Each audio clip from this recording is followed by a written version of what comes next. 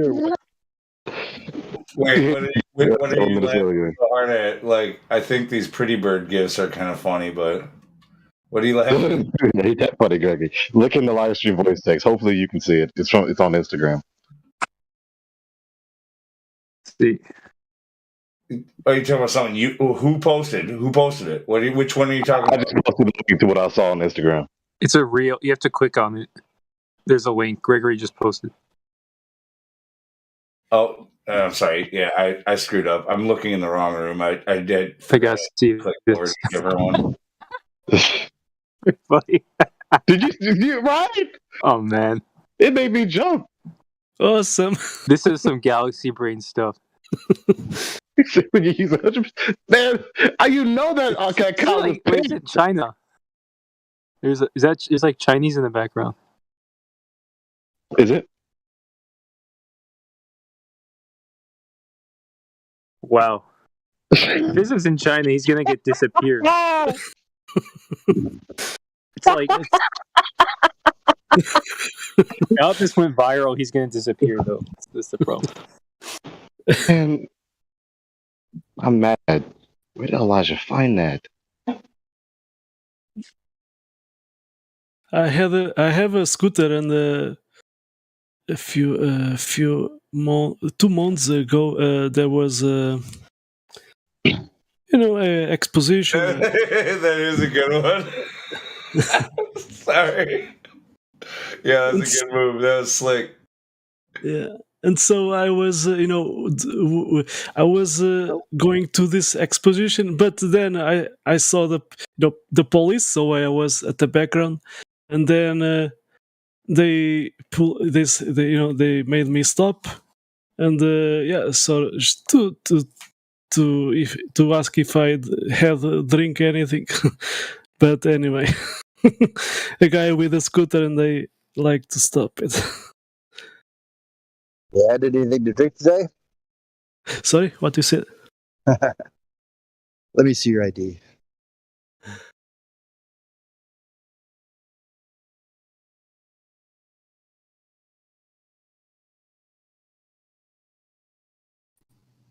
Okay, sure. As long as you let me see your driver's license, officer, I'll gladly give you mine. Yeah. How does that work out? But anyway, there was a policeman in there. He knew me, It's so he just, he didn't even said to show, the papers ID, because he knew me. So anyway, but it was interesting. Oh, I can't read. The cops know you already. Yeah, he's just, I'm cool. I'm a cool guy. Yeah. Where are you from? What is that accent? Portugal, Oh, yeah, that's right. next to Portugal. Spain. Yeah. That's that country no one ever thinks about. It's like cool Spain. They got their own language, too. Yeah. I can, It's like Spain. It's like Spanish, but yeah, but Little bit by the way, I did learn Spanish by watching, because I was a city, it's not far away from Spain, so so at that time I did watch a lot of TV series from Spain, so I did learn Spanish there. from TV. That's a good place. Yeah. Are you people geniuses? Because if I watch telenovela for the next decade, I will not learn a letter. Yeah. Well, it's so similar to Spanish. It's Yeah, really yeah. easy. I mean, hell, English is similar to German, but it's a Germanic language. Yeah. But if I watch the next decade of German TV, I'm not going to learn a single phoneme. Yeah, I don't- I could never learn a second language. German, I don't understand German. German is such a weird ass language. Oh Like, man, Impfstoff. Like, they have these words that are super long, like 20 letters long. Einstein, one stone. Einstein. And it's not Einstein, it's Einstein. Einstein. Einstein. Einstein. I know you just hear that accent and you're ready to, get on the train to go to the camp. Oh God. Pack your bags. We're going to camp. Achtung, Your papers, please. Schnell. Beweis must frei. Curse people's monkey see, monkey do tendencies, or curse the event which they all reference. I love it when I start yelling no. They're like, 9, 9, 9. To 9 Yeah. what? Like, can you add a unit to that? 9. Yeah, the number 9. The hell's with you people on the number 9? If 6 Why are you so was angry 9, about it? 9 is just 6 upside down. The last number. Oh shit! Illuminati confirmed. They got lazy, they're designing these letters and they go, after 8 they go, let's just put an upside down 6 and call it 9. Because I don't want this to be too complicated. I got checks to write and cash. And then I guess what the Arabs came up with the idea of 0. Brilliant, genius. So 0 camels. They needed Did they to really? quantify that concept. There was no other grapheme that symbolized nothing. Well, I thought maybe Indians. Quantity of nothing. something I learned in school a million years ago. May or may not be correct. You said a million years ago. They invented the numbers, like the symbols we use for the numbers. Yeah, we use the Arabic numerals. Yeah, That's right. Man, Arabic writing looks crazy. it's always So- cursive. Arabic is cursive. It looks like alien writing or something. Cursive. When I write cursive, it looks like Arabic. They don't teach kids how to write cursive anymore. Oh yeah, that's They weird. didn't teach me. They don't want to read the Constitution. Anything before the 20th century, and even then. Yeah, don't Graphene read that shit. nanotubes is going to take them to the stars. Space elevators. I mean, these people are sitting around making 1,000 different thousand fonts, but won't teach me how to write cursive. Yeah, you don't need. You got a computer now. We don't need that old No, you fashioned just- stuff. Text people. Doesn't matter. Nobody sits down and writes a letter anymore. Dear Hilda, it has been. Even when we do send letters, we type them, Right. and not even on a typewriter, on a computer. So when the grid goes down, then like the cursive writers will be like advantaged. So they'll like run the shit. We'll all start writing on paper pencils. What grid? We'll My just start grandmother making still writes me tangible letters. text. We'll just start making tangible text simply by our thoughts. All of a sudden, we just spawn a text ex nihilo by simply thinking about it. I mean, before computers, like all the files in every bank, police department, government, it's all just like pieces of paper with writing on it.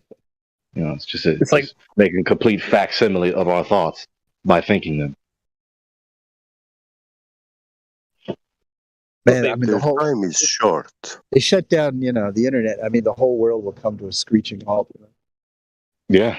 You won't be able to do jack shit. Apparatuses which move society, energy, like it stops. Yeah. No, Everything the operated on these electro-digital grid will apparatus. never go down. Internet is never going to go down. I feel like people would just go ape shit immediately, like if the internet went down. After You would about irritate a 2 lot of people. days, there'd be like mayhem everywhere. I think it'd be like an hour. I don't know. You can be afraid of this, but it's never gonna happen. Just As long mass looting everywhere. They exist. I know. I heard a lot. I hear people say that some people think, oh no, they'll Yeah. never shut the internet down. They need that, and then other people are saying, oh no, they're gonna, shut down the grid on us. We literally cannot take it down. It's Oh, they have the impossible for internet us. kill switch. I always heard about. It's No, gone. they don't. They don't Got have you. it. It's virtual. There's a big red button on Biden's desk. Non-Biden. That's just a virtual I button. mean, do you really think that the tyrants are using the same grid that the general public is using, or that they have their own And Yeah, I believe they have their Peace own. and General Public has the they bootleg. just go right through Satan. They just like they have their like weird like that thing from the Lord of the Rings, the Palantir. Like they just have that. Being directly uploaded to Satan. That is true in a sense. Yeah, they're just literally connected to Satan. Yeah. The almighty powerful button. Uplinked, plugged in. I got a question. What if the insane asylums of the 1800s were the FEMA camps of the last reset? You never know. I mean, who knows what's going on with that Tartaria? You just look at these The history buildings. of They the don't. early 19th explanation of century that. is so sketchy. There's all this like stuff that just doesn't add up. Like like all of a sudden we have all these mental patients, and then we have all these orphans, and then you have all these pictures of like the mud, the mud streets with all this like crazy architecture and like no people in it. Yeah, something happened. Yeah, the crazy. I don't care. I architecture is don't what know like gets me. the specifics, but there's something they're covering up. Just massive Yeah, ass there buildings. There just, are dead beneath our feet. structurally just gorgeous. Elaborate. You go, fuck. They didn't even have power tools. Where are they? How are they building all this crap? Who did this? Yeah. It's like, how the fuck did they build all this shit? It's like you see it, and it's like more amazing than anything that exists in the world today, right? I saw a meme on Facebook. It was two pictures, one on the top half, one on the bottom half. It was a stone road, supposedly of Rome, and it said built by the Romans 4,000 years ago. On the top, on the bottom was a modern urban road built 2 weeks ago, and it's not even, with puddles and potholes. Yeah. The Romans were famous for building roads. That's how they expanded their empire. That's right. That's their thing. Bridges also. They built bridges. Yeah, Also. aqueducts and stuff like that. Ponty. They built a bridge over Danube. Yeah. And of course, that 1,000 isn't years accurate ago. because the Roman Empire thrived, from late antiquity to the beginning of the medieval era. I think Catholic Church took 4,000 over. years ago. It's still thriving, dude. It's still Yes. Yeah. It's like I should've the EU phrased it is more differently. like the Roman Empire. sun worship. Yeah. That's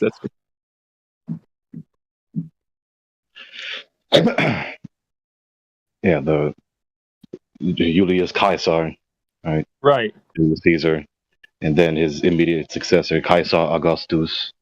Right? Then it continues throughout late antiquity, so-called, and then continues to the medieval era, mostly through the so-called Byzantine Empire, and then supposedly continues with the Germanic Roman Empire, and then they just change their mask and they start ruling from the hidden hand, by the hidden hand. I mean, How come nobody ever talks about the Phoenician Empire?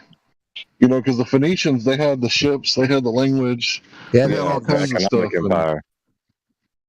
Yeah. Yeah, nobody ever talks Economic about that Phoenician one. That's empire like, that coincides with Rome. Ancient Roman I'm not regime. gonna say it's the most hidden one. Obviously, Tartaria is the most hidden one for some reason, but yeah, continue. Yeah, that Phoenician thing. There is in the Danube River a church sink underwater, but that church is many thousand years old, something like the pyramids or before the pyramids. Yeah, If it's a church, that it wouldn't be that old. yeah. I heard the pyramids are But fake, though. It's a problem to dive in the Danube River. Danube. You don't have diving gear. Why did that person Yeah. say the pyramids were fake, meaning like they were built recently rather than several thousand years ago? I just read I didn't read. I just watched the YouTube video. Mhm. Maybe which truth is stranger than fiction, and I think his most viewed video, or no, sorry, it's a recent video. I think it's like pyramids are just like fake. Like if you like peel back the first layer of like the stones at the pyramid in Egypt, you just like Oh, find plaster and I sand. think I saw that too. Yeah, it's like Yeah, there's a bunch of water erosion on it that is like new or something. Relatively Yeah, and new. then Pyramids were covered with I mean, polished I've seen a video rock, about Stonehenge marble. where you see them like taking the whole thing apart with cranes and shit, and oh yeah, putting that's it back fake. together. And Or they were pushing Oh it yeah, back it's up. They were, fake. making No, it it's stand fake. again. That's definitely fake. Like uh, the Yeah. insides Stonehenge are doesn't hollow. impress me. I don't know. It just looks stupid to me. It's just another sun worship like idol or whatever. They just put it up Yeah. to like prop up their religion, pretend it existed. Yeah, a ceremonial area. Right. Now I Very think about it. Wait, get beget. Do you know the etymology of Danube? Because it has Dan in it, and Dan's this tribe, right? This like lost tribe of Yeah. Israel. Is that related? Yes. Yes. But in Yes, the tribe Zamolxian of Dan religion, is in the Zamolxism, Danube. the Danube River is the river which gave where mankind was born. Oh, really? Yeah. I thought that was the Tigris and the Euphrates, where That's they what they came say. together. Called the cradle of civilization. That's what they say. In the times of the Pelagians and Hyperboreans, yeah, that's what they were saying, believing. People believed in those times. So you hold a different anthropology than what the Bible teaches. Yeah. And this is it's the first monotheistic religion in the world. It even predates the Hebrew. Which one is monotheistic? Zamolxism. Who? I don't know what you're saying. It's a Marxism. Zoroaster? ZALMOX.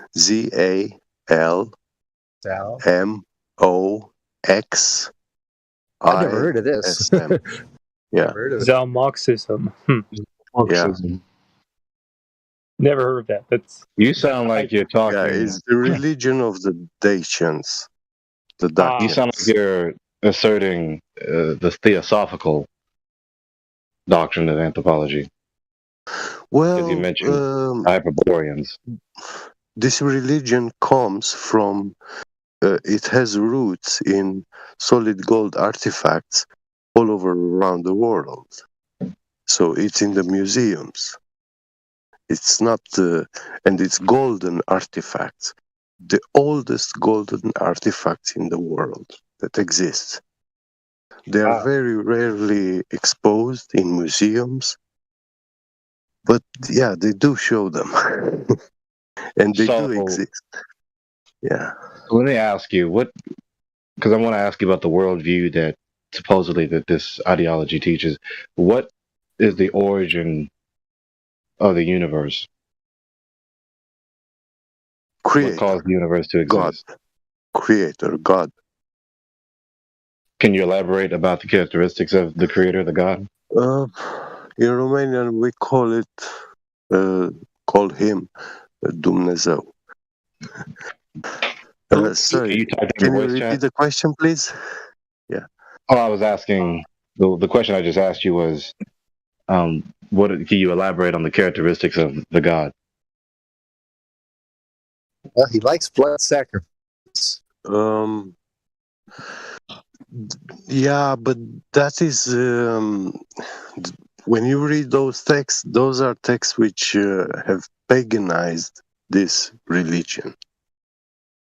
I think it's always pagan. Christianity, no, 2,000 years ago, Christianity actually paganized the whole Greek mythology and Roman religion.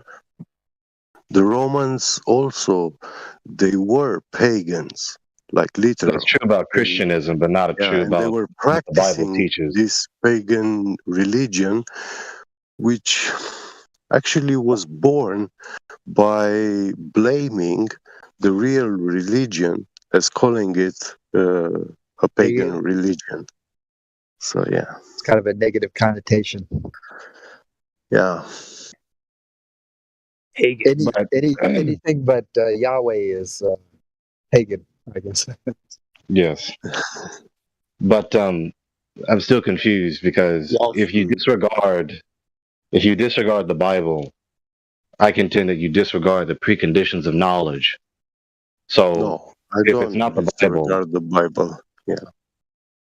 okay. And the So funny thing if you is don't that disregard the Bible, on a solid gold tablet that was found, they started translating a text which was a prayer, and it was the prayer Holy Father. Our Father, like Yeah. well, that doesn't necessarily mean that it's Yes, talking about yes, from the Yod Heh Bible. Vav Heh. Yeah. Golden Yeah, but tablet. Yeah, listen, and the whole thing and this this tablet is 1,000 doesn't years matter. older Who cares how old than anything is? You can't prove anything. You can't prove it. Can you prove it's 1,000 years old? No, you can't. See, that's why when it comes to the Christian Bible, the only thing you have to accept is Jesus. Once you understand that Jesus is who he says he is, that's it. Okay? God claims to be, hey, I'm the only God. There's no other gods before me. Have no other True. gods before me. One God. This is the, So this you're is the just claim. projecting your biased religion. You see, the Bible, the text of the Bible, a lot of it is found in these Hold on. Let me get this out golden because tablets. people like to try and throw out Mm. age and like that means anything. Anyway, so in the Bible, God You cut says out. in Bible in God's 10 Commandments says, I am the only God. I am the only one, right? So you have to prove that. So therefore, the Bible shows you how to do that. So you can prove God to prove that, hey, he is the only God.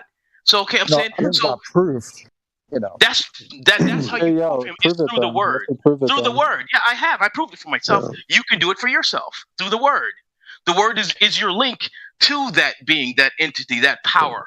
It's through the word. There's no other way, dude. Well, no, I Anything think you hold on. Anything you learn in life, you have to read.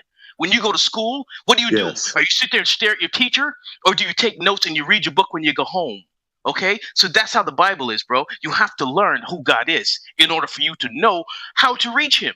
That's it. It's very simple. So if you want to believe in all these other things, that's fine. But when it comes to the Christian Bible, that's what it says. I am the only God. Prove me. Okay? There you go. That's it. It's very simple. it's written in Well, in for addition to me, that, this the God of the means Bible explains the only. preconditions of knowledge, which is why Yeah. when you contradict Yahweh in the Bible, you are contradicting the ultimate authority of knowledge. And when you do that, you cannot be telling the truth. So, But in I'm not order for you to claim contradicting knowledge the to Bible. anything, in order for you to claim knowledge to anything in your worldview, if it's not the worldview which Yahweh explains to us, then you have to Look, defend what that. I'm Oh, trying guys, to you say, realize other people what are I'm allowed to trying have to their own say religion? is, Not everyone has to believe in Christianity. what I'm Yeah, trying I to don't. I say don't is that particularly Bible adopt the speaks Bible as to these fact. things. So does that mean that I'm lying? Every word I say is lying?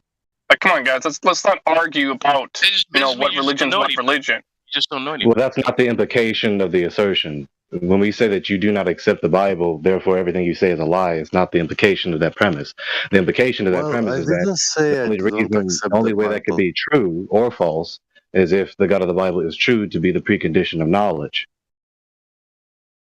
Yeah, can I I- clarify? So for me, it just means that there is physical proof. We have it, ancient solid gold, that there is one God.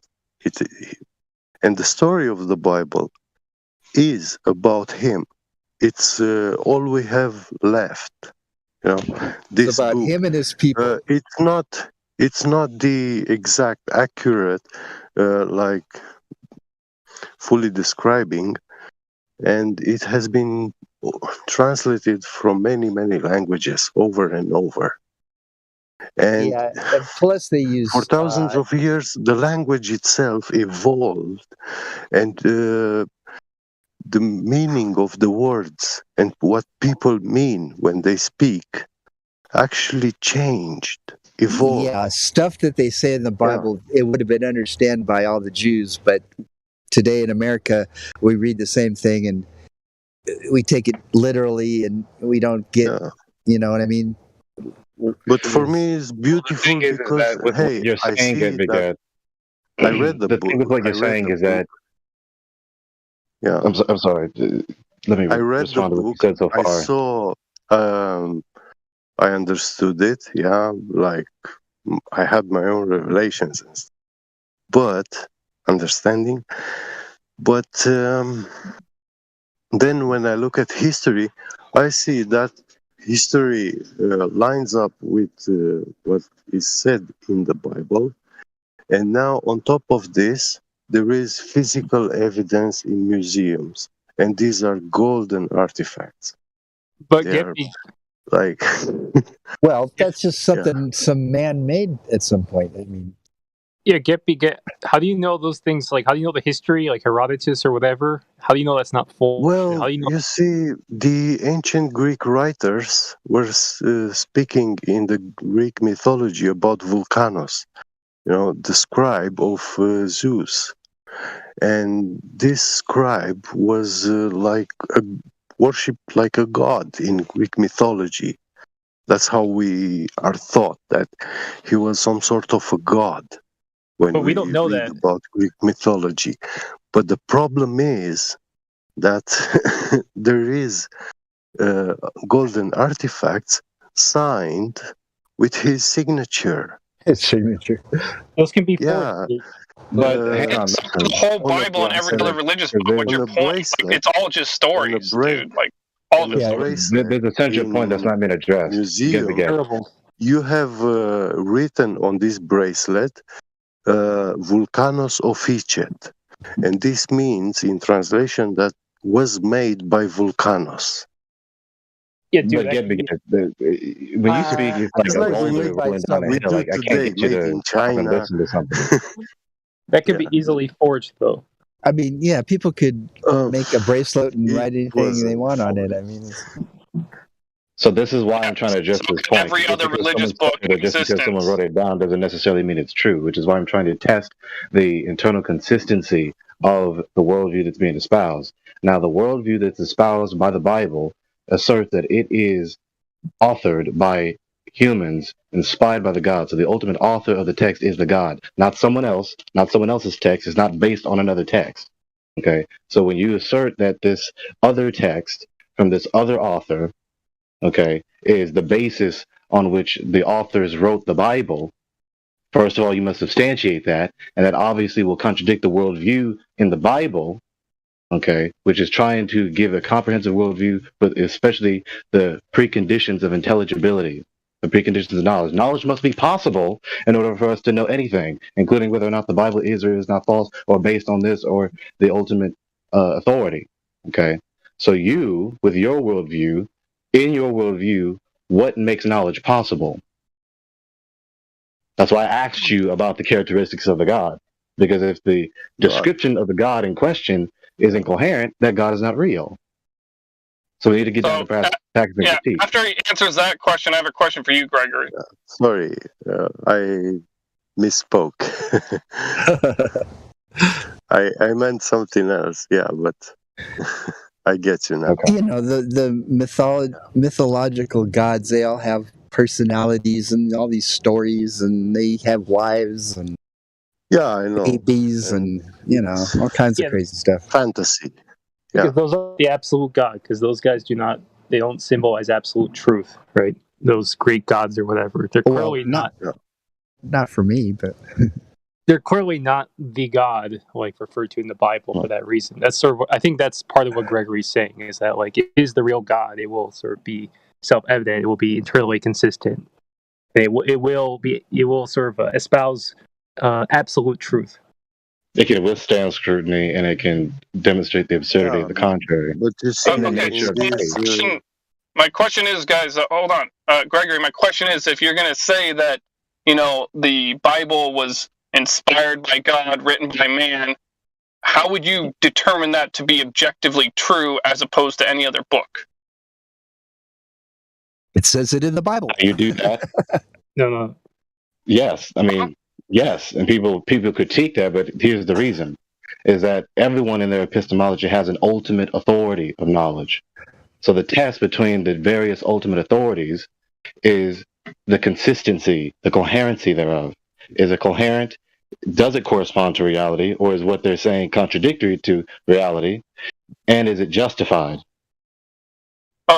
Well, that doesn't seem like a good way to determine it, because I could take a bunch of other religious texts and find some things that are true and be like, oh, it's coherent, or this story I can make up a story of my own that's coherent, but that doesn't mean it was inspired by God. So how would you determine that it's inspired by God as opposed to another book?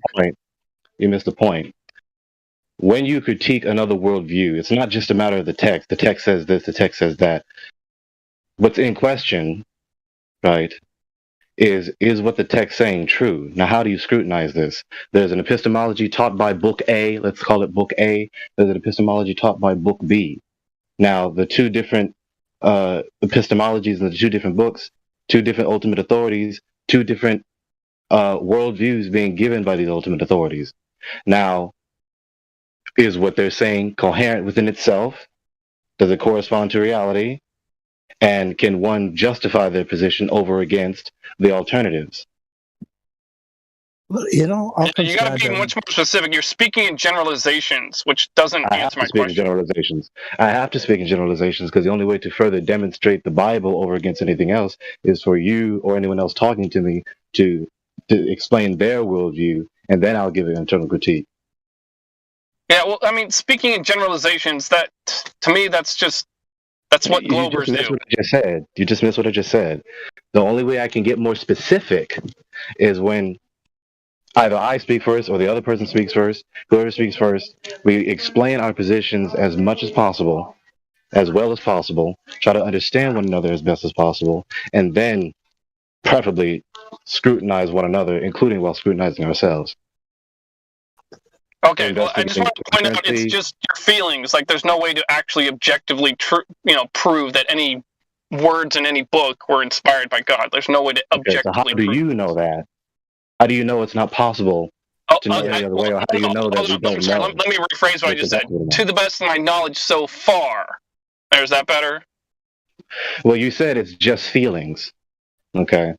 But how do you know that it's just feelings, especially when other people say that it's not just feelings, it's an objective knowledge that we know? I'll ask you why, because I just asked you if you could objectively prove it, and you just said no.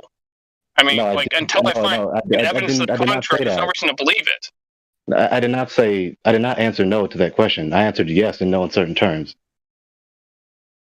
Oh, well, whatever. Anyway, the point is you haven't shown me any pathway that would go along objectively proving it to be true like that myself. I just explained it to you, but you're not getting it. I just explained it to you. I just explained the general... That's what the Glovers are always saying. They're always saying, oh, we just explained it to you, you're just not getting it. No, you keep critiquing what I'm saying without understanding. And I know you don't understand it because you keep reiterating what I'm saying, but I didn't say what you say, I reiterated. I explained to you the epistemology in general on how we discern between the true worldview and the false worldview. Now, I get more specific when I specifically explain my worldview over against another person's worldview whom I'm talking to, such as you. So I can demonstrate to you the specificity, right, after you explain your worldview, and then I'll explain mine. And then we do an internal critique of one another, investigating for an incoherency, empirical inadequacy, or a lack of justification. Well, for all great words and all, but I just don't understand how that answers my question. I mean, whatever, man. I'm just saying, just be careful not to have, religious text debates, at least in this room. That's all I can say. Okay, now, it's one thing for you to not understand, and perhaps we'll talk about it later. I would like to talk about it with you. But to sit in this position, epistemologically, when people sit up here and say, well, no one can know, you have to justify that claim to knowledge. When people say it's just feeling, you have to justify that claim to knowledge. You see, people keep sitting in the seat of disbelief with their epistemological relativism or nihilism, but don't refuse to justify that, but then critique someone else for not justifying their assertion. That's hypocrisy. Well, skepticism isn't a disease, a illness. I mean, another thing is like these epistemological arguments, it's sort of a question of which standard of proof do we use? Because if we just use sort of like the standard like human logic, that might not be enough to verify the veracity of like these fundamental postulates, right? I mean, the human logic is limited, but we're not just bound by human logic. We also have intuition, right? We have some metaphysical logic. So when you have this feeling, something's true, like 100%, right? But there's no way to logically prove it. You just know it's true. Like, you have to admit that this could be a possible barometer for truth, not just empiricism. I agree with that. Now, that's true for very particular Yeah, and instances. you Like, make for your instances own where we are judgment. endowed with knowledge and where we're trying to ask the question, well, how do we know this or how do we know that? Sometimes the answer is we have never not known it, and we always find it intelligible. It is never not unintelligible. And there's never been a point we didn't know it. So that's an instance of intuition in the sense of we have been endowed with that, and it's irreducibly Right. complex. I mean, there's this tendency to like only restrict ourselves to empiricism. That's sort of part of the materialistic trend, right? Where we just have to see what use what we see, what we verify through experiment, right? But that is not the only barometer for truth. Is what I'm saying. Is we have a metaphysical logic, we have intuition, we have spiritual knowledge, not just this materialistic. And we have universal abstract Yeah, ideas it is that are important to irrefutable. point out that it's important to keep that standard, this room at that standard, though. So you're right. That ultimately speaking, you're right. It's good to come up with your own religious beliefs on your own time, but it's worth pointing out as far as this room goes, that materialistic thing, that applies to this room. Because otherwise, we might as well just be another mega church, just spewing out whatever. Well, actually, absolute empiricism does not apply to this room. No one thinks in here that way. No one does. We try to. We at least attempt to keep it at that level. Guys, I used to believe in God, but now I believe in evolution. By the way, it says... That's great. Give yourself a gold star. By the way, as it says, as it is written, faith with... what intentions? Saved with what are you trying to say? With gemstones. Oh, let me just say it in another word.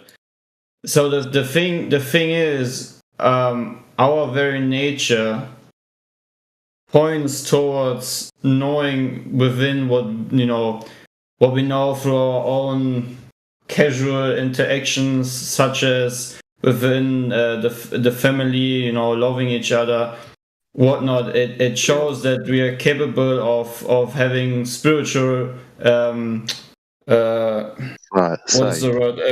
Relations to each other, or a spiritual relations in a way that you yourself feel a certain way, even though you can't really describe why that feeling have been already implemented within you, or why this function is already there, such as empathy, such as a moral compass where you want to seek righteousness in a certain way, that judgment is being brought forth. If you see someone being punched unrighteously, you want to help.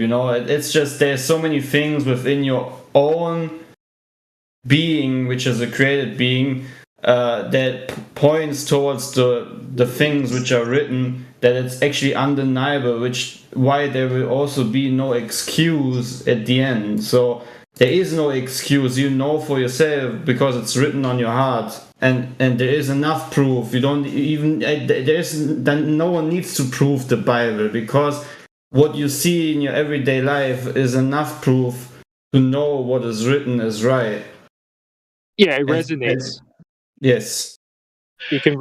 But truth I'm not saying you need to prove the Bible. I'm saying that in order to keep talking about the Bible as if it's fact, you got to prove it in this room. I'm not saying you need to prove it to anyone ever, period. I'm saying if you're going to keep talking about it like it's fact in this room, then you need to prove it in this room. Right, and the way you do that is you expose the absurdity of the contrary. Right. And the only way I can do that is if someone explains to me their worldview, and then I can critique it. Well, the Socratic method. It requires a God to lift up the veil so you can see and understand. Sure, but that God is in you can connect with God. That's what they call the Holy Spirit. So that's why you can see the truth beyond just some men will live their whole lifetime thinking that they are capable of teaching others. To what Orion was mentioning earlier with empiricism as it concerns this room, no one in here is an absolute empiricist. And even if you attempt to do so, you're holding to an epistemology that reduces to absurdity. Why do I say that? Because if you hold to absolute empiricism, that no knowledge can be known nor demonstrated to be known except empirically, you cannot empirically verify that. You did not Right. empirically know that assertion. You can mathematically prove that empiricism can never prove the whole truth. There are actual theorems in logic that say this. Gödel's theorems. You see, if Well, all actually, knowledge can only be ascertained and demonstrated empirically, then that assertion itself cannot be known. Right. So no one in here is an absolute empiricist, even if you try to. So that necessitates considering other epistemologies, at least considering them, critically considering them. And that's how we behave anyway in this room. We don't just appeal to data, we give arguments in defense of our interpretation of the data, demonstrating that our interpretation is knowledge.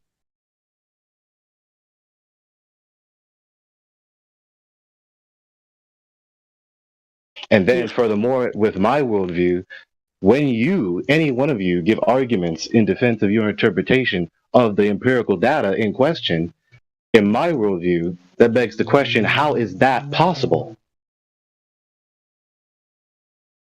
Yeah, A that's lot of people don't want to think that deeply, but I do. Thank you. Empiricism has definite limits. That's the thing. It's people want to pretend empiricism can really like answer every single question, whereas you can actually prove it cannot.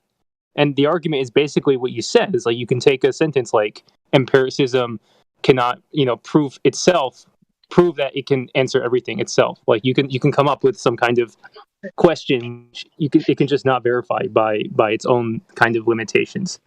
So it eliminates all abstract knowledge. It eliminates all knowledge because knowledge is abstract, and all items of knowledge which are abstract. And it also eliminates itself because it itself is abstract. Yeah. You don't have empirical sensations of abstracted. But I think I've heard the term scientism. Sorry, real quick. I heard the term that scientism means that science is the only way that you can answer a question. To answer all questions. And here I think that kind of gets lost a lot of times. Yeah, the only way that you can answer something is through the scientific method, which obviously is incorrect. So scientism is just as bad as pseudoscience, in my opinion. Right. The scientific method can't verify itself, so it's self-defeating. Exactly. How could you answer a question outside of the scientific method then? You just did it. Well, that's what scientism I does. literally asked the question. I didn't answer anything. No, before you asked. No. Before you asked the question, I mean. What Gregory's saying is to even say the scientific method verifies all truth, you're admitting something that cannot be verified by the scientific method, which is the statement that the scientific method can verify all truth. There's no way you can actually prove that. Yeah, not all truth. Let me chime in real quick.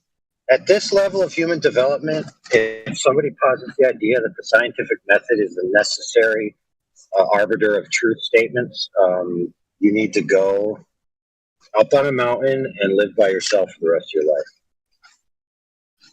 Well, there are observable phenomena, which cannot be scientifically confirmed. Sasha. Like, for example, the spin of a dichloromethane droplet over the surface of the water, it will start spinning and spiraling, and until it will completely evaporate. But there is no scientific explanation for what is actually going on, what is happening, why the droplet of dichloromethane starts to spin. You'd have to ask Bill Nye, the science guy. Yeah. No, this is accepted in the scientific community. It's a phenomenon which cannot be explained. What causes it? Yeah. It's inexplicable. Yeah. And we see it happening. But that that could just be an instance of, you know, our scientific knowledge is not developed enough yet. Like, we don't know that. Yes, But we don't know what the heck is scientific very knowledge? inner working systems of nature. scientific We don't know knowledge how is nature functions. you assume the scientific method as the standard of truth, and then whatever you can verify using the scientific method, that is what I call scientific knowledge. The standard of truth, in all truth statements, or just standard of truth in scientific No, pursuit? scientific knowledge is the standard of truth using the scientific method. All true statements you get from that. And I'm not saying that's all true statements. Yeah, this phenomena is like observing. This phenomena is like observing boiling water. It's physical, tangible. To add scientific knowledge would be, to make things clear. When we say the scientific method, we're talking about the method of inquiry to ascertain knowledge of cause and effect of a natural phenomenon. Okay, there you go. Yeah. That method, So scientific knowledge. that method of inquiry cannot answer all the questions. It can't even verify itself. Right. Yeah. Because with the assertion that this method, we'll call it method S, right, to be for shorthand, method S, when you try to use method S to say all knowledge is only ascertained by this method, okay, for instance, this method of inquiry depends on the inductive principle. I'm sure we all know what that is. The principle of induction. Okay, yeah. Principle of induction, right? The future, in very simple terms, the future is generally like the past. How did you know that? How did you gain knowledge that the future will be like the past by this method? Remembering, this method depends on the inductive principle. Scientific method doesn't depend on the induction. It has nothing to do with induction. The scientific method only adjudicates natural cause and effect relationships, period. It doesn't answer what is questions, only natural cause and effect. That's it, period. Right, so that agrees with what I'm saying. And it does involve the inductive principle. It doesn't involve any induction whatsoever. It does. Because it does the future not. Be like the past, there is no induction in the scientific method. This is why I don't talk to him. You're full of shit. Shut the fuck up. It does. It doesn't. Show how the scientific method. Yeah, you better leave.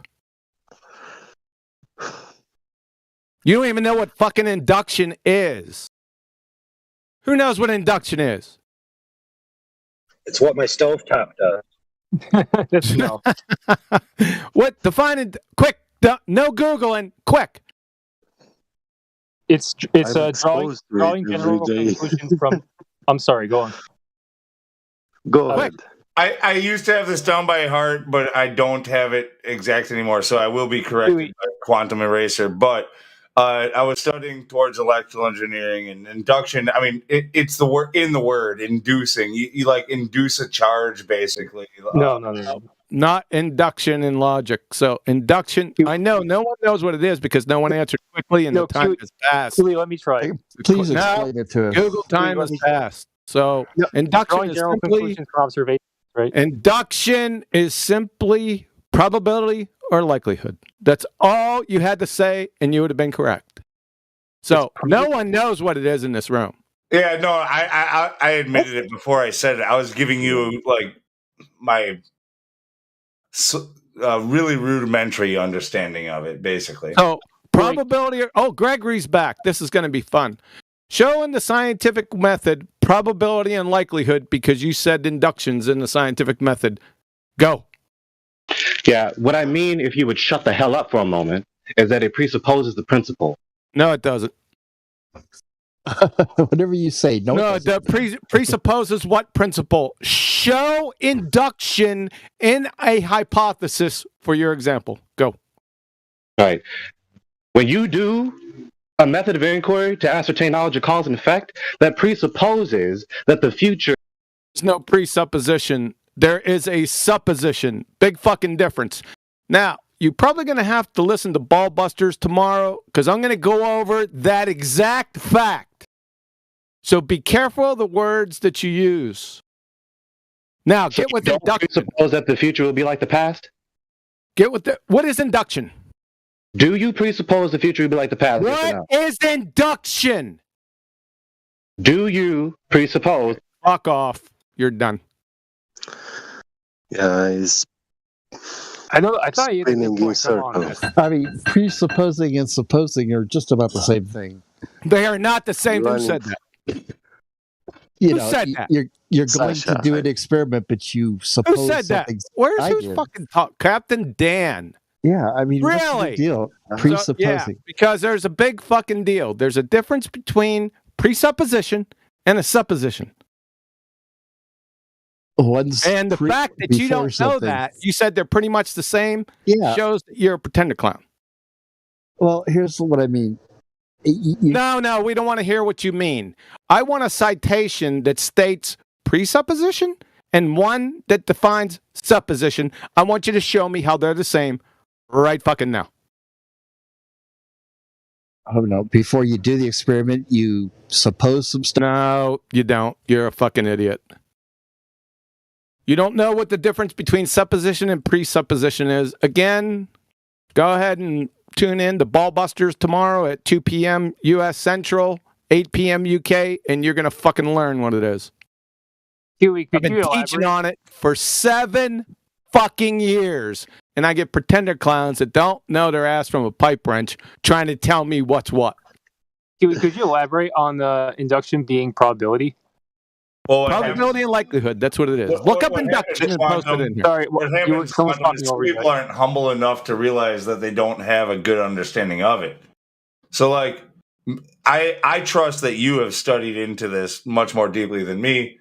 Yep. I know a little bit about it, or I did, but most of it's forgotten. So it's, you know, and I'm humble enough to admit that most people in here are pretender clowns, as you would call them, and they will love to just spout off nonsense, and it angers you. I get it. Yep.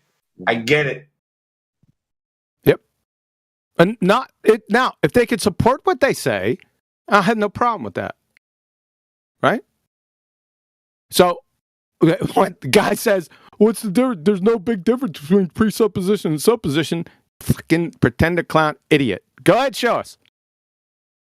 All you have to do, how would you do that? Simply, you'd cite a definition for presupposition, then you'd cite the definition for supposition, and then you'd show the difference, and game over, right? You contact the mother fortune telling. Yes, that's how you would go. It would be pretty easy, wouldn't it? That's how I would do it. I'm not getting it. Beautiful. I guess people just like to hear themselves talk or something. Is that what it is? Well, you know that our answer. There's definitely people in here who do that. Yeah. We But kind of they're using terms and phrases that they don't know what they mean. And then they're confusing everyone because somebody's going to listen to their horse shit and then show up one day and challenge me with it, and then they're going to get their ass handed to them, as usual. All right? Let's try this. And I'll just do this for an example. How about this? I went and got this. Here's how I would do it. For me to refute him, which I really don't have to because he didn't provide the definitions, so I'll do it. So, let's see if there's a difference at 28 minutes after the hour between presupposition and supposition. Presupposition, something that you believe is true without having any proof. So, fanaticism. So, essentially, something assumed to be true beforehand. Yeah. Supposition, on the other hand, you already know as soon as they say that, then it's going to be different than what they said previously. Right? A supposition, on the other hand, has the connotation that the idea or theory is testable and provable. So, an idea that is tentative or provisional. So, on one hand, you got something assumed to be true. That means it's hard and fast versus something that is provisional. He's debunked. Right? So, Captain Dan, What you got to say about that?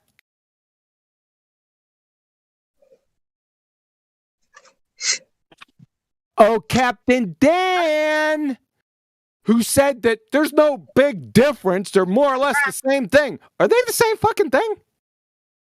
Oh, I was muted for a minute there. Yeah, for fucking cause. Welcome back. Oh, hi.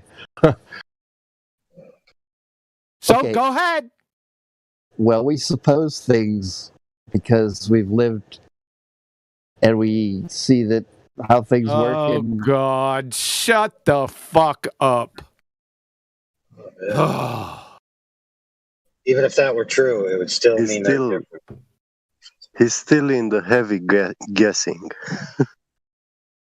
So even if you take the most common term off the first Google result, you get two completely different things. Yep. Okay, let me give you guys a hint.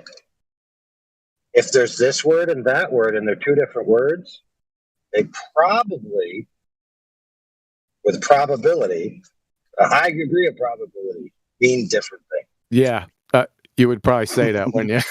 I could induce. You couldn't be more correct. Yeah. Sorry, Q, do you have a link that could just like explain this induction as probability? I don't mean to nitpick. I just am interested. Like, do you have a source on your webpage? I just want to see it. Dude, I would argue that all of reality is based off of probability, but that's a whole nother subject for a whole nother channel. Yeah, that's part of, like, quantum people say that too, but yeah.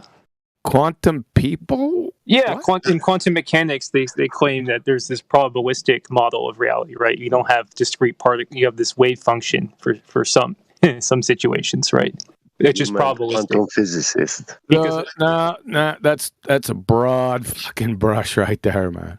Yeah, sure. Okay, but you have like Heisenberg's uncertainty principle. So like you have, a probability that, so-called matter occupies a certain space. You don't have a sort of definite, function No, that's incorrect. So what's Heisenberg's uncertainty principle? Dude, I don't remember. It's saying that it's something. So you don't know what it is, but then you gave a conclusion. Dude, I learned it.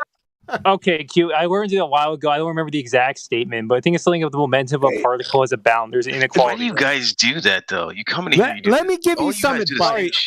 Sorry, let me give you some advice. So don't come half-stepping in here and say phrases and terms that you might know around me, because you're going to get your ass handed to you. I'm going to stop you You see how I stopped you? You kept on going, and then I went back. What's Heisenberg's uncertainty principle? And you didn't fucking know. It's an inequality on the momentum of a particle. That's incorrect. Sorry, you can tell me what it is then. I'm not telling you. You fucking claimed it. But then you know it, right? No, I know what the general. Okay, I know what the general idea is. I don't remember the exact inequality, but it's like. Well, then you can't make the conclusion. Then that's not true.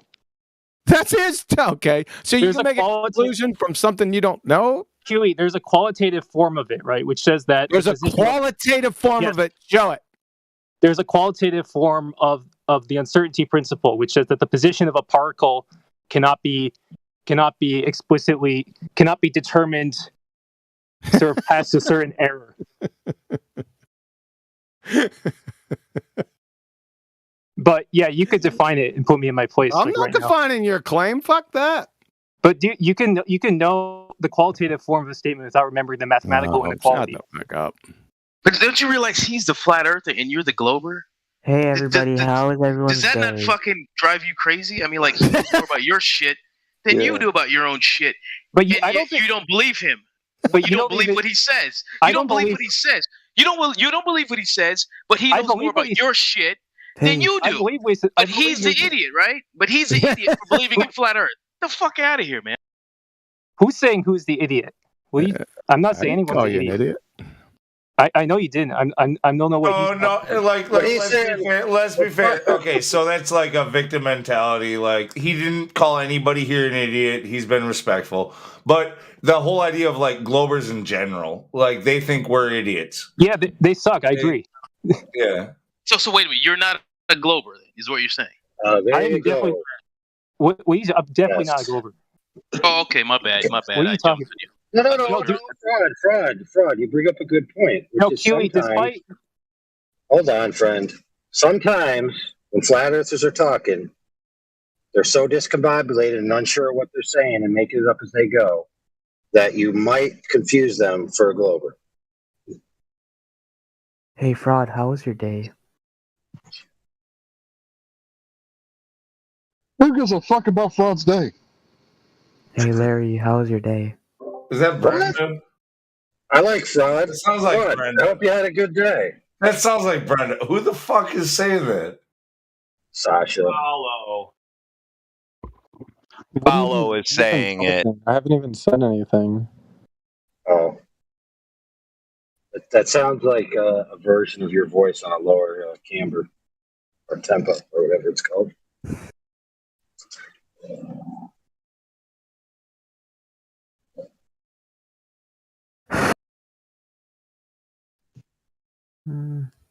Hey, Quantum, Uh-oh. how was your day? What's that? How's my day? Yeah, It's really, really good, man. Really good. glad to hear. I'm shooting really friggin' good now. Heroin? Yeah. Archery. Yeah. Oh, nice. Heroin. I was gonna say, if this is you on heroin, dude. That's like You on heroin, dude? That's a good one. Yeah. I was shooting really in archery. this is you on heroin. I'm like, yeah, this is He must scary. really be hyper without the heroin. So, wait a second. So, what was the? Let me get back to. Remember the guy who I don't know who that was saying that the scientific method is all about induction. So, does everyone know who Karl? No, hold on a second. Does everyone know who Karl Popper was? Karl Popper. I don't know. Yeah. Karl I don't Popper is an Austrian-British philosopher. So he was probably the best known philosopher of science because there's a philosophy behind science, right? And the ballers revere him. Unfortunately, they have no idea what he's written or any of his postulates, which is fucking hilarious to me. But anyway, what did Karl Popper, remember now this guy in here said that the scientific method is all about induction. More or less, I'm paraphrasing. Yes. Right? You assume That's not what he said. you presuppose the principle of induction. is what I believe. No, you don't presuppose any. He That's said what he said. induction is used in science, right? It's presupposed, is what I believe he said. No, he says induction is used in science. I think he's still here. Let's see. Yeah. It's part of the scientific method. Yeah, that's what he said. Yeah. Yeah. Sure. Yeah. Okay, we'll just say that. That's fine. Okay, let's just say that. Okay, let's just say that. And then we're going to go to 38 minutes after the hour. Everyone with me? Yes. I see it. Now, remember what that Crayon Muncher said he sounded like he knew what he was talking about, but he didn't know his ass from a pipe wrench. Remember he said that induction, scientific method and induction, or uses induction. This is Karl Popper, King Cheese, philosopher of science of all time. Via Wiki. Karl Popper, Conjectures and Refutations from 1963. Good year, by the way. As mentioned in the section, The Problem of Induction, Popper's response to the problem of induction is simply that induction is actually never used in science. Uh-oh. Uh-oh. Big one. Big uh-oh. Uh-oh. From Conjectures and Refutations again. Karl Popper, the philosopher of science, sought to solve the problem of induction. We're going to get to that here in a minute. He argued that science does not use induction, and induction is in fact a fucking myth. Is the what? What was the last word? Myth. Oh, like the drug? Oh, yeah. Mythology. No, not math. Myth. I understand. Myth. Okay. What was Karl Popper? Jeez, oh man. What was Karl Popper's shining example of the problem of induction? You're going to love this. Is it the domestic animals thing? It's written. It doesn't have to do with domesticated animals, but I'm just reading the and- wiki. Sorry, you go on. Anyone? I'm only 14 years old. Now, I'm not talking to only 14 years old. There's a question on the table. Karl Popper said there was a problem with induction. Can we read the wiki? Black Swan. The black. Black All Swan, Black swans Swan. are right. What the fuck is going on? He says I'm only 14 years old, like he's crying. Dude, and Quantum just gets more fucking empowered. He's like, yeah, drive that hill. Yeah. Yes, the all swans are right proposition is probable yet not proven. Exactly. And easily, and by the way, easily disproven. Yeah, exactly. That's the problem of induction. That is so funny. How ironic. Yeah. Yeah. So I already destroyed presupposition and supposition, and then I just destroyed the induction with the scientific method horseshit. So what else you want me to destroy? Attack that. The globe. I've already done that for the past 7 years. I know.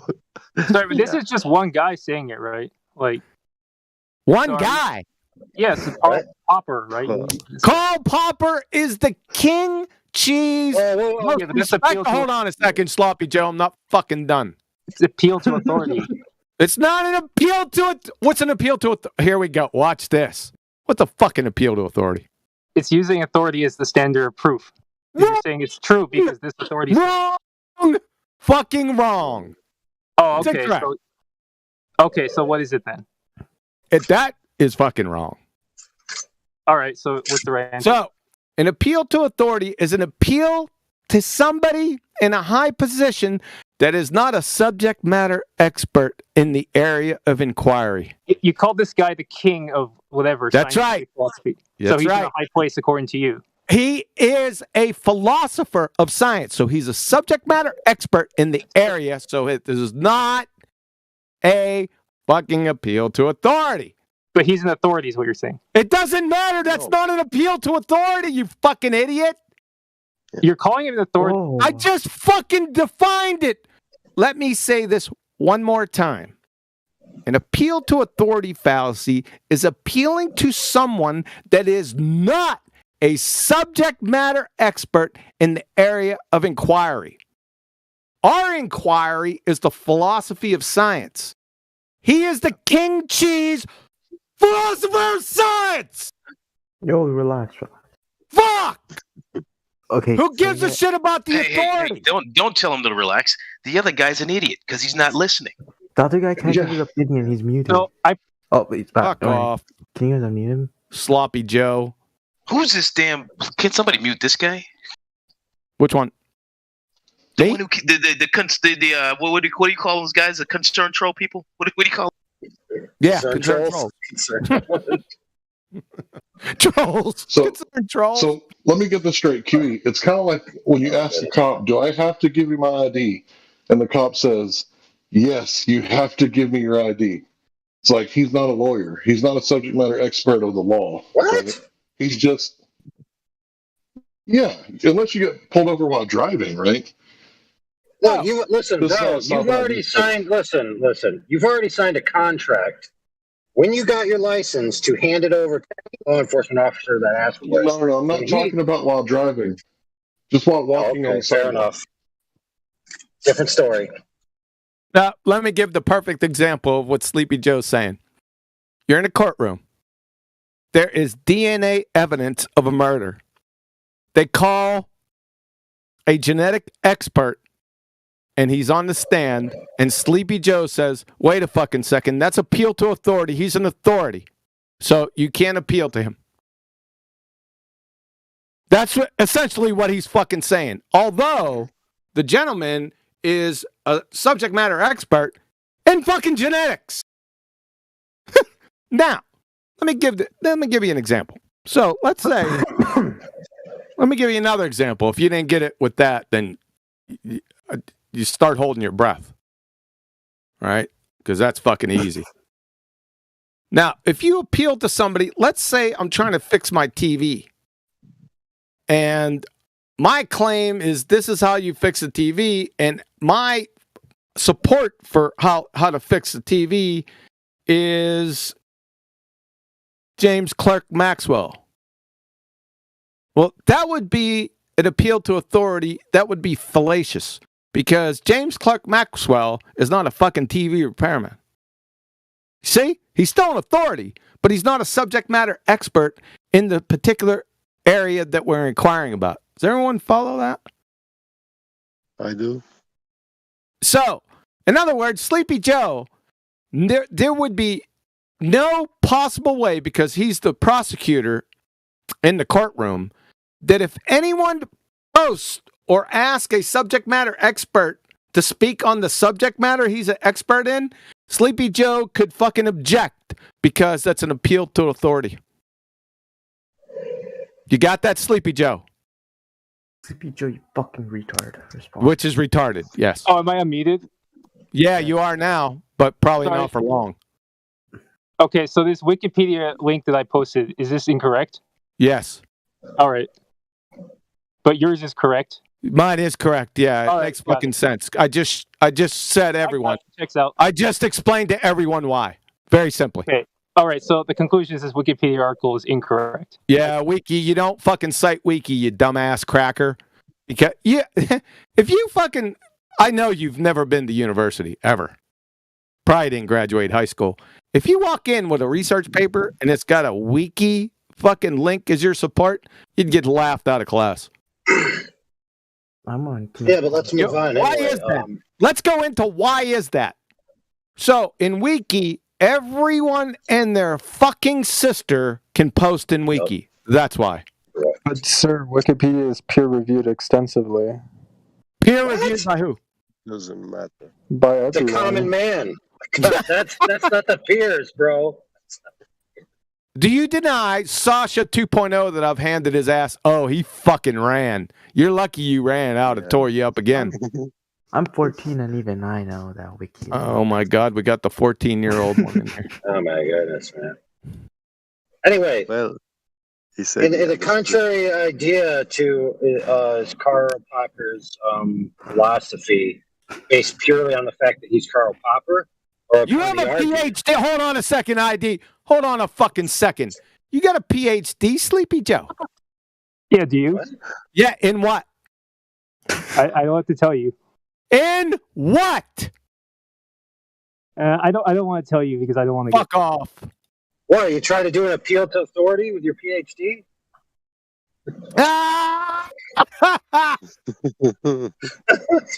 Anyway, which brings me to my point. Karl Popper's philosophy. You wouldn't be doxing yourself if you're going to say you have a PhD and pretend like it has some relevance to the conversation. You might as well say what your PhD is in. I was getting ready to hand you your ass. Mathematics. What the fuck? Mathematics doesn't have anything to do with it. You're in the wrong forum, son. Yes, Dad. Yes, but anyway, it Go ahead. seems Sorry, to me like yeah. there was a claim. There was a claim on the table that appealing to Karl Popper is wrong because he's an authority, but that's neither here nor there. His philosophies, all right, are laid out in argument forms, right? So you have to defeat the arguments that he made, not him as a person. Like, I could drive up to his house and slap him around. That's not going to defeat his arguments. Yeah. Right? So his argument laid out in the Black Swan, I don't see how anyone could defeat it. Yep. Agreed. Yep. Exactly. Which is the whole problem of induction, which is, yes, every swan that I have found so far is white. But to then say, therefore, all swans that exist are necessarily white, cannot be proven from that data that you've previously collected.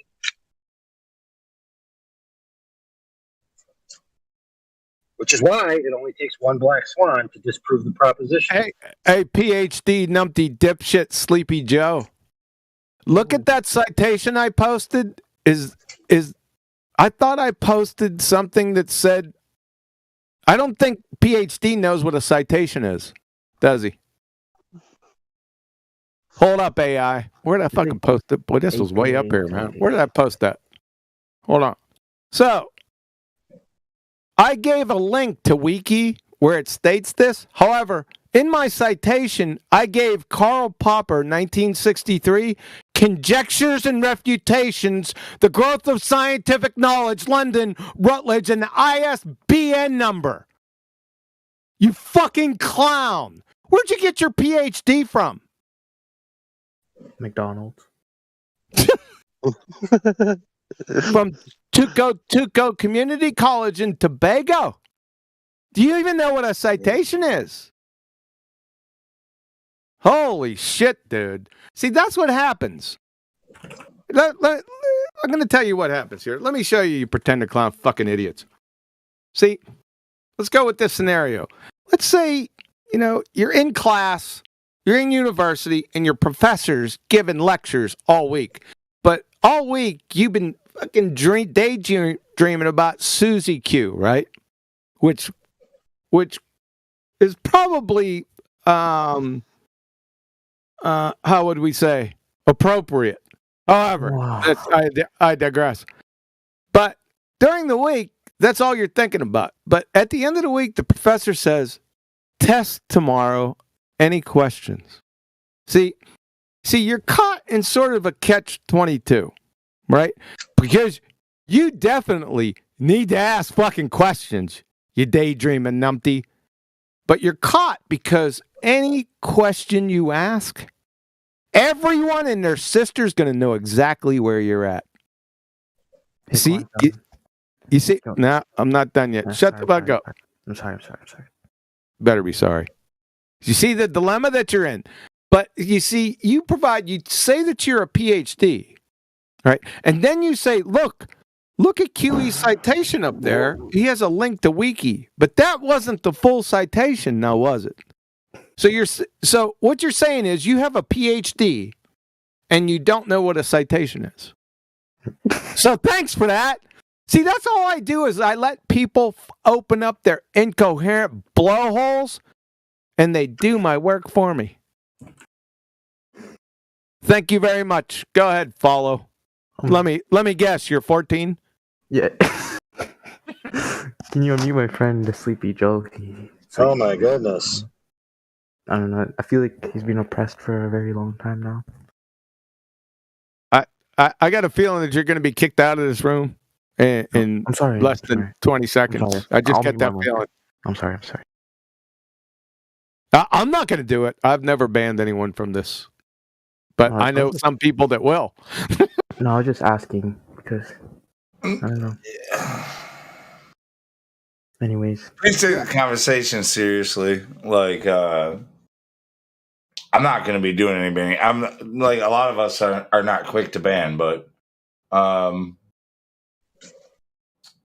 yeah, like if you're not going to like follow along, or if you're not going to actually have something relevant to say, then it's going to be a problem. If you're trying to stretch the imagination or bend the truth, like we're pretty keen on recognizing that.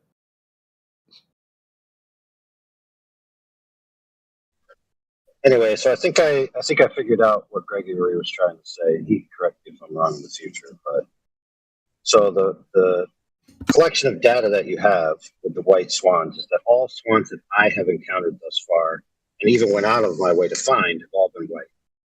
And right, so then you think in your mind, therefore, it's highly likely that the next swan I find will be white. Right? You would, in that sense, from his point of view, classify that as inductive argument. Right? So by that token, if you say to yourself, okay, every day, another day occurs. The past has been pretty consistent. The future then follows from precedent causes in the past, according to my recollection.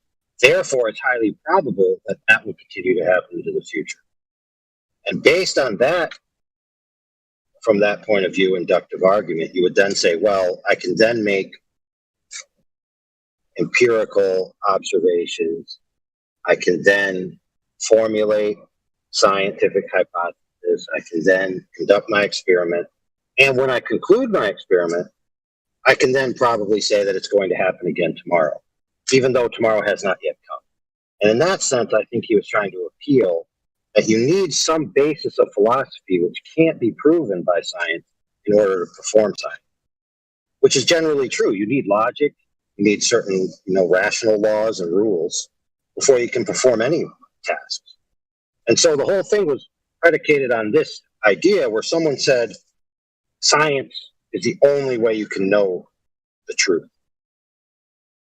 which we all know is, generally axiomatically false. Scientific methodology is not the only arbiter of truth statements, because not all statements fall under the purview of what science can ascertain.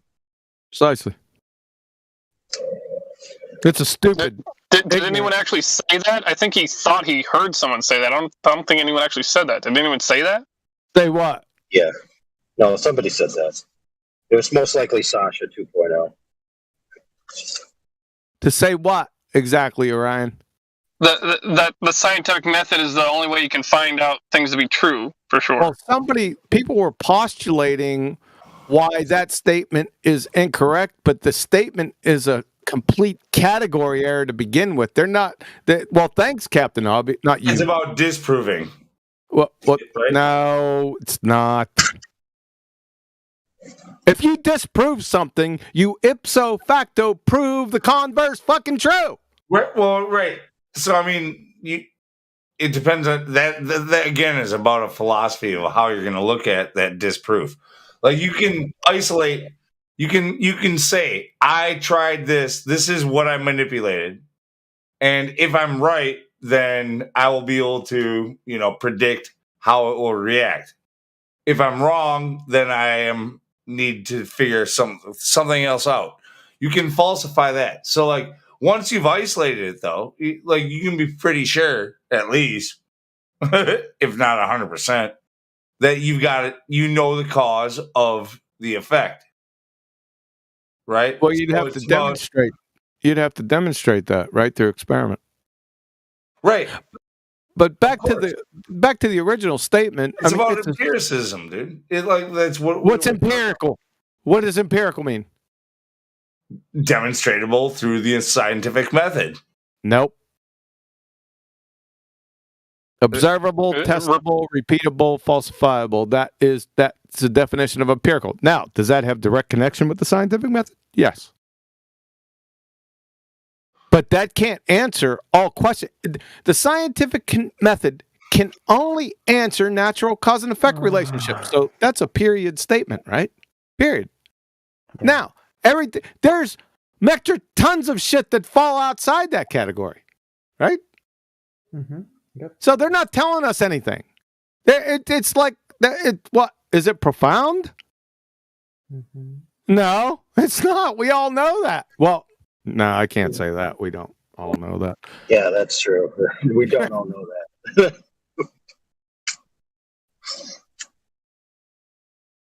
That's incorrect, Sleepy Joe, you fucking idiot.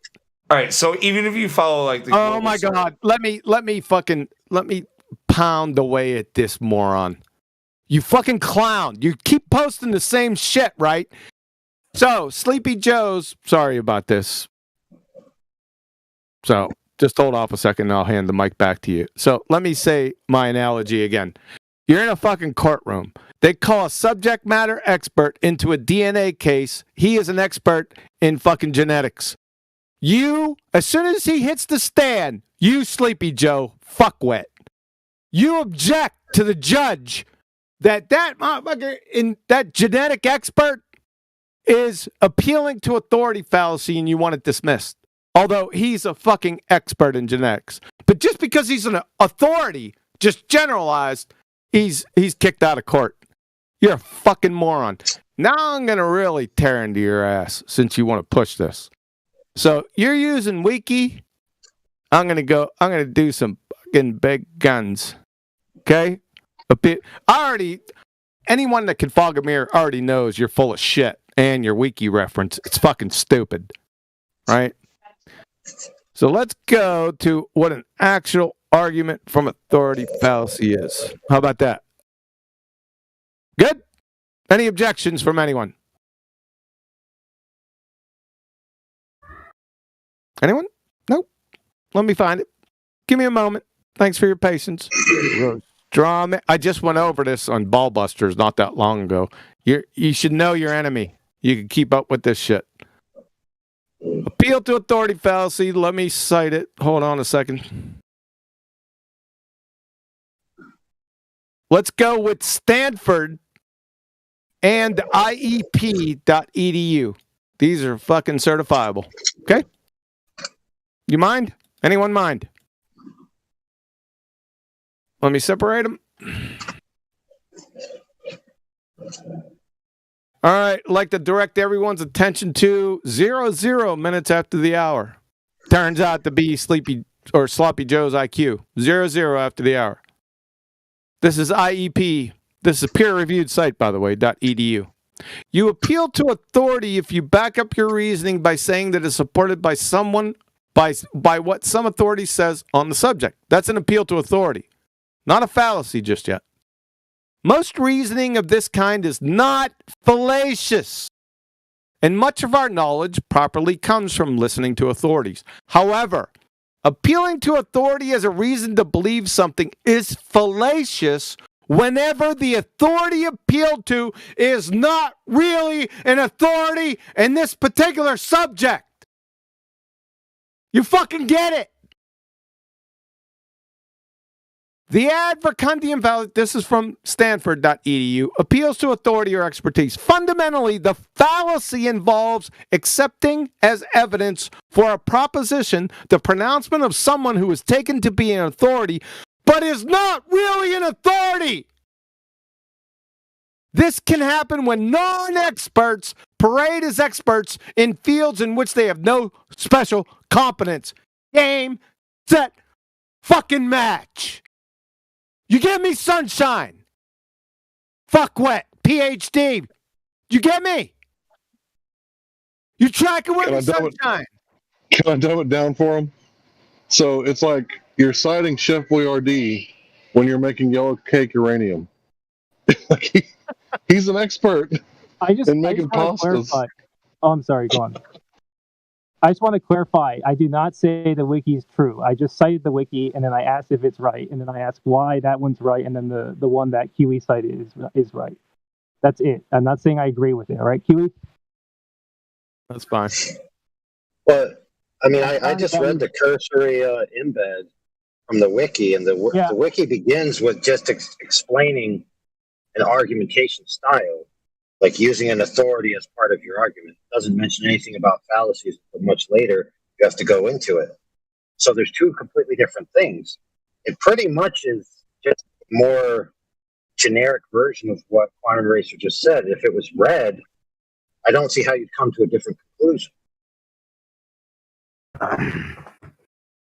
So did you read the whole article? Because I read the embed and then I read the article very quickly, and it basically says almost exactly the same thing. Now, it does parse it out differently by saying some people subjectively think all appeals to authority are fallacies. Yeah. Right? Which will, generally be, somebody else would say, no, that's not true. Obviously, if you need to know something from an expert in the field, you're going to ask the expert in the field. But we've all seen this happen in our time here where people are experts in a field, right? Like, let's say, astronomy. Oh, cough, cough. Right? So they're an expert in astronomy, quote unquote. And then they start talking to you about evolution, whether the Earth is this or that, whether we should have, taxation without representation, and on they go, because they think that being an astronomer is somehow the carte blanche coup de grace of intelligentsia. Now, let me just say this to end it. Now, there's a difference between appealing to authority and appealing to authority fallacy, where it's fallacious. I'm concentrating on the fallacious part. Number two, just because somebody is an expert in a certain area, let's say genetics, we'll use my previous example. That doesn't preclude them from abjectly demonstrating every single claim. Follow? Yeah, I agree. Okay. How about that? Are we good now? We friends? That makes sense. Yeah, I was just okay. So it's just a sort of a language, a syntactical error. And I understand what you're saying. I was never trying to say the wiki was right. I was just bringing up asking. So I didn't mean to offend you or anything. No, you didn't offend me. And although your mic is going in and out, I can't hear you all that well. Sorry, I was holding it too close. All right, how about now? Go ahead, try it again. How about now? Give me a full sentence. Oh, I said I was not trying to like provoke or offend you. I was just asking if this wiki was right. But then I think it's a good point that the wiki was not talking about. First of all, it was not talking about the fallacy. It was just talking about argument from authority. So maybe I didn't actually know the definition of like appeal to authority as like specifically as you guys, because I thought it was just sort of using any authority, but you're saying it uses like a false authority, like someone in a different domain, right? Well, you can use it. You can use it falsely. So, for example, in the courtroom example, when you call a geneticist to the stand to say, do you think that by the evidence this person was the killer based on your field and examining the evidence, you don't just bring him to the stand and say, is James Johnson the killer? And the guy say yes, and the case is closed. No, he says, well, based on these strings and this blood and these markers and this stuff and blah, blah, blah, blah, blah, he keeps on going. He doesn't just sit there and say, I'm a geneticist, he's guilty. So, I mean, okay, you're elaborating on the courtroom example, but yeah, I was already agreeing with the definition. The definition you gave is different from. Oh, sorry. Yeah, no problem. It's the same thing with the Karl Popper example. It's not just that Karl Popper's Karl Popper, right? Because what does being Karl Popper mean if you don't have a body of work, right?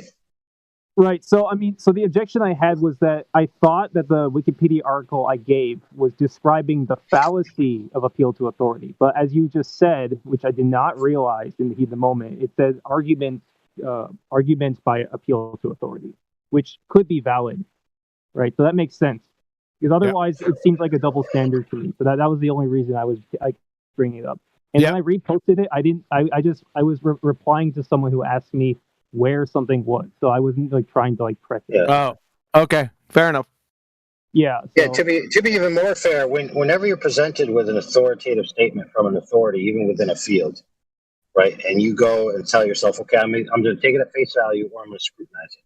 If you then begin to scrutinize it and you realize that there's logical incoherencies, gross errors, right, and you point them out to yourself or others, and somebody else says, no, that's not possible because he's an authority. I mean, then you're getting into tricky territory. Like, for example, somebody like Danny Faulkner might come in here and say, like, I know what things are because I'm an authority. And then you start pointing out his errors, and he's like, you're just a dumb flat earther. I'm sorry, I'm right. But actually, this sort of brings up a good point, because I think Globers, when they come in, they probably have like this idea that appeal to authority, like what we call a fallacy, is really just an appeal to any authority. So they think like NASA's an authority, and we know, of course, NASA's full, but like maybe we could like clarify that actually it's like you're appealing to false authority. I mean, that's a more accurate name for the fallacy itself. Yeah, it's still, when they appeal to him, it's funny. It sounds like just an argument from authority, but an argument from authority has a fallacious type of connotation. Actually, appealing to NASA for any type of like space physics is actually an appeal to authority fallacy, because they're actually not subject matter experts. Right, exactly. That's the point. So I think this is good. I mean, I understand things got heated. I think it's just, again, misunderstanding. But I think it was. Yeah, I mean, I don't know. I don't post links that like it doesn't make it like blow up and like. That's okay. You're forgiven. I forgave you. You presented your case. You're forgiven. It was just a miscommunication. I'm sorry for getting irate. I was stoked by the two previous knuckleheads. Sorry about that. It's okay. Yeah, I know you get heated. I know you've been dealing with this for like 7, 8 years. So it's like you're probably on the. No, I've been doing this for about 15 or 18 years. Not flat Earth, but sort of this. To be fair, we got to the end of those other lines of thought, and if these guys had stuck around, maybe they would have been redeemed as well. Yep. I think I think again, this is just misunderstanding the first two guys. I think I think we're so like how do you say we're so like wired up because like we deal with like idiots here all the time, so that we kind of like have a short fuse.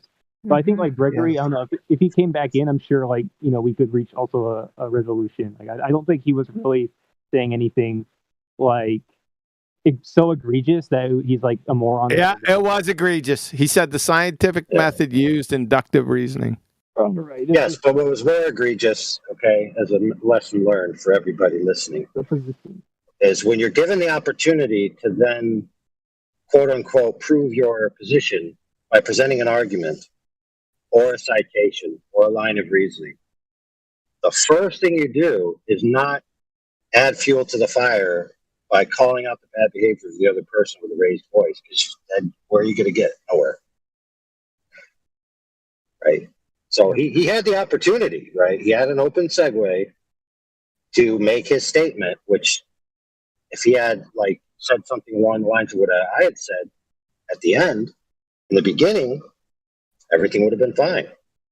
Now, to be fair to people, obviously some people get heated and the other people just can't contain themselves because they don't have as even a keel, right, in the moment. But, tactically, lesson learned, when you're in arguments like that, to let the other person make you blow up is, you oftentimes you lose. I agree with you full-heartedly. Well, now that we solved that, we can move on. Yeah, let's move on. We all friends again? Yeah, we're friends. But I mean, can we bring Gregory back? Just I don't know if he's like, is he? No one kicked him. I He love left you, on his Quantum. own. I love you, Quantum. Do you love me too? No, Quantum, I love you. Do you love me? I like Lou. All right, I like you too. That's good enough for me. What about me? Quantum. Dude, that sounded like I Love Lamb. Quantum, my dream is to set up a pay-per-view event between you and Professor Dave. False Professor Dave. Professor What? Dave? What? You think Professor Dave is down for that, bro? Shit. Of course not. I'm saying that's my like We'd have dream. we'd have to bait and switch him like they did to the other guy. Yeah, dude. No, we could do it. I mean, that guy's not very smart, so we could probably do it. No, Even if he has his skills, dude. That'd be like Rocky Marciano versus Little Miss Muffet. I think tonight was a great example of how those meditation classes are helping QE. Thanks. This is QE after meditating. After medicating? What? This is QE on heroin after meditating. So. Good grief. No, this is QE doing archery. He's a lot better. Do archery? It's just in. It's still a globe, and flat earthers are actually just heroin addicts. Heroin isn't that bad. My They're mom globo addicted. addicts. Heroin? I don't know, dude. I think it was pretty bad. Who said that? It's not that bad. All right. You should try it. Yeah, I agree. You should add Tylenol PM because heroin's not that bad. You should really try cheese. No, it's like, You know what I'm saying? it helps you clear Get the fuck out of here. Bro, heroin is terrible, bro. Get the fuck out of here. This channel doesn't promote drug use, bro. Fuck out. Sorry. I'm done with weed. Hey, I I just burned posted some a picture. branches. Just hold on a second. I posted a picture if anyone's interested of the sexy Bo Beast. There it is. Oh, is that your lamb? Yeah, that's How many her. pounds? How many pounds is that, QE? Like, I got her up to 6. I got her to 65. Oh damn, you're strong. It doesn't matter. It's how your accuracy is. I could shoot my arrows flying at 290 feet per second, so it really doesn't matter. Someone help me Is on my that- math homework? What's that? Can someone help me on my math homework? No. Yes, the answer is the Earth is flat. Yeah. Sorry. Is that halal? Dude, what? That's hollow. What? Oh, it's Follow. That's my name. How you like that, QE? No, the I meme like he it. posted. So that's the sexy Bo Beast. If anyone was, I know everyone it was on the, just the edge of their mind of asking. No. I'm talking about what I just put in there. What you put in there? Some sweet barbecue. That's what she said.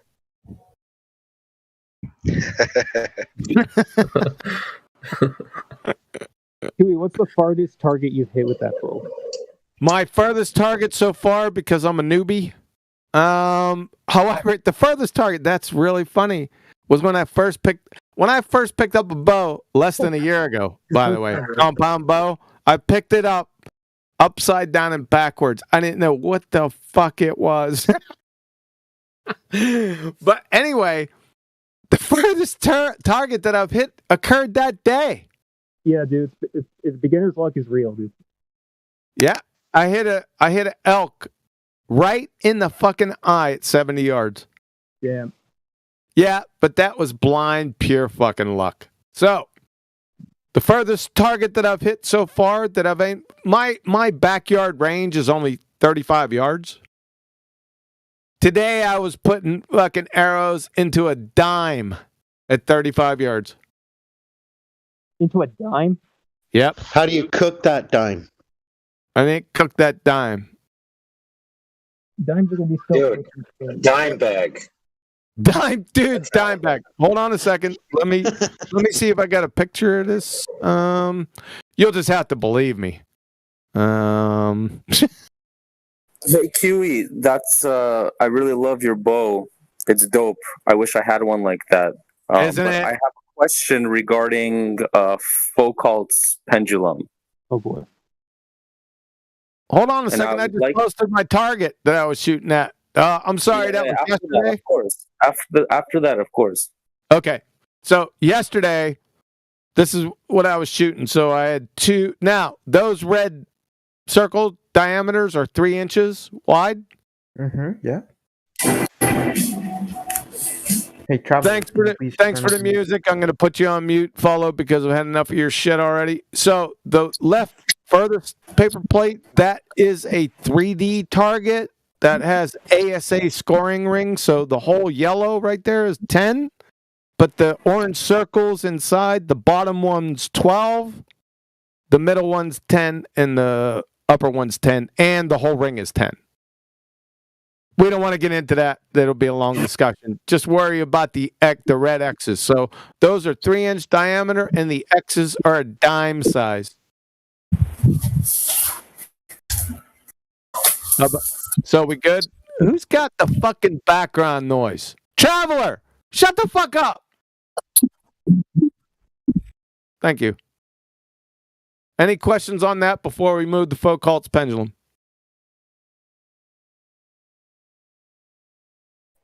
He's the one that was asking you about that. Oh, shit. We'll get back to you in a second, Traveler.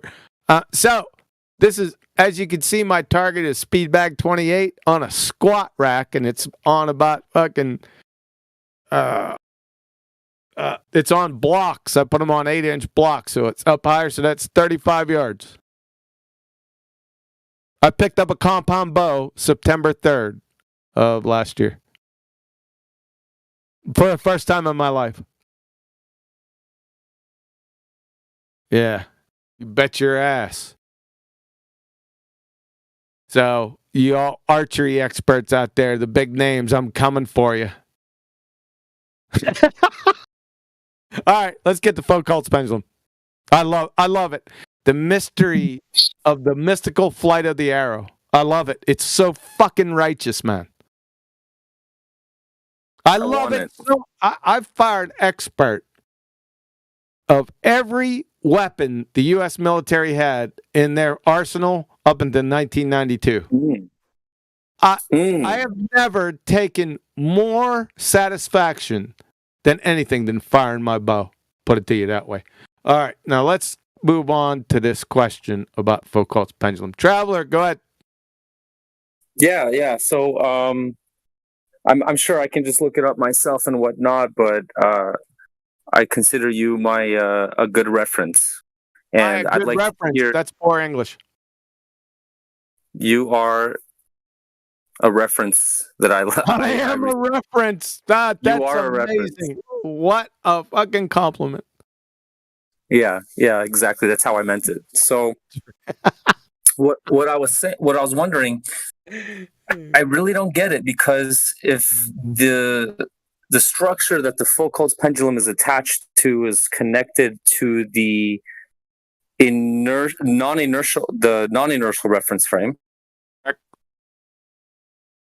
how does that prove any sort of spin of the Earth? I don't understand.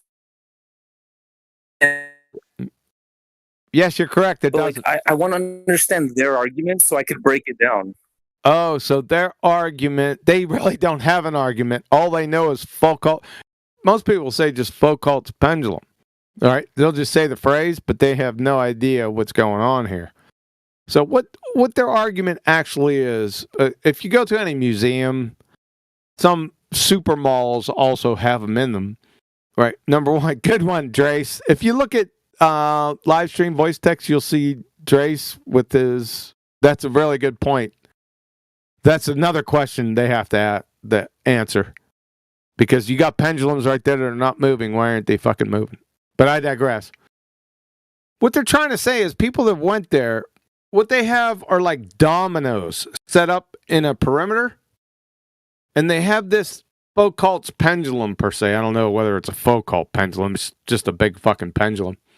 And it's moving back and forth in the same direction, right? However, what they see is that this pendulum starts knocking over the things or the dominoes that are around the perimeter on the ground. Everyone following up to this point? Drive on? Yes. Yeah, that's rhetorical, by the way. I don't want everyone to say yes. It'd take all night. So what they're saying is because that's a fact, then the Earth is spinning beneath the pendulum. And then you say, okay, that makes pretty good sense. But then you proffer the argument, okay, if that's true, then if the Earth is spinning beneath the pendulum, then anything in the inertial reference frame must also be spinning above that non-inertial reference frame. And you can easily disprove that. Why? Well, you could throw a balloon up, right? And have it just, or a helicopter, or what I like to do, and it's my beginning argument when I first came out here in 2016, is the flight argument.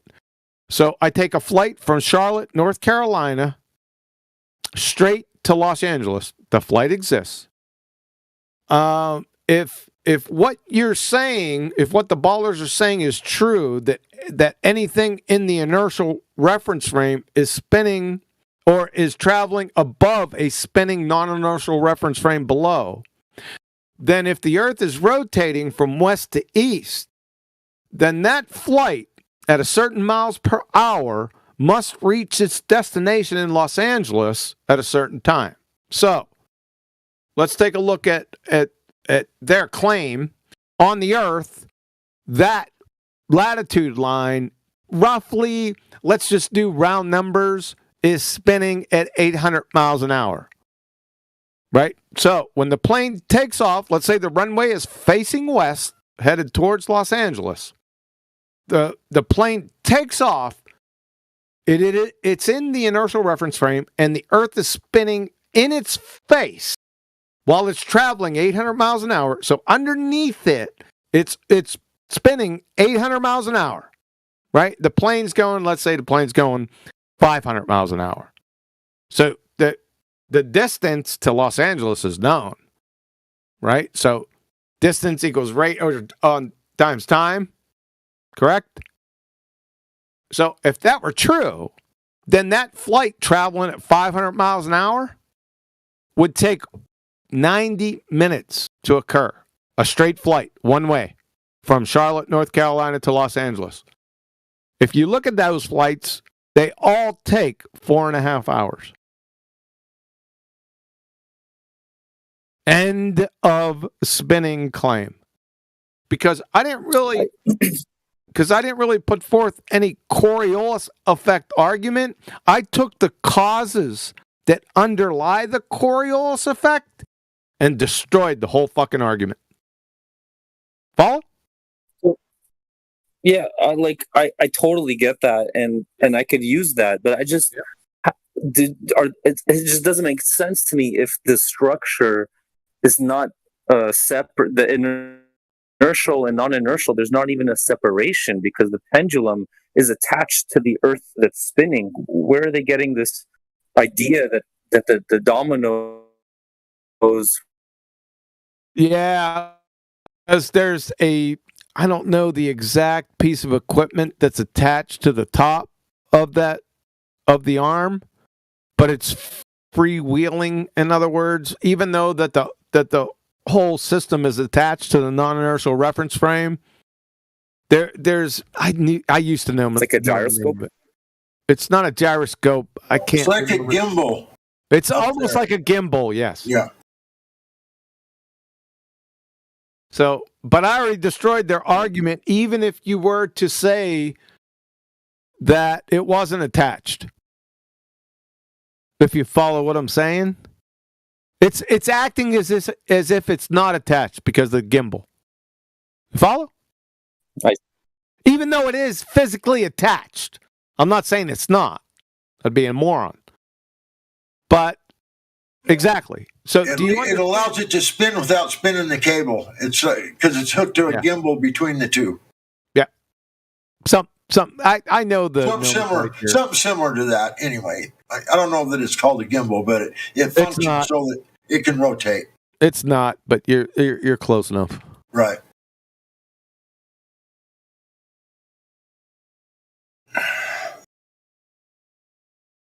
All right. Did that explain it? Or you could just ask out into the wilderness barefoot and builds his own bows and arrows. You'll love it. Let me kill it quicker, and I'll use Lou. Lou, is Lou still here? What? Lou, what's up? Do you still love? Did you decide you love me? I like you. It's more than a like. Like is good enough. All right, fine. All right. So the way you destroy the entire argument is via Lou and what Lou provided. So what I'm gonna do is let me post it. Are you still with us, Traveler? Yes, I am. All right, just wait a second now. It's gonna take a couple seconds. Thanks, Lou. You're welcome. So this is the best, absolute, utterly best to destroy the entire heliocentric Baltar. It's not the best. The vacuum of space is the best. But this is equally as quick. And I'm going to show you here because it's loading. And Lou is the one that performed this feat for us. And I'm going to show you here in a second. So, We got 15 seconds. Can anyone count down?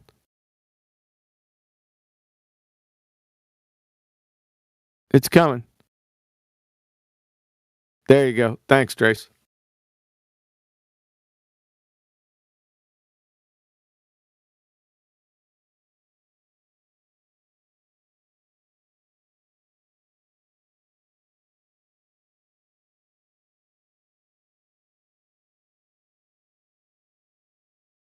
Aha!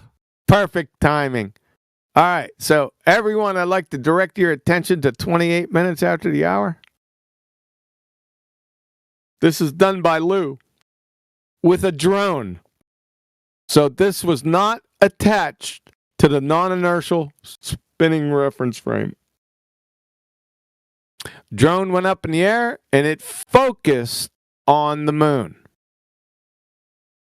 That's also in the inertial reference frame. Now, in this, if you pull this up, if you got a good computer, you probably can't see it on your phones. There's about 9 different stars along with that shiny moon that are in this video. Yeah, it's taken in 4K, high resolution, higher than that actually. It's taken in stills that are, I think, like 54 megapixels or something like that, whatever it is, or maybe higher. It's really good. My video monitor, I could pick them up, and they're at 7 o'clock, 9 o'clock, 3 o'clock, 1 o'clock. There's a bunch of stars. That's okay. Don't worry about it. Anyway, the stars that you do see will be traveling at the same rate as that moon, which raises another question, but I digress. I'm not interested in that to prove this point. So the drone is in the inertial reference frame. This is an 18-second time-lapse video. So if you watch this moon will start to traverse the sky along with the stars. Well, that destroys the entire heliocentric spinning ball space monkey religion, because they state that it is the Earth that is rotating, that is giving the appearance of the sun, moon, and stars moving. That's it. That is actually false, because now we are in the same reference frame as the moon, and it's rotating. It's moving. It would be worthwhile to mention parallax, like the distance between stars and the moon. I said I'd digress away from that, Lou. It would be worthwhile. All I'm saying. It's worthwhile after my point, because my point is that this is impossible on a spinning space monkey ball. It's over. There's nothing you can do about it. You can go to parallax next, and we could dance on the graves and laugh. But for my point, to kill the old heliocentric ball-tard spinning space monkey religion, this is all I need. It's over. It's it. Game, set, fucking match. Thanks for your. Have a nice day. Dude, you and I are a great tag team, bro. Get off his dick, fag. I don't know if you sense the sarcasm. I love giving him a hard time. I'm kind of corny that way. Like, it's my sense of humor. He gets it. Quantum gets it. It's a gay sense. Somehow you just fell into it, Lou. Don't get your head swelled up.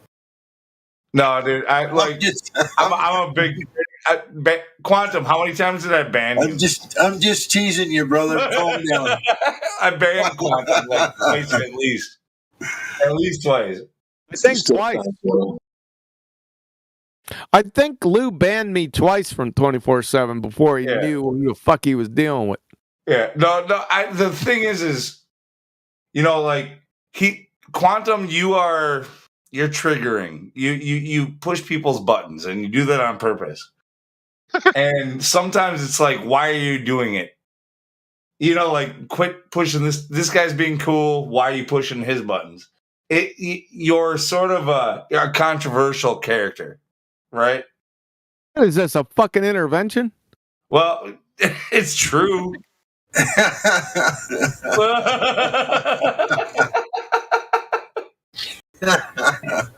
Oh, yeah, you're right. It is true.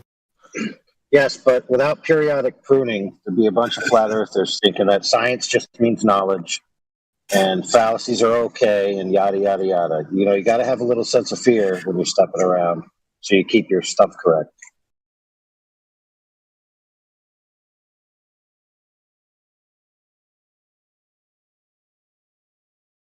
The world is full of controversy, and well, let's get back to hold on a second. Let's get back to Traveler. Did you understand that argument? We have lost our way. Traveler. Yeah, I'm here. Did you understand that simple argument? Oh, fuck yeah. That just makes total sense. I just want to understand, what their argument is so I can break it down, dissect it exactly, They don't even know what their argument is. So how are you going to dissect it? Yeah, they don't even know what an inertial, non-inertial reference frame is. Exactly. Yeah. I don't know. I teach them their own argument and then break it down. That's what flat earthers do. We teach them what their argument should be, and then we fucking eviscerate that argument. Yeah, you really reminded me about my passion for argument, for the philosophy of logic. I think of it as like the arithmetic of thinking. And No, if you only got it wrong, man. You got me Yeah? all wrong. You got me all wrong. It's utter contempt. Well, I don't know. I like the idea of logic and understanding. Like, I learned that I was fallacious when I first learned about logic years ago. I was like, damn, like I'm thinking wrong. And you kind of like, re-inspired me, and I really appreciate that. It's good. Well, you and Lou can have long moonlit walks together. Oh, I'm down. We'll hold hands and everything. But yeah, I think if we just went, like, ultimately the original sin is if we just teach kids early on in the curriculum logic and reasoning. He's finally coming off mute. Quantum, when he's finally come off mute. I don't even think we're that far apart. Like, we could meet up. Like, I'm in Wisconsin. Where you at? You finally come off mute with that fucking insult. I was waiting for you to come off immediately. Dude, I've got 2 mutes going, so I keep fucking up and talking shit. And then, I'm looking up. I insulted him. I'm looking up at him. When is he gonna come off mute? I'm there. No. I've been double muted half the time. What the fuck is a hypothesis? Well, wait. I have to supply a hypothesis for what? No, that was somebody else. It was rhetorical, man. Yeah. All right, sorry, but hey, listen, I got to take off for a couple minutes. Go ahead, you can talk about me behind my back. I'm okay. No, I'm we okay love with you. I love you so much, dude. Like, you have no idea how much I love you. it. That's a crock of shit. I'll be back in a few minutes, man. Take care, Quantum.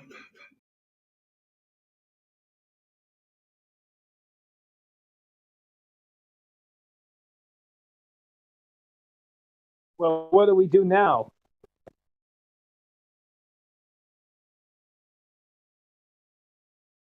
Talk about loving the flat earth and each other.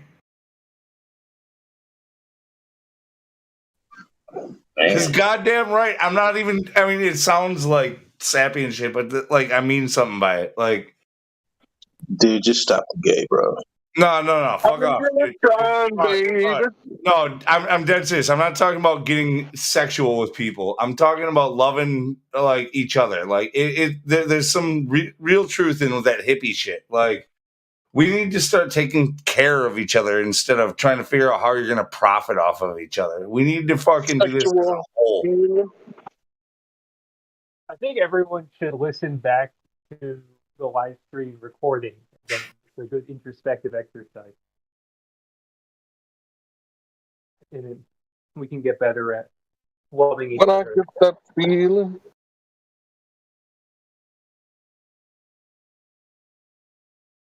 Sorry, what'd you say? Well, I'll tell you what, guys. If you go back and listen to the live stream recording where it all went to crap, you'll notice that my conclusion that happened approximately 20 to 30 minutes later actually foresaw the whole thing from the beginning. I knew exactly what was going to happen. So I heard what you said, and that's why I realized it. Man, that mic is against the law, bro. Say it again. Your microphone is against the law. Oh, dude, I was just near a fan. Just give me a sec. You're making me look good, bro. Now, Your dude, mic's really quiet. You sound super distant. Wait, how about now? That was Just better, bullshit. but it's still not great. Yeah, I think there might be some like water in it. Right. Full disclosure, guys. I was in the hot tub when I was listening to it. So. All right, full disclosure. No matter what your water rating for your headphones are, they're not meant to be submerged. No, I did not have my headphones on, but there could have been some water that got in. Look, I've ran into problems with mayonnaise in my mic. You know what I mean? A sandwich. Sometimes you got to clean those things.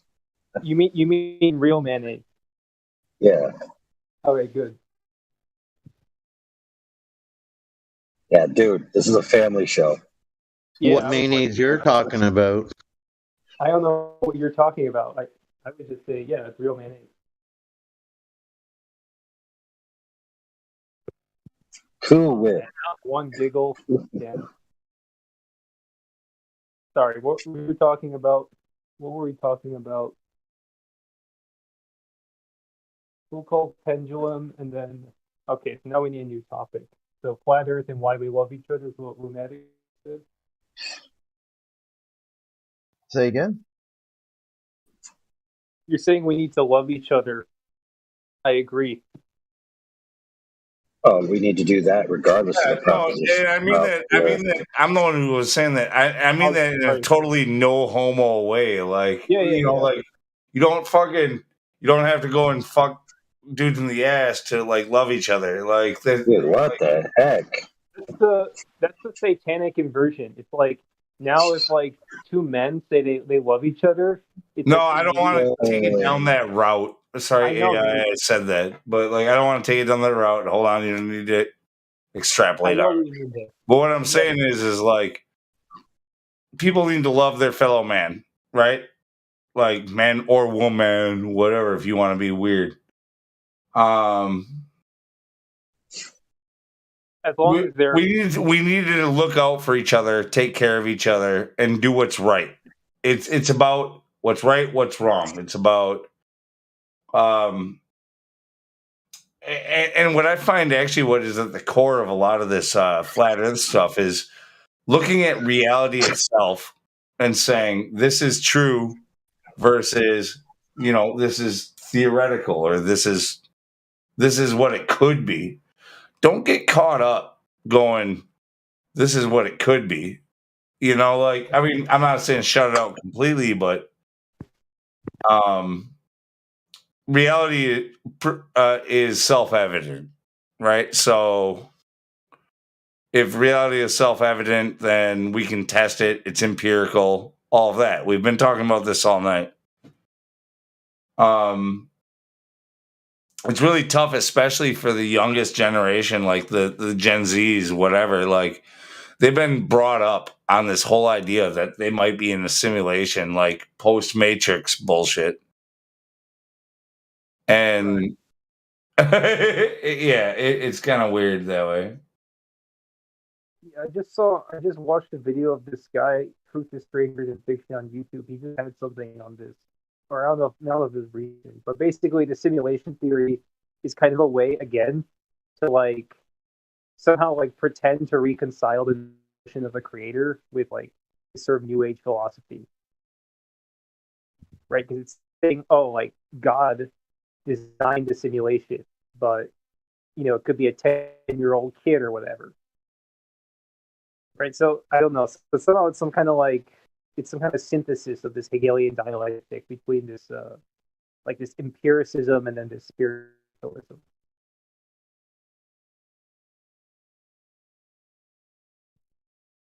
But yeah, the Zoomers, they're all like raised in like the virtual world, like this social media. Yeah. Oh, the only thing that's real is what their avatar looks like, or their airbrushed fucking Instagram photo, or like what they posted for their lunch. Like here's my latte in the morning. I mean, we all know that that's like only like a certain sect of the population, but everybody is influenced by that. I mean, it's going to be the majority, right? If it doesn't stop, because we're gonna die. Sorry, guys. Like we're all gonna die probably, and then the Zoomers will be like they and their progeny will be the majority one day, right? So if this goes unabated, then this kind of like social media world will just become the human world. It'll become human society. Will just be a social media. I mean, it's almost cliche because we say it so often, but it's all about dividing the people, finding what your differences instead of your similarities. So, like, it's really important that we find how we are all alike instead of focusing so much on how we're different and fighting about that. It's just really, rainbow bullshit. It really is, but it's absolutely true. You believe in something different than me? Then you must be wrong. But I think arguments are a good thing. Like people, it's like uncomfortable for people, but it's like No. absolutely no. There's no reason why we can't disagree, but we can't hate each other because we disagree. Like, why? What caused that? Like, for some reason, every time we disagree, we hate each other. It just hit. There's no reason for that. It's our lower brain taking control, like the primal sort of I don't know, like whatever the hypothalamus, like whatever tells us, to be, become, kind of go to this fight or flight kind of like state. So some people, in the heat of the moment. Well, it's because we're not meeting face to face. Like when face to face, nobody hates each other. They're like, oh, this dude's pretty cool. You know what I mean? Like I might disagree, but he's pretty cool. Yeah, dude, it's exactly the same phenomenon as like road rage. It's like when you have this kind of cloak of anonymity, it kind of removes the human element. You're just yelling at a screen. You're just yelling at like a green circle around a frog in a screen, right? Like you're not yelling at a person. So yeah, it's exactly the same. It's exactly the same kind of phenomenon.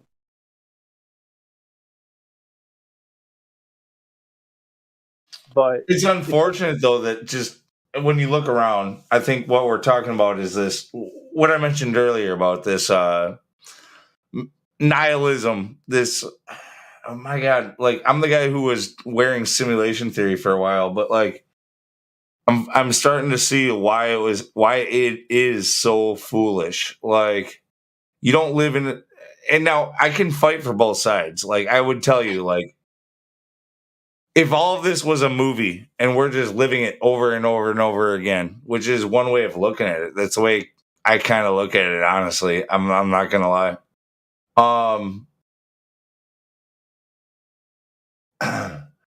You would have no way of knowing it. Like if you were Mario from, Mario 1 and you lived in this 2D world, 8-bit freaking simulation, you would have no way of knowing that was abnormal. You would say, this is what reality is. So it becomes a philosophical question immediately. Like it is what we experience, like the truth of everything.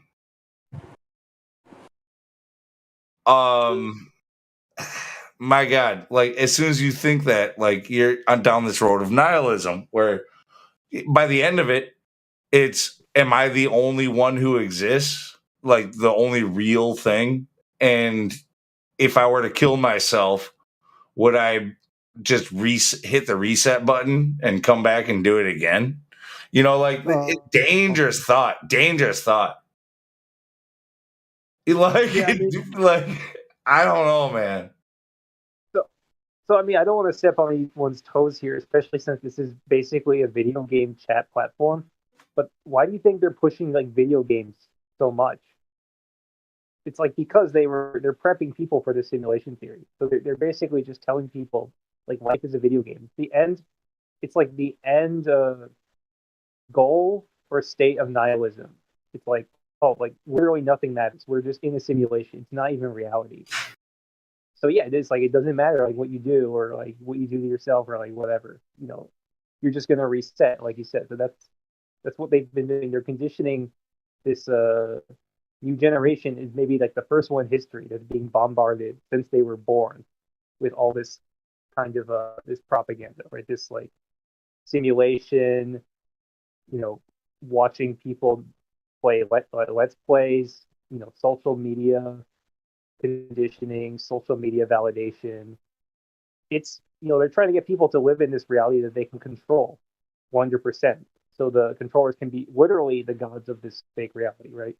That's what they want. So that's why they're sort of conditioning these Zoomers to live in that fake reality. So, and I don't want to turn this into a Mandela effect chat, but what makes this extra weird with my stance on this is the fact that I consider myself to be Mandela affected. So like, I see changes in reality that don't make sense. Like they just can't add up. So it gives me this evidence towards like this fluid reality that I'm telling you is a very dangerous way of going down. So I'm like, The evidence is pointing that way, but I know the danger. Dude, it's a Stranger Things, welcome to the upside down kind of situation. It's interesting how it's like whenever we want to like describe something, it's like the first kind of like pool of examples we go to is not our real life experience, it's pop culture. And I'm not saying it's like, it's not just you, it's like everyone basically, at least in Western society. It's like when they want to think of an example of something, they don't go to like their own like anecdotes. They just go to like a TV show or a video. Well, that makes total sense though. Weird. Like I can turn 10,000 words into like 30 words by saying what I said. I know. I just they sort of created this situation where that's sort of the most efficient thing, the most efficient way to substantiate our claim or to provide examples of our claim. It's not real life, it's needing for politics.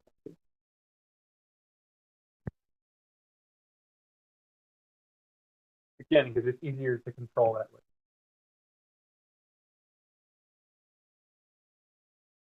This Mandela effect, yeah, I don't know. That's I've noticed like weird things like that too, but nothing major. Just like I didn't remember it was this way. Like I totally remember it this way very clearly, and it wasn't.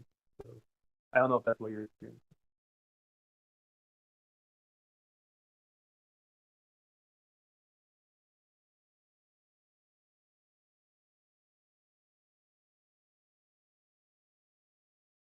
And I miss Matthew. Where's Matthew?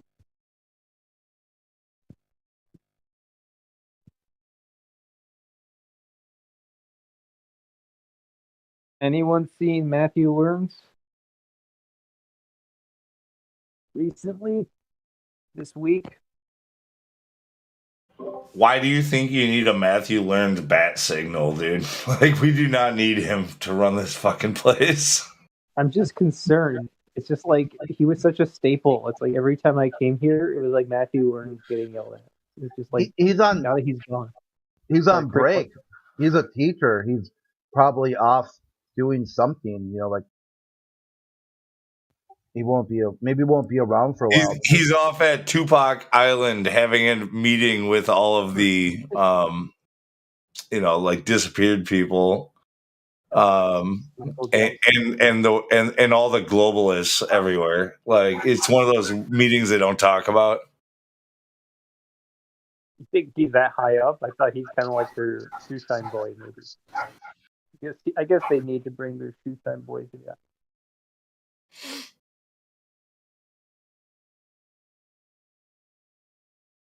You think he has like a family? I guess so maybe they went on like vacation. But I thought after the semester's over, like he'd have more time to come here and shoot the breeze with us. Present his flow proof for whatever he does. Matthew doesn't give us shit. Okay, so like he's actually not bad to make an example of once in a while, I'll say that. But otherwise, he pretty much agrees with us all the time and just admits that it's all a mathematical construct designed by men in order to make reality work, and that it doesn't work all that well. It's weird, his style. It's like designed to be as attritional as possible in that he agrees with every single step of our logic when we present him an argument, except the last one. It's like it's designed to make us spend like the maximum amount of time and resources on him. It's what I've noticed. It's like he'll follow us until the very last step, and then he'll just say, "No, I can't agree with that." Yeah, at that point, he tells you it's his belief that it's a mixture of God and the Big Bang. God created the Big Bang.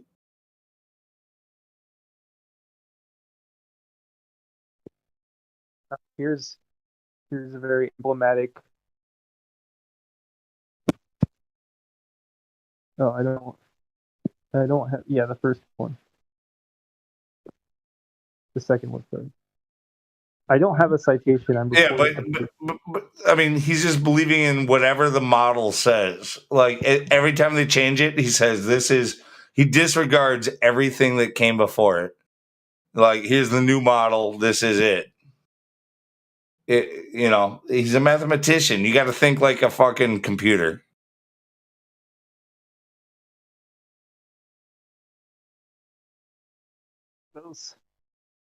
That statement's debatable as well because his mathematical knowledge doesn't seem great. But he could just be. I mean, he could either be being dishonest or I don't know, or he's just so indoctrinated that he'll just make errors. Wait a minute. All right, 2 points. Matthew admitted that he's not willing to do any field tests. He also hasn't provided any of the math that I've asked him for on numerous occasions. Yeah. So I don't, there you go. That's all I have to say about him. Yeah, exactly. I'm not super confident. Yeah, he's not going to go and collect any data himself. He's only going to analyze the data that he cherry picked himself. His dad, like whenever he presents an argument, it's quite rare. It's like the most basic Globee argument. It's like not anything like expert or anything. It's just like it's literally like a meme. He'll just like have this like stupid like globe Earth meme that he like pulled from the internet or something. It's really weird. It's like he presents himself like I guess some people here have this image of him as like this like authority or something. Like he's like, but he never demonstrates it. He literally just like posts the same shit Globee's always posts.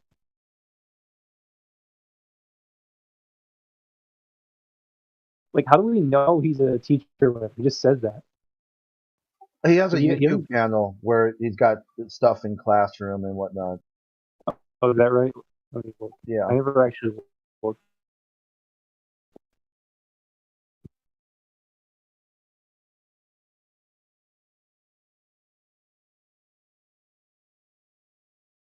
Well, the third thing, we're supposed to have this guy like present his globe proof, but like somehow it was canceled. Like last week, it was supposed to be last Saturday, and then you guys remember this guy? It's like this.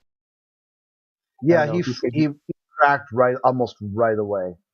It's a pity. He didn't. Yeah, he didn't last for Meme War. Talked to him, Memulus, and he didn't make it very far. Like he spelled out some thing about global warming, and that was kind of the end of the show. I guess he was a teenager, but eventually he said he's like only 16. But like we had something scheduled for this Saturday, and then I guess he had it canceled from under the table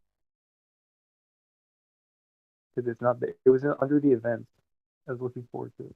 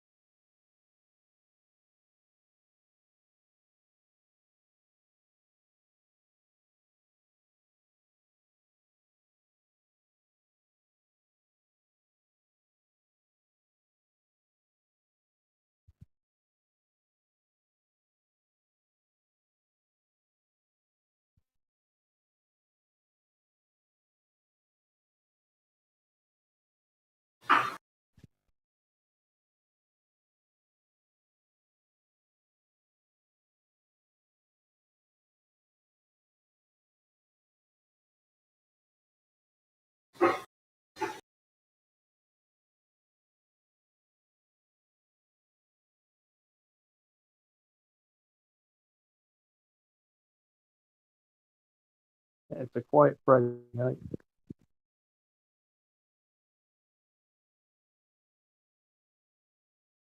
Yeah, what's going on with Ladies' Night? Is that like suspended for a little bit, or? No, it happened. It was earlier, like 5 to 8 maybe, Eastern time. But Yeah, you have to have ladies for ladies' night. This is kind of a male-dominated arena. Sorry. I didn't mean to interrupt. Yeah, the point is, like, yeah, there just wasn't many who showed up tonight, so they canceled it. No ladies showed up? We had one or two. I don't know. By the time I got here, I know, like, one of them, it was 45 minutes into it, and one of them was talking about canceling it. I guess it happens. I think usually it's maybe like 4 or 5 ladies that are running the show, kind of. I think Dandelion is probably busy.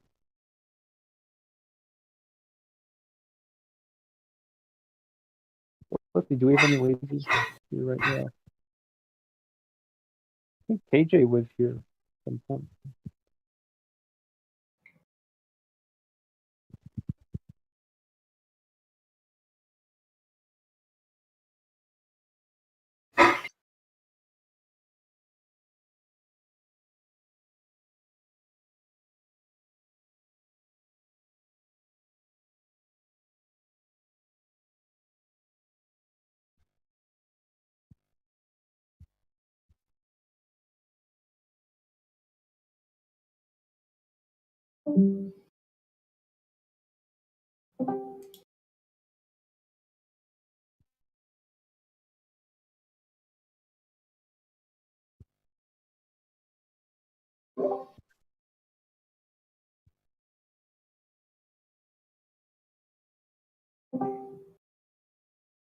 Trinity with your everyone's acting weird. I feel weird. I feel like energetic and quirky, like just talking shit. And I feel like stirring up the pot. I feel like messing shit up. Honestly, I really do. And I've been holding back. Believe it or not. Oh, man. It's been good weather. It's like beautiful outside. Super low humidity. It's been much colder than it's supposed to be. Dude, cold is good.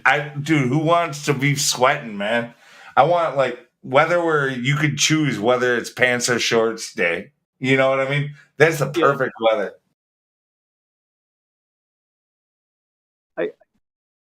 I guess I don't know. I guess you're right. It's kind of nice that you don't have to, commit to one or the other.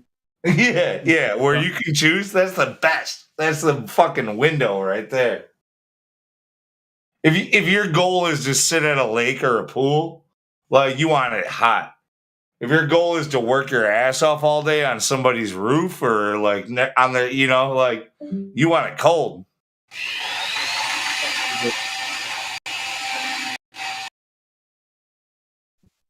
But if it's weather where you're not sweating your ass off because it's low humidity and you're freaking just loving that like neutral temperature, like, man, that's where it's at. And that's what I got these last like few days. I feel good. I love it. I'm energized. Do you have like pollen like going around? Because like all the plants are like fucked up where I am, like so they think it's like earlier in the spring as opposed to. About pollen, I did notice there's a lot of pollen in the air right now, but you're really quiet too. A lot of pollen, like way more than usual. I think it's because they're releasing it now. Yeah. My work truck is covered in what looks like construction dust, but it's actually pollen. Yeah, it kind of like makes me feel sleepy, the pollen, so maybe it affects people differently. Like, it makes you energetic. It kind of makes me sleepy. It makes me sleepier, Joe. Yeah, I feel spunky. I'm ready to freaking call someone out on a fight and then make them feel foolish because they don't want to fight me. Like, because I'm just like too happy to be fought. You know what I mean? One of those. Like, I'm just challenging. Wait a minute. Are you trying to say you want to have a tickle fight? Yeah, you want to tickle me, dude? Yeah. Tickle fights are brutal. Okay. Tickle fights are brutal, bro. You ever hold someone down and tickle them and their head bangs off the ground? Dude, that's pretty brutal, man. Why are you banging your head off the ground, bro? Why are you banging your head? That's a vicious way to kill somebody, man. That's fucking awful.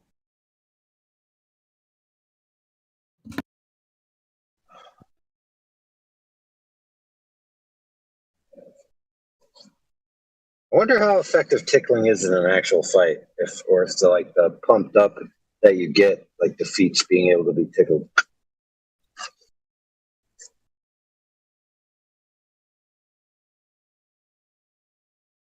Because when you're tickled and you don't want to be tickled and you're taken by it by surprise, man, that's debilitating. All right, so here's what's weird. Like, all right, I'm not ticklish anywhere, like except for just a tiny bit on my feet, and and it's just like I can totally control that if I want to. But if you surprise me, I might like jerk or something like that. You know, I'm like, ah, why'd you do that? But like my daughter, on the other hand, I can pretty much like she's got like 30 pressure points. Like I can just barely graze it, and she's gonna jump. I don't get it.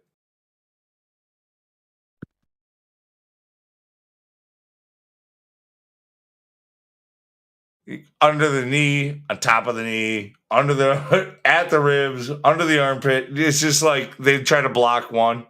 Like you guys, a lot of you don't have daughters, whatever. You fuck with them. You like make them squirm and all that stuff. Like.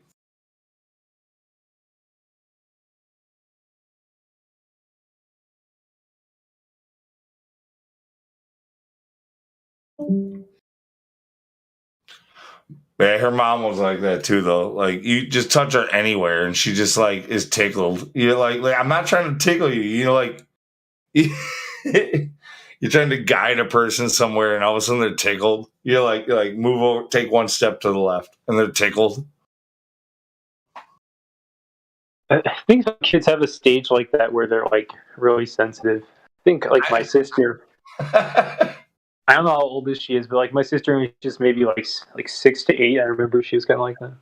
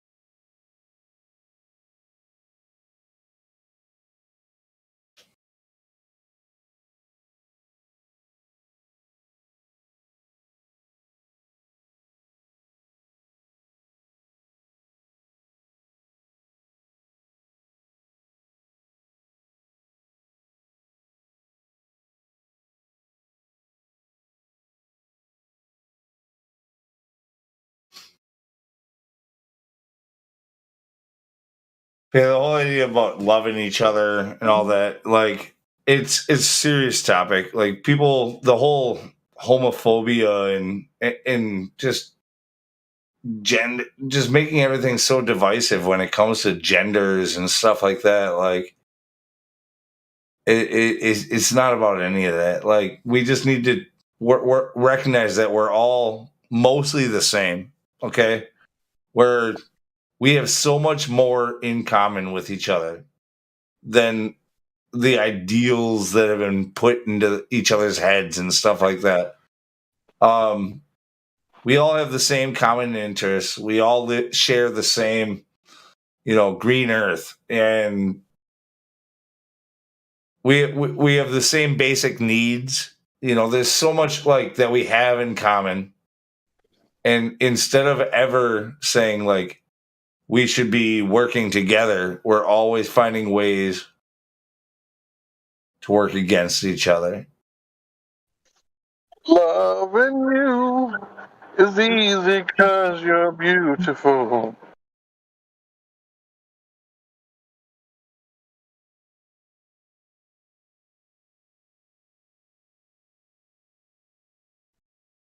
Y'all don't know about Minnie Templeton? Shit.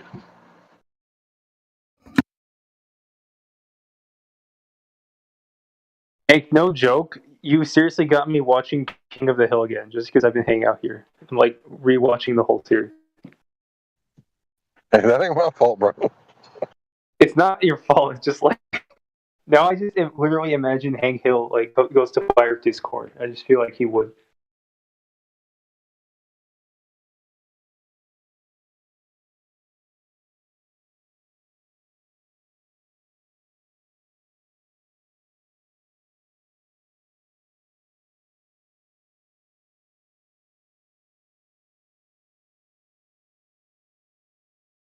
Well, I'm glad you enjoy the show. I recently watched it with my family, and it's so accurate. It's like when he was younger and he had the truck, and you look at the pictures of me when I was younger and I had a red truck. You know, it doesn't say what kind of model truck he had, but it's the same damn truck. That show I heard it. Oh, sorry. Oh, damn it, Bobby!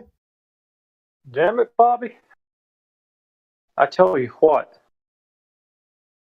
can't quite do it. I heard that show is like super accurate for life in Texas. Like the neighbors are just literally like typical neighbors in Texas. I don't know if that's actually true. Is that true, Hank?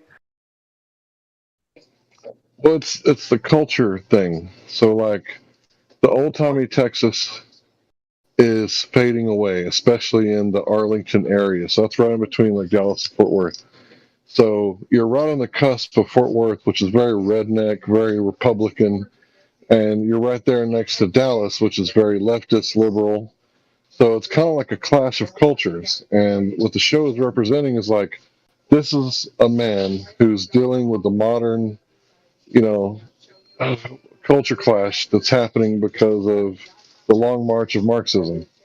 Right. And it's really, really like hitting home to a lot of people because a lot of people see their neighborhood. Now, it's not the fact that his neighbors aren't white. It's that it's a different culture. It's a different culture that he's dealing with. So, I don't know. That's the way I see it. Yeah, like I just like when I watch this show, it's just like Hank is such a relatable guy. Like he's like this like super common sense. Like he's not like racist. You know, he's just like doing with this different culture, like this Marxism, and like the way he confronts it is literally just by sticking to his guns. Just like no matter what, just maintaining his moral integrity and common sense. I mean, I think it's really a great show. Yeah, except for the one time when he paid sticker price. What did he do? Well, do you guys remember that episode? He paid sticker price. I didn't watch the later one. The later episodes aren't as good, but like the first 6 seasons are great. So try to look at it from Hank's point of view. Like charcoal is evil, right? Because he spent his whole life selling propane and propane accessories. And if you got charcoal, you're just cutting out the representative. You need a propane representative, to do everything the legal way, right? So anybody who comes along and is disturbing, the way that he's done things his whole life, he's just like, fuck this again and again and again, and it's over and over again. It's like, and the children, they're doing all kinds of weird stuff, and they don't make them like they used to, and it's a lot of it I see like my grandpa. Like my grandpa was like a roughneck, and then like all the shit that he saw like in his life. So he went from Lucy and Ricky that had separate beds on set, like Lucy, right? And now it's like you can't watch iRobot because the third freaking episode, there's a dude bending another dude over, and it's like, what does this have to do with the plot? Yeah, like, so it's like Hank is dealing with the Marxist counterculture, and it's like, how's he going to deal with it? Is he going to stick to his guns and violate people's rights, or is he going to let them live? The way that they want to live. How's it going to affect him? And anyway, that's what makes the show interesting. I think that's what got it the reboot, because this stuff is like going on everywhere. Yeah, dude. See what I think. Like Hank, the character, is like super popular even among Zoomers, like from memes. I think he's like sort of the father figure they wish they had, even though they're all like eating up this like Marxist. It's no longer even counterculture. It's the dominating culture on the social media. So on social media world, it is like the predominant culture, and the counterculture is now like this sort of conservatism or this moderate point of view that's like considered radical right now in social media world. But I feel like Zoomers secretly, now that that's the counterculture, now they secretly admire that, or they sort of in the closet, I think they sort of want to explore that. And I think they kind of wish they had a father figure like Hank, because like a lot of memes are like using Hank Hill, at least in some period of time they were.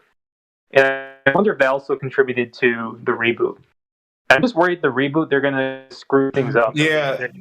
I honestly, like, I've noticed this trend also. When you look at all the agendas of like the World Health Organization and the all the globalist organizations, like when it comes to the UN and all of them, like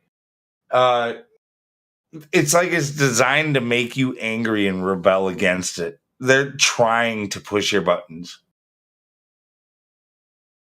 and so that's pushing people towards the right. And they're doing that on purpose. It's all about social engineering. They're purposely pushing you towards the right. Now, what's the end goal trap of that? I couldn't tell you exactly. But that's what they're doing. Well, I mean, like the standard trap would be there's some explosion, there's some kind of like conflict, and then the authority needs to intervene with force, and then they can institute more regulations, more laws. I mean, that's kind of like maybe the first reading of the situation is what they want. Well, yeah, if you look at the recent last couple of weeks, where it's funny how right when they need it and want it, these things come in waves, as they will even themselves call it on the news. Like these events. Yeah, they come in waves. So obvious. Yeah, it's like what? How can people are just pretending not to see? It's like there's no way. It's like all of a sudden there's 5 of the same thing. It's like, come on, guys.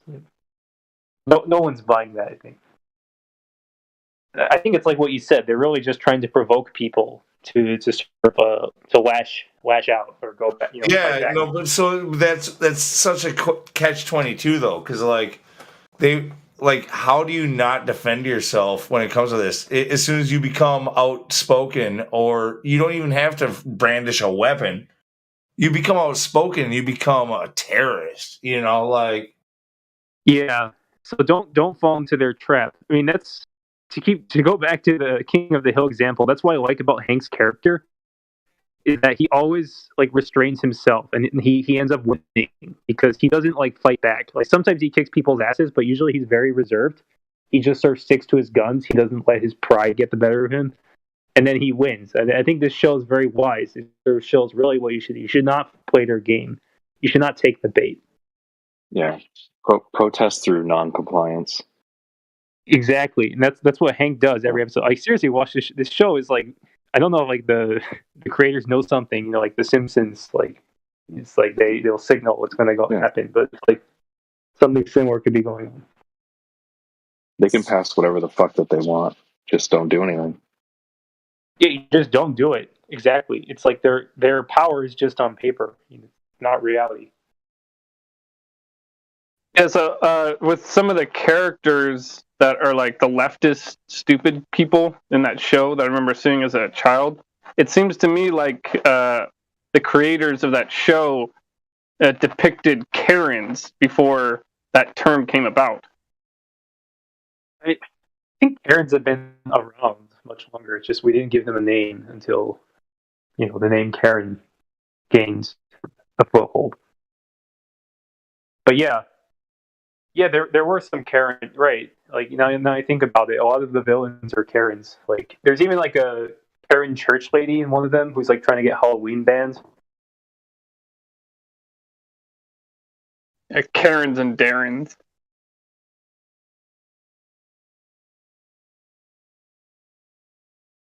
I think a great example of that is the episode where he's accused of being racist just because his dog is like barking at a black dude. Yeah. He's like trying so hard to prove he's not racist, and like it just gets worse. And then, dude, with where I was talking about how they're pushing people towards the right. Look at the Elon Musk recent story. Like that's the best example of this. Like the left was all about Elon. He's gonna save the world. This dude's gonna take us to fucking Mars. He's gonna save humanity. Fuck the world. And like, he's got electric cars. We're gonna have the freedom to tweet whatever we want on Mars. Dude, so they loved him, and now he's freaking condemning them. He's trying that he is a tool to push the left towards the right. Dude, he came out as a Republican. That same day, Me Too started accusing him of sexual misconduct in the past. Same day. He's gonna crash his car on Mars while tweeting. And what was Donald Trump but a Democrat for his entire life up until pretty recently, and all of a sudden he's a Republican. Like it's part of the grand scheme. They want to move people towards the right. For some reason they want people to move towards conservatism, which that means we are all falling for that trap because we're all pretty conservative around here. What do the conservatives conserve? Old-fashioned, old-timey morals, values, virtues. Humanity. Not like, the atomic family. Not money, though, right? Because they spend just as much as the Democrats, so certainly not money. No, that's universal. Like, Muslims like money. Everybody likes money, right? Well, everybody likes money, but talking about people spending money they don't have. You mean our government? Yeah, that's what the government does. I mean, there's borrowing from the future, a lot of it. I think most people are spending money they don't have because 96% of the wealth is owned by like 300 families. What is it? Like Rothschild, like the lowest rung of these families, like he owns how many trillions? Like more than the national debt, probably. So we're spending money. Our government's spending money it doesn't have, regardless. Yeah, if they're encouraging people to go to the right, that's still just part of the left-right paradigm. Like, I'd like to see them try and take the things that libertarians advocate for and try to use that against us. Like, freedom? Like, are they going to use that against us?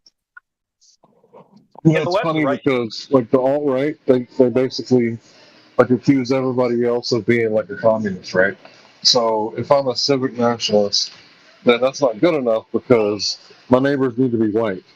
And it's like, wait a minute, I don't care who my neighbors are, as long as they're freedom-loving Americans, right? It doesn't matter which other country their genetics come from, as long as they're freedom-loving Americans. Like, it doesn't really matter.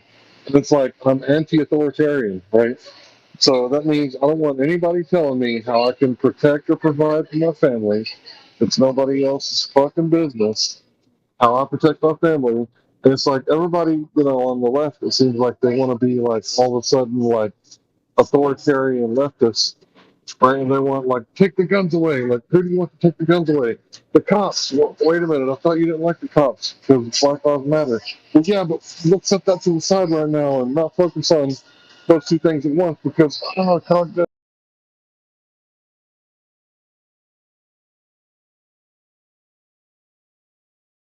Wait, did you finish or cut out? He kind of cut out, I think. I think he's probably driving. I asked a question. Mike working. What was that, Dave? Hello. Yeah, Dave, we can hear you. In the interim, before he comes back, like with what I was saying, it's like as a moderate, as an in-betweener, somebody who doesn't agree with either side, an independent, whatever it is you want to label me as. I don't choose left or right. And because of that, I can see the shift left and right. Yeah. And I see this shift towards the right. And as an independent, I'm like, I don't agree with the left. In fact, it's all set up for me to hate them. This is where also me being anti-establishment dysenterianism or whatever the fuck. Disestablishmentarianism. Yeah, that's you. Yeah. Like I actually think that it would be wise to go towards the left because they're pushing the right so hard. Yeah, they're called Republicans. Yeah. I don't think that would mean adopting their ways of life. No, of course not. No, you don't. No, you need to think on your own as an independent. But you have to realize that the propaganda is moving towards the right and fight against it. Yeah, they shove it right down your throat, whether you want to absorb it or not. It's a weird deal. If you're like become a right or a left or whatever, you say, "Oh, I'm not going to do this," or "I'm not going to do that." It doesn't even matter because what they put on the news and what they put the division between everybody. I mean, as soon as you take tag to any one of those names or anything, all their bullshit goes right along with it. Whether you want it to or not, in some people's minds. So I don't understand any of it. I don't quite know what you mean, though, by go towards the left, though, Luke. Because, when I found out that the Earth was flat in 2016, I was in the process of trying to hijack the Republican Party for the Libertarians. It shouldn't be such a gray area. You know what the far left pushes, and you know what the far right pushes, and most real people are somewhere in between. Hold on. You don't understand what I'm saying, Luke. So what I'm saying is, in 2012 and 2016, I was, started with Ron Paul and that revolution, especially with Ron Paul. That was the Libertarians trying to organize an effort to take over the Republican Party, so it's not just a big, stupid, two sides of the same stupid-ass coin nonsense that we've been dealing with for years and years. I can kind of agree. Yeah, but let me finish the thought, though. Let me finish the thought, though. What I realized, though, in 2012 and 2016 is that even though I, used to be at one point in time a Democrat myself, that the Democrats were turning into a bunch of communist nut jobs to the point where it wouldn't make any logical sense to try and hijack them and try get them to see the light and be sensible in regards to certain things. Like what I'm trying to say is, if you're trying to hijack the Democrat Party and make it into the Libertarian Democrat Party or a sensible, a good Democratic Party, it's like where would you even start? Is my point. Like, there's no place to even start. With the Republicans, there's a place to start. It's a big uphill battle, but there's at least a place to start. They're the voice of reason, where they give you the illusion that you can reason with them, like they don't have an agenda. You know what I mean? Whereas the others, I don't even mean like that. I just mean like the people in general. Like what I'm saying is, it's for the most part, I'd say about 70%, maybe 75%.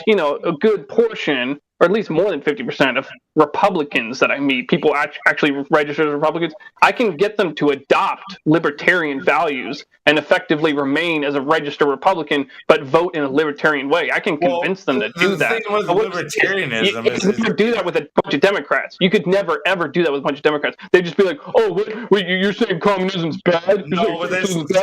You're evil. That's only a modern problem. That's these weird, triggered, freaking woke Democrats that you're comparing this to, because libertarianism on its face is like smack dab in the middle. It's got leftist views about social equity, while it has right views on foreign policies. It's this weird mingle of left and right so you get the best of both worlds. Yeah, right. Well, I'm just saying, I don't see how there's any there has to be a reasonably large group of at least halfway using their brain, at least halfway people, in order to actually organize them to do anything of any good. I'm just saying, if you're talking about a group of people like the Democrats today, not the Democrats of the 90s, not the Democrats of the 80s, I don't know what they were, they were probably a little more reasonable minded, probably a lot less warmongery. I'm just saying, like, what the point I'm trying to make is, if you go up to a group of moderately intelligent people, you might be able to organize them to do some good. But if you go up to a group of 10% moderately intelligent people, 90% retarded as fuck people, like, what are you going to do there? Like, really, what are you going to do? You really think that any of them are malleable to that degree? I don't think it's even possible. I think you're talking about something that's like totally unreachable. Totally unreachable. Are you talking about the Republicans or Democrats? I don't even know. All of them. You're being too broad. All of them. They're off their rockers. All these ideologies. We're still being too broad. You're speaking too broadly. I'm still speaking too broadly.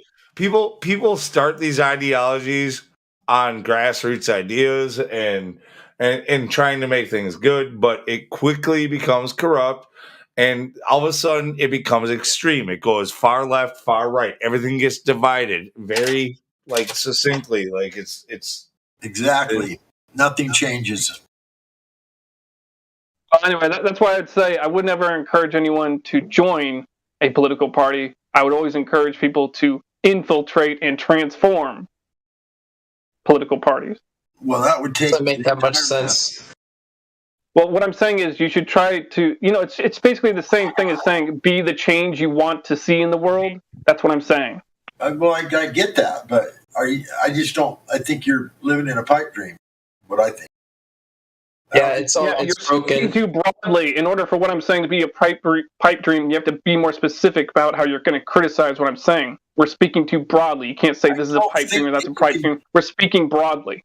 I don't think that you can infiltrate any of these parties and be an example. You'd be ostracized. It just wouldn't work, dude. I'm telling you, they're too far gone. There's too much of an agenda that you're fighting an entire agenda that probably includes both parties. Whether you understand that or not, I believe both parties are all involved in this agenda that's going to happen. There's more than one party, but the two parties that ever win, they're together. Yeah, they got the same agenda. I'm telling you, whether it looks like it or not, it's going to turn out the way it's going to turn out. There ain't nothing you can do about it. They only rhetoric. Let them take too much power. Fingers for another Ron Paul. He got to 32%. That was pretty high up there. They've taken too much power. I think it's just. I just don't believe it's possible. So my brother, he's on. It's a great idea, and sure, but I don't think it's realistic. That's all.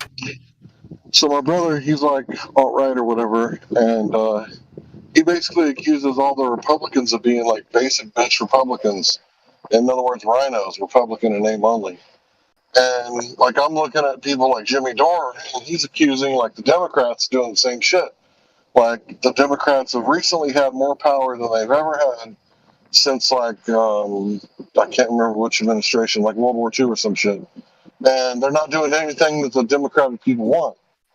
They're sending all this, war efforts all over the world, and it's that's not what the Democratic Party is supposed to be about. It's supposed to be, bleeding hearts unite, to quote the Grinch. That's what the Democratic Party is supposed to be about, social justice and, defund the police and everything. And it's really weird watching the leftists being super authoritarian when they just got through marching about the police killing people with guns, and now, they're marching because they want the police to take away guns from everybody else. It's do you got two brain cells that you could rub together, maybe, get a little friction, maybe a little heat going, kickstart this thing that you call a brain, please? Oh yeah, even from the historical, recent historical point of view, the Democrats were typically anti-war during the Vietnam occupation. If you want to call it a war or police action or whatever you want to call it, whatever it technically is, the Vietnam War. They're all against it back then. Nixon is so terrible, and this Vietnam War needs to end, and it was a terrible thing, and yeah, it shouldn't even have to begin with. But where where are these Democrats now? Like, like what happened?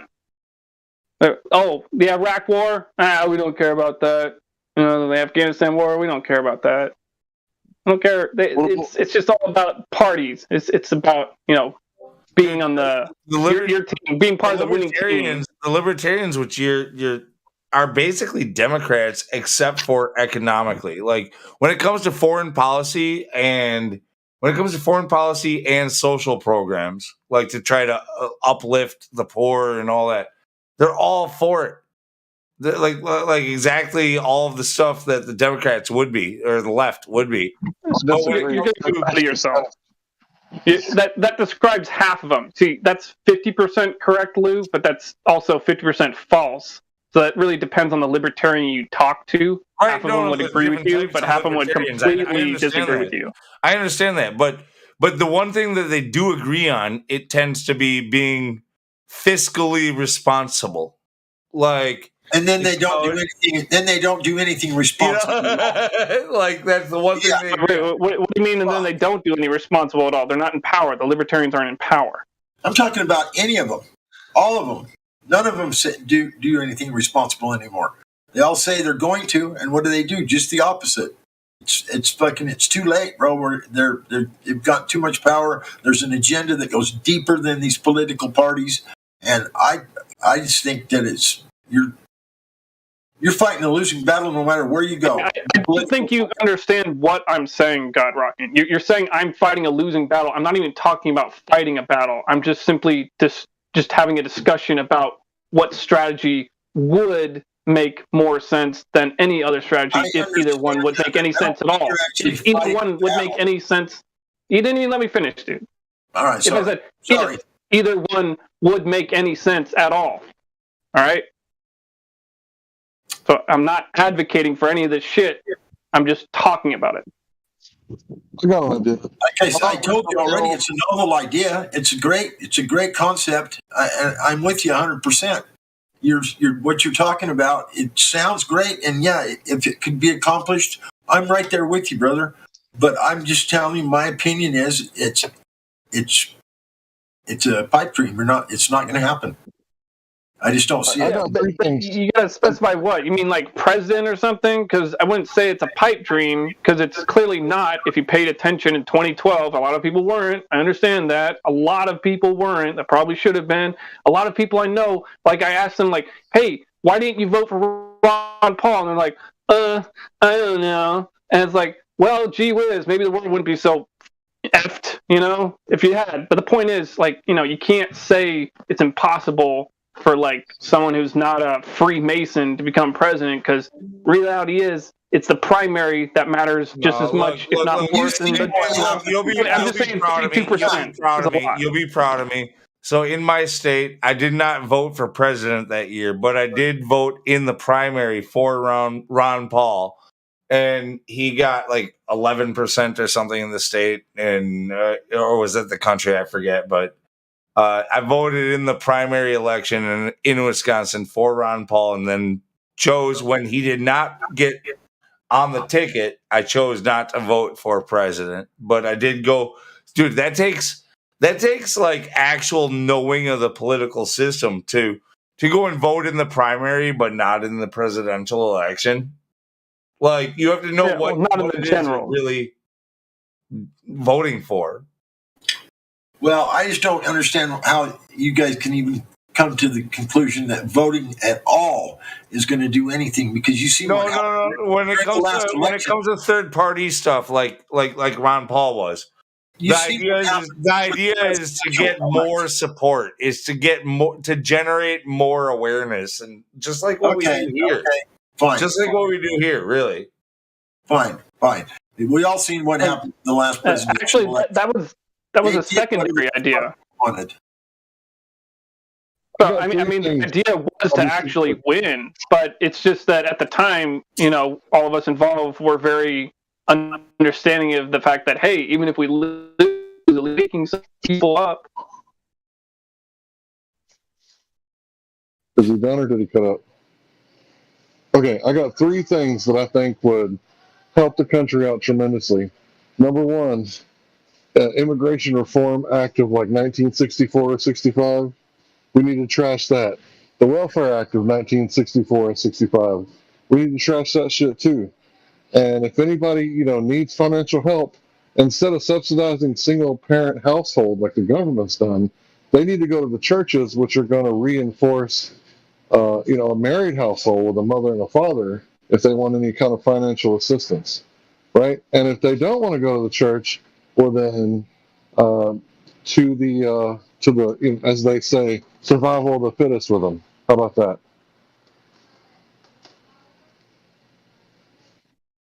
It sounds like a great concept. I just can't see how it could possibly happen. That's all. I just think that they're too far gone. There's an agenda that goes deeper than the political, let's say, anybody, entire political thing is all compromised. It's they just do whatever they want. I don't think they're in control of anything when it comes right down to it. You can put anybody you want in those offices, and whatever the people in control want to happen is what's going to happen. I think we all understand that at this point. But in order to believe that, God rocking, that means that either these people are in full awareness and they're doing this shit all under the table, getting paid, keeping secrets, or they're being MK Ultra'd into fucking doing it. Yeah, it comes down to such a question where, how many people are involved? Probably very few. In fact, if any. That's what goes on behind those. There might be nobody. Guys, I hear someone new. I'm telling you, we are living in a fucking movie. This is just what's going to happen will happen. There you go. That's all I'm saying. Going to I'm telling, there you go. Thank you. I think we got someone new on. Anonymous researcher. What I'm saying, man. Oh no, he's a flat earther. Never mind. Okay. Yeah. So, what do you guys think? If you're talking about me, this, I don't agree. Most flat earthers don't agree with me when it comes to that. That's a weird topic for most flat earthers. I'd say nobody agrees with you, Lou. Dude, I'm telling you, I don't think free will exists. Oh, guys, he was talking about it earlier. No, I'm pretty sure. Guys, let's get off this political subject because I think it's getting underneath everyone's skin, including mine. I think we got a Globy, Rob Parks.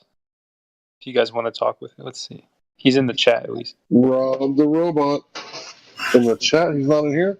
You want me to talk to him from the chat? Oh, he's not in VC? Oh. That's not good. He's supposed to be in VC.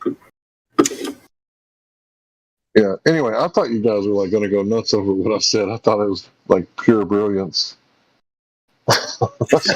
Well, no, because to be fair, Hank, what you just described there, that's, like I said, that's half, not all, but that's half of all libertarians. I'm kind of in the middle ground. I'm not, I'm just okay, maybe the government can have a small fund. I don't know. It's just so hard to put caps and checks and balances and things and not let budgets get out of hand. But ultimately speaking, yeah, what you just described is a libertarian way. Let charities do these things. Take the government, let the government do the things that government should do. Have a standing army. Teach my children, hypothetical children, to not to read and write. But that's it, and then pave the roads, basic things. But we don't even need the government to pave the roads. You know that, right? There's people that come down and chop down trees, right?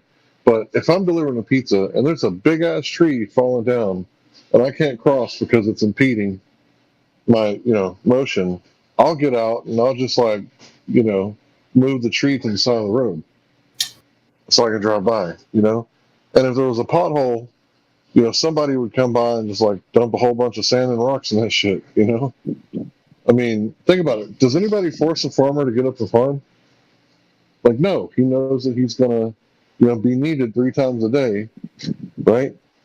So, I mean, all this thing that we're asking the government to do, it's only 19 things in the Constitution and preamble. Only 19 things we ask them to do. You know, the FBI doesn't have a charter. It was never approved. You ever think about stuff like that? Like, all these people who have all this perceived authority, do they really? I mean, is the Federal Reserve federal? Like, are they like the fourth party or the fourth branch of government? What are they? They're just a banking cartel. So what are they using? Like promissory notes. Like, I'll gladly pay you Tuesday for a burger today. It's like, okay, well, Sam gave me this promissory note. I want to cash it in with Frank, and Frank, you can go cash it in with Sam on Tuesday. How about that? It's like, hey Larry, why? I don't want to interrupt you. We got a new guest here. Say hello to Rob Parks. Robbie Parker, what's up, bro? Not much. Can you guys hear me? Yeah. How you doing? I'm doing all right. I'm on my phone, so I had no idea what my voice input was. Cool. I'm doing all right. How are you guys doing? Welcome to good. Welcome to the server. What brought you here? I've actually been a part of the server for a really long time. I think Sleeping Warrior was the one who brought me on. I'm an astronomy professor, and so I'm just kind of curious. Well, I'm curious where you all are coming from. What sort of? Oh, I'm curious too, bro. Your thoughts Astronomy professor. Oh, yes. Can I ask you some questions? Sure, go ahead. So it's okay if you don't know, right? But one question is, if you got like the Halley's Comet, and it comes around, and it dives around the sun, it doesn't actually dive into the sun, and it goes out, to the outer parts of the solar system, the Oort cloud. What's in the Oort cloud that would make it like boomerang back towards not where the sun is going, or not where it's at, but where it's going to be? What's in the Oort cloud that would have that much gravitation out there? Well, just to be clear, one, the Halley's Comet is what we call a short period comet, which means it's in the Kuiper Belt, which is actually interior to the Oort cloud. But to sort of get to the crux of your question, so essentially, since there is basically nothing in interstellar space, all of the Oort cloud, the Kuiper Belt, and all that travels with the sun as it moves through the galaxy. What causes comets to go in towards the inner solar system are random gravity perturbations between the various constituents. So maybe one of the comets came too close to Halley's Comet, knocked it into an orbit that we see today. Possibly even a star can do the same thing. So there's no star. There's no star over there. Accidental happenstance takes care of that situation. What? You lost me there. Yeah. So I guess you can call it accidental happenstance. It's really that you have a fairly dynamic situation where you have millions of comets all flying around in space. Granted, they are, on average, not very close to each other. But if they do get close to each other, again, by happenstance, then they can gravitationally interact with each other, and one of them can be sent into the inner part of the solar system. In terms of a star, even that's, say 4 light years or what have you, is massive enough that it might have an effect on Oort cloud objects. Okay, I got another question for you, and it's okay if you don't know the answer. Sure. So, I hate to say before the Big Bang. I know what you're going to say. There is no before, but you know what I mean. Before the Big Bang, yeah. Mm-hmm. all the dark matter, dark energy, antimatter, and the matter was all in this one spot. How could one single atom of helium or hydrogen escape that gravitational well? So that's a good question. So what I would say actually is not that there is nothing before the Big Bang. What I would say is that if a scientist is being honest, if an astronomer is being honest, we don't know what happened at time equals zero. We can only relativity and quantum mechanics can only get us back to a certain point, and then before then, our understanding of physics breaks down entirely, and we cannot, with any confidence, state what happened at the moment of creation, or even if there was anything prior to creation. Now, to sort of answer your question, this is going to be wonky, and it's really hard for me to even for me to conceptualize. But essentially, it doesn't really escape the gravity well. It is a space-time expands, and as space-time expands, the literal fabric of reality just gets larger, and as it does so, it cools off. And when it cools off, essentially the energy starts to condense down into matter and antimatter. For some reason which we don't well understand, there was a little bit more matter than antimatter. So we have a matter-dominated universe, and then larger elements form from that. Well, according to CERN, the antimatter dissipates more rapidly than the matter, and that's why there's matter still here, because the antimatter is so volatile that it just blew up faster, according to the people at CERN. So I don't know if that's true or not. It seems plausible, but yeah, it just seems like you would have to ignore like the laws of physics in order to believe in like a Big Bang cosmology. And also, one last question. So, if there is a Big Bang universe, right, is it competing theories to have black holes and dark matter in the same universe? Do both of those exist in the same universe? Or are these two completely separate conceptual models that can exist simultaneously? No, the current, if you go by the current Big Bang theory, which I really hate that TV show.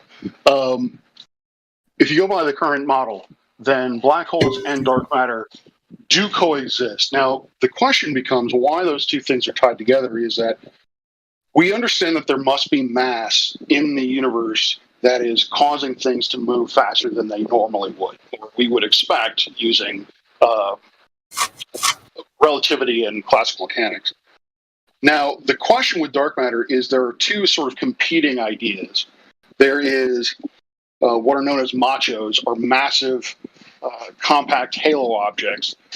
Essentially what that means is that the dark matter is normal, but it's just simply too dim to see. Like the dark matter is comprised of black holes, of white dwarfs, of planets, just a whole lot of really either very, very dim or very, very small mass objects. The other theory, or the other idea, which is actually the one that is more favored, is WIMPs, weakly interacting particles. These are particles like neutrinos that would just do not interact with anything except for gravitationally. They don't interact electromagnetically. They don't interact through the strong or weak force. But yeah, but definitely in general, black holes and dark matter do coexist within our current model. But again, if the question is, does one constitute the other? Okay, so my next question is, so you're telling me that the model that we have for gravitation, it sucks so bad that we need dark matter, black holes, just to fix the gravitation that doesn't work at the galaxy, at the galactic level? Interesting way of putting it. So I would exclude black holes from that, but simply put, yes, we have, with our current understanding of gravity, galaxies are spinning much faster than we would expect. Galaxies and clusters are moving much faster than we would expect, and so there must be some sort of gravitation. The idea is that there must be some mass that we are not accounting for. So yeah, I mean, we do not. I think any astronomer, any Bloby, as it were, if they claim to know how the universe works in its entirety, they're lying to you. So yeah, our cosmology has a lot of open questions, which we are currently trying to find the answers to.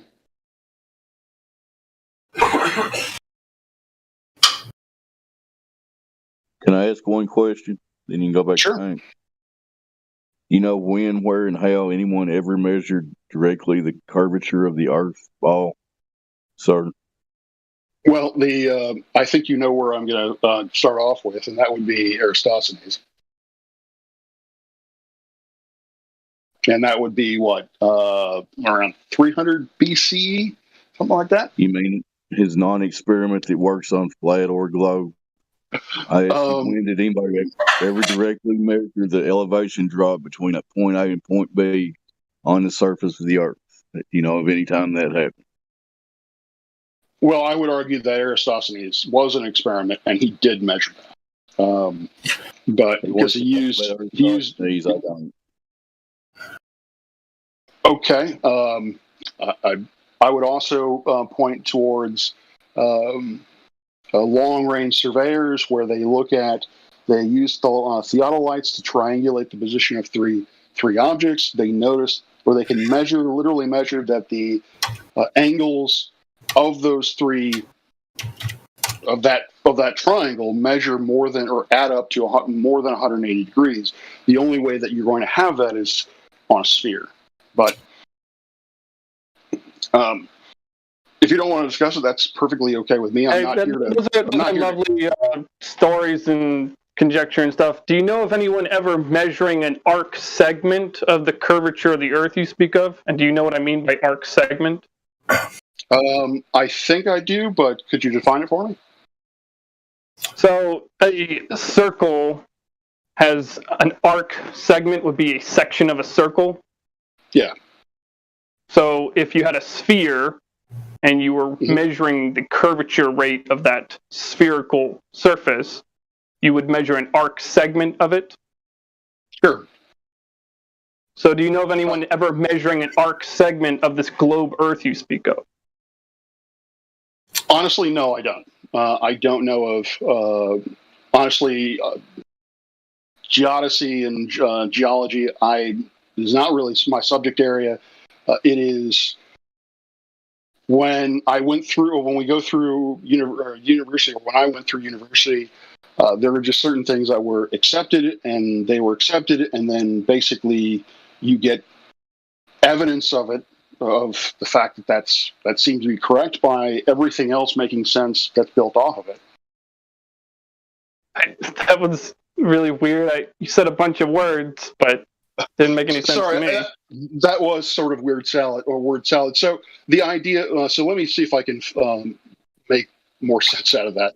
So all right. So when we study, say, astronomy, introductory to astronomy, we are told that the Earth is a sphere, and then we are told that we live in a heliocentric universe, and we are shown pieces of evidence which support the idea that we live in a heliocentric universe and that the Earth is, in fact, a sphere.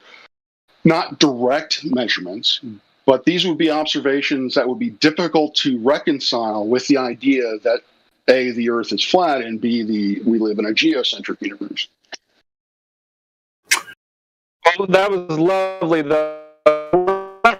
Maybe this or maybe that. We're about things that are definitive, definite. All right. So I would definitely know that the Earth is a spherical object with a radius of 3,959 miles if someone could present to me a arc segment measurement of the curvature of the Earth that they speak of, and they say that the Earth is a ball with that dimension.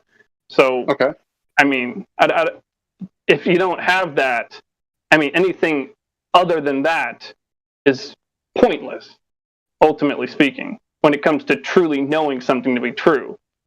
So, I mean, I don't know what to tell you, buddy. It's just, if you don't have an arc segment measurement and you don't have a sphere beneath your feet.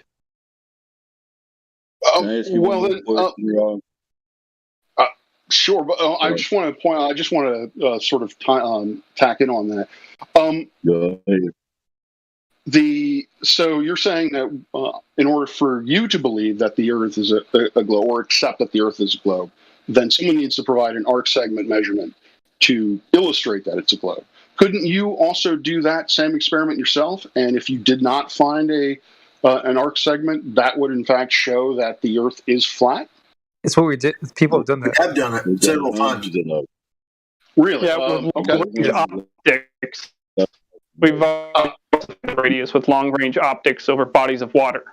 So there's no reason for me to even think that it's there since we've already falsified it. So when you say measurements or when you say an experiment, do you have quantifiable data? Yes, FE core. Someone can post FE it. core. Yeah. Okay. The FE core experiment. Let me get it. It's a grant-funded experiment. Measured zero curvature over 26 miles, and there's even longer ones.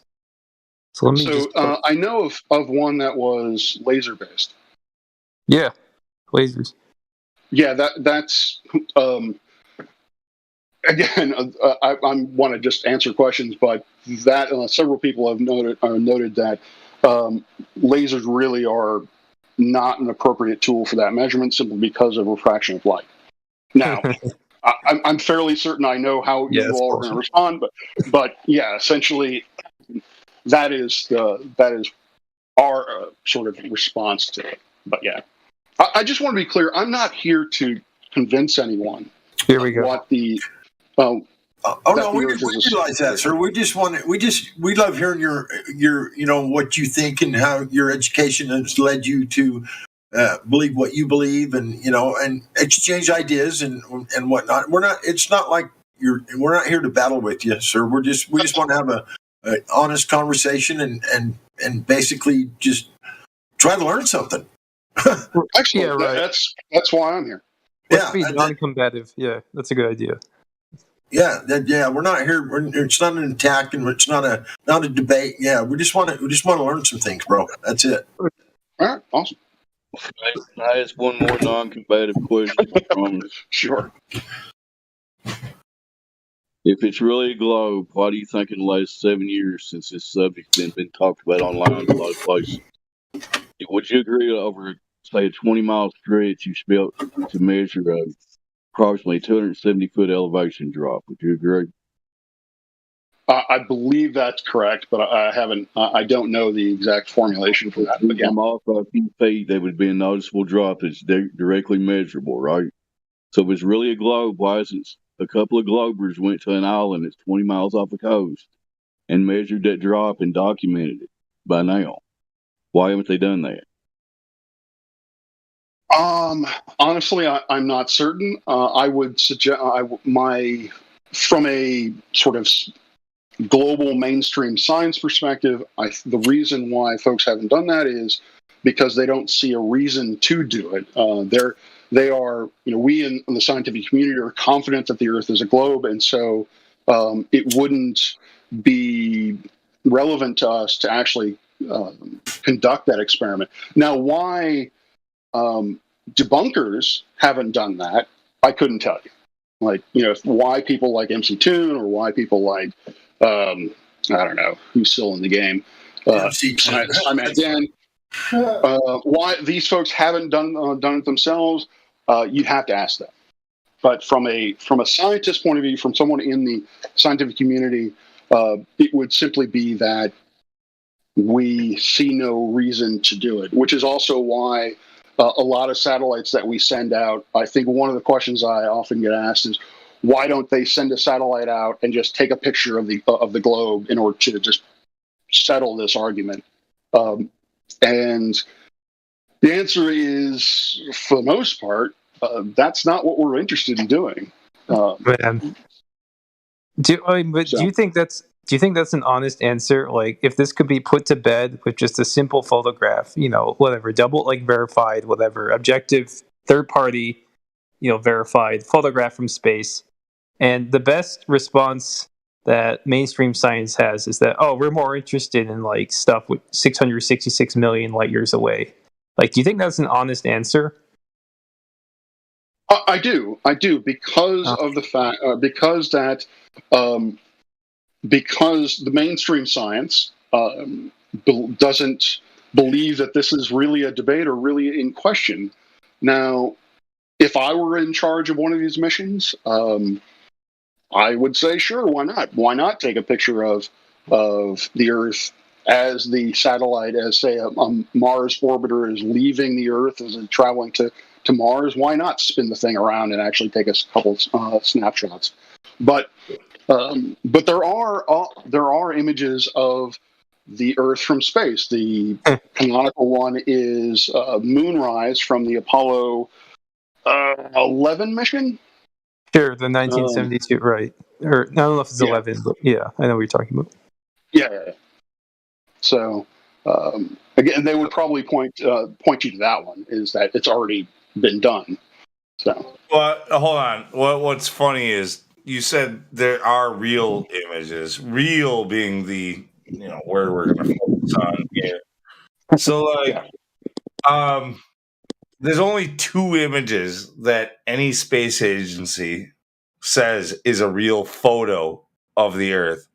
And this comes down to vocabulary like what's the difference between a photograph and an image and a composite? Sure. Right? So there's only 2 photographs that they say are real, and both are easily debunked. One comes from Apollo 11, and one is, I believe, Himawari 8. Yes. Well, Himawari 8, from my understanding, is a continuous stream of images. Is it not? Because it's an active weather satellite. And it's easily debunked. Dude, the relationship of the sizes of the moon to the Earth, because that's the same one where we saw the dark side of the moon in full light as it traversed the Earth. Remember that one? Come on, that's a big thing. Actually, I don't know, because one, there is no permanent dark side of the moon. And 2, no, it's not. No, you're being semantic. You knew what I meant by that. It's not really the dark side. It's the side we never see. Right. Yeah. I apologize. I did misinterpret what you're saying. I did not do that deliberately. So yeah, you're talking about the far side. It's so Lou, you're talking about Epic. Epic was the satellite that caught the moon and the Earth, right, 1 million miles away. Oh, you're talking about when the essentially the picture where you have the moon in front of the Earth. Okay, that image. I was going on I thought we were talking about the Apollo 11 image. Honestly, I haven't looked into that. No. The Apollo 11 one, where it's laughable. Dude, the fact that you mention it, I'm not even acknowledging it. It's so laughable. Oh, seriously. Yeah, the other one we can debunk even easier than laughing at it. Okay. And there's also this perspective. There's a perspective issue, in my opinion. If you're standing on the moon, say the moon landing actually happened, and they're standing on the face of the moon, okay? Mm-hmm. Now, they were basically, the location was somewhere pretty central to the face of the moon, is where they supposedly landed. Now, if you're in this central location, standing on the moon, mm-hmm. that means that the Earth, you would have to look straight up above you. You'd be standing on the side of the moon, sideways. I'm just saying, just perspective-wise, you'd be standing sideways, sticking out, and the Earth would be above your head. Yep. Yes, it would. All right. No, just keep in mind, when you entered this, your argument, when you said about pictures from space, you didn't expect us to say there's only 2 they claim are real photographs. You were talking about the other ones, the CGI ones, the composites. You were talking about all of that shit. I was talking about all of it, including the Apollo 11 image, which is not a composite. So yeah, it's fake. With that one, look, instead of just hand waving it, I'm gonna inform you. Okay. So, I mean, I don't know how much I trust this documentary, but a funny thing happened on the way to the moon. So, like, supposedly they have some footage that wasn't supposed to be released. And if it's true, then it shows, at the very least, it shows how it could have been faked. And that's through the porthole of, like, a balloon or an aircraft that's at high altitude. Basically, it would be the video was taken from 15, 20 feet away, looking through a darkened room through a round porthole at the Earth at altitudes of less than, balloon height, 120,000 feet, so on and so forth. And that was your original Blue Marble. Okay. All right. Well, that's the Blue Marble, or was that the Apollo 11? Those are two. Apollo 11 is the one. That's the first ever time that we got a view of the Earth from outside of the Earth's atmosphere, according to the mainstream narrative. Yeah, that's the one. I thought there was a satellite image in like 50s that was, it's black and white. It's really blurry, but it does definitely show curvature. But anyway, I'm not gonna. That might be semantic. Yeah. Okay. I haven't seen this documentary, so I don't know. I can't really comment on it. But what I'm saying, like I said, I wouldn't say it's definitive, but and whereas a lot of people in this community would, but it definitely shows how it could be tricked. Okay. My question, and you've probably been asked this a few times from my side, is why would they do this? Why would they fake the Apollo? The motive thing, man. It like everybody always. That's. I can't blame you. A lot of people will like to jump on you for that too. They'll say, like, why do you give it? Why are you asking that question? You're a troll, But no, like, why would they do it? Natural to ask it, but how could we ever answer it? You'd have to ask the guy who did it. A better question would be, when have they not lied about anything? Yeah. Yes, if we're talking about the government. I'm sorry, real quick. If we're talking about the government, well, how do they investigate us? Well, they follow the money. So what does NASA get, like $60 million a day? So maybe that could be a reason why they would lie. Maybe there's a bigger agenda, right? But we don't know. And even if they told us, they're liars. So you ever seen a FOIA request that's redacted out? I don't believe so. No. You never seen a FOIA request? A FOIA request. Oh, FOIA request. No, I don't even know what that is. Oh, the Freedom of Information Act. Yeah. Those. Okay. Right, I know what those are, but I've never seen one denied or redacted. You mean redacted? Yeah, they're redacted all the time. So if it's national security, right, we don't want anybody knowing where our troops are or something like that. But they often redact stuff that doesn't have anything to do with national security, and that's lie by omission. Right? So in court, there's 3 ways to lie, and I'll be short. You swear to tell the truth, the whole truth, and nothing but the truth, because there's 3 ways to lie, right? So the government are known liars, right? They hide everything behind national security, like the Pentagon, right? If a plane hit the Pentagon, then it must be on video, because the Pentagon was videotaped by I don't know how many different angles, right? Mm-hmm. So if a plane hit it, then we should be able to see it. Why can't we see it? Well, because of national security. Okay, so does the government, do they want conspiracy theorists? Because people like me are going to say, wait a minute, if you got footage of it and I can't see it, how do I know there's footage of it? Right? So well, I guess it boils... Yeah. Why would they leave it out? Well, that's where I was going with it, in that it's not just they lied about the lunar landing, but they're essentially continuing to lie, and the entire astronomical community is essentially in on it. Now, the question for me that's relevant to me is, because I'm part of the astronomical community, is why do you guys think that I'm lying to you? Government lies? Absolutely. I don't think that. Government definitely lies. Stop. I don't think you're lying. I believe you believed it just like I did when I was 5 years old. I believed everything I found on the bottom shelf of the library. I thought it was all like 100% scientific, right?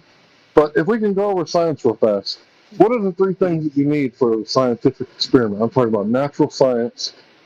You know, what are the 3 things that you absolutely have to have? And if you don't know, it's okay. See, I was. You have to have a phenomenon first. Well, you have to. All right. This is the scientific method as I teach it. You have to have a phenomenon.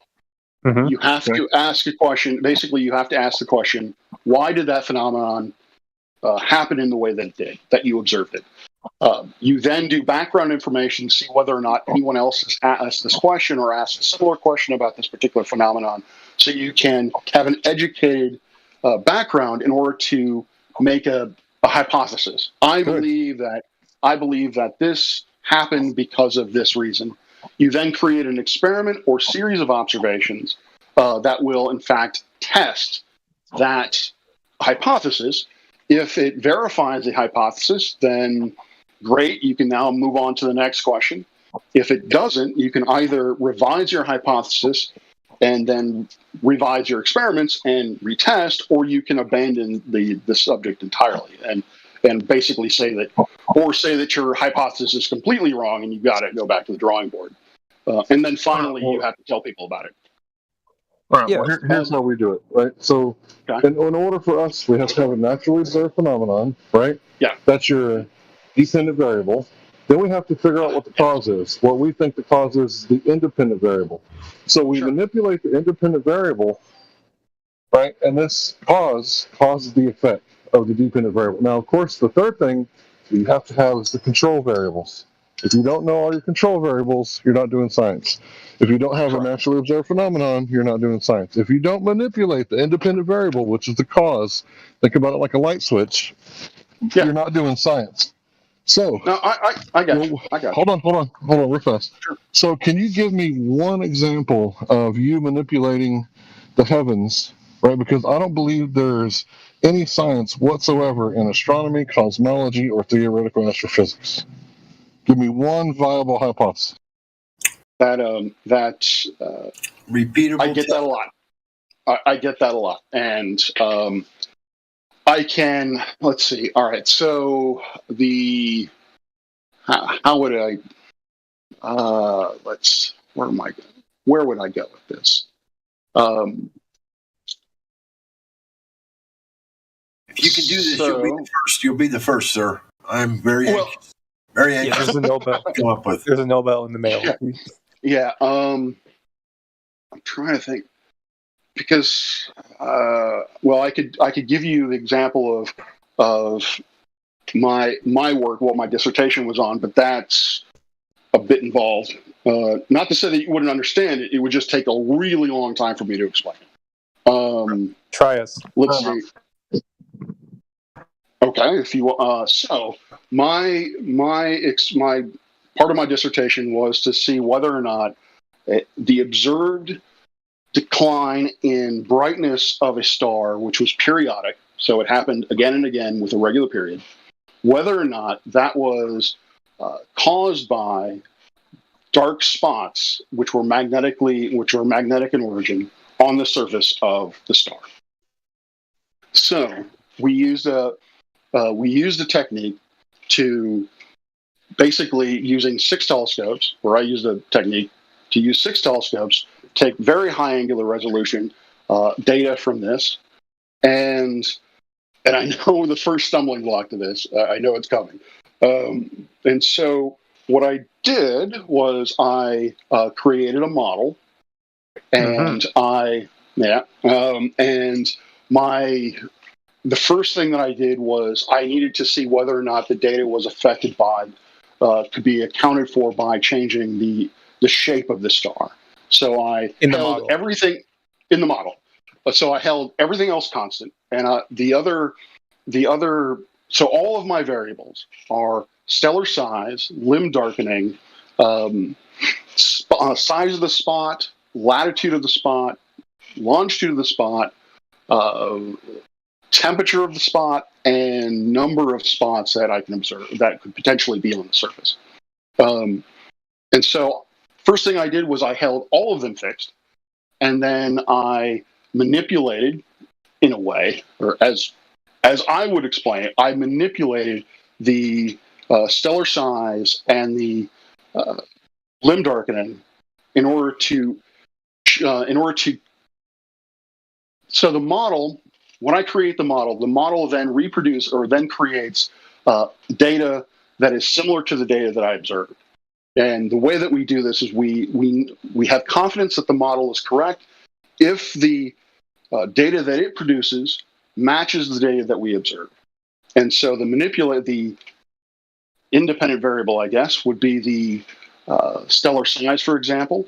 That would then change what we refer to as the visibilities and closure phases. That would change those. Those would be the dependent variable, and then we compare those to the observed visibilities and closure phases. So nothing in reality was manipulated then. That is true. Yes. It goes.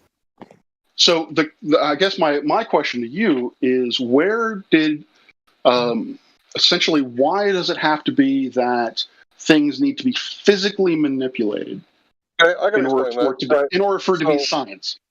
So let's say that me and you, right? What does science means knowledge, right? So let's say me and you're in a hotel room. We're going to share a hotel room for the night. Now we can set down our luggage, right, and have a seat on the bed, and we can start coming up with theories over which light switch is going to affect which bulb, right? And you might come up with some good theories. Well, this one's in the bathroom, so it would make sense that, the first one on the left here is the light, and the second one's the fan, right? But we're not actually going to have knowledge until we start manipulating the cause and flipping the switches. We have to be able to determine that this is not the cause. Actually, is kind of the way it is. Like, so you come up with an idea and you say, I think it works like this, and I say, well, I disagree, and we come up with a test where we can say, well, if we isolate this and we manipulate that, and we have a control variable here and there, like, can we determine whether or not you are correct or I am incorrect, or whatever, right? So, like, it's falsification. Falsification is a key word in the scientific method, like in science. I agree, completely agree. Yeah, so like, we're eliminating variables is what we're doing. Yes, and you also one of the things that needs to be taken into account is whether or not multiple variables are what we can call. I just lost the word. Essentially, if one variable actually affects the other one, they are not degenerate, is what we're calling. But to your point, I want to make one thing, my position, very clear. I do not want to claim that science proves anything. Science can only give the best evidence. You can disprove, but through disproof, disproving something is also proving the adjacent. You know what I mean? Like that. I don't know if I would agree that science disproves anything. It comes down to what is more likely, what has more evidence, and we can do that through. And with my example, or with my research, I used a chi-squared test, which is a statistical test, and I basically said this is the best model of the star with spots that I can generate, and this is the confidence in which I can tell you that my model is correct. That opens the door to someone else who can essentially try to reproduce those observations. And if they can come up with a model that is we can get better. Really simple with this. Like, okay, if I trip over my shoelaces, can I determine that it's for sure because they were untied? Sure. Okay. I don't know if that would be an experiment. I think that would just simply be an observation. Well, right. Well, I mean, it's similar. It's an analogy. It's an analogy. So, okay. I mean, it's the way that science works. We can prove, like, if your shoes were tied, you would have not tripped over them. Okay. Yeah, all right. I see where you're going with that. I don't know if that is a good analogy, because again, what is your independent and dependent variables? I guess your independent variable would be whether or not it's tied, and dependent would be whether or not you trip. You got to take in just it's just logic. Like you have to. Okay. It really. I mean, not all of it is necessarily empirically proven, but like logically, you could assume such a thing, right? Yeah, I can follow that, but but my question, I guess, for you all is, where did you like? Why is that the definition of science to you? Specifically, let me rephrase this. So, in modern science, we use models. Because we have experience. You have experience. You've tripped over your shoelaces before, and you've never done it when they were tied. I mean, unless you had really long shoelaces, I suppose. You know, you could come up with an exclusion. Like, I had huge loops, and I tripped over my loop. You know, like. I don't know if I have the right video that I just posted a Ballbusters video that talked about the scientific method. And in one of these videos that this gentleman makes, he posts several citations from many different universities, and they all explain very, very detailed versions of the scientific method. And they basically say that if you do not follow these, it is not real science. Period. End of all. You must follow these very specific criteria that must be met in this scientific method. Otherwise, it is pseudoscience. It is not real science. And this this comes from university PhDs. Okay, so all right, it's not us that are saying it, right? This is Karl Popper, right? So he's a famous guy, right? And he said, according to Karl Popper, he believed the criteria of the scientific status of a theory is its falsifiability, or refutability, or testability. So you're aware of this, okay? So how can I falsify dark matter? How do you falsify dark matter? If I wanted to prove you guys wrong and say that gravity does not work at the galactic level, dark matter doesn't work, and I wanted to falsify dark matter. See, at that point, and you see, let me just say one more thing, and I'm going to butt out. It's not our idea of science. This is the idea that we are told from the universities by real PhDs, and they are very adamant about what must be done for it to be real science. This is not our version of science. This is the academia that we find in university level education. I want him to answer Hank. Okay. Okay. But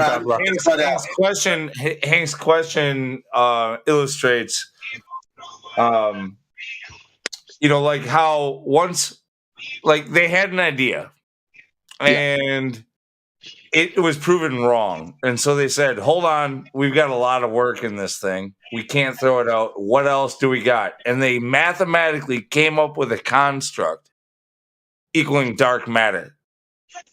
One that is unfalsifiable by humanity. We could never go and check it.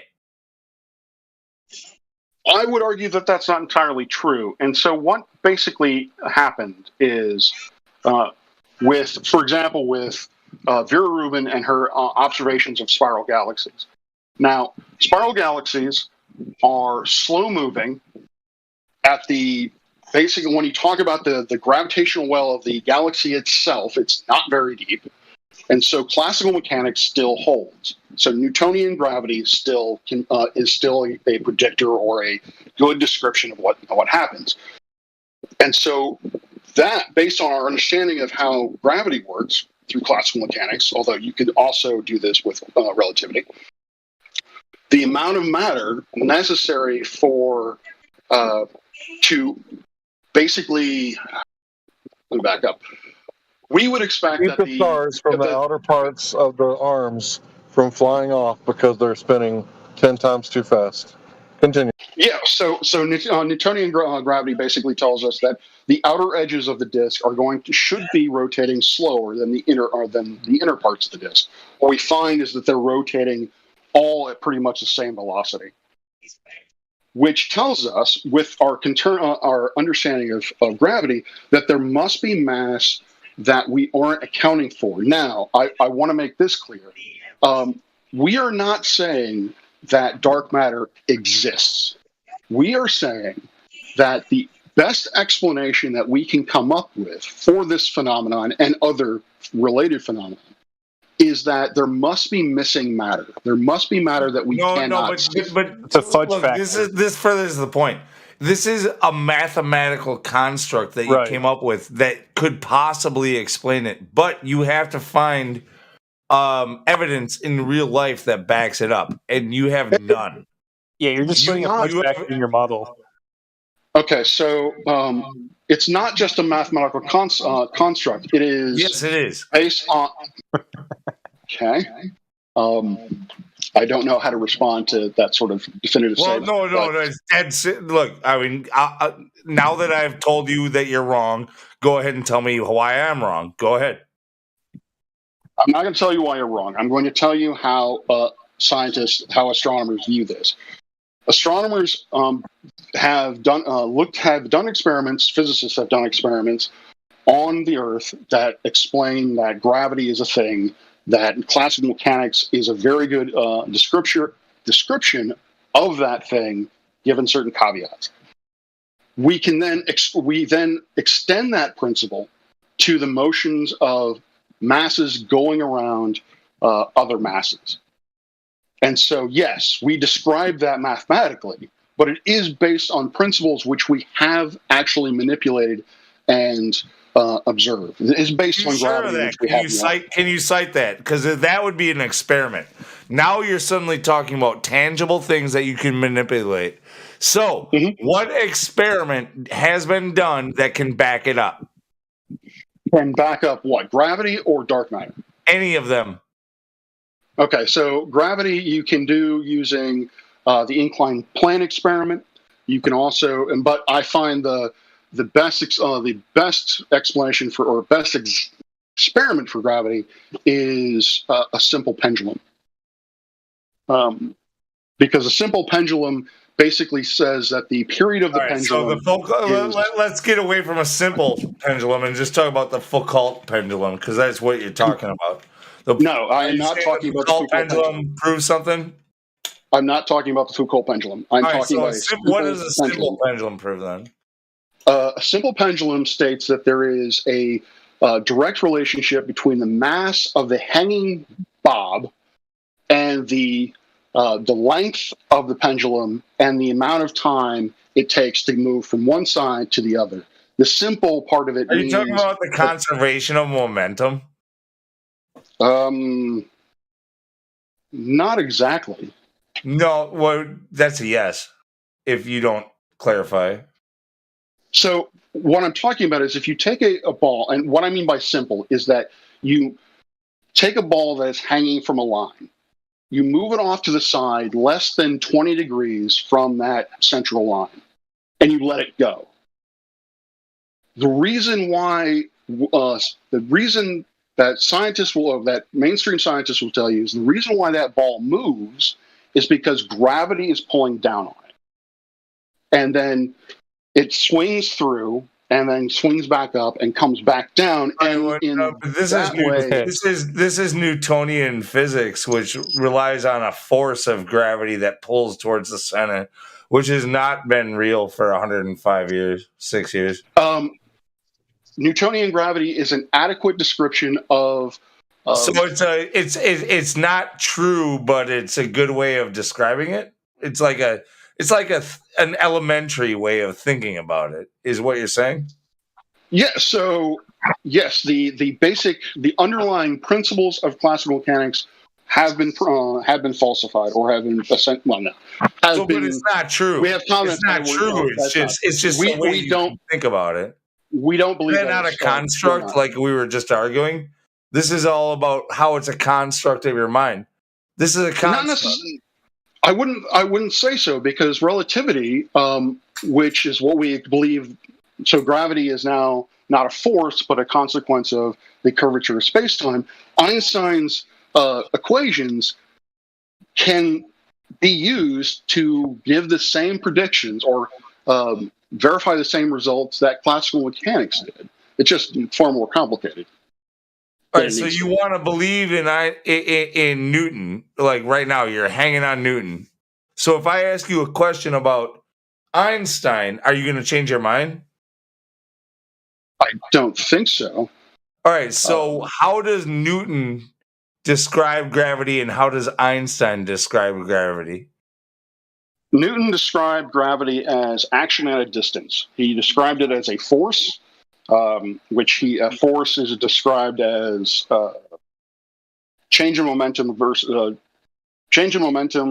as a function of time. Einstein believes that gravity is not a force, or postulates that gravity is not a force. The apparent acceleration of objects moving towards each other is a consequence of the warping of space-time. So immediately it goes from being a force that can act upon physical nature that is measurable. It goes from that with Newton to Einstein, where you have once again a construct, and not a force but a pseudo force that you have to imagine in your mind because it works out on a chalkboard mathematically. I wouldn't even go so far as to call it a pseudo force. I know others like what's his face, FTFE have called it an emergent force. I would argue that that's not actually the case. There is no force at all, but that gets into that gets kind of into the weeds of relativity. What the current rhetoric is Einstein, and yet he was just a mathematician. He never fucking went to space. He never freaking measured space. He never freaking did any of that. He came up with a construct, a mental construct that people now believe, and they're trying to bend reality into that construct and tell you what to think. So this kind of goes back to my my other point is, and I understand, and Sleeping Warrior also gave me examples of, well, if Ballbusters is the same as what Sleeping Warrior has given me, which is independent dependent variables, that's one thing. I can get into that, or I have a response to that, although I'm starting to lose my train of thought. My question is, it seems to always boil down to what you can physically manipulate. If you cannot physically manipulate something, that it isn't science. Yeah, I don't know. It's not natural science. It can't fit within the scientific method.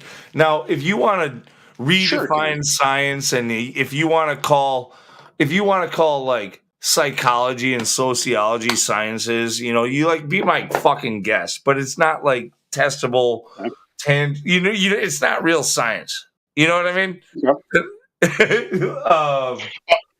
I mean, the difference between physical and social science. Yeah, go ahead. So what we're saying is that we went too far, into theoretical stuff, and we kind of lost the old school way of, the experiment, right? Being the arbiter of truth, right? Because we can all look at a theory, right, and kind of come up with our own understanding of the interpretation. We're all looking at the same data. We can come up with our own interpretation. But what you can't deny is the outcome of the experiment, right? So, for example, the double slit experiment. The knower of the width path information collapses the wave function. Do you disagree? I do not disagree. That is one description of it. No one possibly can disagree with that, because that's the outcome, right? So that's what we call objective facts. That's what we like around here. So as flat earthers, we can't afford, to just hand wave dismiss things. We can't afford to, just state it to be the truth because we said so, right? If we're talking to people and trying to show them our worldview, Right? You have to use nothing but absolute facts. Now, you, as a as an educated man with letters and numbers after your name and all that stuff, you can do that stuff, right? You can say whatever you want, and if you're a professor, your students are going to believe you because you got the letters after your name. We don't have that luxury. So we're going to be a little more strict when it comes to science, and we're going to try to stay away from pseudoscience as much as possible, because if this is a reformation of the scientific method, which I think is what's going on, we're right in the middle of reformation. We're making history right now. We can't afford to be lazy. We can't afford to be loose when it comes to the scientific method. So you think that the mainstream science has stretched the definition of the scientific method too far? Oh yeah, I mean, look at the ads from the 50s. Jesus, 9 out of 10 doctors. Even a question. Sorry. 9 out of 10 doctors. That requires a reply from the audience. Like, boo! All right, so 9 out of 10 doctors recommend camels. Right, 9 out of 10 doctors recommend camels. I mean, that's not science, right? But if they put science over it, people think that it means knowledge, right? Because if your foundation isn't a holy book, what is your foundation? Well, it would be science, right? All and right. that would be like Awesome. Your worldview, right? Go ahead, bro. Oh, I was gonna. I'm glad that you brought up the Holy Book.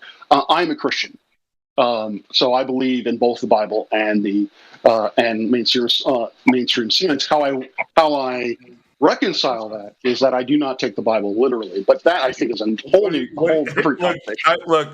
I don't consider myself to be like a Bible follower even, but I know that there is a creator. But how does it feel to be lukewarm? Because you just like admitted it. I don't know what you mean by lukewarm. It's in your Bible that you say you follow.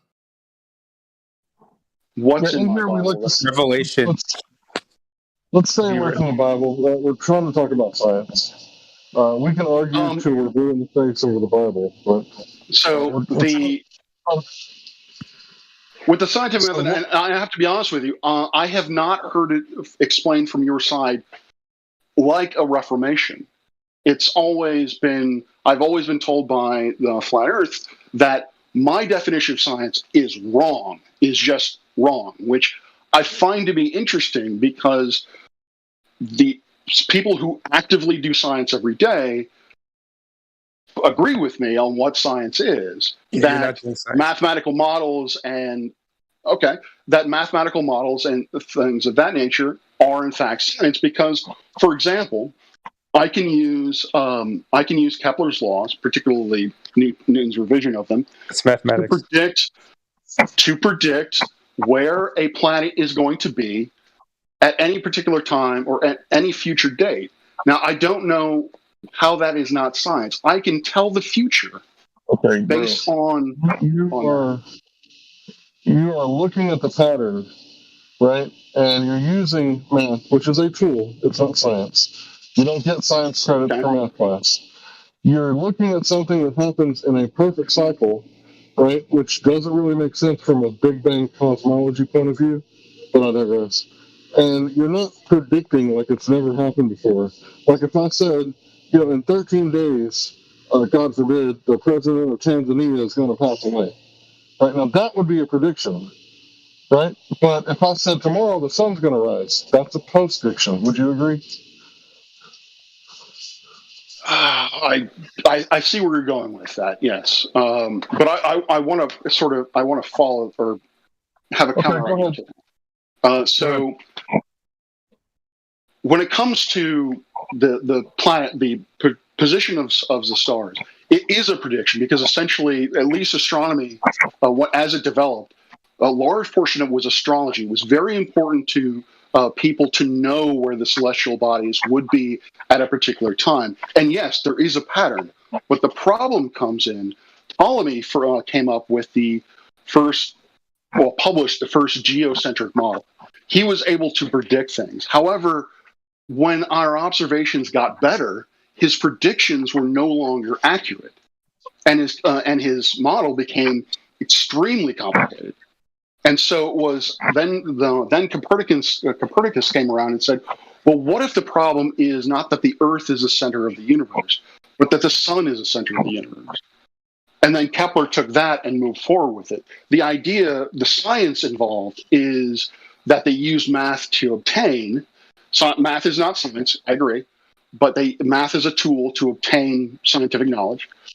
And they use this math in order to refine those patterns, to refine the basically not only just refine the predictive model, but also it changed the very face of what we believe to be accurate, that the sun is the center of the universe rather than the Earth. All right, so you know all motion is relative, right? All motion is relative, yes. Okay, that's classical mechanics, right? Actually, that is relativity. Okay, that's one of the. It's been around for a while. Before Einstein. Yes, yeah. Galileo was the one who first came up with relative motion. Right. Yeah. Right. So this is classical stuff, right? It's been around for a long time. So my point is that just because you have something called epicycles, who it looks kind of like what retrograde. That's what I meant to say. Just because it's retrograde doesn't really debunk the models, right? It just kind of makes it look like, okay, this isn't as as perfect as we thought. Life is a little more, and the universe is a little more complicated than that. But that doesn't mean that you get to just disregard one model because of that. Now, as time goes on, we're going to make better observations, right? Mm-hmm. And of course, we're going to have more models. I think there's been like 360 models, all of which we disagree with, you and I both, except for there's one more model that you're hanging on to. Right, that I've already let go of. And I'm not looking at this as it's a model, right? Because word association, real fast, close your eyes. When I say the word Earth, you picture the blue marble in space, right? Yeah. So Earth actually is what earthworms play in, right? The stuff that gets in between your toes. You're thinking of the model of Earth. But you've reified that model into reality in your brain where you can't really differentiate between the two unless I point it out, right? I would not agree with that. I have basically because the field of astronomy, it builds on the core concept that we live in a heliocentric universe where gravity is a thing. Everything else would fall apart. Our complete understanding of the universe, which seems to be consistent with each other for the most part. There are open questions, but for the most part, that is the case. All of that is consistent with the idea that the moon is, or the Earth is a sphere. But I wanted to point out something. The Ptolemaic model was not rejected because of retrograde motion. It was rejected because it failed to make accurate predictions of where Mars was going to be in future dates. It didn't work. It wasn't a good model. So do models make predictions or do people make predictions? I would, from a semantic point of view, I would say that people create models to make predictions. Okay, that's correct. Okay, so we can agree on that. But you keep bringing up gravity, and it's like you don't know about the cosmological constant crisis or the vacuum catastrophe. Hank, do you mind for a minute on the models thing? So once we come up with a model, is that model true, or is that just for trying to predict whether or not it will be true? If it can be tested and verified or not falsified, then yes, that is the best model that we have to explain that phenomenon. It's the best way. It's the best model you have. It's not the real thing, right? Well, it's the best explanation. Yes. Yeah. So let's say the model fails from time to time. Okay. Is it a good model? Probably not. But if it's the best that we have, then that's basically what we have to work with. Do we have until somebody can come? Do we have to go by a failed model? If you understand the limitations of the model, where it fails, but if it has multiple layers to it, if it predicts things that and it gets those things right, then that part of the model can be trusted. If it's predicting something else and it's getting those things wrong, then that part of the model shouldn't be trusted. What if, I mean, like Michio Kaku is actually a great representation of this exact point. Like, I would disagree. He's That talking guy about in is cosmology. Michio Kaku, he's a cosmologist. He says in cosmology, I don't know anybody who follows the scientific method. And then he goes on to say that when it compares to what we observe versus the model of cosmology, that they are not. He says that normally in science, you would be, if you're off by a factor of like 5 or a factor of 10, that this is horrible and that you have to throw away your model and start from scratch. But in cosmology, they're off by a factor of 10 to the 120th power. I don't know what what specifically you're talking about. I've never. No, I don't know that cosmology is specifically really what Michio is talking about either. But I'm just saying he claims that what we observe versus what we predict is off by 120 powers. Okay, so I don't know what he's talking about, but I can tell you from my understanding of cosmology, nothing in cosmology is off by that much. I will be very honest and say that a lot of cosmology has a lot of wiggle room. Like, we really don't know a lot about. This is a well-known thing. Many people have written many papers about it. I can give you a Harvard link that talks about it from like 1995. So the cosmological constant crisis is what I was talking about. Yeah, right? And this I'm fully aware of the cosmological constant. Yeah. Okay, this is where we get the discrepancy where they're off by a factor of 1 to the 120th power. So is that what he's talking about? Yeah. According to Michio Kaku, this is the largest mismatch between theory and observation in the history of science. And this is, cosmology, right? And specifically, we're talking about gravity not working at the galactic level. It's honestly best, instead of showing him the meme, it's honestly best to give him the audio quote, because he literally throws all of cosmology under the bus. Okay, well, first off, not observation, experiment. Theory and experiment. The biggest mismatch between theory and experiment. I'm pretty sure it's an observation. Allow me to put that in context. Go ahead. I'll put that in context. Kiku has said some really wild, messed up shit. He is one individual. I can tell you from my understanding of the field of cosmology and from cosmologists that I've talked to that that I don't know where he's going with that. What I can tell you is this. Yes, I think that the emergence of dark energy, whatever the hell it is going to be the next major scientific revolution. No, this is disingenuous what you're doing. Because cosmology is literally just an observation of what we can see. It's physical. Like, it has nothing to do with dark matter or nothing like that. So this is where the discrepancy might come from. But you have to invent something that you cannot test, you cannot see, you cannot smell it or taste it or feel it. Okay? We cannot disprove it, but because it works out mathematically, you have to believe it because it's your patch for your model. Okay, so what I will say is dark matter and dark energy are part of cosmology. I don't know what you mean by they're not part of the part of cosmology. But what I was going to say was that yes, our current understanding of relativity is our current understanding of gravity is relativity. My instinct tells me that is incomplete. That relativity is still not the correct answer because whatever dark energy actually is.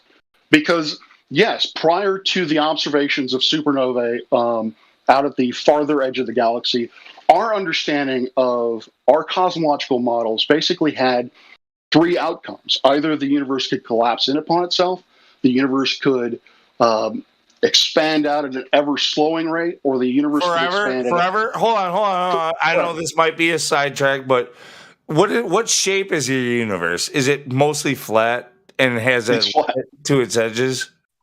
It's flat, yeah. Does it have a limit to its edges? If dark energy is a thing, then oh no! I'm not talking about future limits. I'm talking about the limit right now. Like if we were to measure it right now. That's an open question. I don't know. I don't think it has. I think the universe is finite, but finite and unbound. And what that means is that you can travel. You can keep going in the universe and never hit a wall. No, never hit look. The parallel is uncanny. Like we're talking about a flat Earth cosmology here, where it's literally flat and it literally has a limit. It's literally fucking bound by the second law of thermodynamics or the laws of thermodynamics. In order to have pressure, you must have a container, so on and so forth.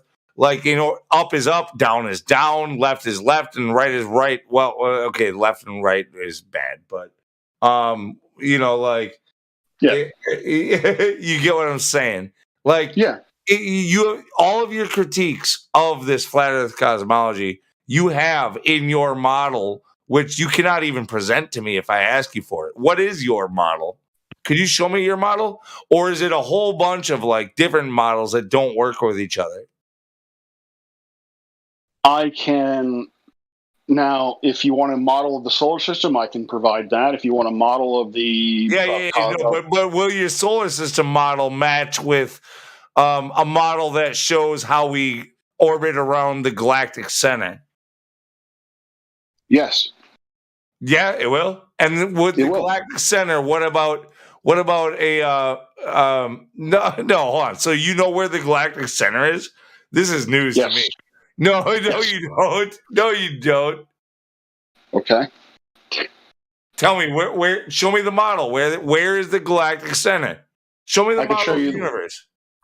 Point to the direction it's at right now. It's in the constellation of Sagittarius.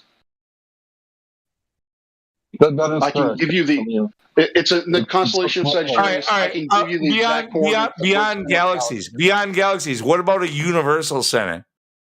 There is no universal center. Well, no. No. You might want to check on that. If any astronomer tells you that there is a center to the universe, well, what about your Big Bang? Where did it all start? Where did it all start in the Big Bang? So, this is difficult to conceptualize. It definitely is. All right. So, the best way that I can conceptualize this is imagine you are in a two-dimensional universe, or you're only in two dimensions. Basically, you are on the surface of a balloon. You inflate that balloon. That balloon, the surface of the balloon has no center. Again, in two dimensions, it has no center, or you could arbitrarily say that any point is the center. And then as you expand it, as you put air into the balloon, or something puts air into the balloon, that membrane gets larger, again, in two dimensions. There is no center. And so you would have, the way it's hard for me to wrap my head around is to try to get that into a three-dimensional, to visualize that three-dimensionally. All right, look. Instead, I'm going to save you a lot of pain. Instead of explaining to me how it might have happened, I want you to admit that you could never prove how it happened. I think I've already done that. Science proves nothing. Right. No, well, you could never. So it's just a guess. I just want you to admit that it's just a guess. Certain things are a very, very educated guess. There are, yes. If it's not an observed fact, if it is not measurable, directly measurable. So at best, all this stuff that you call theories, like the Big Bang, evolution, and so on, they are not theories. They are hypotheses, right? No, they are theories. No, they're hypotheses. They are not hypotheses. They are not questions. The theory of relativity states that basically describes how objects will move in certain conditions. A variety of different conditions. Have you ever been able to do an experimental test on either one, evolution or creation through the Big Bang? Have you ever been able to do a test on that? Have I been able to physically manipulate the universe in order to determine whether or not there is a Big Bang or a point of creation? No. You don't need to freaking restate my question. The answer is no. Go ahead and fucking answer for yourself. Okay. I would say yes, we can. We have evidence to support it. You have evidence. So what test have you done? Can I cut in? Name the test. Can I cut in, Lou? So, your evidence for the Big Bang, the cosmological background radiation, right? Is that what you're talking about? That's one of them, yeah. Right. Okay. So, a couple of guys were trying to get the static off of their satellite dish, and they couldn't remove all the static. How do we know that comes from the Big Bang? How did we pin that down? Like, how did we pin the tail on the donkey on that one? That's an excellent question. So essentially, there was a guy there were a few guys, but there was one particular astronomer at Princeton by the name of, ironically enough, Dickey. He was looking at the Big Bang Theory, and he was looking at the consequences. What would actually be observable if this theory were to become, or at that point, hypothesis were to be correct? And one of the outcomes would be a background radiation, field of radiation, which would be essentially the redshifted remnant of what the energy field looked like 380,000 years after the point of creation, or the time of creation. And he saw, and that's what he predicted. And he predicted it to be around 2.7 Kelvin. And then he found out later, I can't remember exactly when he found out, but he essentially was phoned in and was like, hey, these guys from Bell, they found a fuzz or an echo, or a basically background noise, a static, that fits that description. So there was a theory, there was essentially, or there was a hypothesis. In this case, there was a hypothesis. And then the Bell Labs was, I guess you could call it an experiment. More of an observation, but yeah. I mean, okay. So, how much of this is confirmation bias, dude? Like, I see this in reality. I see a trend. I think I can predict an outcome because I have experience. What? It's all just.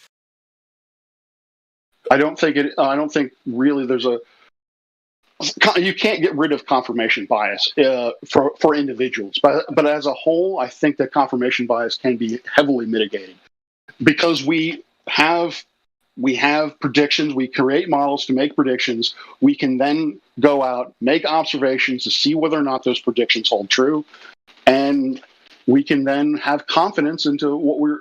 You can't look until you can manipulate something physically.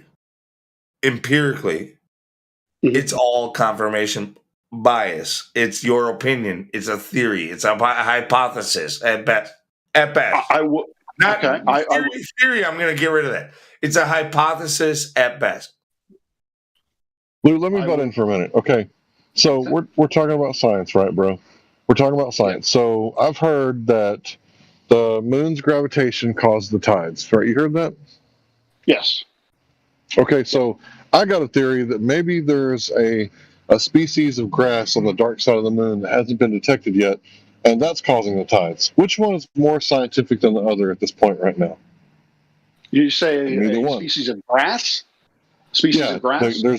There's dark grass on the dark side of the moon that we haven't detected yet, and I think that's what's causing the tides. Is your theory of gravity, is it more scientific than mine?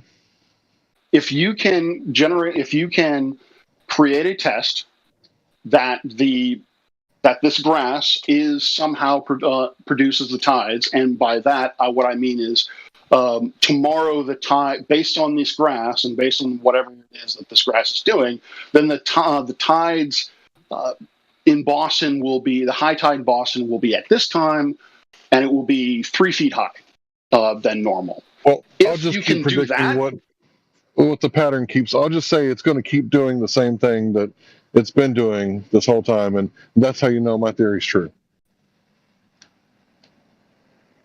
Like, do you see what I'm doing there? I do see what you're doing, but the issue is that with gravity perfectly well explained. Well, for the most part, there are obvious caveats like dark energy and all that. But terrestrially speaking, gravity very well explains everything that we experience. So the question then becomes, why do you need a separate why do you need a separate idea? And with the grass thing, yes, you have to use mathematics. With the grass idea, you have to come up with a physical reason for why it does that. And then you have to be able to express that mathematically to be able to create predictions. Right. So mathematics is a language, right? It describes things. I would say yes. Yes. Okay, so it can describe things that are true, like if I'm driving to Dallas at 80 miles an hour, right? It's stuff like that, right? But it can also describe abstract things, like I have 10 apples, but I owe you 20. How many apples do I have? Right, that's abstract. There's no such thing as negative apples, right? Okay, so a lot of times mathematics can just go all the way off in left field, and you've wandered off from equation after equation, and you've lost touch with experimentation, right? Yes, I will agree with that. Okay, so theoretical mathematics is not applied mathematics. Well, what about theoretical physics or theoretical theoretical what do they call it? Astrophysics even. What the fuck is that? Is that science? I would say yes. Theoretical astrophysics makes predictions, which then observational astrophysicists actually test through observation. Right. So let's say that I wanted to find out if mine was true or if yours was true. Right? Is it the moon's gravity? So what we would do, right, if we could do this in a lab, we would turn off moon's gravity and see if the tides stop, and then turn it back on and see if they start again, and then turn it back off, et cetera, right? Or we would get rid of all the dark grass and see if that caused anything over and over again, right, to see if that was the cause. The reason why we believe that gravity is the reason for the tides is because we see that gravity attracts mass on the Earth. And then we extrapolate our understanding of gravity based on tangible experimentation. And we extrapolate that to what the moon is doing on us. If you can take grass samples from the moon and do experiments on the Earth and manipulate them and reproduce the effects that we see that can be explained through gravity, which is the reason why we believe the moon is causing tides. If you can do that, then yes, then you will have people paying attention. See, there's the thing. It's a double standard because I can't turn off the gravity from the moon, but everybody buys it. So all I'm pointing out is that I can come up with a story too, right? And I can affirm the consequent all day long, just like you guys are doing, for what you guys are doing, except for you guys have lobbyists and funding and grants, and I don't. Right? Do you understand what I'm saying? And a better story. However, what I was just talking about is there is an underlying principle of gravity which we can tangibly measure and manipulate on the Earth. You can't. No, you can't. Okay. Tell me, how is gravity measured? Gravity is measured through, like I said, inclined plane, through a simple pendulum. You can use a balance to do it. No, wrong. What metric scale does it use? What do you mean, what metric scale? Like what scale of measurement does it use? Sleepy Joe, I'm going to ask you to set this one out, bro. Okay, so here's the deal about gravity. I can explain things falling down a lot better than you can with an actual scientific experiment. Right? You're claiming that heavenly bodies circle each other, and that's what gravity is to you. Now, things fall down, right? Well, it's really easy to explain when you're talking about relative density, or specific gravity, right? If the apple hit Newton in the head and landed in a pail of water, it would have floated in the pail, right, bro? Yeah. Rob? Okay, so let's say somebody came along and shot a crossbow bolt through the pail and the water drained out. What happens next? Shoots a crossbow bolt, hits the pail, water drains out. The apple's still in it. Yeah. So the water would drain out. The apple would fall with the surface of the water, and then eventually it will hit the bottom of the pail, depending on where the hole is. Right. So what caused the apple to go down? Gravity. No. The thing that was manipulated was the relative density between the medium that the apple was in and the apple itself. That was the only thing that was manipulated. Gravity was never turned off or on. What I would love to see is a quantitative experiment of relative density. I'm not talking about an egg experiment. I'm talking about you basically you take an egg or whatever, and you can predict this. If I put this object in, or let's take a helium balloon, for example. A helium balloon, according to relative density, as far as I'm aware, the reason why a helium balloon goes up is because it is less dense than air. That differential in density is what causes that differential in density is what causes the buoyant force to go up. Can you, based on your idea of relative density and not gravity, can you predict how fast that balloon would travel? Give me a number. Well, all we have not to do qualitatively.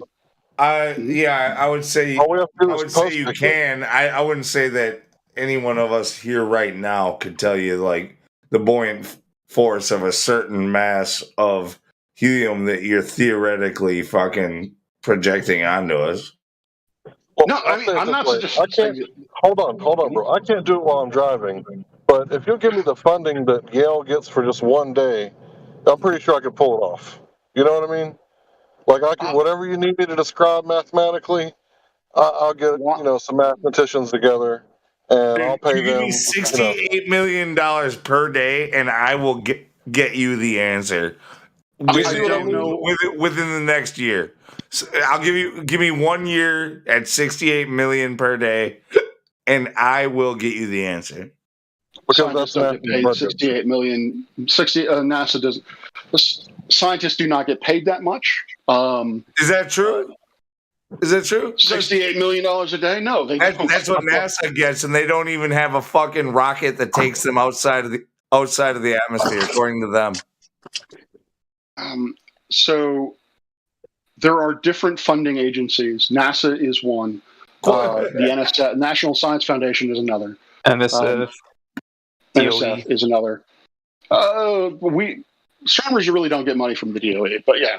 But yes, there are different. There is a lot of scientific funding from various government agencies. You get my point, though, right? If I had that kind of funding, sure, I could get you whatever you need.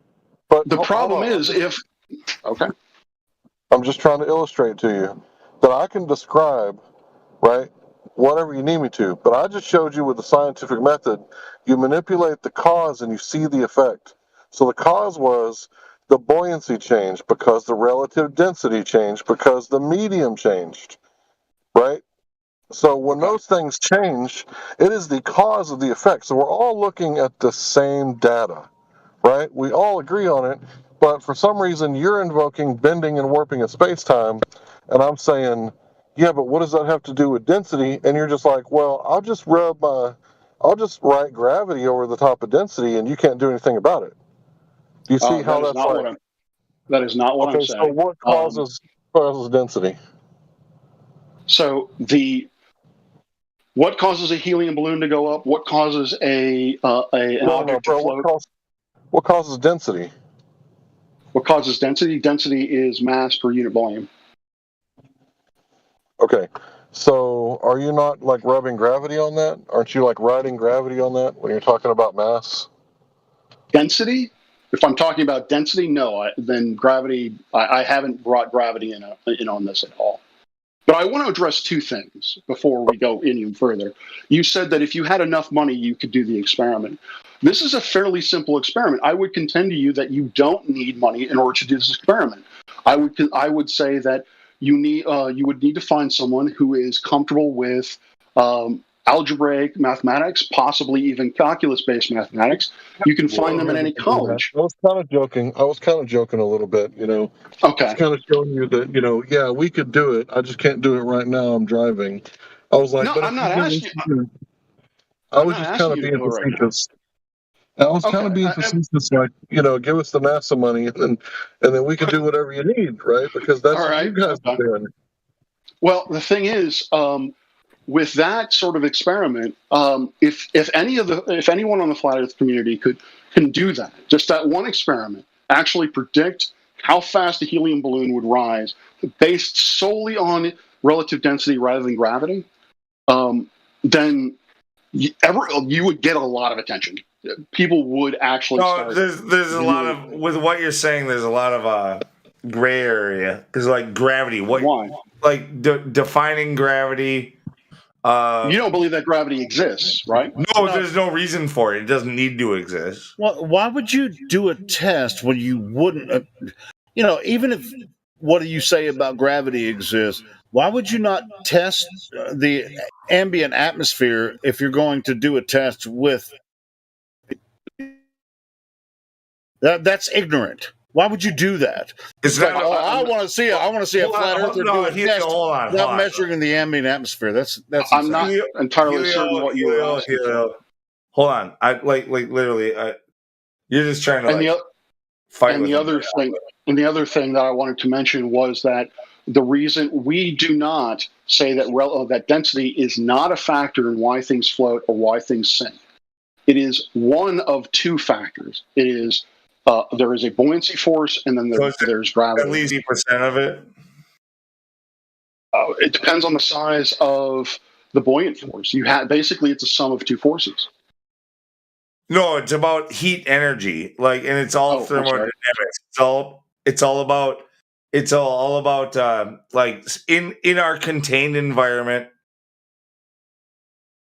You have water in three different states. You got it in frozen, liquid form, and in or whatever it's solids, liquids, and gas. Yeah, and they all behave differently. But they all go up or down no matter what it's comprised of. Iron goes up or down dependent on its medium. So does you and I in water, or a balloon in the air, correct? So it's all about the medium. It's all about the relationship to what it's in. And if you just have a universal up and down, then it's very easily explainable. This is what I'm saying is that we can predict if you give me a helium balloon, and I'm obviously not saying right now. But if you give me enough time, I can tell you a helium balloon of given density in a medium of some density is going to accelerate once released by this measurable. No, hold on. This is a problem. See, you think that things accelerate at downward at 9.2. If I might be allowed per second squared, right? You think if it's per second squared, that means that you think it constantly accelerates and never plateaus.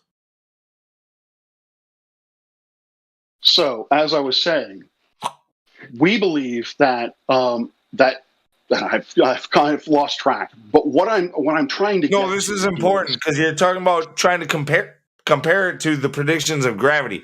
You're saying that honestly, folks, can I actually get to where I want to go? Yeah, go ahead. Sorry, I'll shut up. Go. So what I am asking with this with the whole relative density test, and hold on, I might take a moment.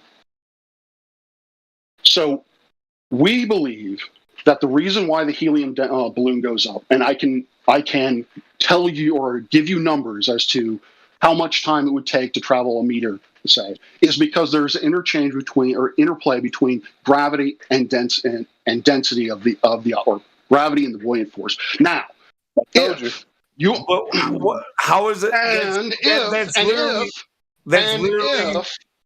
Fuck me, dude. And dude, if no, hold on. I'll make it quick. That's literally just solids in the medium of air. Can I? In fact, when they test that, it's in the medium of no air. They do it in a vacuum. So once again, they're manipulating. They're manipulating the medium. I'd be interested in hearing a whole complete sentence from Rob sometime. Yeah, Matthew, fuck you. Nobody gives a fuck about what your opinion, dude. We know you back him and his globe. Okay. Tell me how fast the balloon is going to go over a meter, only using density without gravity. All right, now I'm done. Okay, so you're talking about predictions, right? So Yes. in cosmology, I understand why predictions are really important because you can't manipulate things, right? But in hard-nosed natural science, it's all about cause and effect, right? So I've demonstrated that if you manipulate the medium, you can cause an iron anvil to float in mercury, right? Iron float, right? Okay, sorry. So you can predict at what rate it floats, all that stuff, all you want to, but I've manipulated cause and effect and shown that there's a cause and effect relationship, which is what the scientific method is all about. You manipulate the independent variable, which is the cause, and then you see the effect. Now, you can theorize after that all day long as to why it happens, right? But there's no questioning that it happens, right? So that's why science, I think that's why we use the word science, because it comes from the word knowledge, right? Would you agree to that? It does, and I would actually say that definition is woefully inaccurate, or woefully it is inadequate. Inadequate is the word I want to use. Does gravitas have anything to do with weight? Does gravitas have anything to do with the word weight? I have no idea. Okay. Yes, I would imagine. Yes. I'm under the impression that etymology, means things. The thing is knowledge, is all knowledge scientific? Like history knowledge, is that scientific? No, that's not. No, that's called scientism. You're not going to catch me on that. No, absolutely. No. History is like the antithesis of science. It's like it's literally just like he said, she said. Like that's all history is. I want to address the point of your manipulation example. As I've stated, the reason why things float, sink, what have you, is because there is a buoyant force which depends on the density of the material and the medium and gravity. So yes, if you manipulate involved. Like manipulate gravity, because I can manipulate the medium. You manipulate gravity and make something go up and down. Gravity is always present, and it basically just points towards the center of the Earth. So are unicorn farts. I can't manipulate those, but if I say that's the cause, and that is the crux of what I'm getting to with this experiment. If you can show me, if you can make a quantitative prediction that does not involve gravity about how something is going to move measurably, not by eye or what have you, measurably, that doesn't include gravity, then that would be huge.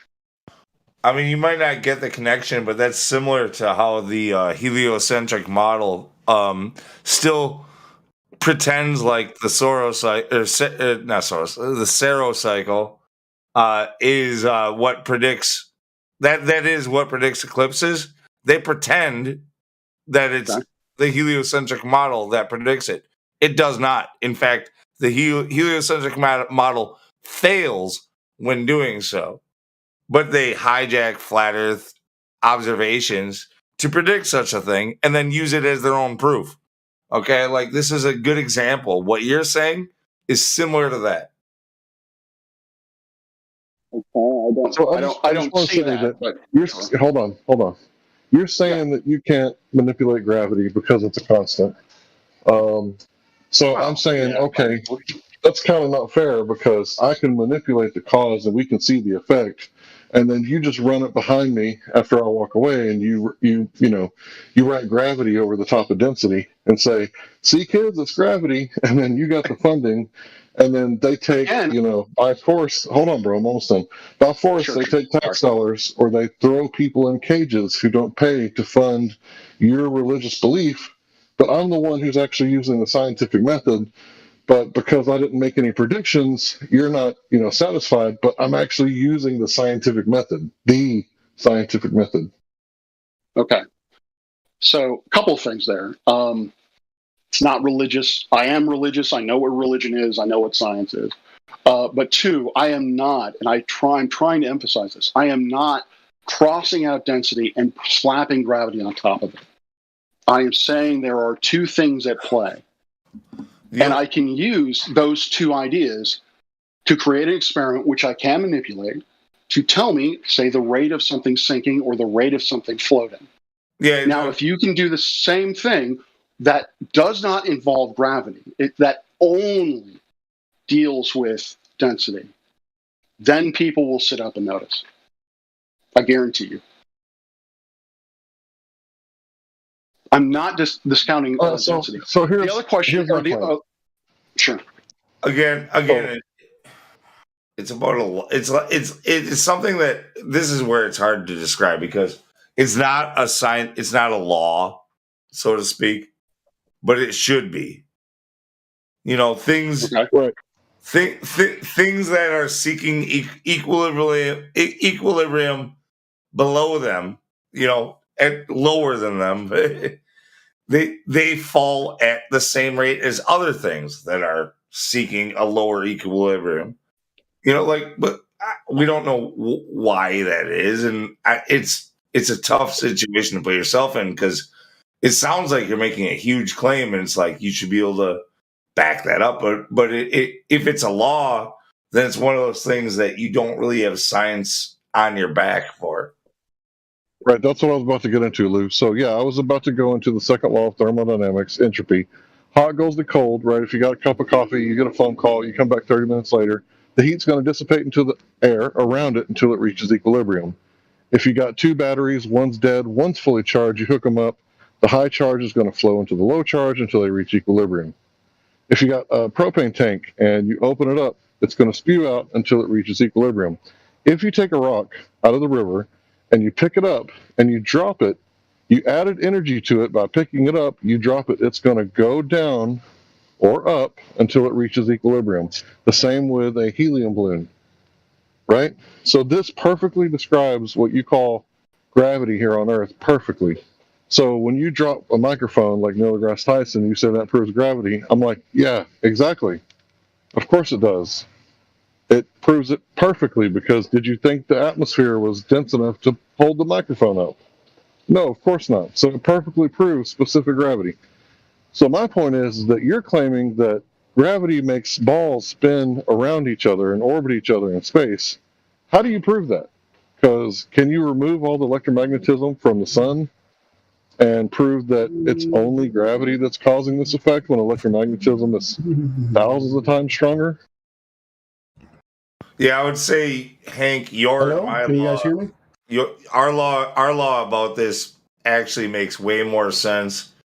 It fits Occam's razor, and the fact that your layman can understand it, it definitely fits law status much more than the law. Can you guys hear me?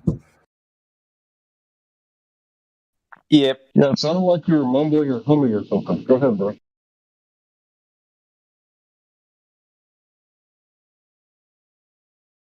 I'm not joking. It sounded like you were mumbling. You were doing some weird thing, like humming or something.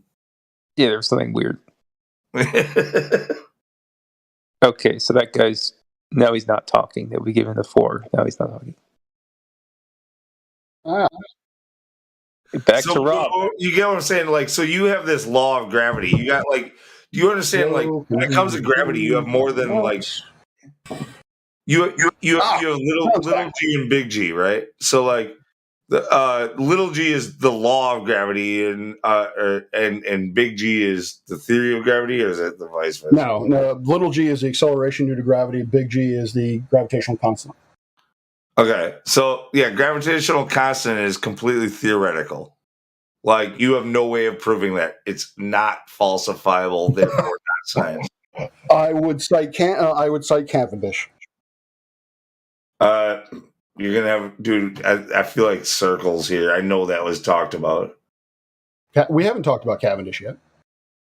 Dude, like an hour ago, somebody talked about it. I don't believe so. I could be wrong. My dementia could be setting in, but I don't think we've talked about Cavendish. But No, we haven't talked about Cavendish. So what's the naturally observed phenomenon with Cavendish? So hold on a second, like I said. So what is the natural phenomenon? Yeah, the naturally observed phenomenon. Okay, so the Cavendish experiment, although it was not designed to do this, hold on a second. Right, they were trying to get the mass of what was the density of the Earth? That's correct. Yeah, that's correct. And the idea was that mass attracts mass, and through that process, you can also calculate what the gravitational constant is, and that has been done a number of different times. Okay, so what's the naturally observed phenomenon? That the masses will oscillate based on the tension produced in. So masses will attract each other. That will create tension in a string or tension in a cable, and then that will cause the masses to oscillate. Okay. So that's the effect. What's the cause?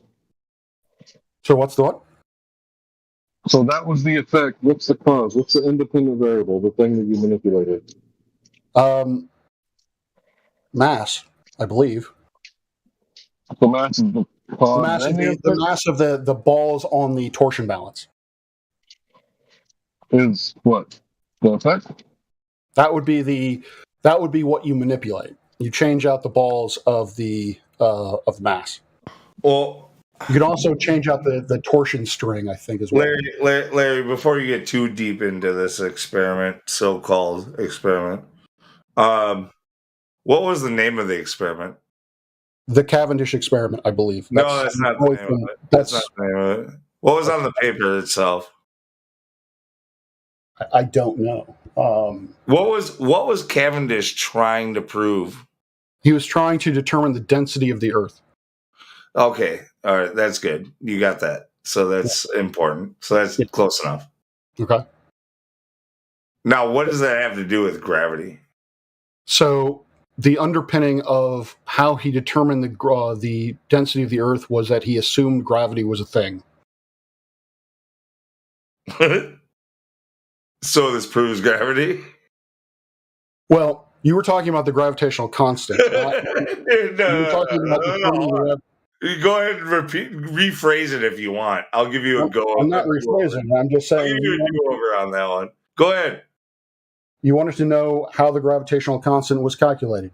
No. I want to know how an experiment that was supposedly a supposed experiment that was supposed to determine the density of the Earth. How did it prove that mass attracts mass and gravity on the Newtonian level? I didn't say that it did. I said that the Cavendish experiment. I didn't say that the Cavendish experiment can be used to determine the gravitational constant. The way that he was able to determine the density of the Earth was that he assumed a spherical Earth, and he assumed that gravity was a thing. And so based on the volume of the Earth... What was the goal of the experiment, and what was the results, and where's the data? How did it prove it? Show it. Show how it proved that gravity exists. If that's your claim. The paper's out there. No. You explain that. It's your claim. Like, even though somebody else, you think they proved it, and you're just repeating what they told you. Like, if this is your claim, you need to prove that you understand it. It wasn't a proof of gravity. It was a measurement of the constant.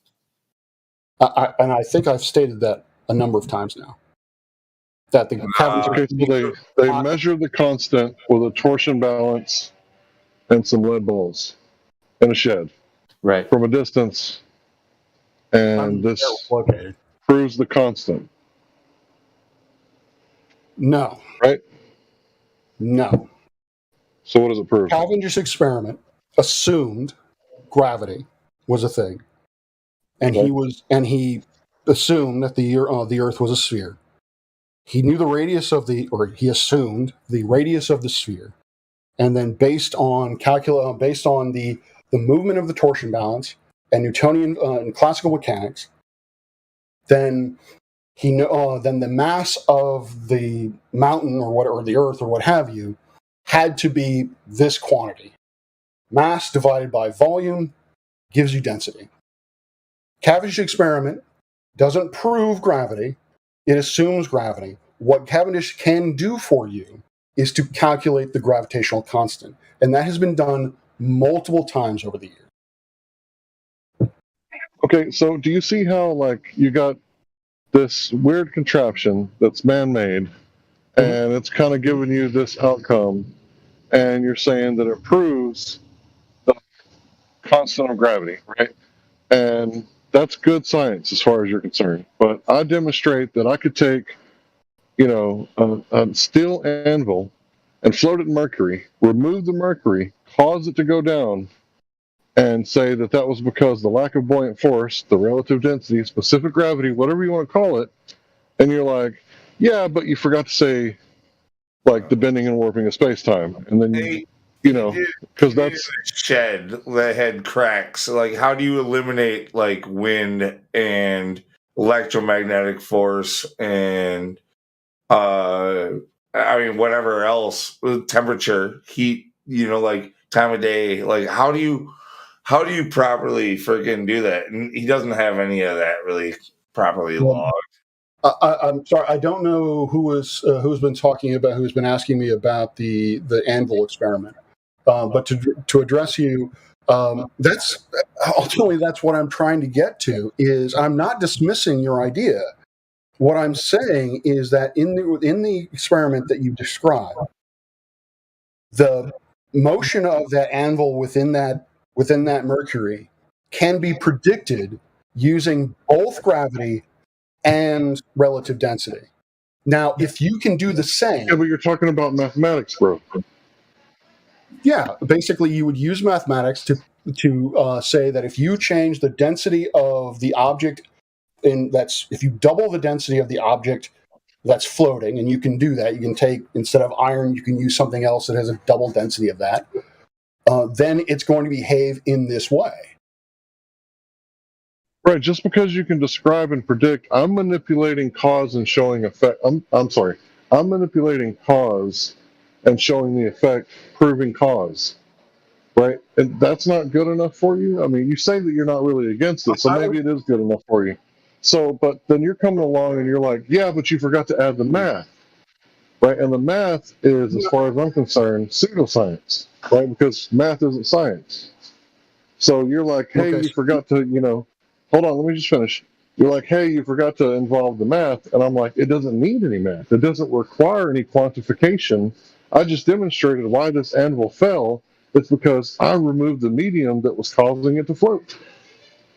Like, that's like hard nose. You can't disagree with that, right? But I can disagree with your mathematical explanations and your rate of ascension or descension, because that doesn't really prove any cause. You're just calculating, okay, well, things appear to fall at 9.8 meters per second squared in a vacuum. Well, that's because you removed the medium. Of course they're going to fall at a rate.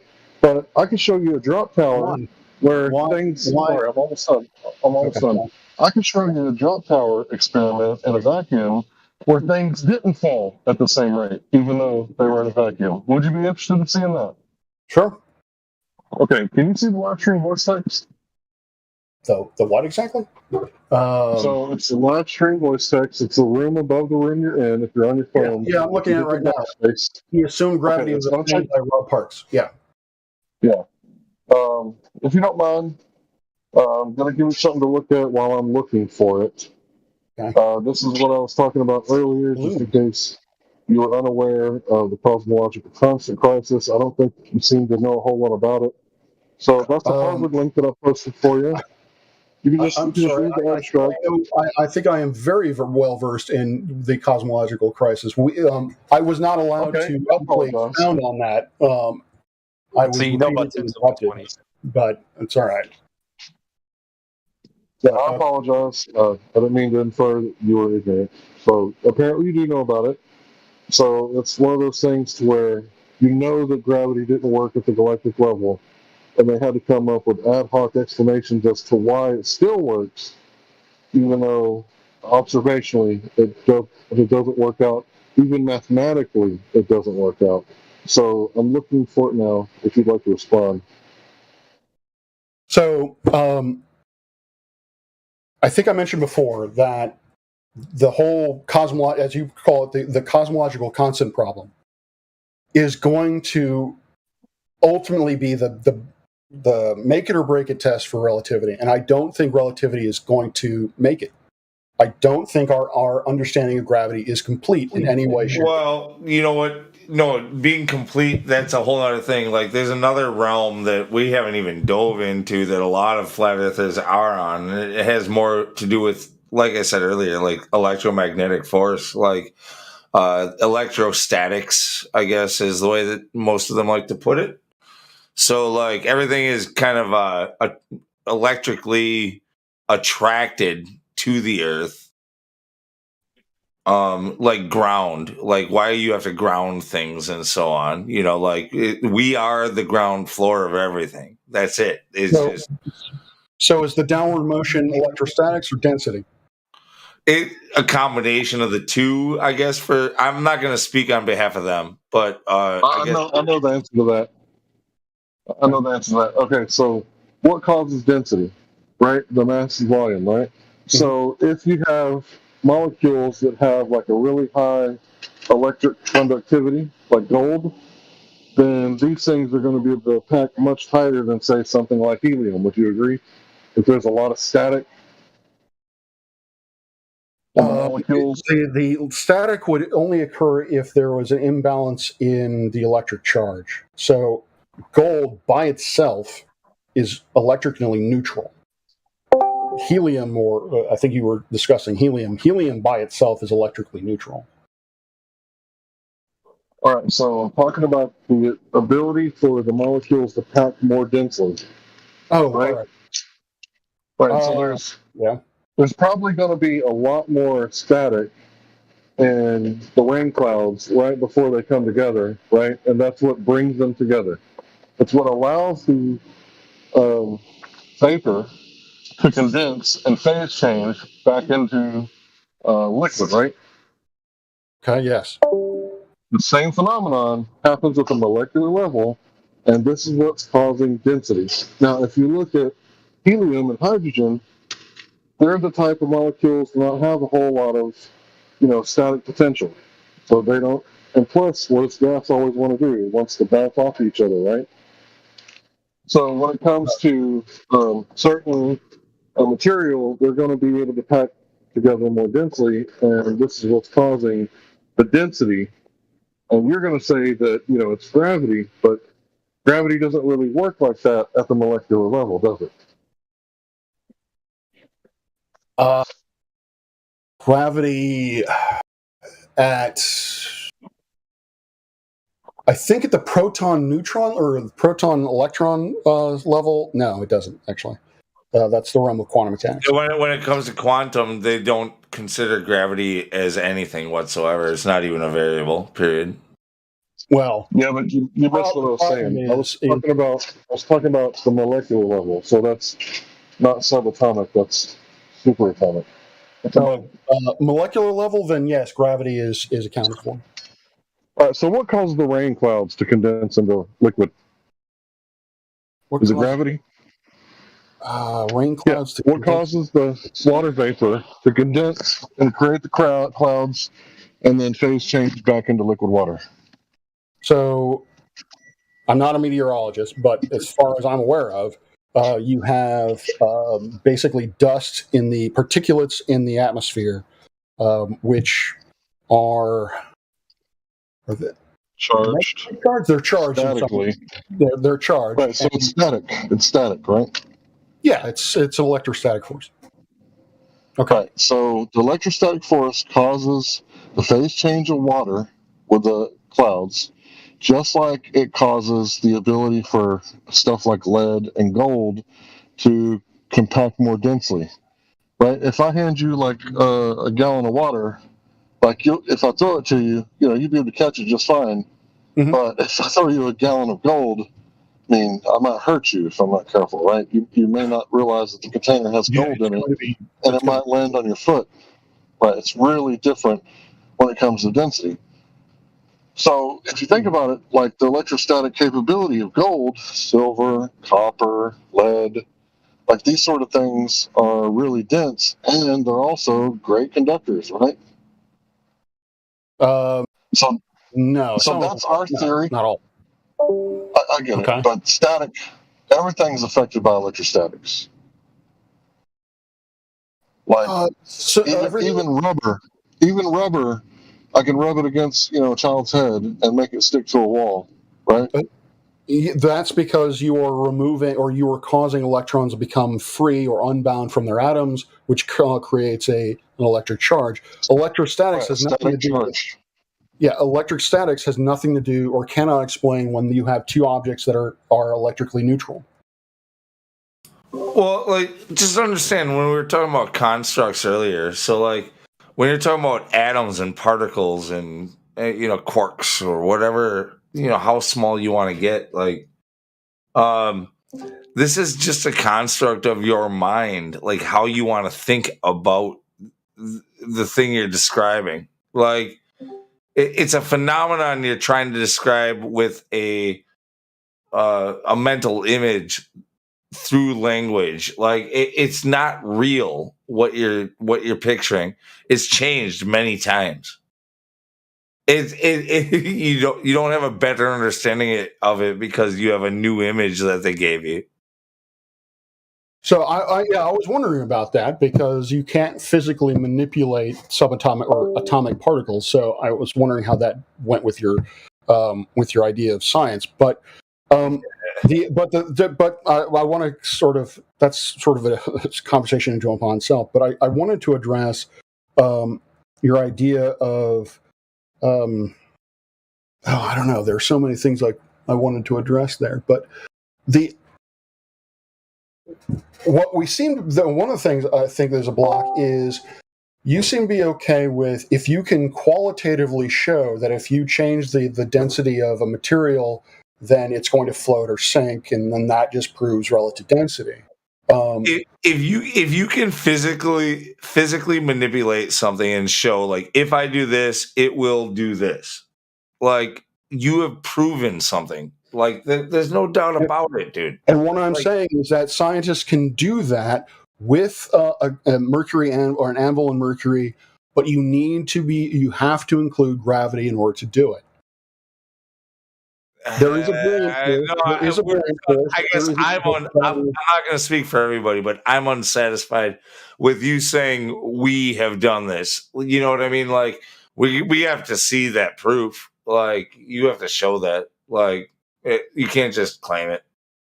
Okay, there are Archimedes experiments that I have run with students in my introductory to physics classes, which deal with the buoyancy of objects. They have to include gravity in order to get the observations or get the measurements that are correct, or that we have reliably seen before. So, as you said before, as it was brought up before, I cannot, in this instance, prove or give you or set up an experiment for Archimedes. But if you give me a beaker, you give me a mass, you give me a string, and you give me a triple beam balance, I can do it for you. Can you say who did it before you? That particular experiment, I have no idea. That's that means that you will get the Nobel Prize when you give. Well, if you're talking about Archimedes' principle, like I don't think we're really questioning that, are we? No, that's established. Well, That's Archimedes' principle deals with it relates to the buoyancy force, which then relates to how things float or sink. And hold on. Let's go over. Let's go over this. Hold on. Archimedes' principle. All it does is it shows you how to establish the density of something by how much water it displaces.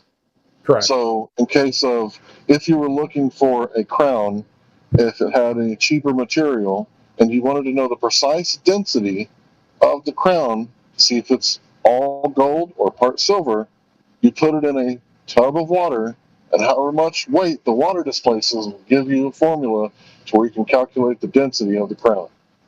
So this kind of relates, but kind of not really, because specific gravity is things are going to seek equilibrium. By things, I mean object in a medium, regardless of the so-called force of gravity, depending on the force of buoyancy. So you guys are claiming it's a down force. We're claiming it's an up force that determines on whether things go up or down. So you're saying it's gravity. We're saying it's density. Basically, we're all looking at the same evidence, but we're disagreeing on the cause because you like to predict things with calculations, and we don't like to manipulate cause and show effect by showing effect. It seems obvious to me. Like it's weird. Like you got people who are saying things are pulling things down, and you got people who are saying, well, what about things that go up, and what about if it's you know what I mean? Flat earthers get it. I'm being facetious, by the way. All right. So I wanted to address a couple things, and I know this might seem semantic, but I really do want to stress that we are not saying that density is not related. It is things that cause things to float and sink. You have to account for both density and gravity. And if you can show that an experiment... How do you account for gravity?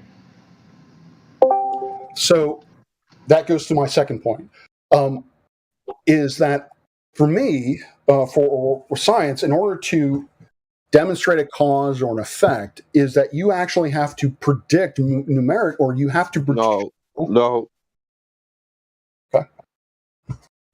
Like a scientist, you can... Sorry. Actually, I have a quick answer for that. You think that falsification is... Well, I'll just say this. Falsification is independent of replacement. I want him to finish his thought, though. That way we can have his thought and then debunk it. So go ahead and please try to finish. So I contend that being able to mathematically predict something, if you look at the relationship between gravity and buoyancy, the buoyancy force as dictated by the volumes and densities that you measure and manipulate, if you can predict how fast something is going to move based on both buoyancy and gravity, and you are right, and you can accurately predict that to me is showing cause and effect. And if you can do the same thing without having to account for gravity, then... No, I get what you're saying. You're saying, like, if you guys could do this, it would be overwhelming, and then you would have me. But that's not the point. We're just trying to show that you guys are wrong. But isn't that the way to show someone they're wrong? That would be overwhelming. Having overwhelming evidence would be great. Yeah, I won't deny that. I would accept if any evidence, or but I think we provide overwhelming evidence if you're willing to look at it. I think we have that with gravity. I'm talking about if we don't go into theoretical science and all kinds of possibilities and everything else. Like, if we just take observations and what we're able to see, we can prove that the Earth is not curving at anywhere near the rate that you guys are claiming it is. Like, it's flat as far as we can tell. Okay. But Rob, when you say gravity, what do you mean? Well, we already been through gravity, bro. You're a little late. So I want to apologize to everyone in here. Astronomy is, cosmology. It's kind of my thing ever since I was a child. So for me to be able to get to talk to this guy, appreciate everybody being patient and letting me get a few words in.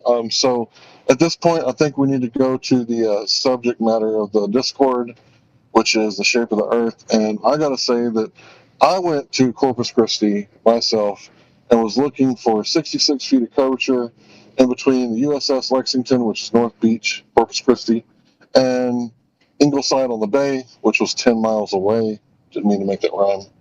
But I couldn't detect any curvature because I could see the street lamps.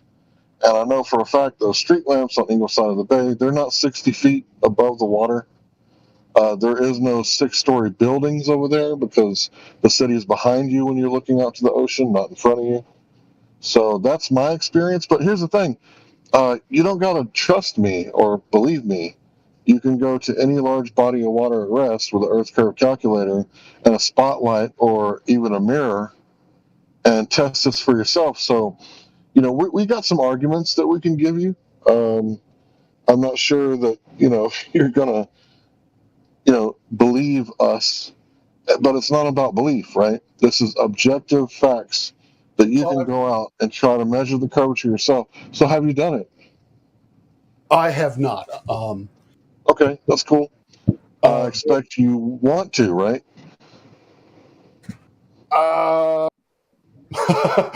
I would say no, actually, because I have enough evidence from other. Oh, you have enough theoretical evidence to say you don't want to question it. So 0 evidence is enough for you. I don't believe I have 0 evidence. No. Hold on. What would be the excuse for not wanting to challenge something you know is true?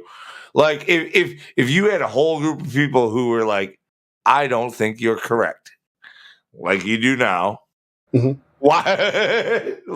Why would you not want to go out and say, let's just prove it since I know I'm right? All right. So I prefaced this entire conversation by saying, I'm not here to prove the globe to you. No. We're not here to prove the flat Earth to you either. But we're just here to question. Honestly, you want to know what the truth is? This is more of a psychological experiment. We want to know how honest you are with yourself and how intellectually honest you can be with others. Because if you really believe what you say you believe in, then you would be intellectually honest with us. You would be truly honest with yourself and want to question your own established beliefs. And since you're so sure of yourself, you'd say, look, if there's this group of people who they're all wrong, all these people, they're not idiots. I talked to them. They're logical people, but they're wrong. Okay. I want to fix that. All right. I do have a quick question for our young man, Rob Parks. And Lou, that was perfect. I totally agree. Mr. Parks, hi. Really quickly, Parks. Sorry. Is there Earth curvature, and if so, where can I go and visit it? Okay. Is there Earth curvature? I believe the obstacle that we're going to come into that we're going to hit is refraction. And so I'm going to tell you that refraction is a thing. Do you believe in refraction? You believe I know that refraction is a thing, otherwise it wouldn't be a word describing an observed phenomenon. However, I do understand that it's impossible to visit a non-geometric horizon and prove what the air conditions are doing to light at that spot. Okay. How do you know that? You go ahead and give it a shot. I'll wait. Okay, I am not. Listen. How do you go to a place that doesn't exist and take measurements of the air? So, I don't know. You can go to any place and take the measurements of the air, and then you can go to another plate and figure out what the index of refraction is at that point, and then you can show how the light is going to bend to an observer that is, say, 26 miles away. How are you going to reproduce? Okay, is this a model? This refraction, is it a model? It's a physical phenomenon we can look at in the lab. We can describe in the lab. I don't know what you mean by model. I mean, it is described mathematically. Will you take a look at what I posted? Isn't it based off of temperatures? Temperature fluctuations? Hold on, guys. I just posted something I want them to look at. Oh. So this is the thing I want you to look at. I want you to take it seriously because it talks about the refraction model and it not being true because the turbulence model is true. And let me give you a reason why. If there's refraction going on, the different colors, or you might say wavelengths of light, are going to refract at different indexes. And this is called chromatic aberration. Are you familiar with this? So chromatic aberration happens when the amount of refraction is given a certain index of refraction. The amount of refraction is going to be wavelength dependent. Right. It's chromatic aberration. That's right. Yeah. Right. So when you look at the black swan image, do you see like the colors breaking down at different wavelengths? No, but I don't believe it would be. I don't know the size of that effect. Right. So no one really does know. But here's my claim, is that if the kind of refraction that you're claiming is going on and it's caused by temperature, then the light is reflecting, let's say, from the horizon or the oil rigs to the observer. The conditions would have to be getting colder and colder and colder and colder, et cetera, et cetera, et cetera, until it reaches the eye of the observer in order for it to bend down and down, denser, down, more denser and more down to the observer, correct? Yeah, dude, Hank, maybe a more apt, like real quick point way to get that point across would be to say, please present the extreme conditions at which this would be possible. That's what they're claiming. I've already asked them. So what I'm saying is that here's the thing: if that was happening, I don't remember being asked that, but all right. Yeah, that's what he's claiming, is that the temperature is causing it. So here's the thing. If I'm looking from point A to point B and I can see too far, then this must be happening. But if point B can look back at me at point A and they can see me, how could it be going both ways, getting colder in each direction? So this is. You wanted me to be honest. I don't know if I am not really following what you were saying. The way, or what you were describing, the way that I see it, or the way that I understand refraction due to the atmosphere, is there is a gradient of temperature, and so from the surface level up through the atmosphere up to a certain height, and that causes a change in the index of refraction, and that is the same between two observers. And so therefore, because the index of refraction is essentially the same between, or the change in the index of refraction is the same between two observers, then that's why you can see that example. Now, in terms of temperature and all that, I honestly, that is beyond my expertise. I am not someone who is overly well versed in atmospheric optics. Well, I can tell you, it depends on who you and what type of refraction you're talking about and who you're looking at for, the expertise on refraction. But refraction really only happens between two mediums, and air, even if it has a temperature difference, isn't a different medium. So air isn't a different. Okay. So you can't have two different types of air? You could describe it differently, like as cold air and warm air, but it doesn't mean it's not a different medium. So how do you define medium?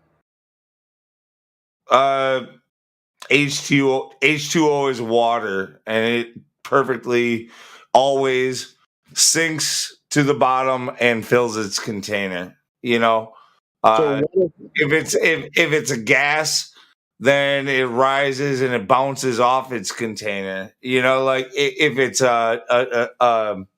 if it's frozen, then we can describe like how materials do certain things in different states here on Earth.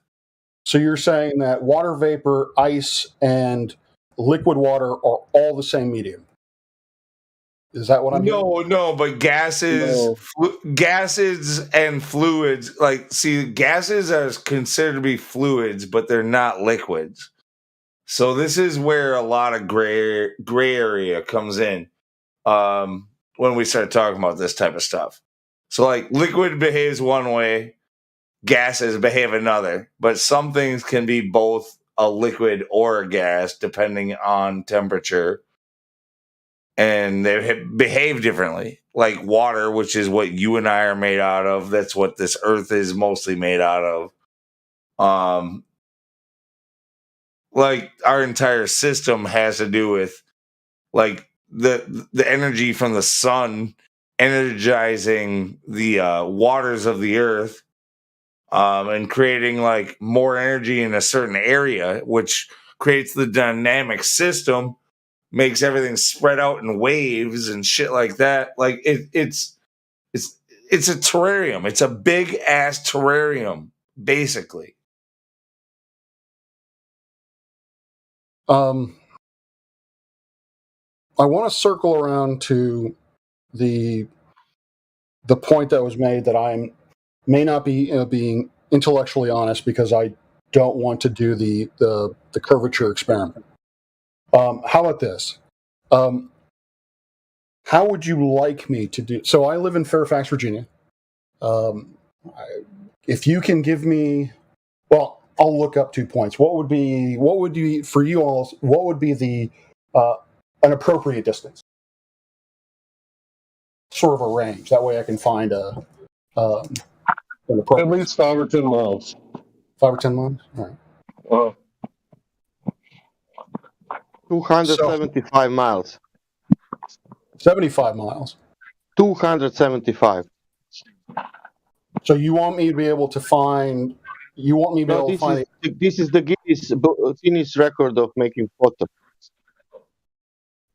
Well, I'm just trying to get an experiment. I'm just trying to realize how we give somebody a Guinness prize for something what is not real. Okay, that is I think a completely different kind of conversation. But what I'm trying how we can reach the photography of 275 miles if Earth is a globe? I would like to do the experiment you all challenged me to do. But I'm asking you how we can reach the island, real island or land on 275 miles. Measure.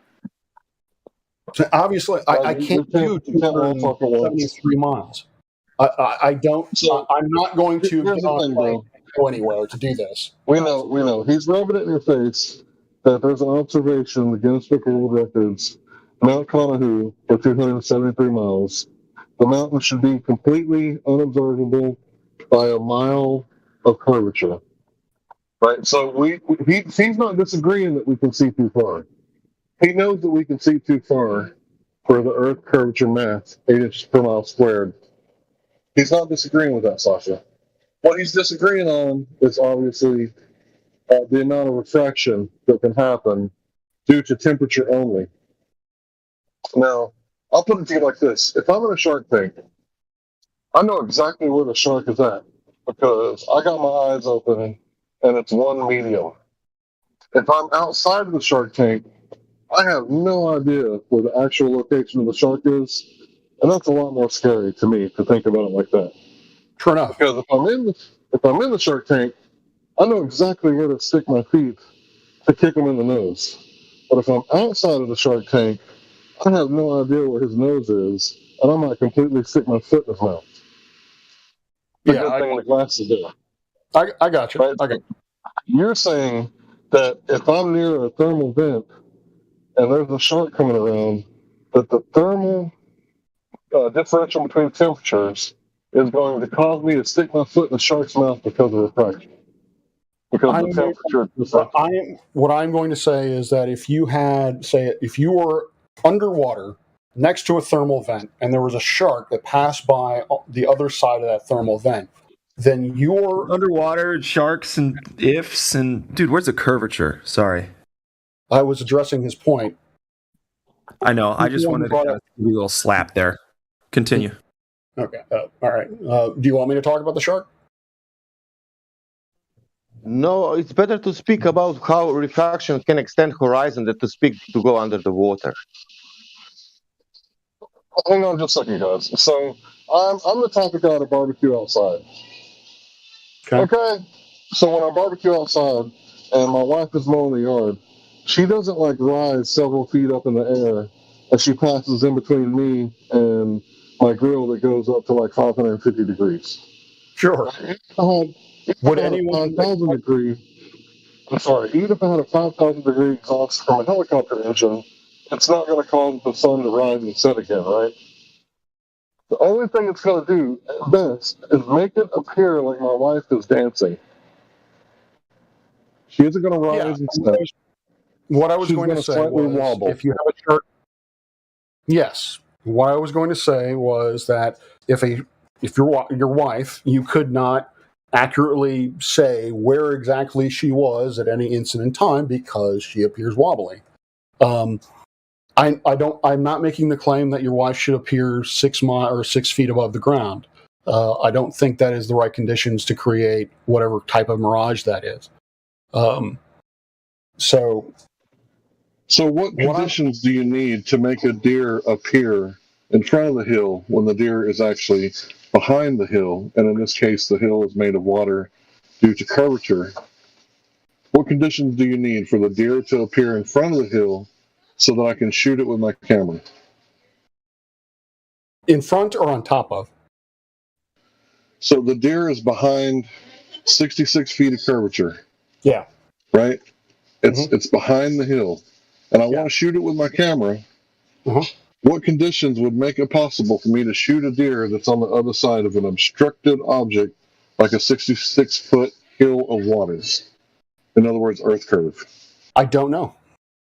I don't know what. Like I said, I am not well versed in atmospheric refraction, so I don't know what. I know it's not just temperature. I know that it also has to do with the. Do you know, or you think that you know? I don't know. What I'm trying to explain is I don't know. Because you don't know. Because listen, there is no refraction that can extend horizon. There is not that, and we have horizon like moving.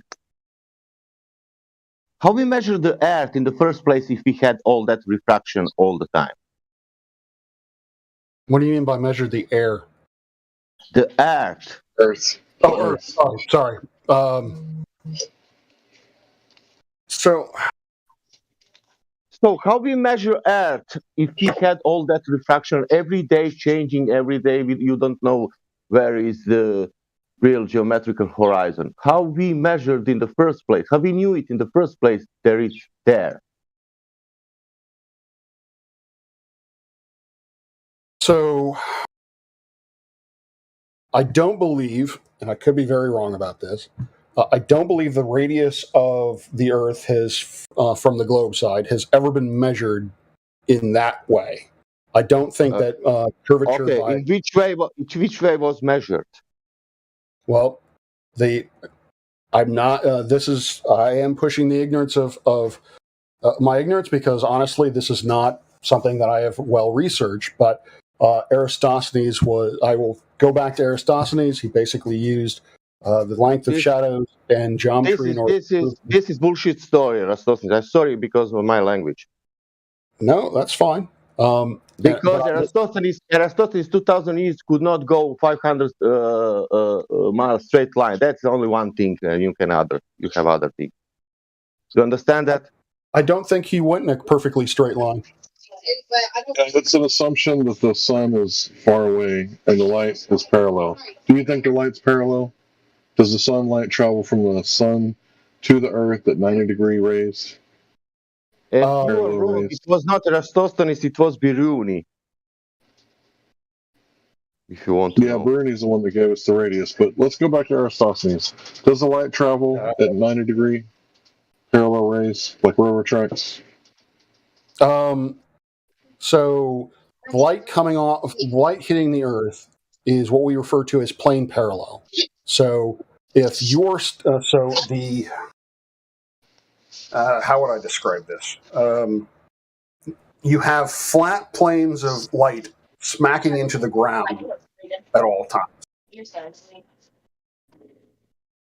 I should know how a better way to explain that.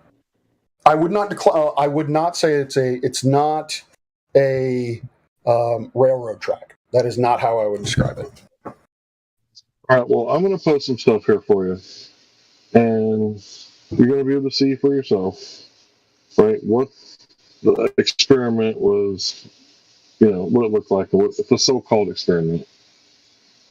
All right. But then I'm going to show you if the light was traveling at perfect 90 degrees, then what you guys tell us about the solar eclipse is impossible, because either the light's traveling at 90 degrees or it's not.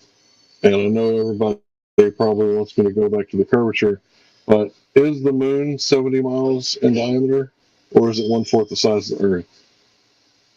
It's 1/4 the size of the Earth.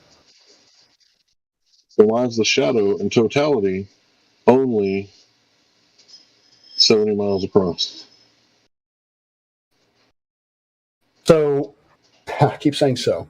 That goes into the difference between basically ray tracing and light waves. So that is not something that I can describe to you. I would have, for me, my limitation is that I would have to actually sit down with pen and paper to actually show you what I mean by the difference between plane parallel and light rays, because what I can say, generally speaking, is light. When you're talking about plane parallel waves, you're talking about light as a whole.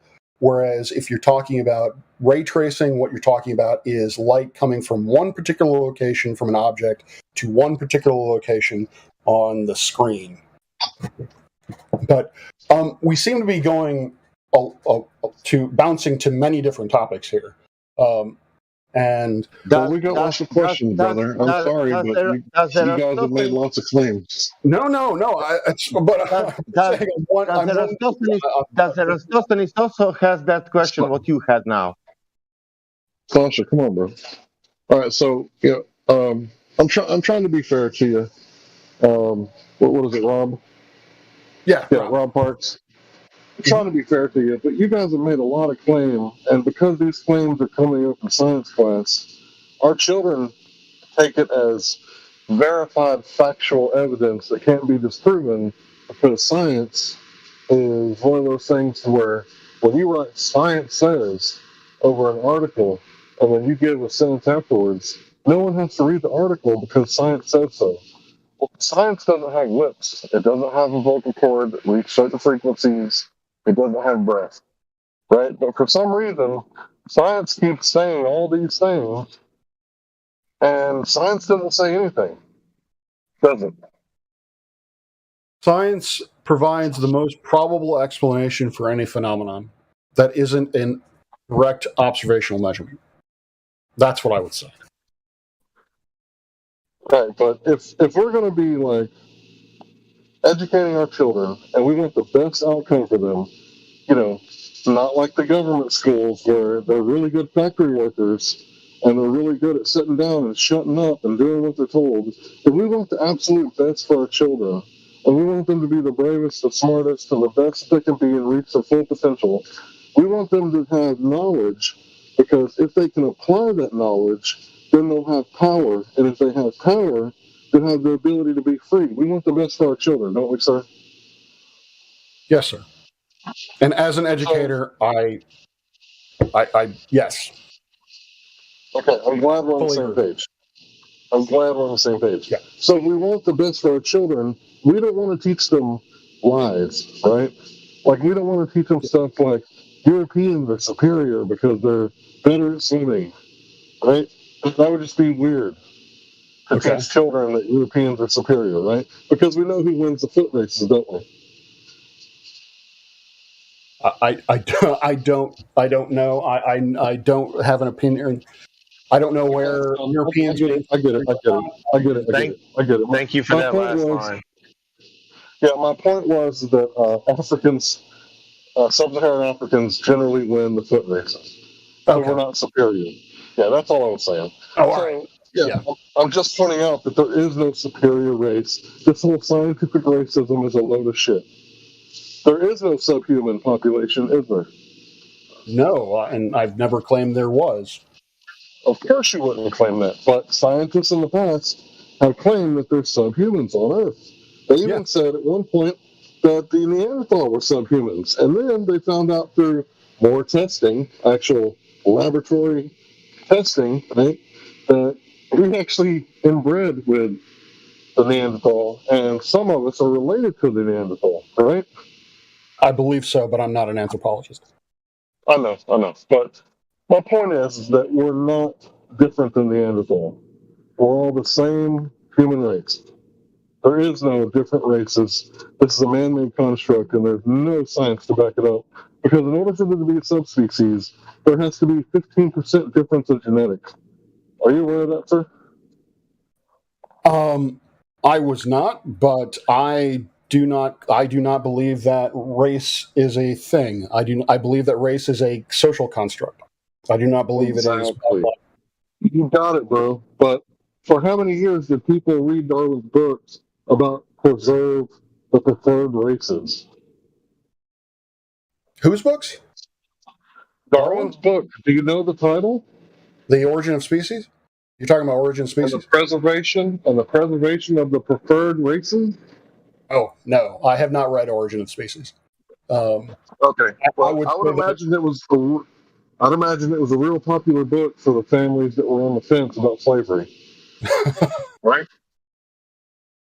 Yeah. You see what I'm saying? Yeah, I hear what you're saying, and science has gotten it wrong many, many times, and I think I've tried to sort of try to be very careful about how I say things, in that science doesn't prove anything, and I've said before, relativity may not be the answer. Our understanding of gravity may in fact be incorrect. Yeah, that works. May be wrong. Are you saying science doesn't prove anything? Sorry, guys. Are you saying that science doesn't prove anything? Fox is right. Science does prove things. So let me give you an example. So let's say that I don't give you vitamin C, and you're my test subject, you're my willing test subject. I don't give you vitamin C for 3 months, right? And you develop scurvy. Are you going to say to me, but Larry, science doesn't prove anything? I don't want to eat those lemons. No, bro, you're going to be so impacted by the scurvy that you're barely going to be able to walk. And you're going to be begging me for vitamin C, right? Sure. You're not going to be saying science doesn't prove anything. I don't believe in science. No, I think you're misconstruing what I mean by prove. Right. So what do you mean by prove? You mean like to a certain degree, like prove to me is absolute certainty. Is 100% certainty. You cannot possibly be wrong. Science never says that. Science always allows for the possibility. Science doesn't say anything. Sorry, Rob, but science doesn't say anything. Do you understand that? You know, science doesn't speak. Science doesn't speak. Right, Fauci isn't anthropomorphication of science. He knows that. You know that, right, Rob? Yes, I realize that that science does not actually use words to communicate. Yes. Okay. So what we're saying is that we want a reformation of science, where science stops saying stuff, and then everybody gets to look at or do the experiments themselves and come up with their own conclusion, because every single one of us are natural-born scientists, aren't we? Yes, I believe everyone has the capacity to do science. Yes, of course. Right. Now, some people may not be able to comprehend wave-particle duality, but they can understand that if there's a node of the Witchpath information, that it's going to collapse the wave function. Everybody can comprehend that. If there's a camera, the light acts differently, right? Yeah. Everybody can comprehend that. So some people might say, it's a wave, no, it's a particle. It's a wave, no, it's a particle. That's your academia. Meanwhile, me, thinking outside the box, is going, how does light know to act differently when there's a knower? That's a far more fabulous question, much more interesting than arguing, is it a wave? No, it's a particle. It's a wave. No, it's a particle. It's a wave. No, it's a particle. That's what you guys have been doing for like 100 years. That was but one question. Scientists ask that other question is, how does the mirror communicate to the light that it should reflect off of it? That was asked. Huygens did a number of experiments on optics. Newton did a few observations on optics. Yes, they were at loggerheads between whether or not it was a particle or a light, but they were ultimately trying to ask the same questions of why does this happen, or why does light know to reflect off a mirror? I don't think they were not asking that question. So light doesn't know to reflect. It just reflects because of the properties of the silver, right? Properties of whatever it is, if it's silver. In their day, it was silver, right? Yeah. So the light didn't know anything. It was the properties of the silver.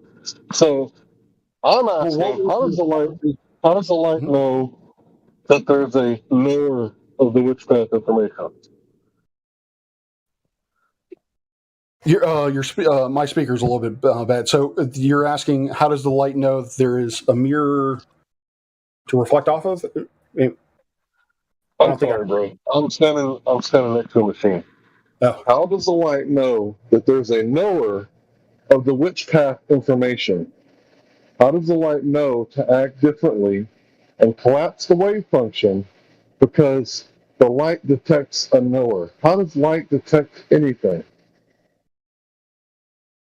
Okay. And see, you're not asking this question in academia. I'm not asking. I've never heard. No, you're not a particle physicist, and this isn't part of your field of study, I'd imagine. But you're not a quantum mechanics guy, right? No, I'm not. Right. So I'm saying I've heard no one else ask this question because everybody is arguing wave-particle duality, right? I'm sure someone's asking the question. Nobody's asking the question, how does light know that there's a knower? I've heard nobody say that. That doesn't mean that's not to say that somebody isn't asking that question. You're right. I'll give you that, okay? But my point is that everybody can do science. Everybody's a scientist. Maybe some are more better than others. Like if you look at Einstein, he doesn't really stand up to Tesla, or at least the technology in our house doesn't represent Einstein as being a 1%er of the price level. You know what I mean? Okay. I think that's kind of a matter of opinion, but I get your point. We all have different what's the word I'm looking? Ability or aptitudes for certain things. Like I can't play basketball for shit. I have the ability to play basketball, but I'm never going to be very good at it. Everyone can be a scientist, and they can be as successful at it as their abilities and their natural ability and their devotion to the subject dictates. Do you know what we hear most of all when we're arguing against the anti-flat earthers? Okay. They're asking us, are you a scientist? It's like, if I don't have a college degree, does that mean that I can't be a scientist? What do you think? No, I don't. I have never asked in that regard, I have never asked a flat earther whether or not they're a scientist. I believe everyone can do science. Now, when I ask whether or not someone is a scientist is when they tell me what science is or isn't, what mainstream science believes and what it doesn't. Then I ask whether or not they're a scientist because I want to know from what position they are taking to come to that conclusion or to make that makes sense. Let's say it. But in terms of doing science, in terms of making observations, doing calculations, or what have you, You don't need to have an alphabet soup after your name in order to do that. It's kind of like being a farmer. You can be a farmer and make money and be a professional farmer, or you could just like to have a really nice garden. Yeah. Right? Mm-hmm. So I'm glad that we agree on that, but so many people have just outright said, Larry, you don't understand what you're talking about. You're not a scientist. Does that sound like a rebuttal to you? Oh, that's, I don't know the correct term, ad hominem or what have you, but no, that is not that's not an effective rebuttal in any sense of the word. It's not going to convince you otherwise. It doesn't actually shed any information on what you're talking about. So no, I disagree with anyone who would treat you that way or speak to you in that way. So I've debated an undergraduate. He said that he was about to be a physicist. Okay. And we were talking about Karl Popper. Yeah. And induction, right? And I'm sure you know about induction and deduction reasoning, right? Okay. Magnetic induction? No. So Karl Popper is the one who came up with the if every swan is white, it only takes one black swan to prove you wrong. So inductive reasoning would be like, I've only experienced white swans my entire life, so therefore all swans must be white. Kind of like what I did a minute ago when I said that nobody's asking this question. Mm-hmm. So that's not scientific according to Karl Popper, because it only takes one black swan to prove you wrong, right? Yeah. So as soon as they went to Australia, they found that lake down there that had the black swans, and then everybody got proven wrong, right? Okay, yeah. So what I'm finding out is this guy is coming out of college, and he's about to get his degree, and he thinks it's all about probability. He thinks that science has to do with the paper that is written, its probability index will be on the side of the paper when it's graded. In other words, this is like 70% good. It's the best we got so far, so we're going to call this knowledge. I don't think that's not knowledge, right? If I say the sun's going to rise tomorrow, that's not knowledge. That's not science. What would you call it? Pseudoscience or inductive reasoning, right? So here, I really do say so too many times. I would agree with that to a certain extent, in the sense that if you have a scientific paper, it's going to, if it is an honest paper, it is going to evaluate how probable or how likely that explanation that they're offering for this phenomenon is to be true or is the correct one. Because what they're doing is they're keeping the door open to saying that I could be wrong or they could be wrong, but this is the best thought I've got. Now, I think I ultimately know so when it comes back to the children, so I teach, my primary vocation at this point is education and science communication. So I work at at George Mason University. You can look me up, and I solely teach classes and I run public outreach programs. So I am very aware, very sensitive about what sort of information gets taught to children, because I do often do public events for children as young as 4 or 5, probably 5 or 6. So I am very sensitive as to how I approach this on this subject. And so what I tell them is what I honestly have seen to be true or most probable. Now, with 5 or 6 year olds, it's difficult to get that nuance across. So yeah, it does seem like I'm telling you this, and I guess you have to believe me because I'm a teacher. But definitely in my college classes, I am very much insistent that this is as best as we know. This is as far as we know things. We can be wrong, and in certain cases, we probably are wrong. But we have to start somewhere. We have to be able to describe what's going on in the universe in some way in order to give us a stepping stone to maybe improve upon it.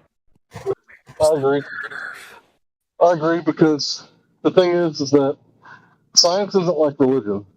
When it comes to religion, Jesus is always going to be the Messiah. Muhammad will always be the prophet, and Judah will always be the progenitor of the Jews. Yeah. The Judaites, to be more specific. So this is never going to change. But when it comes to science, new information means that we have to change our ideas of what our theories were before. So when you're saying that you don't think that Einstein and his special theory of relativity, you don't think it's the end-all, be-all of science. I do not. Because it can be proven wrong. Well, actually, no, it can't. But you get what I mean. It can be falsified, We're not going to be dogmatic about it, right? Yeah. And the audio should get better from here on out. I apologize. I am working. Thanks for dealing with my audio. So you said a lot of things that I like, right? So you seem to be like one of the anti-dogmatic people because we don't want science to be dogmatic. Well, if it is, it's no better than anything else. Yeah. Right? So if we get caught up on this dogmatism, right, then we could be chasing our tails with E equals MC squared for 100 years. Meanwhile, say special interest groups or government or John Trump, who worked at MIT, who received all the paperwork after Nikola Tesla's death, he could take this, knowledge underground for 100 years while we're chasing our tail with E equals MC squared. And that would cause a huge power differential between the populace and a small group of people, wouldn't it? Okay. If that were to happen, this could cause an outrageous amount of totalitarianism that could last for hundreds of years. And that probably wouldn't be good for society as a whole, right? No, it would not be good for society. Right, so we kind of have to stop this power differential from happening by opening up the compartmentalized floodgates, and we need to allow the most amount of freedom possible, because who is it that invents the most stuff? Is it the people in China who are oppressed by their government? Or is it, bye, have a good night? Cool, thanks. Or is it the people that were free enough to fuck around and find out? I don't know. My instinct is to say the latter, but I don't know. Right. You're right, the latter. I agree with you that in order for science to properly progress, then it needs to be an equal playing field. And so exactly. I do not agree with the fact that a lot of scientific journals are, one, you have to pay in order to get published. I also don't like the fact that if someone is not affiliated with a university, they have to pay in order to access it. The information should be free. It should be readily available. It's not. It's a problem that we have that needs to be solved. There was something else I wanted to go with that. Also education, which I think is vital to really being able to accurately do science. It should be free as well and should be widely available. So everyone should have the ability to educate themselves in any way that they would like. Although, that's a very grand statement, and I would say that there are ways there are more effective means to educate someone than others, but that's kind of going down a rabbit hole. But yeah, that's my position. So dogmatism is bad. Yeah, dogmatism is bad. We don't want that. So it's been said that marijuana is a Schedule I narcotic at the federal level, meaning that it has zero medicinal benefits. Are you aware that it increases your appetite? Yeah. Furthermore, are you aware that there's a patent on cannabinoids for their medicinal benefits? I was not aware, but I am aware that what is it? I can't remember which. DuPont. DuPont really fucked the marijuana conversation because they were afraid that hemp would outpace whatever nylon, I guess, for ropes or whatever the hell it was. Yeah, that's the cover story. And the prohibition first was about alcohol. Did you know that people at that time were running their cars with special carburetors off of ethanol fuel that they grew themselves. So if you grow your own energy, that's bad for business for big oil, right? Sure, yeah. Did you know that you can create biofuel out of marijuana? No, I was not aware of that. So if marijuana opposes big pharma, big oil, big textile, it's not going to stand a chance, is it? No, I don't think it will. Although, yeah, I would suggest it's making a comeback. I would say that marijuana legalization of marijuana is going in the right direction. Obviously, it's not legal at the federal level, and it isn't legal in every state. But my friend, how many people were thrown in the dungeon first? There is a lot wrong with how science is done. There's a lot wrong with how how the marijuana conversation has gone. I mean, there's a lot wrong with human society, and you're right. A lot of people have gotten unfairly persecuted, arrested, or what have you, even though they were proven to be correct in the end. So, right, there is medicinal benefits, right? I agree. Yes, and you know what? Everybody's waging war on climate change. Obama said that it's the number one threat when he was in presidency. But has anyone ever stopped to think just for a fucking second that if maybe we wouldn't have took it out of the ecosystem, that marijuana would, I don't know, put the carbon back into the ground? That is true, but I don't know whether or not, because that's part of the decay of plants is part of the carbon cycle, which affects climate. But I think that's a very small. So when you go around and you take the part of the plants out of the ecosystem that creates 10 times the amount of oxygen per acre, 10 times the amount of paper, and grows 10 times as fast as a tree, when you remove that from the ecosystem, do you think there might be, I don't know, effects? Yes, I believe that there would be effects. I mean, I think studies would need to be done to determine the size of the effects. But yeah, I agree that it would affect climate change in some way. So what we need is freedom to be able to attack all these problems and not worry about, am I going to get arrested for seeing if marijuana can maybe help cancer patients and AIDS patients keep some food down because I heard it gives you the munchies? But if I tried to do this, right, these trials and studies could make me a slave. Have you read the 13th Amendment? Slavery shall be, illegal except, so there's an exception? Yep. Unless someone is duly convicted. So involuntary servitude shall be outlawed except someone gets caught with marijuana. Yeah. Then you can be a slave. Convicts have no rights. Yes, that is correct. Right. So what is a slave? A slave is someone who has no rights. Correct. Yep. You can have prisons. I don't know if prisons actually do this, but they're well within their rights to actually use prisoners for slave labor. I mean, hell, they pretty much do anyway. The wages that they get are fucking ridiculous. And then they spend it at the commissary. I agree. Yes.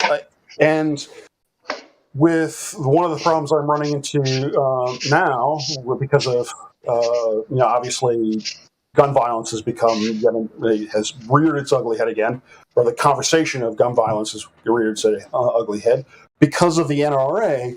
The federal government was not allowed to fund any research into why gun violence happens.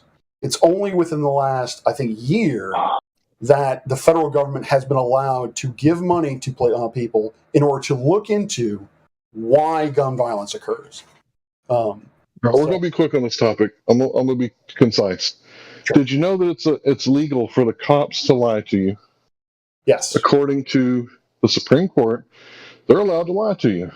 Also, it's not up to them to protect you. They have no duty or responsibility to protect you. So while this mass shooting was going on, this event, the cops were outside, not intervening. So what does that mean? That means that it's up to you to protect yourself. That's all I have to say about that. Okay. So we're going to move on back to science because that's what we were talking about. I'd imagine people want to talk about political stuff too, but this isn't really the time or place.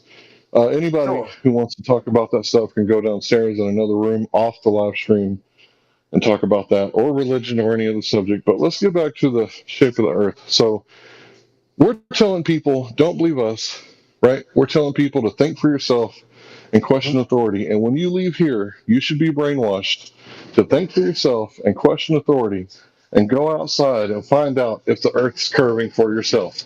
So it's kind of like an empowerment. Like, you can do this stuff yourself. You can make observations. You can conduct experiments, even though an observation or a measurement is not an experiment, according to our definition of scientific method that we got from academia. Because I hate to be the one to break it to some people, flat earthers didn't invent the scientific method. A lot of people say on the anti-flat earth side that John's scientific method, meaning that he invented the scientific method. We didn't invent that shit. It's been around a long time before we got here. Yeah, it was first formulated in a rough way by Francis Bacon. That's right. Francis Bacon was more likely the first person to come up with this, but it's also biblical. Test all things and keep that which is good. Yeah. I mean, that's not exactly the exact formula, but pretty close, right? I hadn't made that connection, but sure. Well, what about what it says in Timothy? Real fast, I'll be quick. So in Timothy, it's a letter from Paul to Timothy. He warns about science falsely so-called, right? So he's warning about pseudoscience in the Bible. And that's what we've been talking about all night here tonight. Math, if someone says this, this mathematical theory, it's science. No, it's not science. That's pseudoscience. So Price's law, are you familiar with this? No. I mentioned it earlier. So basically, there's always going to be a 1%. The people might change, the corporations might change, but in iTunes, 1% of the people is going to sell 99% of the music. Are you familiar with this? No, I'm not. But so it's a mathematical law. Okay. Right. So if I say that this is knowledge, right, you could say, yeah, it's knowledge. But if I say it's natural science, where's the independent variable? Where's the control variable? How does this have anything to do with natural science? So that would be classified as pseudoscience. No, Larry, you're wrong. That's pseudoscience. That has nothing to do with science. So what about natural law, like the second law of thermodynamics? You learned about that in science class, right? Yeah. Is natural law science? Yep. Nope. Right. Natural law is not part of the scientific method, although it's knowledge, right, that hot always goes to cold, air is always going to expand to fill the volume, but it's not a derivative of the scientific method, is it, bro? I think it is. I was a little too quick there. The natural law, I guess, is not part of the scientific method, is a product of the scientific method. It is essentially someone tested whether or not, asked the question, does hot always go to cold? They did the experiment, probably multiple experiments, and they found, yes, it does, and hence formulated the second law of thermodynamics. So they are tied to each other. Dude, you're asking the question version of the scientific method is weird. So let's go with that one. Mine says make an observation, observe a natural phenomenon. Yours says ask a question. Okay, so why are boobs good? Are we doing science yet? Not yet, no. Right, so I'm going to make an observation. Mammary glands produce milk. Mm-hmm. Now, let's say that you're a 1-month-old child. Ask the same question. It's different now that we've made an observation, right? Now that we've made an observation, we can kind of ask questions about the observation. So what causes the milk? Well, let's do some investigations, right? Yeah. What causes it? Mm-hmm. And you notice that men don't have mammary glands and women do, and that's not exactly the scientific method, but you get my point. Mm-hmm. Asking a question is kind of a weird way to start out. What are you asking a question about? You haven't made an observation yet. So I apologize if that was where you were getting that, but earlier on I said that the first part of the scientific method is that you have to make an observation. You make an observation, then you make a question as to why am I seeing that phenomenon? Why is that phenomenon doing what I observe it to do, or why I measured this? Science deals with cause and effect, right? So the shape of the Earth, what is not a how, why question. So the shape of the Earth is a math question. It's under geometry. So what is the cause of, let's say, water boiling? That's a scientific question. Well, how about this? It deals with cause and effect. Go ahead. How about this? Why is the Earth flat? Would that not be a scientific question? No, because you have to first show that it is, right? So what I would say is that what I would say is we've measured the Earth to be flat, right? Now, why? I don't think that's not everything fits into the scientific method. It's kind of like a school thermometer. It's really accurate at measuring temperature between 95 and 105 degrees, but you can't take it home and bake Jiffy cornbread muffins. So not everything fits into the narrow scope, which is the scientific method. If it's a how, why, like what's causing this, what's the cause, what's the effect, it might work. But if you're talking about manipulating the stars and why do the stars appear to circle a galaxy, I don't even know if that's observed. Why do the planets appear to make circuits? You can't really manipulate the cause to see the effect. But here on Earth, why does water boil? Well, you could say maybe it's heat and duration, right? And like you said, science has never settled. Maybe it has to do with the atmospheric pressure, right? Maybe it's both. Maybe both are a cause. That's why we're not dogmatic, right? Because maybe both are the actual cause. Maybe it's the pressure and the temperature. And I think that possibly not in the most polite way that they could have done it, but I know a lot of debunkers have put forth the idea that flat Earth, if you have these claims, do the experiments and show us the data that you've collected, and show us the data that you've collected so that we can verify it. It's all down below. It's all down below. Hold on, Sasha, and I'll let you speak, I promise. If you go down below, we have page after page after page, room after room after room of laser experiments of the frozen lakes. We got long-distance observation, Guinness Book of World Record, all these observations that are impossible if the Earth has a radius of 3959 miles. And so, it's like, this has been up for about 7 years. Mainstream science will tell you that it's not impossible. These phenomena are not impossible on a curved surface, and they have explained why. They have explained science doesn't explain. There is no mainstream science. That's like a human construction. We can see too far. It's up for the individual. It's up for the individual to find out why we can see too far. All right. Well, then perhaps I should rephrase that as saying I was going to say the scientific community, but I don't think you would like that either. Can you say all good scientific methods will do that? Will do what? Scientific method. Again, you use the word science, like a science community or whatever. All that stuff, science community. Behind that things need to have scientific methods to be that science of whatever it is. Mm-hmm. Where is that scientific method in the first place that we can speak about science? So perhaps a better way of phrasing it is professional science. And I don't mean that in a judgment sort of way. I'm not saying that professional scientists are better than... Does professional science need scientific method in professional science? Yeah, so the professional scientists, people who get paid to do science as their primary vocation, they agree on a certain... Does they have experiments showing what is going on when we show that it's something flat there? Are you saying? Or they have explanations what is going on? They have explanations based on. That means they don't have science. They have explanations. I can explain based also. on. You're not letting me finish. Based on scientific experiments they've done in the lab. Yes.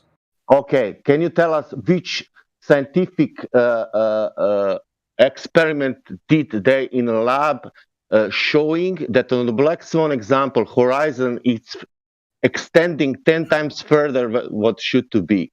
Can you show me that experiment? How they made experiment that horizon extends in reality 10 times further? So based on the physical principles of that we know of refraction, based on. Can you tell me one thing? You're saying that. You know what? We know a lot about refraction, and number one thing is in the definition of refraction, it says very clearly that it affects objects above the horizon. Doesn't say anything about affecting the horizon, not whatsoever. And when you invoke refraction, the amount of discrepancy is something like we know the numbers. We have these figures, and they don't explain anything close to what we're seeing. They don't explain a 273-mile mountain. They don't explain hundreds of observations. Just that they just also happen to be this perfect refraction that bends light up so that the image is unaffected. It's a perfect image every time. That's impossible. You're talking about things that they sound like you're not even paying attention, or I don't know what it is, but you can't have hundreds, observation after observation after observation with this perfect refraction that doesn't even cover it. The definition said it affects things above the horizon, like looming and one of those things, mirages and stuff. And the mirages are upside down. And the only kind of refraction that bends light like that is called terrestrial refraction, which requires two separate mediums, not air and then more air, not warm air and then warmer air, two separate mediums, two different types. Generally, it's glass and something else, or plastic, something that's not in nature. And then it bends, then you can get light to bend. That's called terrestrial refraction, which doesn't happen on the surface of the Earth because you don't have glass and plastic and different things in the atmosphere. And warmer air does not do it. And if it did, how is it figuring out? How's this refraction just so happenstance that it bends the light so perfectly every time that you see an unaffected image? It's perfect every time. No warping, no nothing. Just a horizon out there or a ship out there. You zoom in on it. It's 15 miles away, 20 miles away, and it's a perfectly clear image. There's no refraction going on there. Refraction does not just bend light; it disperses it. Look up the definition. It disperses the light in all different directions. It's not directionality of only down. Those arguments are so last year, dude. I mean, it's like this new refraction word that all the Globers have come up with, think it's the one all save all. It doesn't do a damn thing for you because I trust my eyes. If there was refraction going on like that all over the Earth and everything, how could you even trust walking out in the street with a car coming? You wouldn't even know if it was there or not. It's coming up over the curve of the road or some shit. It's a totally ridiculous argument because it's not happening. There is no refraction there, not the type you guys think, like the bending of light in this perfect form. So you see this perfect image every time. Do you know how stupid that sounds?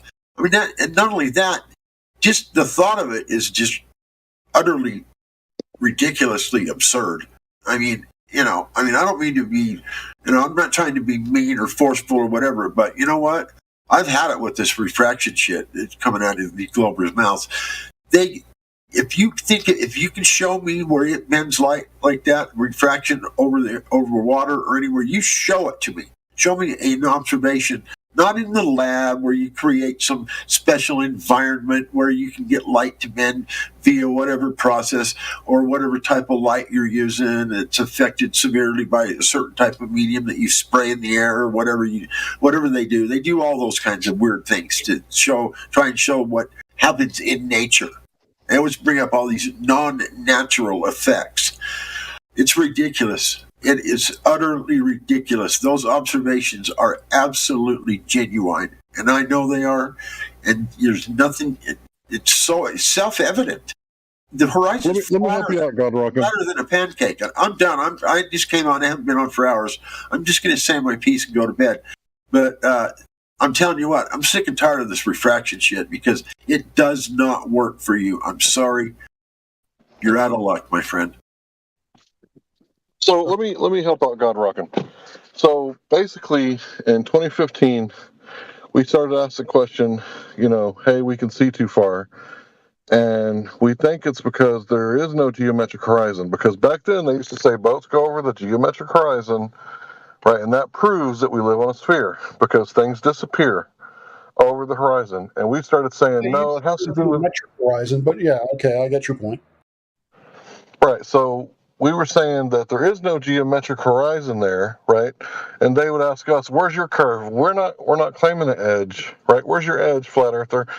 We're not claiming an edge. The globe earthers are claiming to have a geometric edge that boats go over, and we're saying that no, it has to do with optics. It has to do with weather conditions because the horizon is moving around. Because some days you can see Chicago in its entirety, and some days it looks like it's partially obstructed. But the fact is, you shouldn't be able to see Chicago at all from Michigan or as far north in Michigan as they have seen it 50 miles away.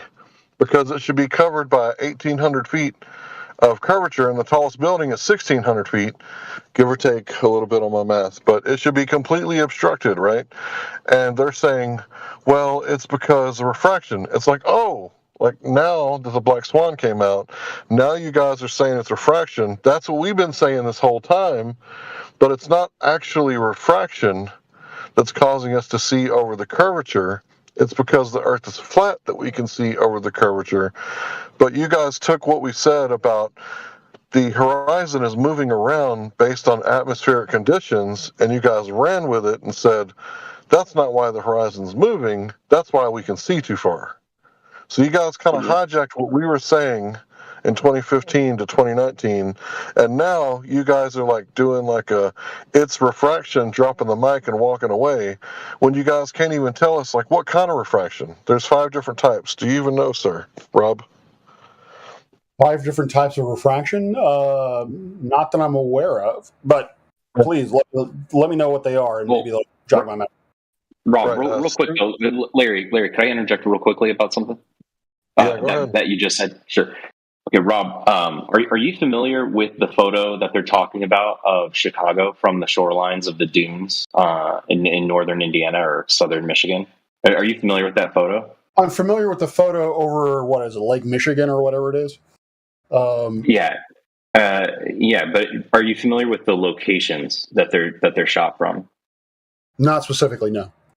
Okay, so you could probably open up a Google Maps and just do like a measurement. I don't have a photo of it exactly, but maybe someone else will. Or you're in chat. You can see people posting pictures in chat, right? Oh yeah. Okay, so there's a beach called the Dunes in northern Indiana. I grew up near there. I went there many times. And does anybody have the measurement? Can you put the measurement in chat from the Dunes to Chicago?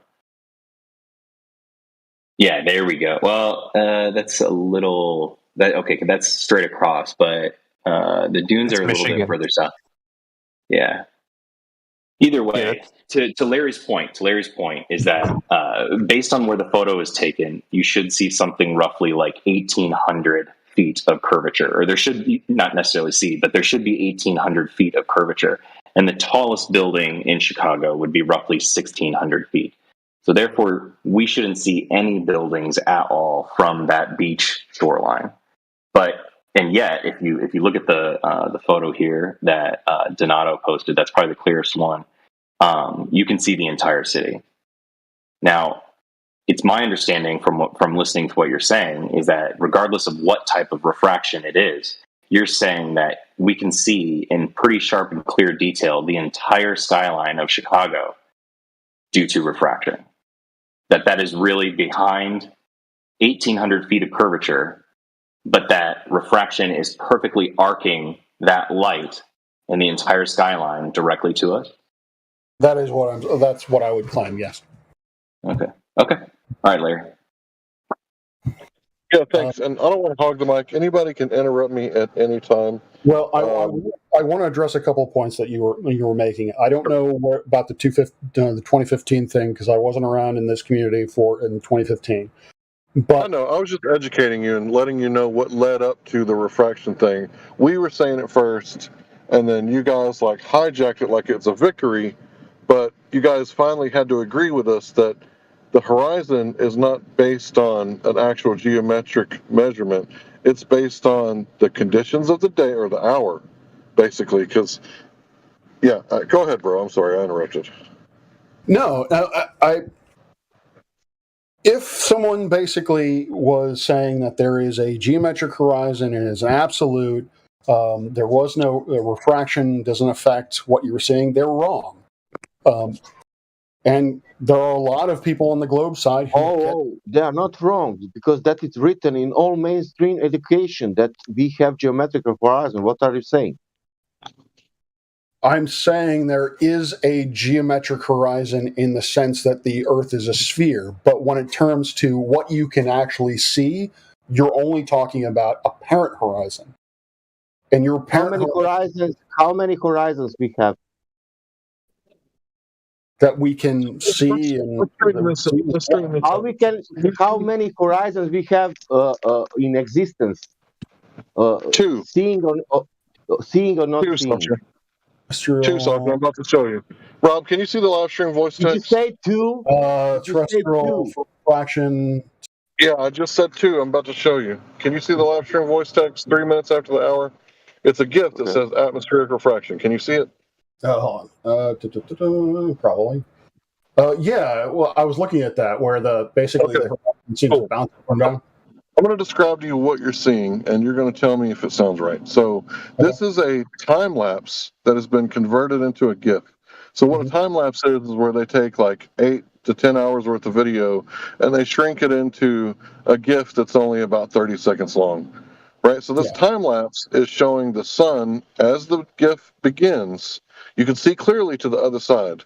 But as the day progresses and the sun perturbs the atmos, the gas, and between us and the other side of the bay appears, in appearance only, to be disappearing from the bottom up.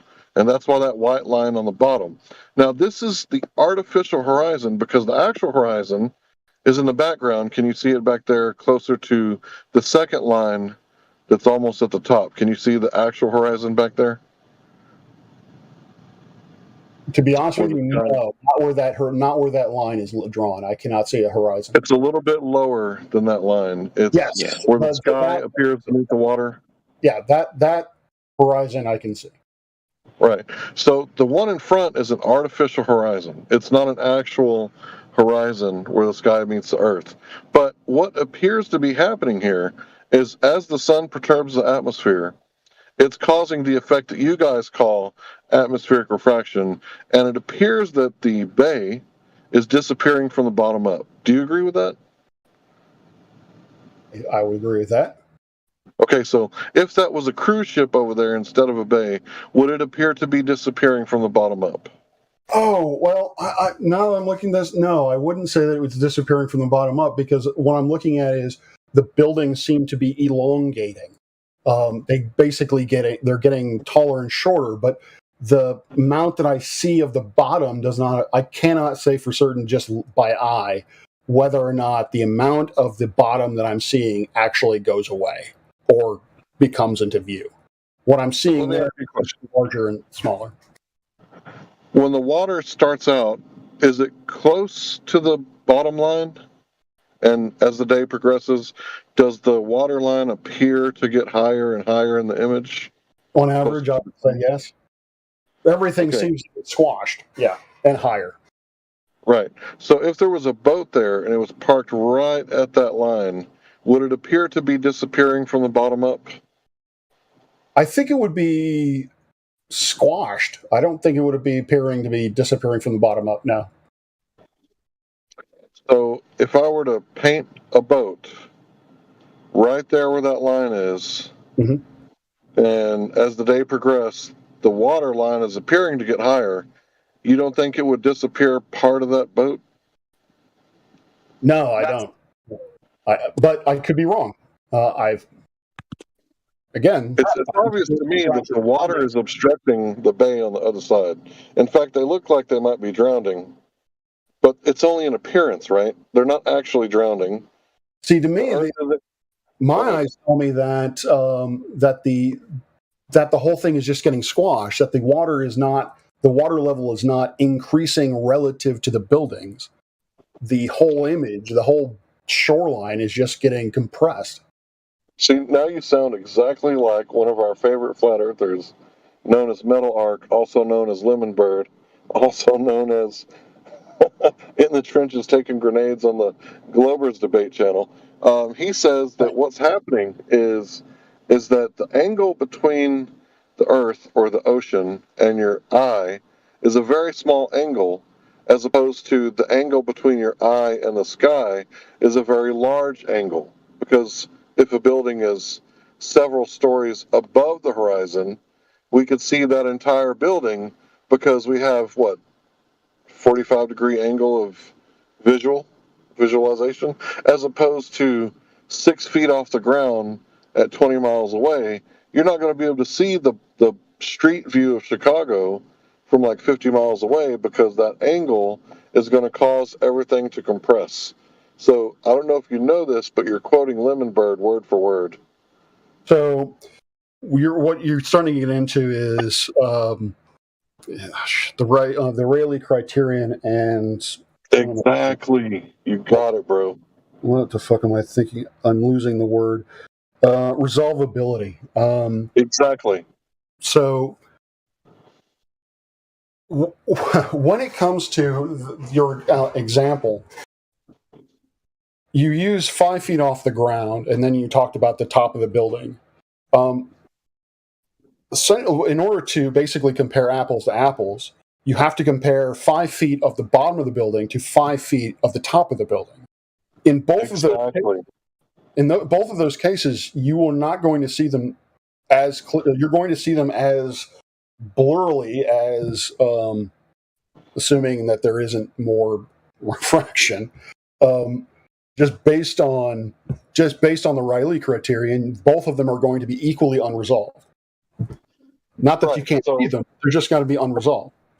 To put this in layman's words, in the 80s, a woman had very big hair, and it appeared really big up close, but the further and further she got away, her hair appeared to get smaller and smaller. In fact, if she kept walking away, eventually you wouldn't be able to make her out because your eye would not be able to resolve her in the image that's the light that's hitting your eye, right? Right. Yeah. Okay, so I'm going to say this. If the light is bouncing off Chicago and it's heading through the Atmos towards my eye, it's going to be diverging because the light interacts with the particles that are in the Atmos, the molecules, and it's going to diverge and spread out in all directions. So it's kind of like a light, even if it's a laser light, if they attempt to collimate the light, you shine it on your hand a few inches away, and it's going to appear to be about the same size as the source. But if you shine it 100 yards away, it might be 6 inches in diameter, right? Yeah. So that's collimated light. That's light where they're attempting to make it act like a column to where it doesn't spread out. Now, the light bouncing off the buildings in Chicago, it's not collimated, is it? No. So it's going to be spreading out just like the inverse square law would dictate, that it's spreading out in all directions, one of those directions being down. And as it's spreading up, to the left, to the right, and down, if it keeps spreading out down, then it's going to bounce off the water and never hit your eye. And this would cause it to appear as if Chicago was disappearing from the bottom up, or fill in the blank, X, a yacht, a city is disappearing from the bottom up because the way the physics of light and how it reacts through the atmosphere, and eventually it might bounce off the water or the ground, and if it bounces off the water and the ground, it's never going to hit your eye, causing it to disappear from the bottom up. That's what I think is going on in this GIF. Okay. So light dispersion and the light dispersion and refraction are two different phenomena. Yes, light is light is being dispersed off of the reflection of off the buildings or what have you. But the light is also being refracted, and so it is causing a curved. If you were to talk about a perfectly collimated, maybe this is not the right example, but if you're talking about a perfectly collimated monochromatic beam, then it's going to arc across the through the atmosphere and to your eye due to refraction. Now, you're never going to have a perfectly collimated beam because of dispersion, because dispersion is a thing. But the principle still applies. Now, I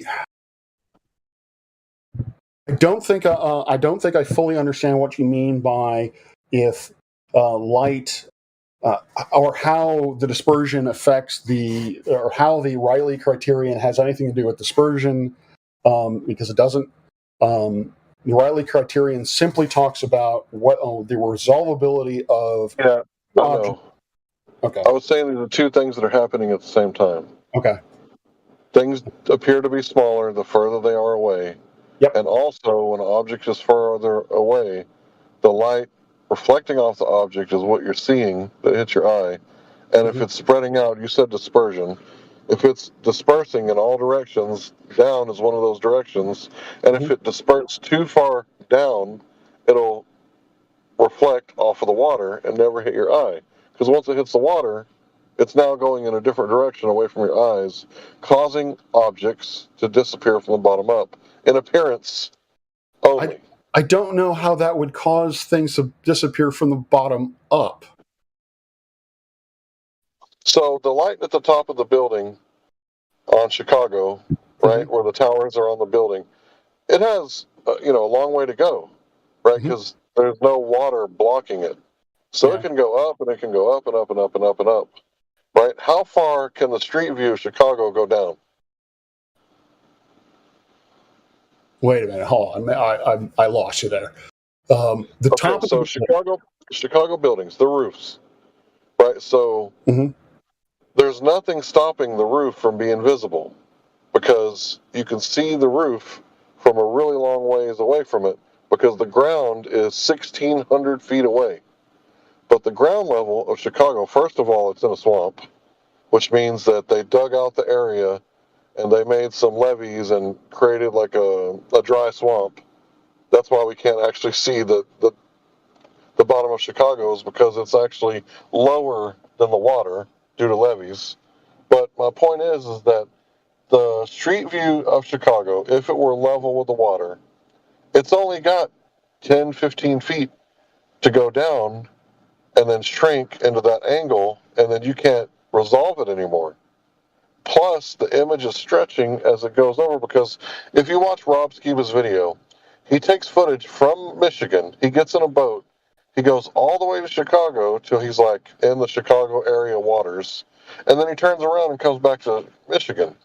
Then he shows you a picture of Chicago from Michigan, and then a picture of Chicago from Chicago. And when he lines the buildings up, they're almost the same apparent size at the same zoom. Now, how is this possible? Well, the guy who said it's a mirage, a year later, he had a subject matter expert come onto the show, and he said the atmosphere is acting like a lens, magnifying the buildings. So what happens when you use the artificial magnifying tool on your computer and you want to read the cowboy's belt? You zoom in to read the belt buckle. You can't see his feet anymore, right? Because the magnification has blocked off his feet, right? But if you got a monitor that shoots up 6 feet in the air, you'll be able to see his hat, won't you? because your monitor is way up in the air. Like your monitor reaches the ceiling. Let's say you got like a stupid, weird gaming monitor. You'll be able to read his hat and his belt buckle at the same time, but you can't read his feet because they're below the desk. You get it? That's what magnification does. When you magnify in on the belt buckle, you can't see the feet. No, I don't get it. I don't quite understand where you're going with this. So does the atmosphere act like a lens? Follow me this. Does the atmosphere act like a lens? Yes. Okay. So what do lenses do? They can do they bend light. Right, they bend light. So one way to bend the light would be to magnify it, right? No, magnification stems from the fact that the light is bending.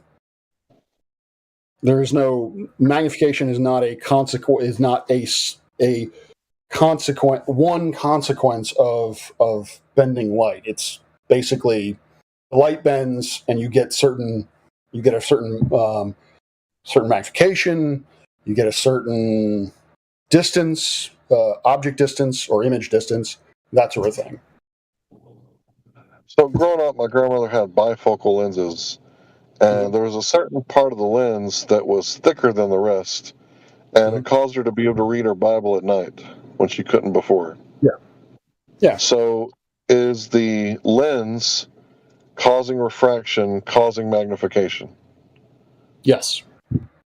So when I look out in the distance here in East Texas, and I see trees that are like 3 miles away, they appear to be lighter green, but when I get there, they're actually the same color as the rest of the trees around here.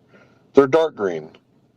Is that because the image is stretched out, causing the wavelength of the tree to stretch out and appear to be a lighter green? I'm not sure. I don't know whether or not it could also be that whatever is in the atmosphere, you have enough of it that you're looking through that's absorbing a certain color of green light. Honestly, I don't know how to explain that.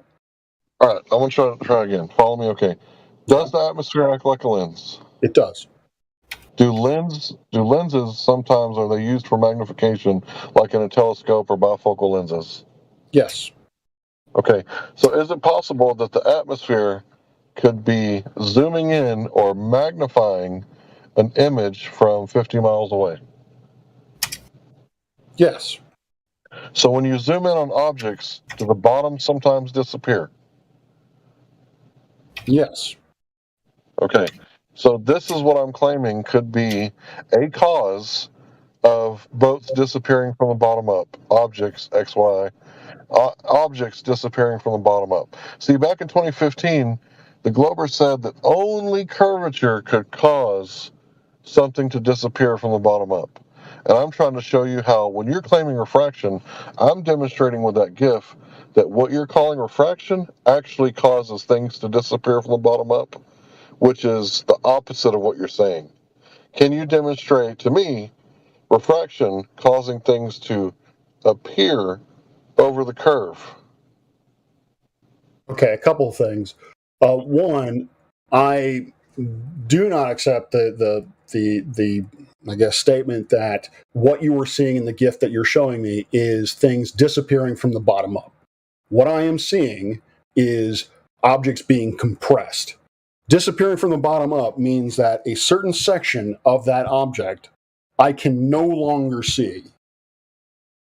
With these, without, this is just by eye, which is not the best way of doing things, but just by eye, I cannot tell whether or not I can no longer see the bottom of that object, or if it's just simply compressed to below the Rayleigh criterion so that I can't make it out blurry.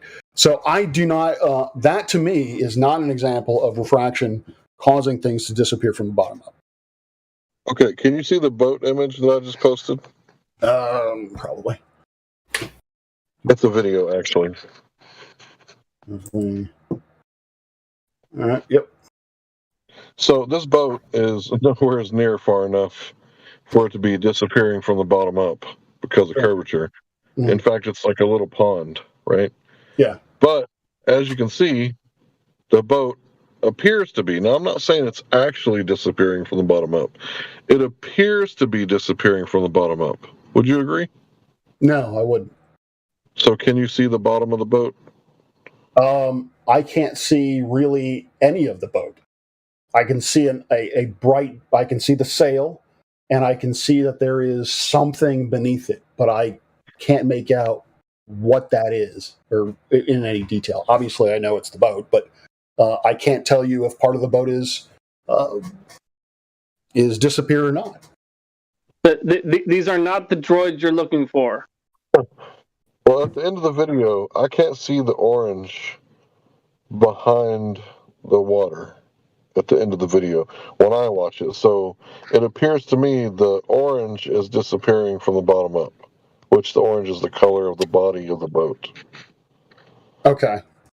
See, this is kind of the problem when we're talking about quantitative and qualitative observations, because the problem with quantitative observations is that two people can subjectively disagree with what is happening on screen.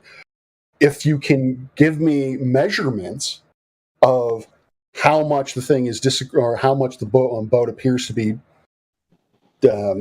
disappearing, then I think we can have another conversation. But from what I'm looking at, it does not appear that the boat, and I'm being honest, it does not appear to me that the boat is disappearing from the bottom up. It simply appears that the boat becomes so small as to become unresolvable. Okay, that's fine. We can agree to disagree. I'm not going to die on that hill. So basically, we're all seeing the same things. I said this earlier. We just have different interpretations of what's going on. That's why I think we need to strictly adhere to that which is mainly empirical, right? Okay. Repeatable, observable, falsifiable, stuff that we can do with experiments. That's why we need to stick to the scientific method when possible, and that's why we need to stick to objective facts as much as possible, because we can all theorize about how many angels can dance on the head of a needle, right? But that's not science. And I think what has happened is people don't realize that all science is philosophy, but not all philosophy is science. Would you agree?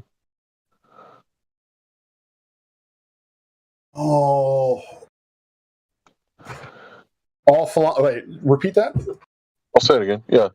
I think we need to realize that all science is philosophy, because science was birthed out of philosophy, but not all philosophy is science. All science philosophy? I don't know. No. All science is philosophy. Yeah, all science is philosophy. I don't know whether or not I would agree with that statement. I don't know whether or not I would disagree with that statement, because I don't have a very firm grasp on what you would refer to as philosophy.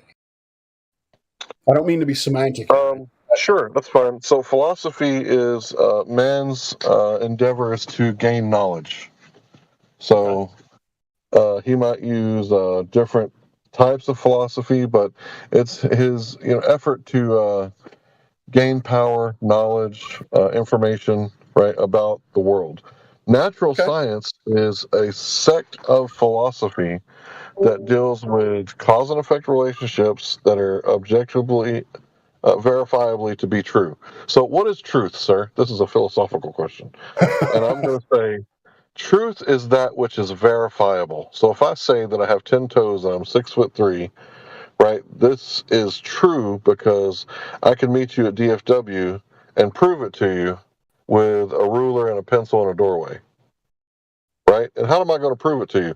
Well, you might say, I can't trust my senses, and all we have is observational science, like the anti-flat earthers say. And then I would say, well, sir, if you can't trust your senses, and all you have is observational science, you're in trouble, bro. Because what is truth, sir? Truth is that which we have first-hand experience of. Like me, I have first-hand knowledge. I have 10 toes, for sure. No question about it. I have 10 toes because I can verify that with 2 or more of my senses. I have firsthand experience of this knowledge. Therefore, it's verifiably true. It's true because I can experience it now, right? So everything that you have not experienced, everything that's not in your present firsthand primary knowledge or in your past firsthand primary knowledge, everything else is imagination. But what is true is that which can be demonstrated. Would you agree? So, what about a mirage? Is that true? Like the kind I see in Texas? Yeah, sure. If you see say something suspended in air because of a mirage, is it true that thing is actually suspended in air? No, it's an appearance only. But their senses are telling you that it's suspended in air. No, my senses are telling me that it's a really hot day and there's a lot of wonky stuff going on with light and the atmos. Your mind is telling you that there's a lot of wonky stuff going on. Your senses are telling you that it's a hot day and there's an object floating above the horizon or floating off the ground. Actually, the way I experience a mirage is when I'm driving to the west on a really hot day, the hill appears to be cut off, and it appears me to see... let me rephrase. The hill appears to have the top cut off of it, and it appears to be a lot lower in elevation than it actually is. Yeah. But once I get there, it's that same steep hill that my car has to struggle to get up because I drive a 1.2-liter Mitsubishi Mirage. It's a 3-cylinder. Yeah. So I struggle to get up the hill. But it appears that the top of the hill is missing because of the mirage, or whatever you want to call it. Yeah, so that's where I can't speak for the other flat earthers, but if someone were to say that you can't trust your senses, I think that's what they're talking about, is that to you in that moment, not before you get up to it, but in that moment, that hill appears to be chopped off. So, and that's what your senses are telling you. You may rationalize, you may understand that there is physics going on that's going to cause that is causing what you are seeing, but your senses are telling you that the top of that mountain is cut off. So then that goes back to the question: is that true? If truth is based on what you can observe with your senses. So what you're talking about is an optical illusion, right? Mm-hmm. Yeah, any optical. So, yeah, you can observe an optical illusion. You may or may not know the trick and how it works, but you're experiencing it, right? Mm-hmm. Yeah. But let's use another one. The 2 Vosses that look like 2 faces kissing. If you don't look at it one way, you look at it the other way, right? That's an optical illusion. Mm-hmm. So you may experience one, you may experience the other, or you may be adept and experience both, right? Mm-hmm. But you have firsthand primary knowledge of this, let's say, painting, right? And you know it to be true, that it's either A, B, or C, right? Okay. Yeah. So this is like primary firsthand knowledge. I've seen the Mona Lisa. I was there. I've seen the painting. Not really me, but I'm just using this as an example. I've seen the Voss face mirage. Sorry, it's late. The Voss face illusion. I've experienced it, right?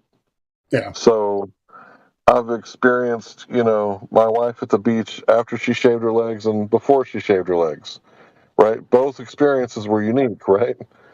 Yeah. But I've experienced it. So it's like your experience is your firsthand primary knowledge. I think this is way underestimated because a lot of people want to stick to their imagination and wander off after equation, postulation, speculation, imagination without any experimentation. And they call it science. I can't call that science. The mirage is real, right? But what you're seeing is not reality. Yes.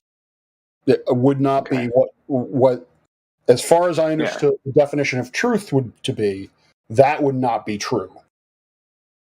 That's part of how you find truth. Is observing. I'm just going by what. Not just observing. I don't think he said just observing something is true. Oh, all right. But to your point, though, observing a mirage, that mirage exists. But the thing that is miraging is not in the location that the mirage is showing you. That's not true. Okay. And I think Larry had said that. Does that make sense? I don't know, because you were saying that the whole thing comes back to don't trust your senses, or you can't trust your senses, which I think you're taking. Well, for me, I would say that, but I don't say that as an absolute. Not to say that you can't. It's all or nothing. There are certain situations where you really can't trust your senses, because if I look in front of me and on a desert and I see an area that looks like water, then I'm gonna say, okay, that looks like water. Water is right there. I should not actually trust that because there's a mirage there. But it could be, or it could be an oasis. There could be water there. Yes, true. Right. You don't know until what? I don't know. Until you verify. Right. Yeah. You test and verify, right? That's what us flat earthers are saying. We need to verify all the claims, because we don't want you guys to be orthodox, right? We don't want you to fall into orthodoxy, but we don't want you to be so open-minded that you'll believe in anything. Like this whole space-time. I'll be super quick. So space-time, right? This is the idea of Einstein, right? And his theory of special relativity. So space-time is one of those things where it exists in the vacuum of space, right? So in the vacuum of space, we know that it's not a perfect vacuum. It's a near perfect vacuum, right? Yeah, and it exists, meaning that it's non-material. Exists everywhere, not just in a vacuum. I know, but I'm trying to make a point. So, according to Oxford Dictionary, I'm going to read 3 definitions. Space-time. The concepts of time and 3-dimensional space regarded as fused in a 4-dimensional continuum. The next one. Okay, so what are concepts? Abstract idea, a general notion. Okay, so what is abstract? Existing in thought or as an idea, but not having physical or concrete existence. So, what does that mean? That means that it's an abstract concept that doesn't really exist in reality, because reality is what? Material, right? Especially from the scientific method, the scientific-minded point of view. Material is what science can deal with. But immaterial or metaphysical stuff, science doesn't really deal with that stuff. Science can't tell you how many angels dance on the head of a needle, nor can it tell you how much space-time does it take to warp, starlight around the sun. Right? Because you can't manipulate space-time. It's a concept. But it's metaphysical. But the thing is, what you can do, and what Eddington did, was that Einstein's equations predicted that the distance between 2 stars would increase based on assumed mass of the sun. Eddington made that observation, and he found that distance to be accurate. That was true to life. So this is the disconnect that I have a problem with, is why is it that you cannot count that as science when you are verifying it with observations that are true? So you measured the distance to stars. Or Eddington did. You measured the apparent distances between 2 stars on the sky. Okay. How did he do that? I don't know specifically. It was a photographic plate, so I'm assuming he used a ruler. So you measured the apparent distance of apparent stars in their apparent location, and then you wrote it down as actual distance. So what he did was that he looked at the night sky without the sun, and he measured the distances between the various stars that he could see. Say 2 stars were 2 inches apart from each other. Then he took you're talking about degrees apart from each other. Well, in this case, we're talking about I suppose you could do it in arcs. You can do an arc length, sure, if you want to do it that way. Okay, so you're not saying distance from the Earth, you're saying distance from star to star. Yes, that's correct. And the starlight bent around the sun when it should have been behind the sun, right? Not necessarily. What Eddington showed was that the bending didn't show that stars appeared where they shouldn't have been. Well, no, let me back way off that statement. What Eddington showed was that the distances between stars were affected by the presence of the sun. I don't think there was an indication that there was a star that shouldn't have been visible where the sun was that became visible. I don't think that was shown by Eddington. But what Eddington did show was that the distances that the stars appeared to get further away from each other with the presence of the sun. Okay, so the sun got close to the stars, and the stars appear to diverge a little bit in distance away from each other, or arc angle, I think is what you said. Arc minutes? Yeah. So it's spread out. Yeah. Okay. So you ever heard of refraction? Yes, I've heard of refraction, yes. Okay. What is the heliosphere for 500? Heliosphere, that is...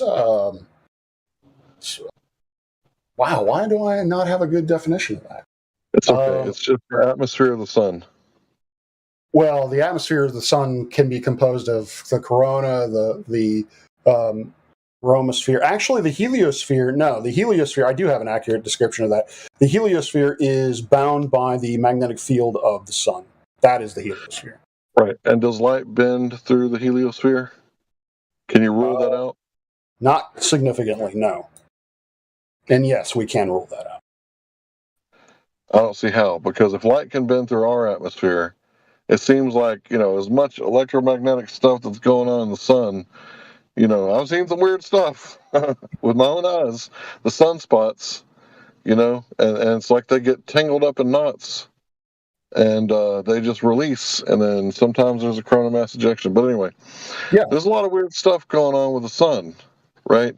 It appears to be some sort of gigantic electromagnetic radiator, It's just blasting.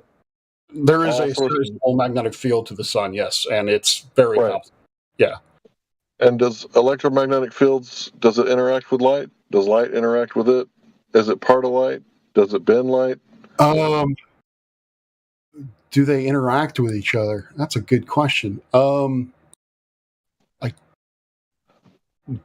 don't think that light bends. I could be very wrong about this, and I'd be embarrassed if I am.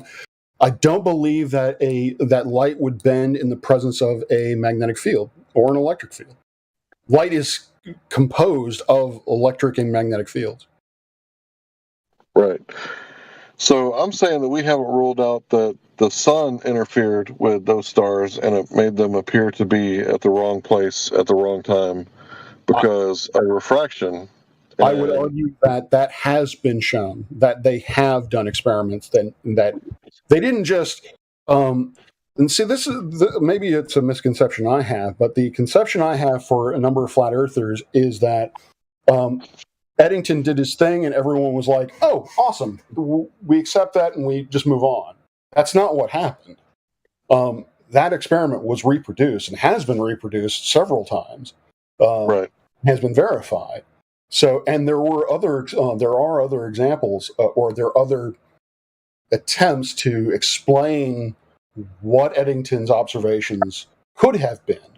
I don't know. Didn't they point a telescope at a mirror and then point the mirror at the sun? Not that I'm aware of. Are you sure? I mean, look, here's the thing. I'm not going to bust your balls if you get something wrong. I'm not that type of guy. Many men know many things, but no man knows everything. I'm pretty sure that the first time they did it, they pointed a telescope at the mirror and then the mirror at the sun, and then they calculated that the stars were separated by a measurable distance. And this is how they proved Einstein space-time. I mean, this sounds like refraction to me. I mean, if we're looking at stars, hold on, bud. If we're looking at stars at the 12 o'clock position, okay, right, I'll give you, that there's probably not a whole lot of refraction going on. But space is allegedly, in your model, filled with hydrogen and helium. And if it's 8.3 light minutes, that's a hell of a lot of hydrogen and helium. Actually, it's not. At different densities. Well, you don't know the whole way there and the whole way back. You haven't swept the floors and kept the janitor paid, to make sure that there's not lumps of gas. And in your model, what is a gas planet? A lump of gas. Well, we would expect to see certain phenomenon if there was a significant amount of hydrogen and helium in between us and the sun, which we don't. So we have a counter for that. We know what the density of hydrogen and helium is in inner solar system space. How are you going to tell me there's not a whole lot of hydrogen and helium in between us and the sun when stellar spectroscopy detects what? What does stellar spectroscopy tell us the sun's made out of? Hydrogen and helium, but that's of the sun. That's not intermediate between the sun and the Earth. How did you eliminate the space between the Earth and the sun so that you're only detecting the sun? So, I think I see what you're going with that. So, how can we? So, if space was So when you take an observation of the spectra of a star, as you say, you're going to get a certain amount of hydrogen and helium. So, yes, from a direct point of view, that is basically saying that is the amount of hydrogen and helium that we are seeing between us and the photosphere of that star, of the sun. Now, I'm trying to think of how you would differentiate or how you would know so that would also tell you what that spectra can also tell you what the density of that material is. And from there, you can get basically a column density of the material. And what we know is that basically based on the column density, until you get to, say, the corona or really the chromosphere of the sun, there isn't a lot of hydrogen or helium in or between the Earth and the sun. Most of the hydrogen and helium, if not a significant fraction of it, is in the proximity of the sun.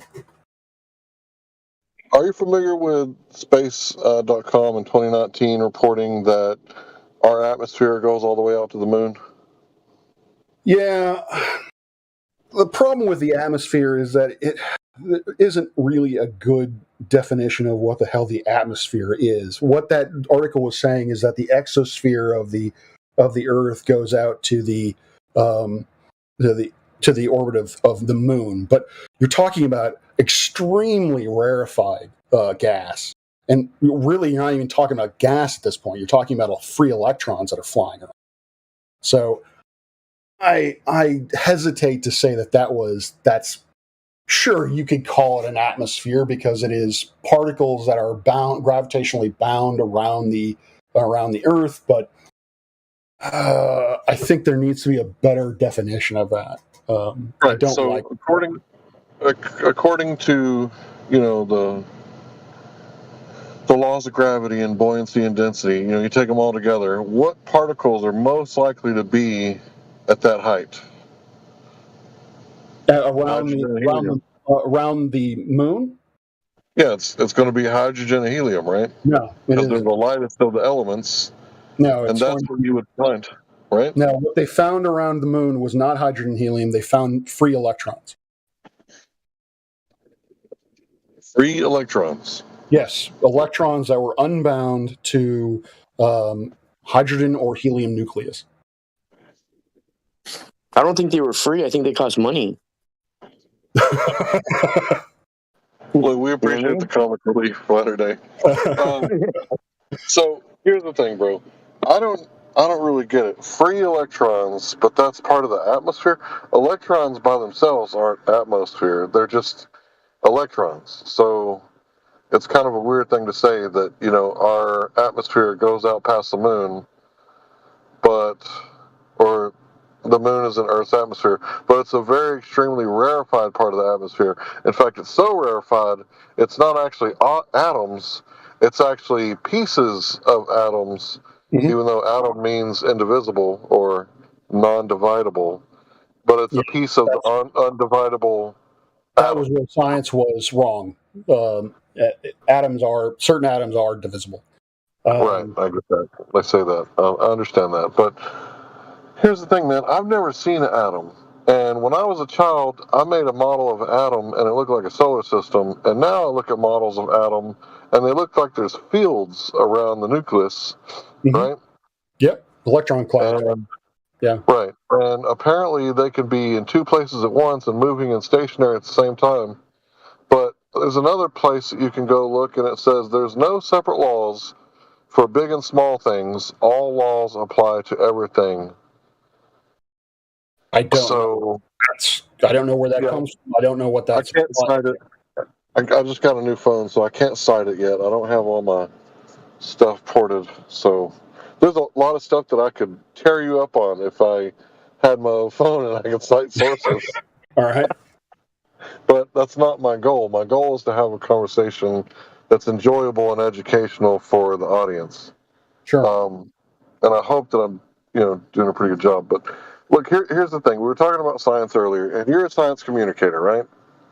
I'm an aspiring science communicator. I won't say that I'm very good at it, but I try. You're working on it. Cool. Yeah. So most kids don't have both parents in the house. They may have used to care about science until someone said, oh, there's a lot of math involved in science.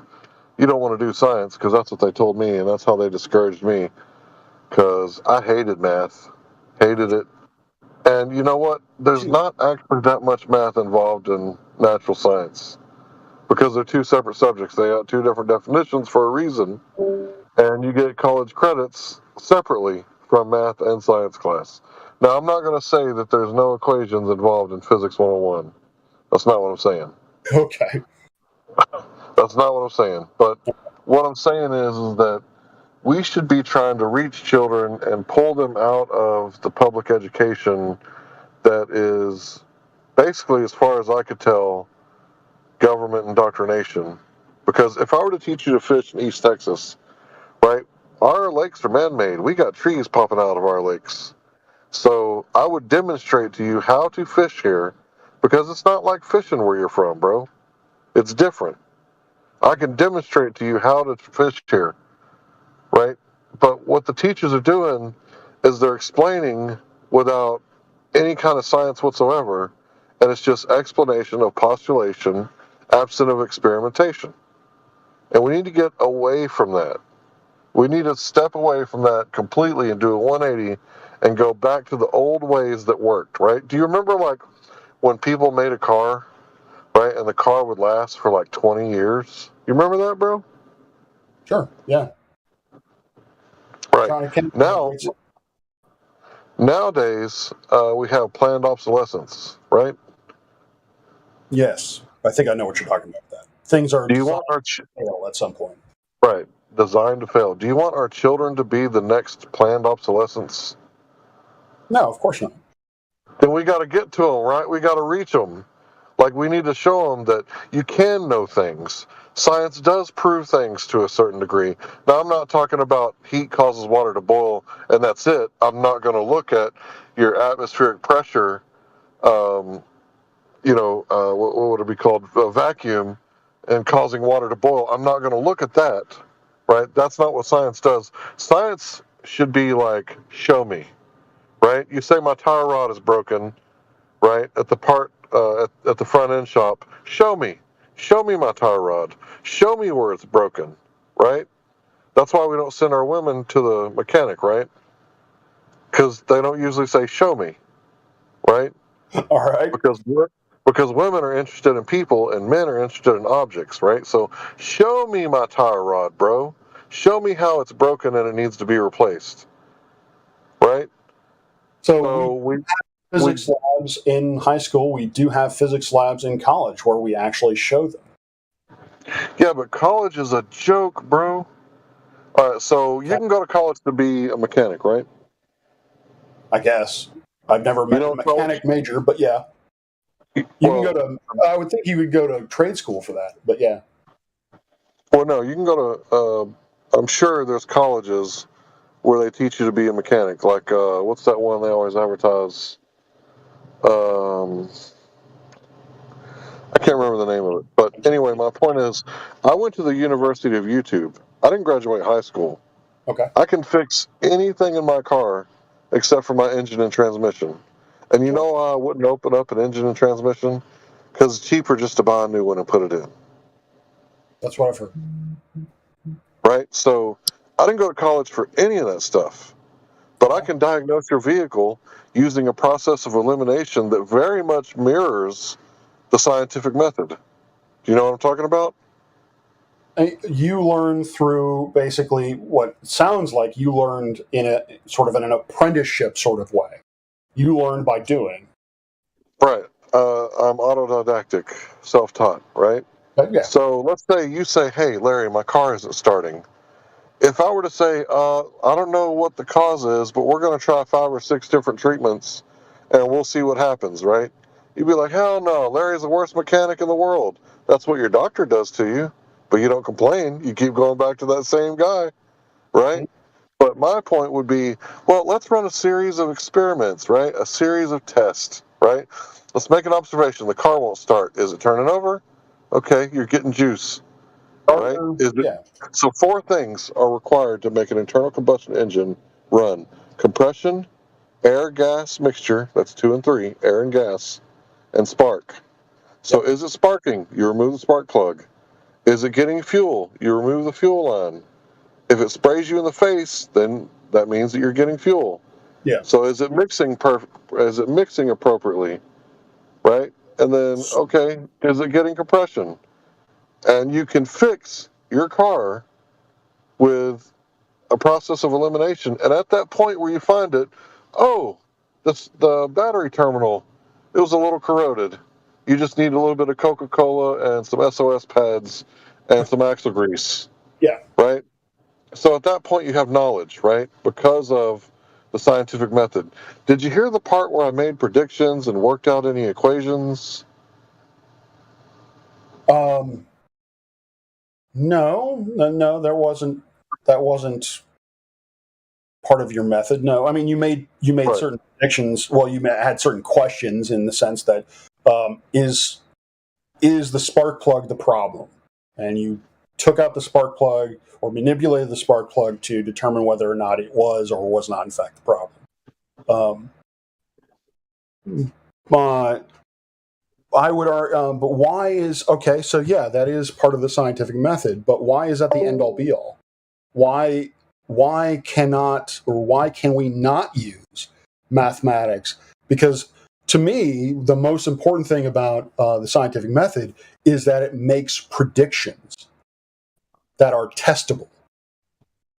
And in order to do that, and at least in my opinion, in order to do that properly, you need to be able to use quantitative resources, mathematics, for example, to do that.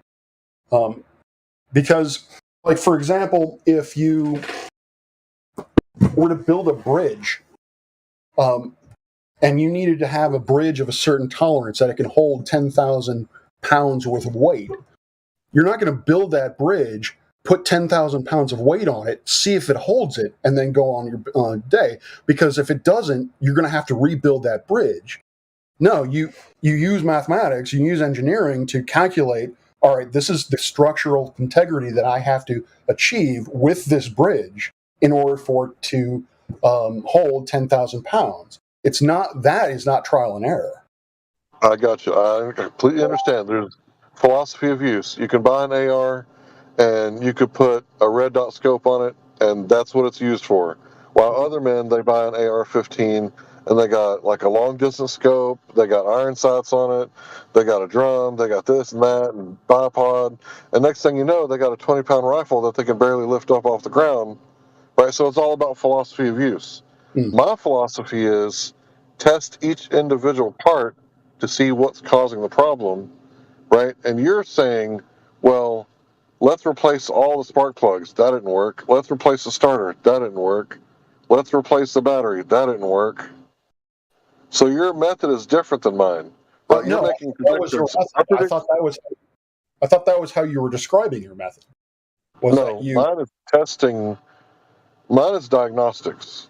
So I'm replacing the spark plug, right?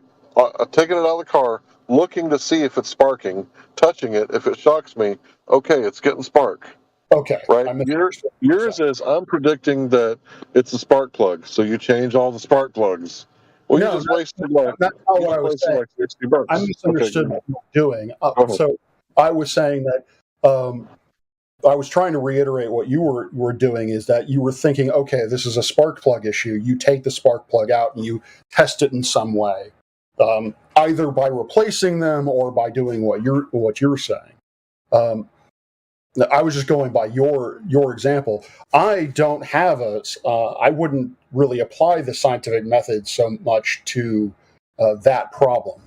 That to me is more of a critical thinking sort of problem than a scientific method one. But it's the disconnect that I have is why is mathematics no longer, or why are models and mathematical predictions, why are those not acceptable? So a model is basically what you think is going on, and you put it together and you use it to make predictions, and those predictions are really helpful, right? But we've been building bridges before we ever had the theory of gravity or Isaac Newton and his so-called laws of gravity, right? We've been building bridges for 2,000 years before that, actually, a long time. We've been building bridges. So, yeah, they may be useful in predicting the heavenly bodies of Mercury if you got the bending and warping of space-time. But the thing about it is that it's not knowledge like the way that I see knowledge. Okay. Like, I know for a fact that if I put electrolysis to water, that hydrogen comes out, or at least something that goes pop. Yeah. Because I've done it, right? So I've also got a PDF that says 100 reasons why water's not H2O. Right? Okay. Now, how am I supposed to know which one is true? The PDF gives me 100 reasons why it's not. Okay. They make a lot of sense.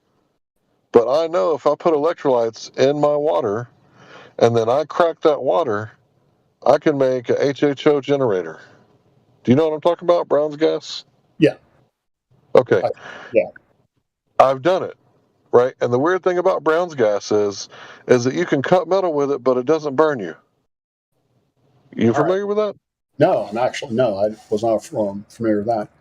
It's weird, but obviously, don't try this at home. That wasn't medical advice. Brown's gas. Yeah. HHO generator, Brown's gas, hydrogen on demand. You can look up those things and have a lot of fun. Don't put it in your car. People die. In fact, one guy made a water car, and I think it was like 3 people or 6 people with the same name in the same city died the same day that he died. So don't put it in your car. All right. Duly noted. Good safety tip.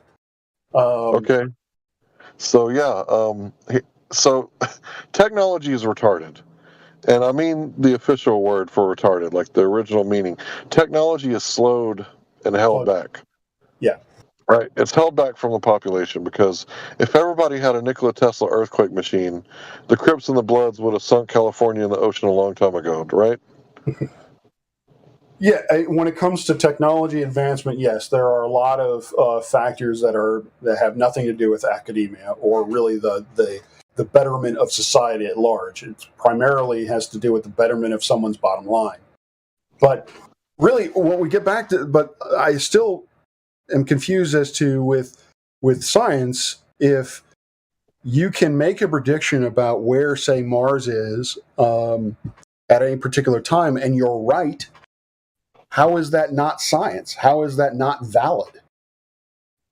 Okay, it's knowledge of the prediction. Sorry, it's knowledge of the location, right, beforehand. Yeah. And yeah, that's knowledge, right? But it's not from the scientific method. Right, so you can call it like lowercase science if you want. Like maybe psychology is science. But as far as I could tell, a psychologist is a label machine. He's a labeler. Yeah. Right? So you have anti or bipolar depression. Yes. Right? Thanks for the label. What do I do now? Okay, well, we'll put you on these antipsychotics and hope that you don't shoot up the school. Right? Because what are the antipsychotics on mood stabilizers? But yeah, I get your point. So, did you read the side effects for the antipsychotic medication? Some of them, yeah. I mean, depends on which antipsychotic you're talking about. Right. So some of them have some pretty weird fucking side effects. Mm-hmm. Okay.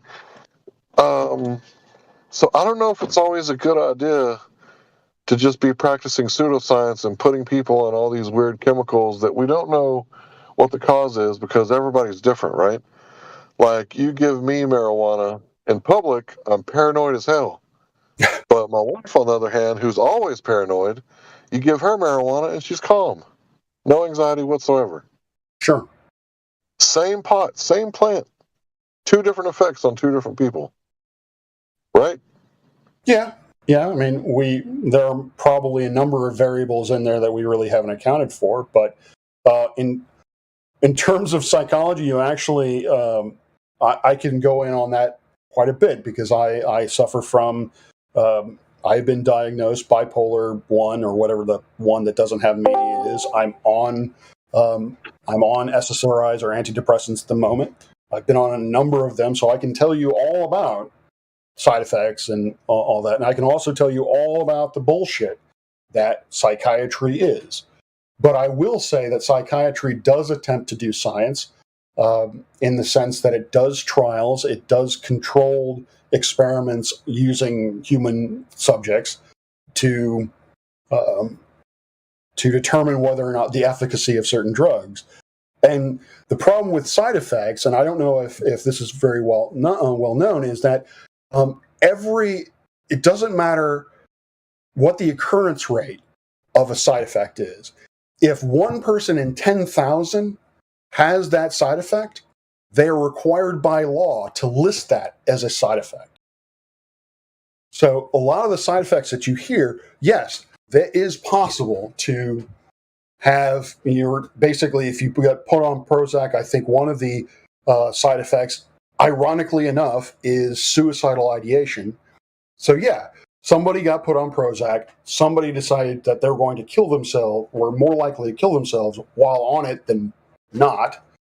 But that wasn't the entirety, or that wasn't a very large sample size, or that wasn't the experience that most people had on that drug, if that makes sense. Gotcha. And I want to apologize. I did not mean to hit that close to home. No, that's all right. No, I didn't have any access to your medical records, or nor was I putting you on the couch or anything like that. I just no. I have a YouTube channel where I post lectures, but I also talk about mental illness and things of that nature. So if you were to ever try to find me on YouTube, you would find both lectures. Yeah, well, I wasn't doing any of that stuff. I just got off work an hour ago, and to tell you the truth, I've been resting in my car ever since. But hey, bro, I would urge you to look in gut health. Do you have a leaky gut? I've heard I've heard some stories about gut health, and honestly, I should look into it. I really haven't, because my diet is for shit. So I would not be surprised if my gut bacteria was imbalanced and was fucking with me. So, well, I'll tell you what. They used to say that there's this part of your body that's a vestibular apparatus, and it's from long ago, and we don't use it anymore. And it turns out that the appendix, I think is what it is, it holds all the gut bacteria. That way, when your gut bacteria gets wiped out from taking non-steroidal anti-inflammatories that you take over the counter, like Tylenol and aspirin and Advil, and it wipes out your gut bacteria, or you drink a diet soda and it wipes out your gut, or you go to the doctor and they give you antibiotics and it wipes out your gut bacteria. That's like the storage to repopulate your gut bacteria. But yeah, bro, I'm not giving you medical advice. I'm not a nutritionist, but probiotics, postbiotics, and prebiotics. Prebiotics. And I realize jarred that. food. Jarred, listen, bro. Listen, bro. I'm not done. Sorry. Jarred organic food. In other words, you take organic cabbage, you put it in water after you chop it up, you put it in a jar. For 2 weeks, you let the enzymes grow. And when they grow, they're going to populate that jar. And when you eat that food, the enzymes that are naturally in the earth, they're naturally there. You grow the cabbage yourself, so you know it's all natural. And then you eat it, it's going to populate your gut with the enzymes that are necessary for breaking down the food, because that's the whole point of having a healthy gut is you have to have post, pre, and probiotics and enzymes to break it all down. But yeah, I've got a few YouTube channels if you're interested in learning more. Sure. Yeah, I'm impressed that you actually know that gut bacteria is actually tied to mental illness, or is thought to be tied to mental illness. Well, I went to the University of YouTube, bro. Yeah, I just realized, again, and it kind of comes back down to, I hear what you're saying, and I agree with what you're saying, that that is the scientific method, and that is a very viable way of doing science. But what I don't understand is why the way that professional scientists do science, or, well, I should say, let's just say professional astronomers, how professional astronomers do science, why that isn't science. Why is that not accepted by folks? Well, like I said earlier, if you could give me one viable hypothesis where I manipulate the independent variable in space and see it cause an effect in space, then we can, tell you that it's a natural science. If not, then it's not natural science. So if something's not a natural science, but people are going around telling everybody that this is natural science, that means it's pseudoscience, right? By definition. But if the models and the predictions are an accurate picture of reality, then how is that pseudoscience? So, is it an accurate depiction of reality that the sun is made of hydrogen and helium? Yes, I would say there is very, very strong evidence to suggest that. To say that. Okay, there is very strong evidence. So let's say you go to the doctor, right, and God forbid you find cancer on your male reproductive organ at the very tip, right? Oh. And the doctor says, "Oh, we're going to have to amputate." You're going to say, "Wait a minute, you didn't even take a biopsy yet, bro. What are you talking about?" Right? Are you going to get a second opinion? Aren't you going to want to go see another doctor and get a biopsy and see what he thinks first? So, yes, regardless, I would seek a second opinion if somebody wanted to chop my dick off. But in your analogy, you're seeming to suggest that astronomers haven't done the biopsy, haven't done the sort of the test to determine whether or not the sun is actually made up of hydrogen and helium. It's almost as if you're saying that we just kind of made that up. Okay, so when have you done a biopsy of the sun? So I would then ask, why is a model not an acceptable form of a biopsy? A model? Yeah. Why is a model not an acceptable form of biopsy? So if I told you I wanted to know what the exhaust manifold was made out of a 2001 Porsche, and I gave you a model, and I said, get to work. And it's a model Porsche that you get from like Amazon or something that fits in a shoebox. Like how accurate do you think it would be? That's not exactly analogous to a scientific model. And honestly, I don't know. That would depend on the assumptions made to create said model. It would also depend on whether or not that model has been successful in showing evidence for other situations. So, all right. So I'm going to ask you a question. What's the difference between a model and a scientific model? A scientific model is a mathematical construction based on certain assumptions, given a certain width that you can manipulate by adjusting certain variables in it. Now, as to what a normal model is, I don't know. Like, you can say that it's like a toy model, something you put together is a model, or a model is abstraction of, I don't know, certain. Yeah, I can just tell you what a scientific model is. Okay, a scientific model is a model that's been validated via the scientific method, right? Or it wouldn't be scientific. It is. I would more specifically say that a scientific model is based on assumptions that have been verified within laboratory conditions. I've posted the definition of scientific model. Do you agree? Let me look. Oop. Under Roger, is this Roger? Yeah. The important point that Beckner introduced is that the explanation of a natural phenomenon model theory must be testable by experimentation. Yep. In other words, such a model is proposed as an explanation of phenomena can only be considered a scientific model if it is objectively tested by experiment. Yes, I would agree with that. All right, so what scientific experimentation have you done on the model? That's where the point of what are you willing to accept as a experiment? And as far as I hear, the only experiment that you consider to be valid is one where you can physically manipulate the medium.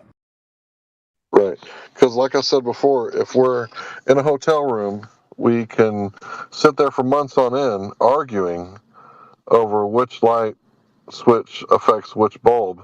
But when are we actually going to know? When are we going to have knowledge? When you actually, flip on the switches or look into it. Right. And up until that point, everything's theoretical and not the type of theory where it's a scientific theory, but like a layman's theory, right? Yes. Yeah, you have to be able to test it. Yes. So in astronomy, the way that we conduct an experiment is by taking a model, making a prediction using that model, and seeing if that prediction comes true. Testing to see whether or not that prediction comes true. If it comes true, then that model was correct in that instance. If it isn't, then that model is not correct. So looking and declaring, is that what it is? Looking into what? No, looking and declaring.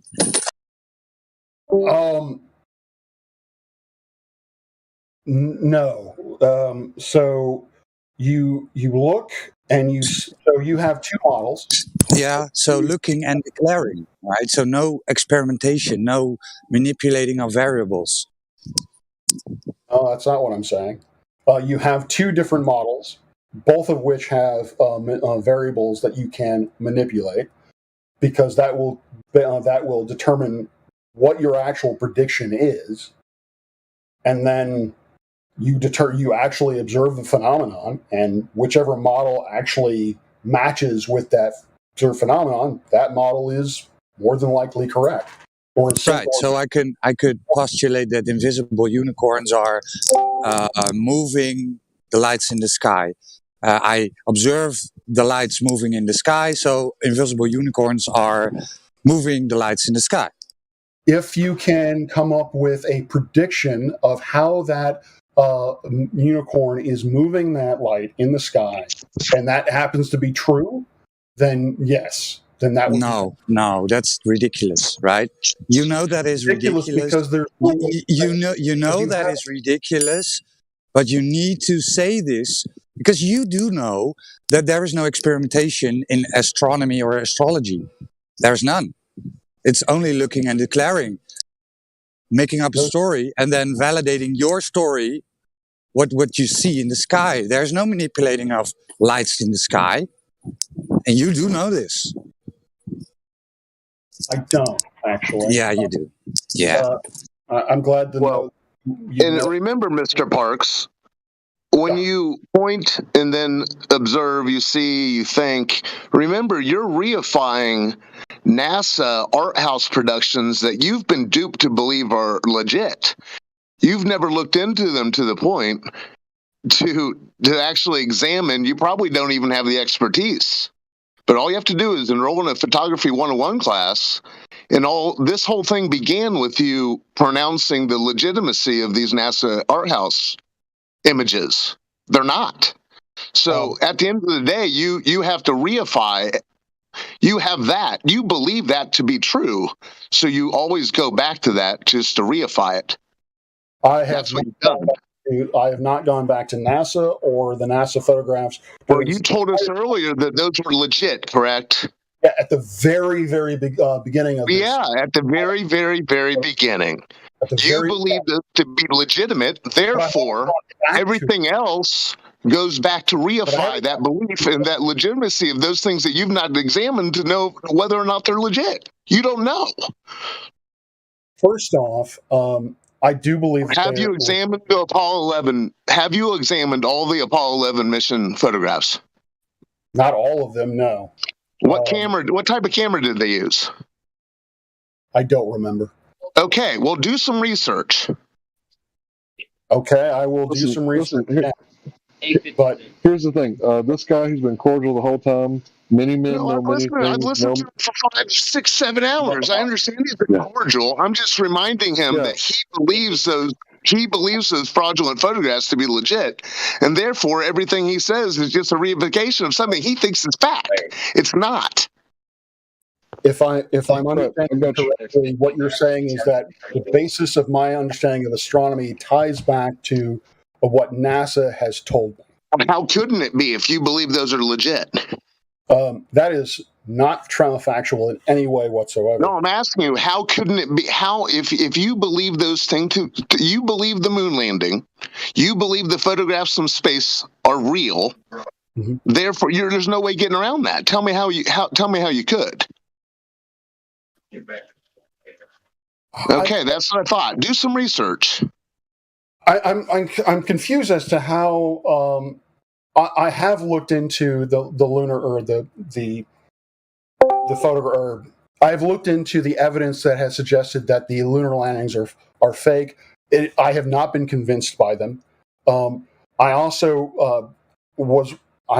confronted with the fact that there are tens of thousands of scientific papers, which deal with lunar rocks that were collected from the moon, theoretically, or supposedly, I guess.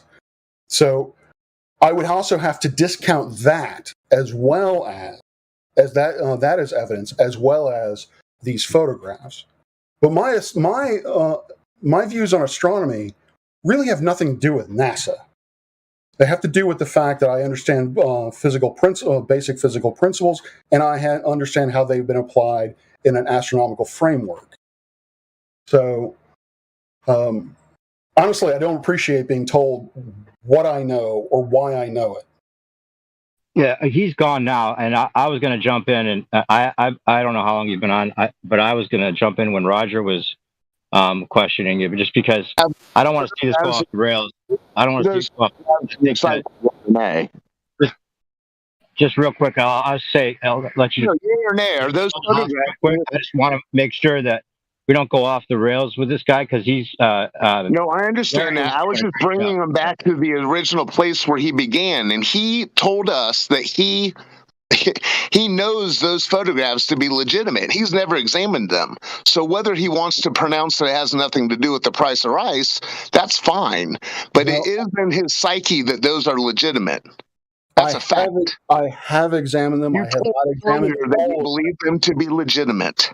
I do believe one at a time, guys. That's all I got to say. One at a Just do time. some research. If you're going to pontificate about the legitimacy of NASA photography, please do some research. I have. You didn't even know what type of camera they used. I don't remember what type of camera. I know you don't. How could you forget? If you ever knew, you would never forget. Really, my memory is airtight. Regardless, though, I've ever been told, I remember. You know that this information is presented for people that do want to believe it in a way that makes it seem like it's believable to the people that want to believe it, in our opinion, right? So, fair enough. You know, doing the research may conclude to him that they're believable because that's, you know, maybe a bias, maybe they're believable for other reasons. Who knows? But your astronomy and dealing with the forces that you know of and the way the galaxies move or the planets or the star systems is more your belief in the outer space type thing, right? That you're saying NASA doesn't necessarily determine it. It's your understanding of astronomy as a whole, right? Correct. Yeah. Understanding of physics and astronomy. Yeah. And the physics of the gravity plays a big part of that, right? Oh yeah, a significant part of that. Yes. Do you accept that there's no longer what we know as Newtonian gravity? That Einsteinian gravity has superseded Newtonian gravity? That we do not really have the idea of mass attracting mass any longer, even though it can seem to represent that, at least in the opinion of the people that think that the Cavendish works in the way it does. But it's actually, there's no pull, there's no attraction. It's only the bending and warping of a conceptual space-time that makes this mass attracting mass even seem like that's what it's doing, right? So the fundamental underpinnings of classical mechanics are wrong. Classical mechanics can still be used to accurately produce orbits, for example, things that can be explained by the phenomenology or the phenomenon of gravity. Yes, gravity is best explained now as being a consequence of space-time, but the warping of space-time is based on the presence of mass. You still can't get rid of the fact that mass needs to be involved, not density, not anything else. Mass has to be. So the orbit of Mercury can be explained by Newtonian mechanics? No, it can't. Right. So what you just said wasn't true then. What I said was not. I was not. Let me reiterate. Be more specific. There are certain regimes where Newtonian physics can accurately describe the orbits of things. There are other regimes where it can't. And that's how we know that the underpinnings of Newtonian physics are wrong. So then you can't have your cake and eat it. Can't be both things at once, right? If I wanted to determine the position of say Uranus at a future date, I could use classical mechanics to do so. And given the constraints of my observations of the technology that I have at the time, those would be accurate. And so in that sense, yes, I can use classical mechanics to do that. I can't do that for Mercury. For that, I actually have to make certain relativistic corrections. And that's all fine, right? But the ancient civilization, they predicted it all fine and dandy, right? And they all believed the Earth was a flat, level, non-rotating plane. So claiming that you can do something with math doesn't make it real, because these people didn't know about Newton, right? Correct. So postdictions are not predictions, right? But ancient civilizations couldn't predict where planets were going to be at certain times in the year. And what civilizations are we talking about? Do you have a citation for that? How do you know they couldn't? Because until Copernicus or until Ptolemy came along, that was the reason why Ptolemy came along, was that because it was a need for people to know where planets were going to be at certain times, and that's why Ptolemy created his model in the first place. I got a correction. Sorry, just time out for a second. The Maya, they knew the position of Venus in the sky, and they had it down to 0.02% different from NASA. So the Maya, they were conquered, right? And their libraries were burned, and all their information was gone. But we do know that with sticks and ropes, they tracked the path of Venus to 0.02% of accuracy compared to modern day NASA. Do we know? So you're saying that their libraries and such were burned, so we don't know what the model they used to make those predictions. Well, I doubt it was a Copernican model. Well, or a Ptolemaic model. But I'm not aware of that. It was probably a geocentric model. Yeah, well, probably, given the time Or frame. maybe they didn't have a model at all. Maybe they just, well, they had to have tracked it to make and had postdictions. But we know that they were impressive. They built pyramids that line up with the equinox, and when you see it on the solstice, or no, it's the equinox, it actually, the steps make the shadow throughout the day appear that the serpent temple in Chichen Itza makes it look like the steps are the snake's head slithering down and up on the equinoxes. Or no, it was the solstices. No, I can't remember. The equinoxes? Yeah, the equinoxes.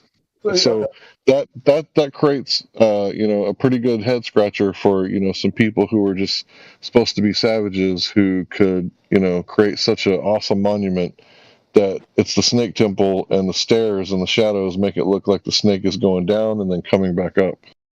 Well, there are a number of different sort of observatories, if you want to call them that.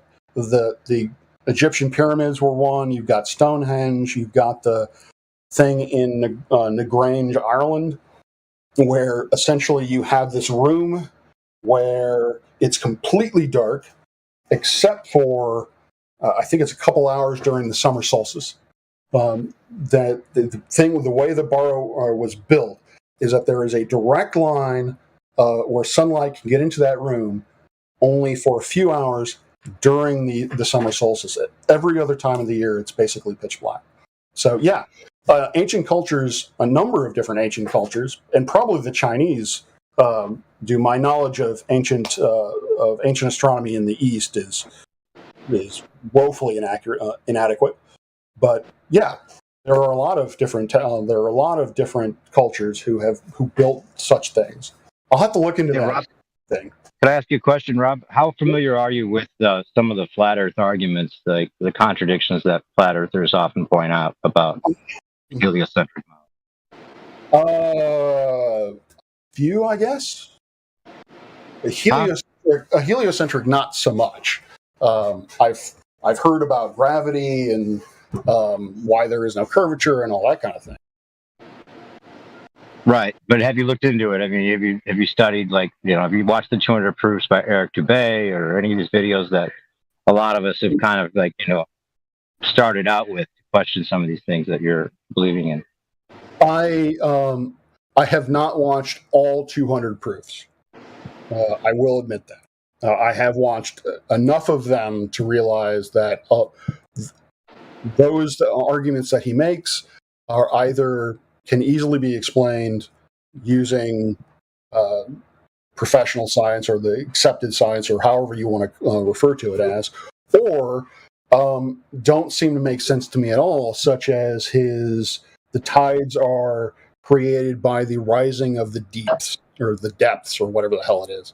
That doesn't seem to explain to me why the tides, or why is the water coming up from the depths, and why the tides are not equalized according to or not equal all over the Earth if it's a simple rising. I don't know.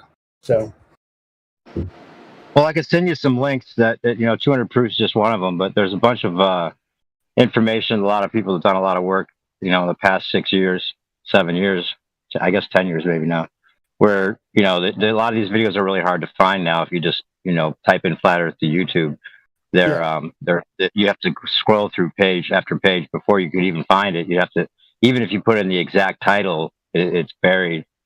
Does Eric Dubay still have a channel? He still has a channel, yeah. So he's just one of the few, Mm-hmm. I'll send you the link if you like. Okay. Yeah.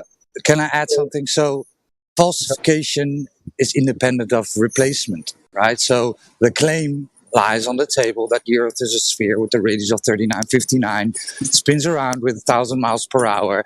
It has gas pressure without containment, right? And all these other claims that rely on the radius, the fact it's in an infinite vacuum, that is the claim, right? And if those claims are falsified, we don't really have to present you with an alternative, right? You do know how this works. So, yes, I'm aware of how this works. Okay.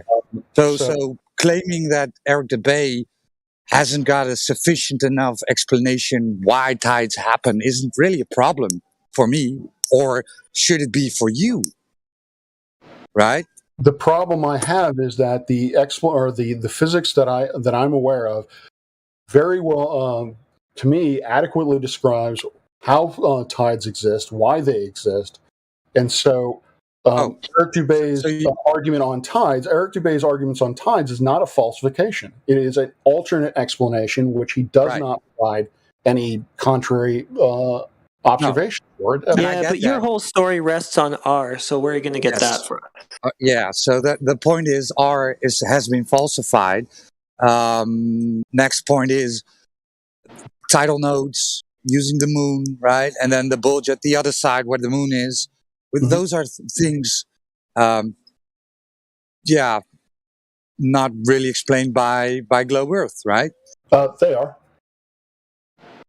So having a bulge on the other side of the Earth, whilst the moon is pulling at one side of on the water, creating tidal nodes, not pulling it equally, right? Okay. I will admit, I do not know when you start talking about like antipole nodes or whatever it is. The tidal nodes. Tidal nodes are points on Earth where tides are more than other places on Earth, right? Yeah. So it's not evenly distributed, which you would expect from a heavenly body pulling on water. If you completely ignore the geographic, geological constraints of the water, yes. What the? It's water, dude. What's geologically constraining the water? So the basically talking about the ocean, how the water is contained, the depth of the water. Again, I am not an expert in that situation or in that area.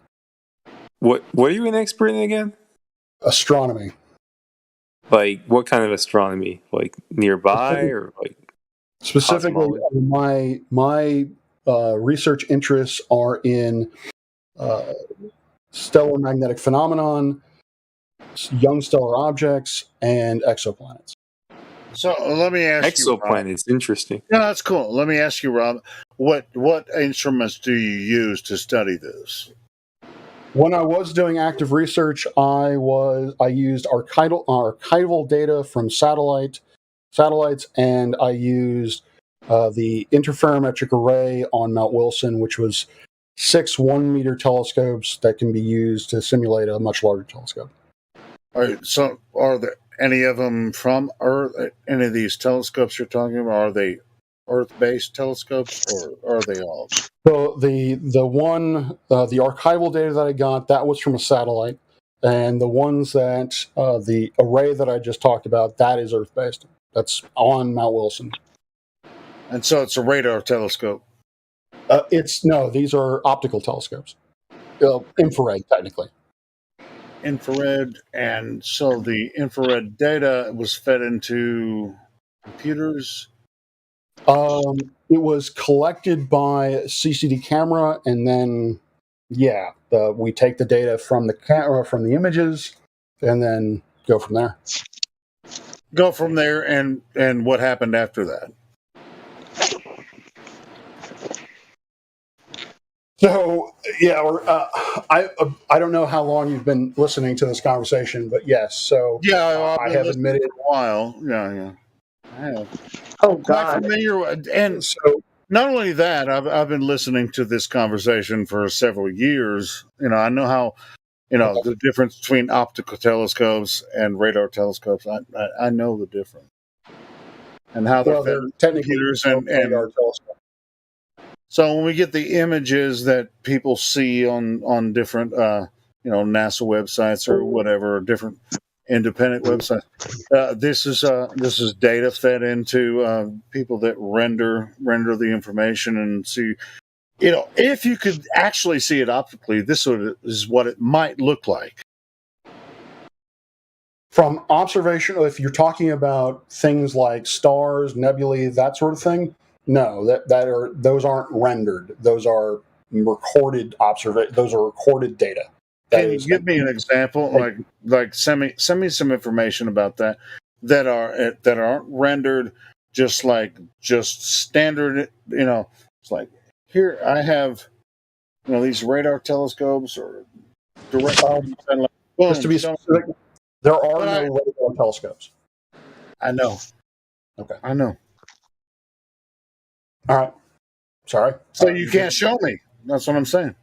No. You keep using the term radar telescopes. There is no such thing as a radar telescope. So why do they use the term radar telescope? I have never heard an astronomer use the term radar telescope. Well, the radar telescopes is a radio information. Yeah, radar. Those are two completely different things. All right, tell me about the radio telescopes then. Okay. What would you like to know about the radio telescopes? Radio telescopes do not produce, a single radio telescope, radio telescope does not produce image per se. But an optical one does. I'm talking about the arrays. Okay. Tell me what happens with those. Okay, so with interferometry, and that can be done. You're probably talking about. I'm going to assume you're talking about the supermassive black hole images. With those, well, you're talking about images that are rendered using an array of telescopes. So yeah, but I wasn't talking about black holes. I'm talking about the images that are rendered through computer systems from the radio telescope data. Okay. The radio array telescope data, and they're fed into computers, and they have people that get the data and then give us our images, because they're not actually images; they're just information coming through the radio arrays. So aside from the supermassive black hole images, I don't know of too many radio telescope images that have been disseminated. I mean, they're out there; you can find them, but they're not newsworthy. People don't, the news doesn't pick them up. NASA doesn't show them. Oh man, I can't believe you just said that. Okay. Yeah, I want to hit something. So you said nebulas are images, photographs taken from Earth. Is that what you said? You can take optical images of nebulae taken from Earth. Okay, cool. So I've posted one in the live stream, tagged you. Is that one? My screen went dark. Hold on a second. That is not a nebula, no. Not a nebula? Well, I may not be looking at the right one. It's 39 across the hour. I got one coming up too. So. Oh, the Great Turkey Nebula. Okay. Let me open that up. That is a nebula.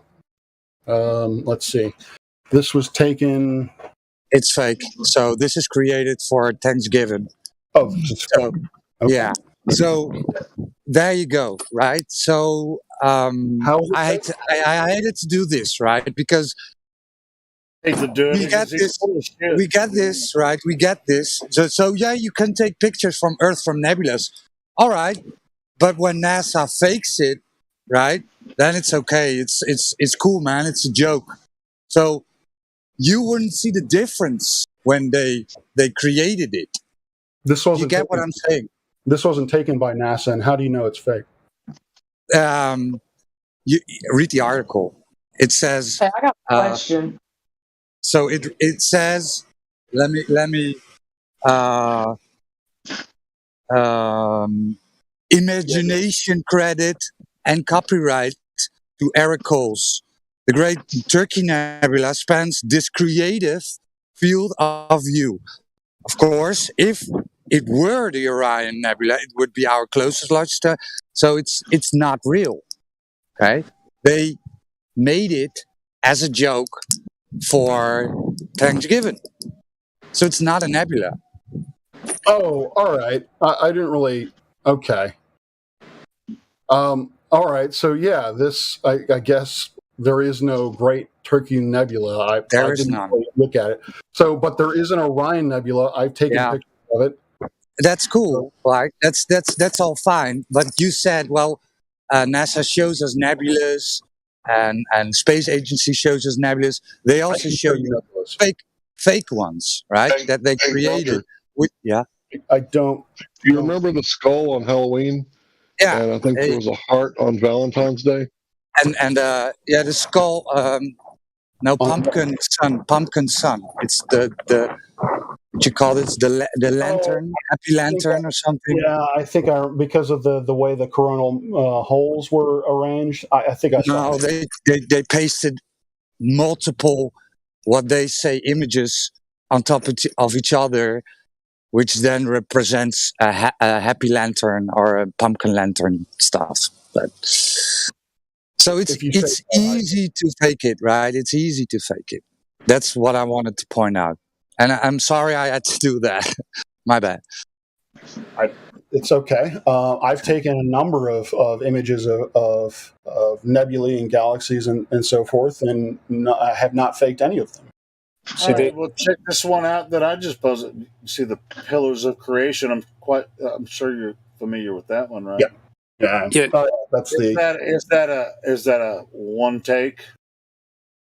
I don't know. I believe that is a 3-color image.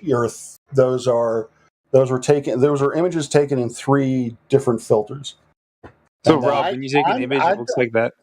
I don't think that if I had a color, I think that's not visible, in certain takes. Yeah, I mean, I'm sure you can see that. Now, as far as what it is and where it is, there could be something else going on there. Can you agree with us on that? So I would tell you that is a stellar nursery, that essentially what you're looking at are denser clouds of molecular hydrogen, which are bound together by gravity. Based on what? Hold on. Based on what? Based on our observations and our models and what we know about physics. Physics, like interstellar physics? I don't know if there's such a thing. Physics. Mechanics, relativity, physics. All right, so physics shows you how this could be some interstellar phenomenon. Mm-hmm. Yep. Mm-hmm. All right, cool. So, thanks, Rob. So, how did you see gravity? Your question, I think you asked me the question of whether or not something else could explain it. I would be open to that possibility if you can give me a viable alternative. Well, let's start with how they came up with this particular image. And you said that it wasn't just a picture that they found. Well, so I did not take the Hubble images. From my understanding of what the capabilities of a Hubble telescope is, that it is a monochrome CCD camera, and they look through and they take images using different filters. They filter out certain wavelengths of light, or actually filter in certain wavelengths of light. And from that, they can create a color image like you can see. Now, the colors, those are probably fake. Those, I will freely admit, those colors are probably not real. But the structure, everything that you see in there that is not color related, that is real. That is not rendered. That is not manipulated. So I think someone asked me if I took an image of that, would it look like that? Not nearly as well, but I have taken an image of the Pillars of Creation, and I can see them. It's much smaller, much more. Yeah. The colors are not using real. what tools? Are you talking about with an optical telescope? I am. I use a 32-inch RC telescope and an STX 1680 MXE S-Big camera, 4K by 4K. Did you see those clouds of the pillars of life with your own telescope? Yes. I don't believe that. Okay. I think through an optical telescope, you can see just like a blurry kind of thing that looks like that, in a certain portion of the sky. But this really comes from radar images that are rendered through different computers and stuff, So, like that. You're talking about the Hubble image? Well, whatever I just showed you. I mean, you would never be able to see that with the naked eye, and so this is a representation of what it might look like if you were 100,000 light years away from it, or some. I want to be specific as to which image you're talking about. If we're talking about the Pillars of Creation. The Pillars of Creation was not taken using a radar telescope. It was taken using an optical telescope. It is not a rendered like. Well, all telescopes are optical, and colors are fake. But the actual first image there is not rendered. I'm looking up the history of it right now, Okay. The first image taken of those pillars was in infrared spectrum. All right.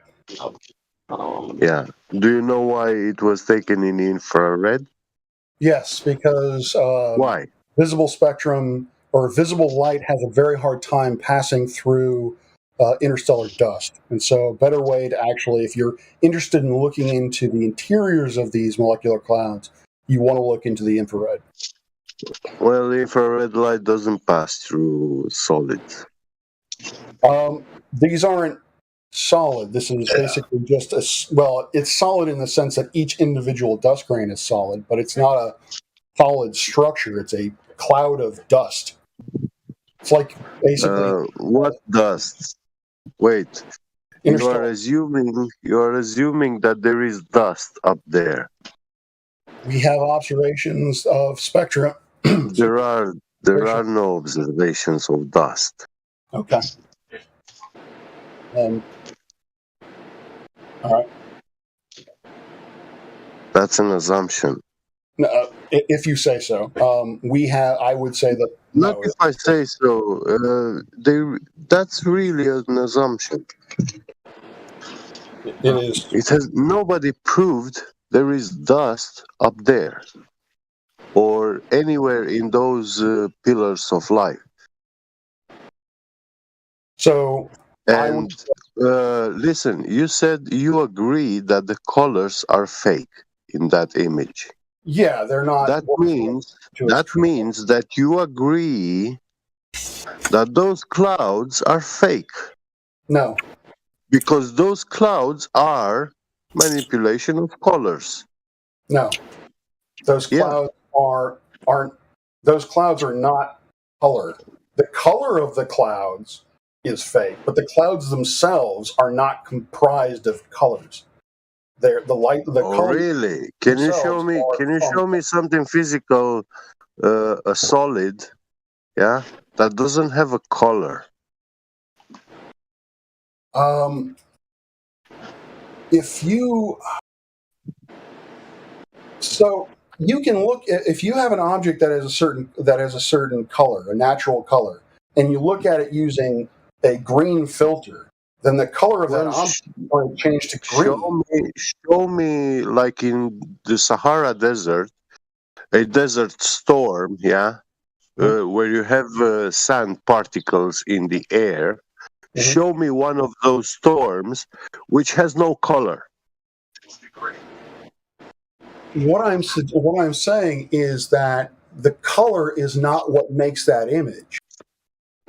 You can have a black and white image, and it would still show. The colors in that image are artificial, are manipulated, created. Yeah, they're not real. The colors of that image. In a way, basically, they have colored it. In a way, when you buy a drawing book, a coloring book for kids, you have the lines, representing stuff you want to color, but until you don't add the colors, that image is like black and white. Well, I mean, but white's not real. And black and white images are not real. It's not considered a color art class, so I'm just saying. So when you add the red, yellow, green colors to that image, maybe I didn't hear you actually create a different image than what originally was. Is a black and white image an image of an object? Black and white image? Yes. Like a photo? Sure. So you're saying you could take a picture of that, of the Pillars of Creation, and you get the same thing basically, except it'd be black and white. That's what you're saying. Much less in detail. Oh, it would just be like a smudge or something. So you're claiming that Hubble took a black and white image photography. Unfortunately, I cannot, as far as I know, It has a black and white camera. If I could post images on this Discord, I would happily show you the image that I took. You can in my image, you can definitively see that there are three pillars. DM your image to someone, and then they can post it in the live stream with your permission. Let's see here. Yeah, let's see if I can find it.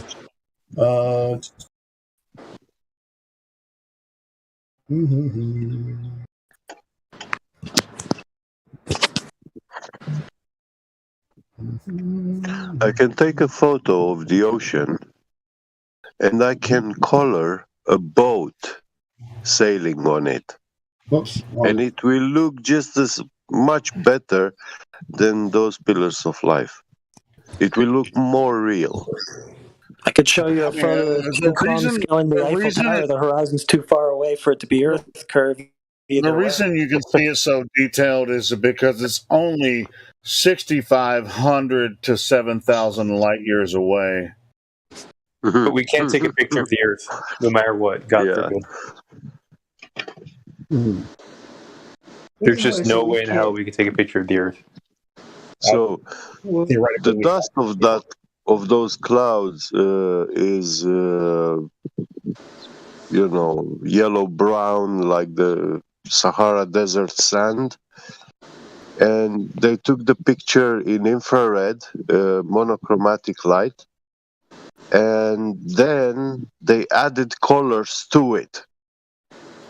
It doesn't make any sense. Hey, you want to know why they call it the Pillars of Creation? Pillars of Creation is a photograph taken by the Hubble Space Telescope of elephant trunks of interstellar gas and dust in the Eagle Nebula. In the Serpens constellation, some 6,500 to 7,000 light years from Earth. They are so named because the gas and dust are in the process of creating new stars. They're in the process of creating new stars, while also being eroded by light from nearby stars that have recently formed. Did you say Serpent's Galaxy? Let's see. It's Serpens without the T. Serpens, or Serpens constellation. But that means serpent.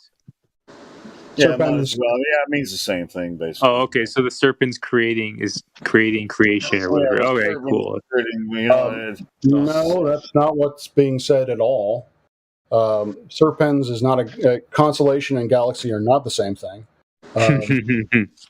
And so it just happens to be that particular thing is in the in the. I like how you thought you had to defend that. I like how you thought you had to defend that. It was just a whimsical claim outside of our immediate discussion, but I like that you felt you had to defend the fact that the serpent is not creating. No, I get why you're saying it because later, this is from Wikipedia. What I was reading, they did capture this same phenomena and with the Hubble several years later. Observe the area with X-rays and National Geographic got involved 20 years later on the 20th anniversary. Featured on everything from T-shirts to coffee mugs. I mean, this is so fascinating. The pillars of creation. They're so-called because they look like pillars, and there are stars actively being formed within them. Really? And we have evidence for that. We have physical evidence for that. Yeah, well, if you go to Wait, did you Italy, just say in yes? Napoli, No, I did not say yes. Okay, yeah, we don't have any physical evidence for that. No, we don't. Again, it was more of I've been on this conversation for 6 hours, and I've already talked about that. I can talk about that again, but what I consider to be physical evidence, you won't consider physical evidence because I haven't physically manipulated that particular experiment. And so you can't, and so you agree with us that that it's just you believe that it could possibly be something like that, which I don't think it could possibly be that. I mean, I don't think it could possibly be 7,000 light years away. Okay, Helio, wait. He's conflating the science with metaphysics. He's conflating the science of physics with metaphysical stuff, spiritual and stories. Cool. I get it. That's not what I'm doing, but okay. Yes, you are, because there is no independent variable in astronomy or astrophysics. Yeah. So they are not sciences. There is, but all right. No, they are not, because you don't have. Listen, when you look at that image, the pillars of creation, and when you look at the sky, you don't see anywhere that image.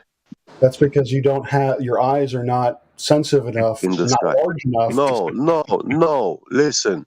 Your phone is not sensitive. Your phone displays you an image which has been created by a digital artist. Yeah. Wait a minute. You're saying that it's capable of displaying it on your device, and that's where you see it. So wait a minute. Let me make sure I got this right. So there's a digital artist inside my phone creating an image of a picture that I've just taken of something. Bro, 7,000 light years. 7,000 light years, bro. You keep repeating that. I don't know why you keep repeating that. That's why do you think you'd be able to see something that far away? Because it's bright enough to be able to be seen. We can see things that are bright enough. No, listen. We do not have telescope with such angular resolution. We don't. Doesn't matter what instrument you use, you wouldn't even be able to see anything. 7,000 light years? Come on, man. It's ridiculous. There is nothing, no optical instrument capable to see that far. You can call me freaking incredulous, but do it. I'll own that shit all day long. Astronomers take images of things that are millions of light years away all the time. I don't. They imagine how things look like, and they make a drawing, painting, you on take a some computer readings or whatever. So for some reason I can't find my image of the creation, but I do have an image of a galaxy that I can show you. Would you like me to show you an image of a galaxy that I took that is millions of light years away? Yeah, well, it will never look with anything like what NASA shows.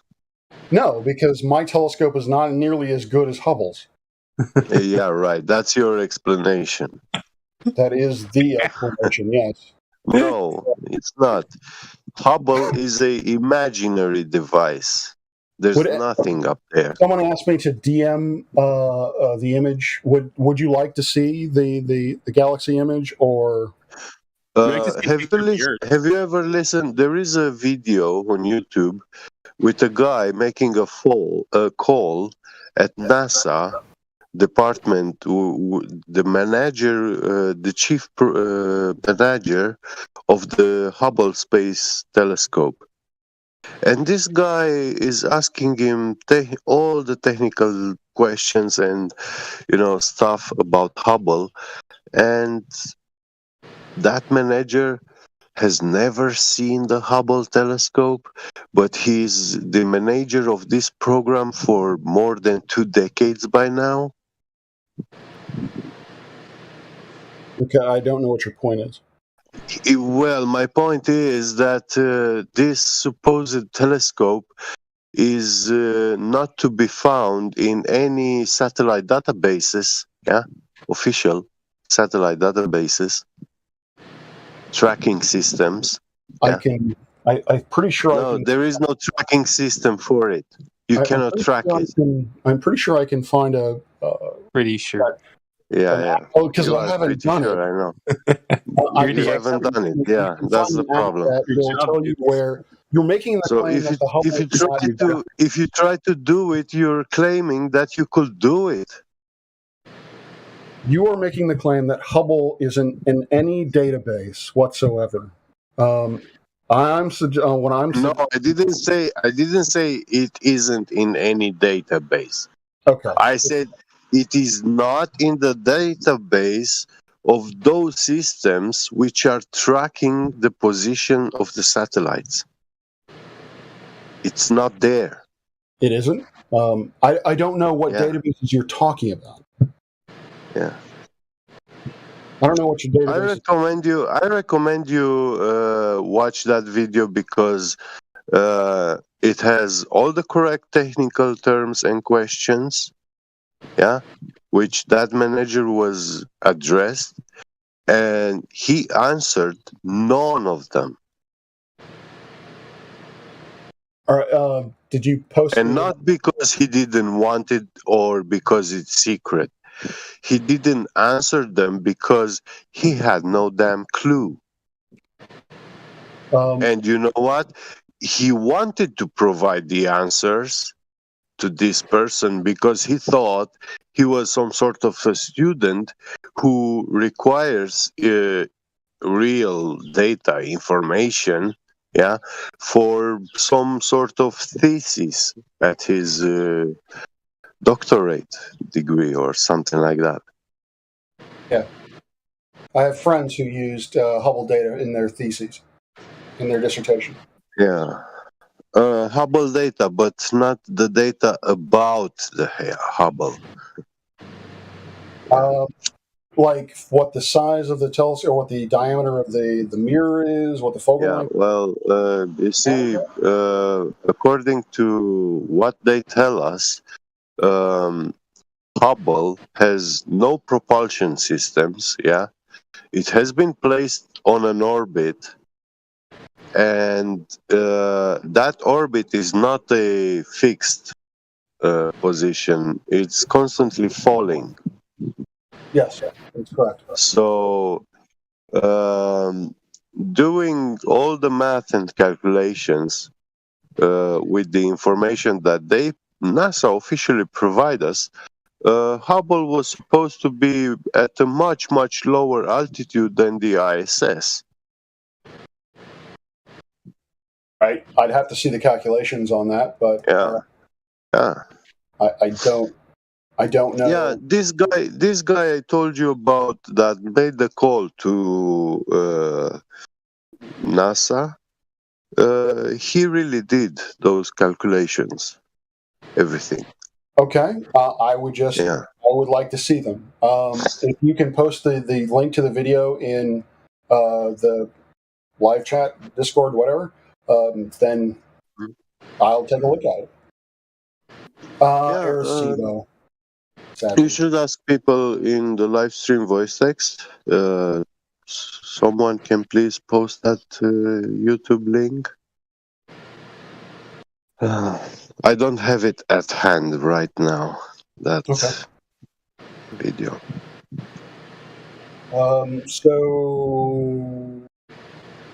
Yeah, I've forgotten what I was going to say. Arecibo. I always wanted to go there, but no longer. It's broken now.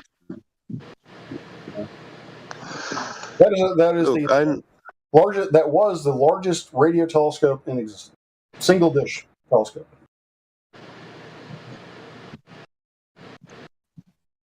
No. But the Hubble image was taken with infrared, or I thought it was optical, but I guess it could have been the infrared, using the infrared filters. Well, optical means visible spectrum, and also the spectrum that we don't see. The way that astronomers define the opticals is wavelengths between roughly 400 nanometers to 800 nanometers. That is the optical regime. Is that the one that who posted it? Radical Earther just posted. Is that the video you're talking about? Yeah, I'll have a look. NASA mission operator manager confirms Hubble space. Yes, that's the video. Yeah, So, I Rob, recommend this person give it a look. Yeah, Rob. Why do I feel like you deciding the calculations are right or not has no bearing on the truth? But whatever, you should go look at it. Yeah. Okay. So the reason why I say I want to look at the calculations is because I want to see how it's done, and I want to see whether or not he made any errors I can see. Are you a mathematical? But are you like a mathematical expert, or are you just like an experimental data interpreter? Like you just look at a model. Like I thought you said earlier that you weren't really a mathematical expert. Depends on what you mean by mathematical expert. I know mathematics up to differential equations. Depending on what sort of, you're like I could probably follow along and check his math. All right, so you're like first or second year undergrad level. Okay. Differential equations is junior level. Oh, really? Okay. Depends where you go, I guess. Yeah, I suppose. Yeah. I mean, you learn some differential equations in sophomore level calculus, but when you're talking about the class differential equations, that's typically junior level. You talking about ODE or PDE? You're talking about ODE then. ODE or partial? Yeah, ODE is like first year. It's like linear algebra. It's nothing. Linear algebra is definitely not. Well, that's high school. Linear algebra is high school? Yeah. Where did you go to high school? Oh, come on. It's just like matrices. Okay, now I know. Okay, so yeah, now I want to see you verify these calculations, as you say you can. I would have to see. Are the calculations in the? He posted the video, so I didn't look at the video. Yeah, watch that video, and that person interviewing the NASA manager is actually, you can contact that guy. Okay. And he will discuss with you the problem. This guy is not like official institution where you send an email and you never get a reply back, or you get a reply from a automated machine. So this is a real person you can talk to. This is not Peter Pan. Peter Pan posted this of him talking. So Yeah. I will. The guy. Okay. All right. Get. Who are you telling him to email? You're telling him to email the NASA mission operator or Peter Pan? Who are you telling him to email? I'm not sure his name was Peter Pan, but I hope not. But yeah, why? It's a weird. I think his name is David something. The link that you provided, the channel name is Peter Pan. Yeah, but the NASA dude, is that what you're talking about? The other guy, the flat earther asking the NASA dude. Oh, and I'm not sure this is the same. I don't see a flat earther in this video. But anyways, I haven't watched the video. Well, it was a guy that called the NASA manager. I'm talking about this guy. Oh, made the call. Yeah. Chuck, linear algebra. You're talking about Robert Bassano. Sorry, what'd you say? Yes, Robert Bassano. Yes. Oh, okay. Yeah. I can grab up that video if you want me to post it. Yes, please. Yes, Helio. All right, cool. Please. Find it real quick. It'll take me a minute. You guys continue. Yeah. Yeah. He talked to the.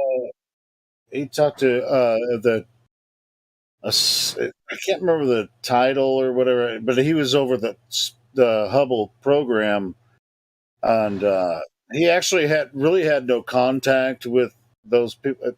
Through the interview, it came throughout that he hadn't actually contacted anybody that was directly, contacted them, that was doing the Hubble thing, for like a few years.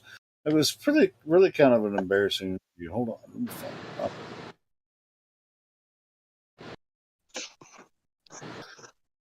I mean, it's almost the way he was talking. It was just like he was talking like the Hubble didn't really exist. It doesn't really matter what the Hubble says. Yeah, it's just like somebody else had. It was really more of a propaganda thing, when you hear this guy talk about about Hubble, it's just like, oh no, yeah, well, I mean, we don't really give a shit about Hubble. So it's really more NASA's thing, and they're just going to make up whatever they want to in the propaganda. But anyway. Okay. All right.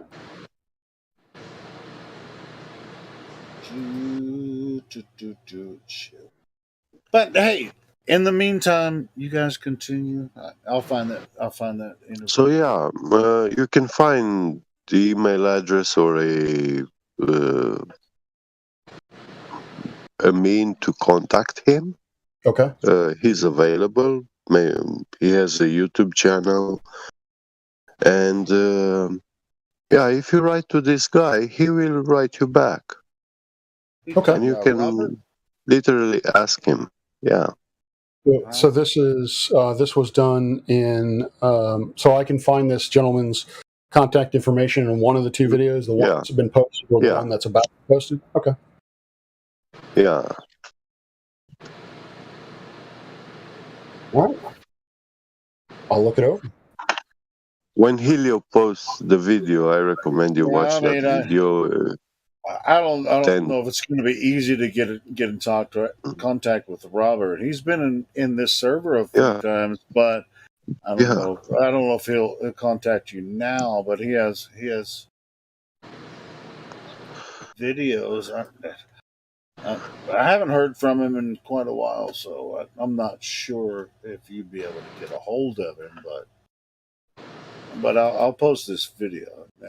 I wouldn't guarantee that you would be able to get in contact with him now, because last time I heard from him, he had some pretty anyway, I just don't. I don't think he's really. His real life is out there right now. Yeah, he's kind of like off the grid right now. Got it. I know, but he did when he was doing his thing. He did it well. So okay.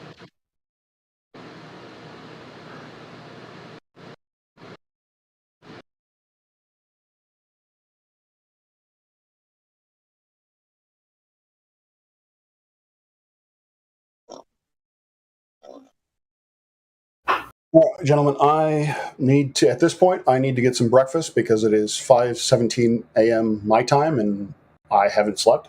So, and I'm very hungry. Good morning and bon appetit. Thank you. Thank you. You're welcome. Good morning or evening, wherever you are. Yeah. I found the video. The video. I'm about to post it. Hold on. Okay.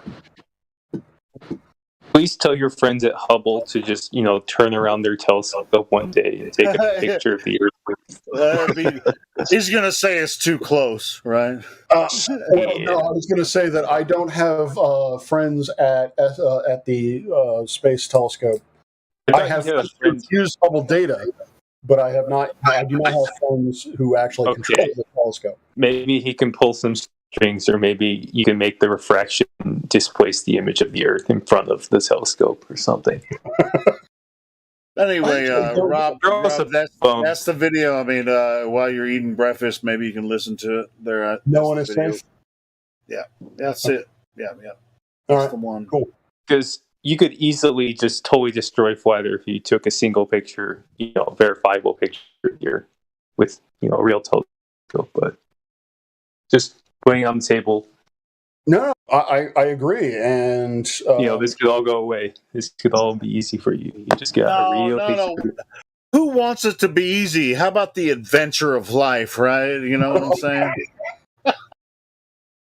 Well, folks would probably argue with you that they would have said that the Hubble or the Apollo 11 photograph is a photograph taken.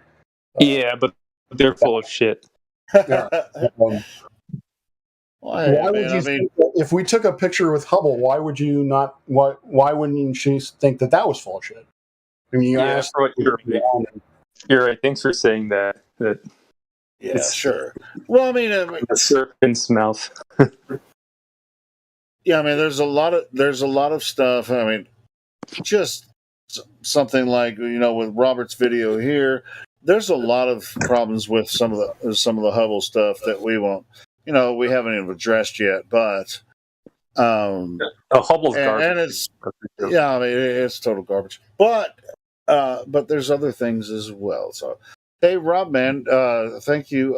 If you're gonna go eat breakfast and do your thing, do it. But yeah, definitely check out this video. Listen to him. Talk to the deputy program manager for Hubble, and I think you might. I mean, he's definitely one of us, But he had balls enough to call to the space program and get a hold of this guy and ask him some questions. Yeah, I was looking at basically the thumbnail was playing, and I saw that he was on Skype or something, and he was dialing somebody's phone number. Yeah, well, he called around, and it finally got through to this guy. And so anyway, yeah, you just watch the video. You'll see it. Yeah, I'll do it. Cool. Yeah, no problem. Hey, thanks for stopping by. You guys have a good one. Rob. Yeah. Nice talking with you. Go eat your eggs and bacon and watch and copium pills. Watch Planete Veritas take out the Hubble Space Telescope. Imaginary telescope that took no picture. The photo camera which never made a photo. It's like I can't believe they haven't shut down Robert's channel by now. But this video is from like 4 years ago, I think 4 or 5 years. It's very good stuff. May 27th, 2016. That's 7 years, like almost 7 years ago. 6 years ago. Yeah. Yeah, I mean, it's still a great video. It's the interview is awesome because you can hear him. He'll call up a couple people and he's trying to get through, and then he finally hits the right guy. It's so good, man. Good stuff. I've listened to it probably a dozen times. I still can't get over the fact that the pillars of creation are inside the serpent's constellation. Like, what? This is kind of blowing my mind, but maybe I just need to sleep. What'd you say, Sleepy? I didn't. Oh, sorry. I was just saying it's still blowing my mind that these so-called pillars of creation are in the Serpens galaxy or Serpens constellation. Oh, yeah. But it doesn't have the T, right? It's Serpens. Yeah, that's Greek. That's just Greek for serpent. I know, yeah. It's just like, yeah. This is. Well, that's. Like, I mean, it's like he kept bringing up, we can use these telescopes, and it's like, which telescope would you use to see 7,000 light years away? And he started saying, well, we use optical telescope. And I'm like, no, you don't. And this comes up with this freaking Hubble. It's just like, you ain't going to see that shit with an optical telescope. It's like, bro, I mean, and then, dude, and that's why we start bringing up why they, have these. He's just so foolish. And they have these radar arrays. He was ignorant about some of the radar array telescopes that are like a mile long they have in South America. All this kind of shit. I mean, it's just like I didn't really want to argue with him. And it's just dude. He was so full. He's like, an optical telescope can see those pillars of creation. No, and he was like 7,000 light years away. And then he's like, oh, maybe it's infrared at the end.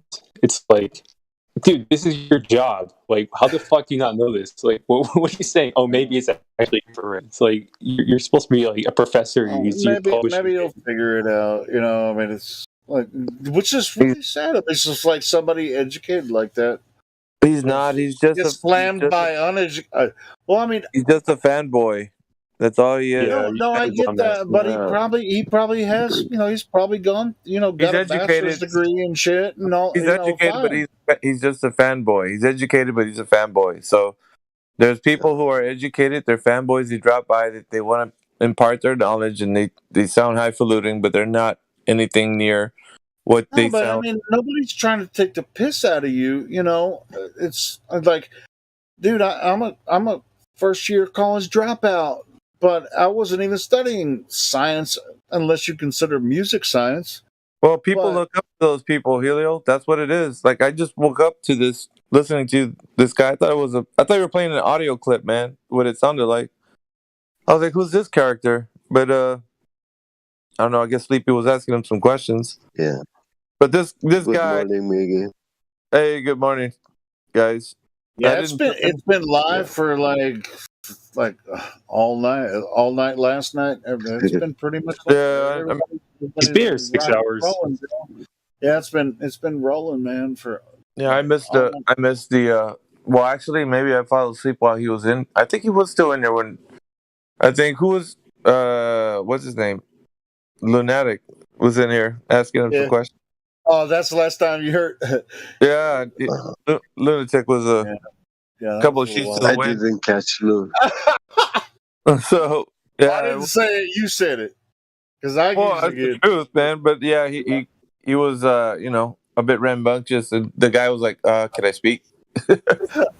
No, it's all good. But yeah, man, it's been rolling live like it do what it do. And then we had that guy come in. He's like, "I'm a cosmologist." All right, it's like everybody was like, "What?" Oh man, I mean, too, huh? But at least it went pretty good. At least the night shift got some of it. Sounds like Sleepy was in there. Did you get in there, Sleepy? Did you get some in there? Yeah, Sleepy got a few jabs in. That's good.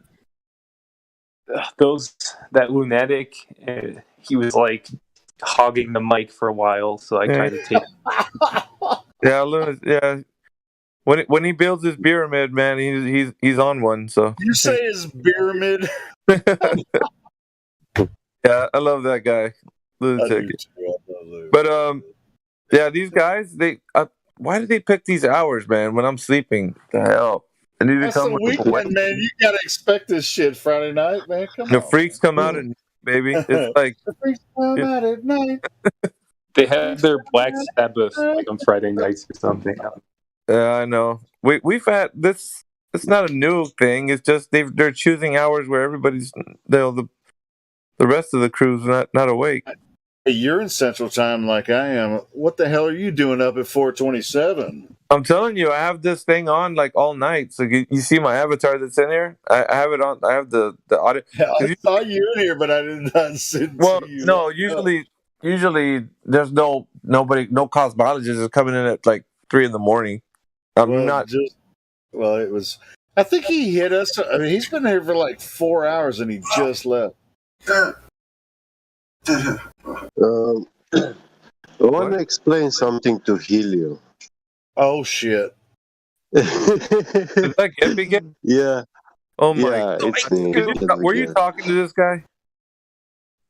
Yeah, I did. I Came in recommend like him. 30 minutes ago. So, Yeah, you guys are in trouble if you let Gibby get loose. I was in check-in with Ron for like 2 hours before I came in like 30 minutes ago. Yeah. Anyway, go ahead. What's up, Jimmy? Yeah, if it's possible to say to speak out like 7,000 light years, it's possible to speak this kind of distance, but it doesn't mean it really exists. So and then that's why a would very important thing. Yeah, but that's why I brought up the Pillars of Creation, because that's something that he's like, yes, the Hubble Space Telescope took a picture of the What Pillars does he know of Creation. Hubble? Like, yeah, I was hearing you guys talk about that. I'm No, like, and I sent him, that video. Dude, that's what we're arguing about the Hubble. yeah, but why were you arguing about Hubble? Did anybody? It's because he thinks that's where they captured the image of the Pillars of Creation from. Yeah. Why was he standing? I mean, it led up to that because we were talking about different telescopes and how you can capture hundreds of light years or distances and all that kind of stuff. I was listening to Sleepy talk to him, but what was his profession? Was he some sort of person that worked on it? I don't know his profession, but he claimed he's an amateur. Like he has his own telescope. Yeah. And he said he studied cosmology in college. He's a fanboy. Yeah, he's a fanboy. So anyway, we were we're going through that, and that's when I brought up the Pillars of Creation, and he's like, yeah, man, that's one of my favorite things. And that's 7,000 light years away. He's like, yeah, that was captured from the Hubble telescope. And I was just like, okay. You're knee deep in there, yeah. So anyway, that's what I was just going through different things, looking through what I was Googling while everybody was just talking to him. But yeah, it's just like, no, that's not a capture from the Hubble telescope 7,000 light years away. Wow. It's amazing. 7,000 light years, bro. Yeah. They think it's just nothing. Yeah. That's freaking imagine. God rocking your hot micing, bro. I don't care if your freaking telescope. I don't care if your lens is 100 miles long. You ain't gonna see that far, yeah. You ain't gonna see that fucking idiotic. far. It's idiotic, but they're imposing these ideas because they can. How about that?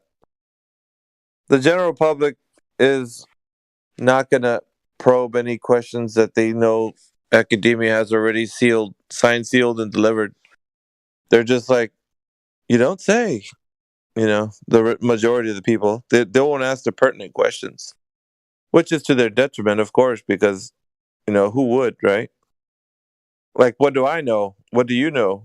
And so somebody who's kind of sometimes choke you up how ignorant humanity is. Oh, Dude, they don't use the most. They don't use the most important muscle that they have in their body. They'd rather let somebody else think for them, which is convenient, of course. But the thing is, if you're not even critically thinking, you don't even.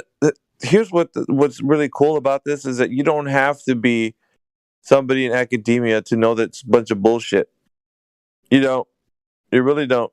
Just poke holes in what they're saying. I don't even blame Homeboy for thinking that was a picture taken from Hellboy. Well, you don't. Yeah, you don't hold it against them, but the thing is, you have to. It has to make sense in practical reality. Like when you say 7,000 light years, dude, come on, that's a load of horseshit. I mean, if you think about it, you don't. You're telling somebody that they're looking far beyond past human ability. Basically what not even human ability. I mean, it's just like even human comprehension. Comprehension altogether. You can't even comprehend that far, man. And you're you're trying to say that you shot in one area of the sky or space, and you got this. No, I don't think so. One light year is incomprehensible. Well, what the character even was saying, like I guess what Sleepy was saying, is that he couldn't even just think if it was like what spectrum that was that he was seeing that through. Because if he said that the pillars of creation were people don't know this. Like Hubble didn't take snapshots. It's not taking like a camera that you have. But according to that, right? Allegedly. Now there are radar telescopes that can take a portion of that sky and then feed them back into computer. That's where they got the image from. It wasn't from Hubble. It was. The information. I mean, you could just repeatedly, send information and feedback information from radar telescopes, and then make an image like that. But it's always there. It's not moving anywhere. Some people think like when these guys come in here and co-sign for whatever information is out there, they think that it's like a snapshot, like a photo. Like when you have a camera, I know that's the way they fake everybody out. But yeah, exactly. How pretty space is. That's not the way they came up with that. Yeah, and exactly. Us who have been in this conversation for quite some time, we've kind of dug into the topic a little bit because we didn't want to sound like we didn't know what we're talking about. But at the same time, the ones who advocate, like maybe he did, maybe he didn't, I don't know. But it kind of sounded like he did. It sounds like I think he did, but once we started pointing out, that's when he was like, I'm tired. I want to eat some eggs. Yeah. Oh, by the way, Mom's calling. It's just like, no. They took a picture of the pillars of creation from the Hubble. I was like, no, nigga, that ain't the way they did it. Exactly. When the shit gets real in here, it's like, man, I really want to get into it with you guys, but I gotta go. So it's like I always love that. I mean, I actually get elation from that when they just like dip out once I point out that they're full of shit. Or not full of shit, but just ignorant. It's fine. Hey, I'm going to give you all of the information that you need to come to the same conclusion that I have. Right, because we're not in here we're not jerking your chain, spinning your wheels, or any other kind of garbage. Like we're here. Yeah, nobody is here trying to make you believe. We're not trying to convince you. We're just giving information about. We're trying to help you to come to the same conclusion that we have. Help me to help you, right? Yeah, but it's like we're not trying to convince you. You came here asking us questions, and we're going to answer them. And so here's how we came to this conclusion. And if you don't come to the same conclusion, that's fine. We don't like when they play pigeon chess, though, man. Pigeon chess. Pigeon chess. I don't like that, man. They come in here and destroy the board and then fly away. It's like, oh, that shit. Fuck you anyway. I didn't like your argument. It was like I tried, but don't leave. Don't. They always come limping back sometimes. It's like, can I come back in? Well, I will give you another chance. Yeah. Don't drop a turd here and then fly away, man. Stick around for the rest of it, you know? Like, No, we give a lot of people several chances. well, I mean, it's also like, I don't know, fanboys are the worst. No, yeah, that's true, but Because you got like there's a couple of fanboys that come in here. It's like you're destroying their adult fantasy of being in space and traveling.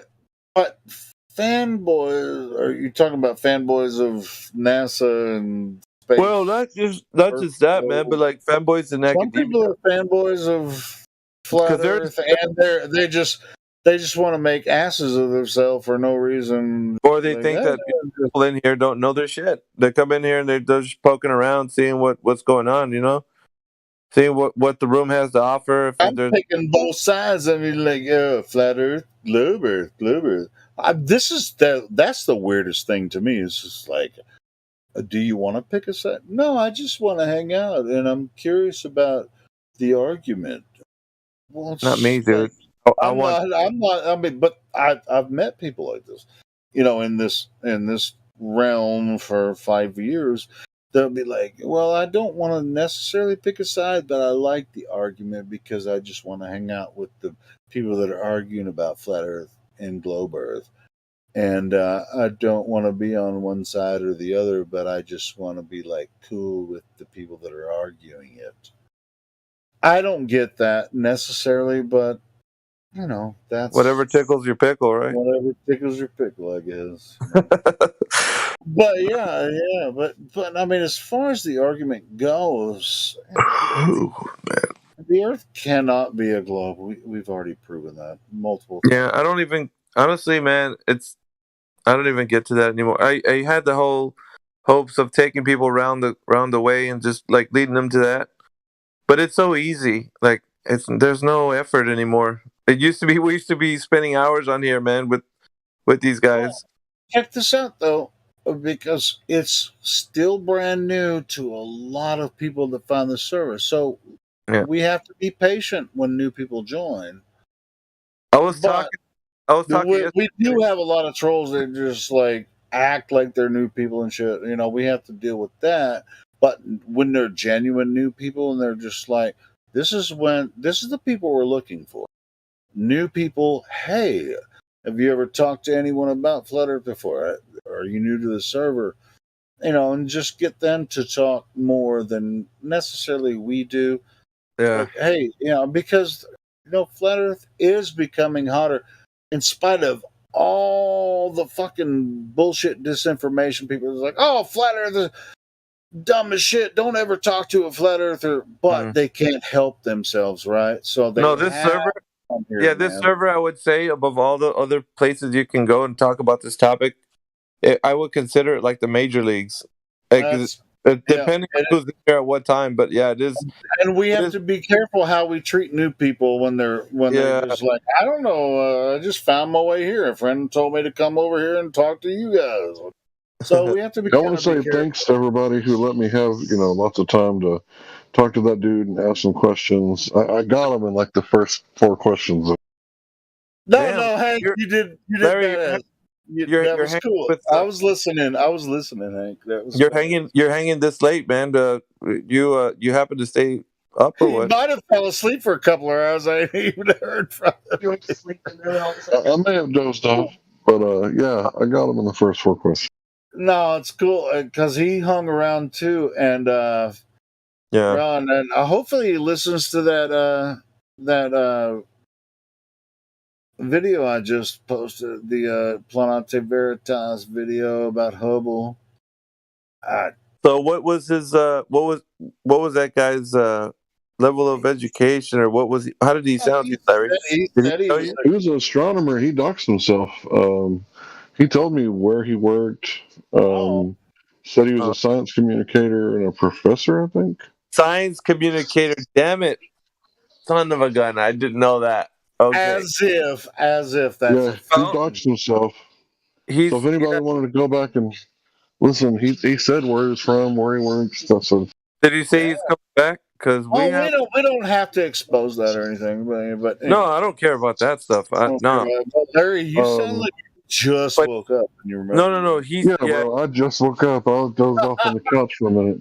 Well, here's the thing, man. He said he's a science communicator. All right, let's gather around, children, because it's about to be story time around here. Because I wonder. Do you think he's going to listen to that video I sent him, Larry? I think he'll listen to it. The one about Helio. Here's the thing, though. People that come around and they say they're science communicators, like Mick West and all the rest of the crew, this is a golden opportunity to put them on display for the rest of the world, or at least the audience, right? And have an audio clip. Hey, as a matter of fact, I just remembered when he joined, I started recording it and I haven't stopped it yet. So I have a recording of the whole fucking thing. I just fucking remember that I started recording. You might want to parts out though, but edit, But I'm saying, I'll edit it later. I just stopped the recording. I forgot that I started recording it when he jumped in. Yeah, it'll be a great clip for your archives. I tried to get Witsit in here, but I tried to get Witsit to come in and talk to him, but I think it was too late. Witsit was already asleep or something. Yeah, too bad, man. I was actually sleeping through the whole thing, but it needs to be like there's certain conversations that have to happen with those individuals because these are the guys, right? They're the gateway in between people that are learning about like heliocentrism. So they're what you would call the person who tells the people what they're looking at in the skies. So they have to interpret according to like complicated information and then give it to the people as indigestible. So in other words, in their line of work, if this is what he said he is, they dumb it down. You know what I mean? That's what these guys are essentially doing. So they're getting for a listenable conversation. You kind of have to dumb it down for the general public. I mean just that's what he does. Like according to what if they're a science communicator, they have to make sure that the information they're communicating translates to layman terms.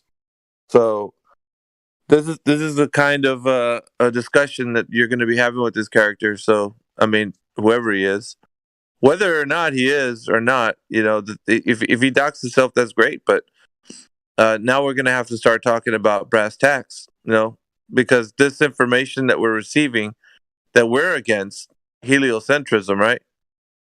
I feel like that beginning of the song of Bone Thugs. We're not against rap. We're not against rappers, but we are against those thugs. This guy right here needs to be put on display as far as because people look up to him.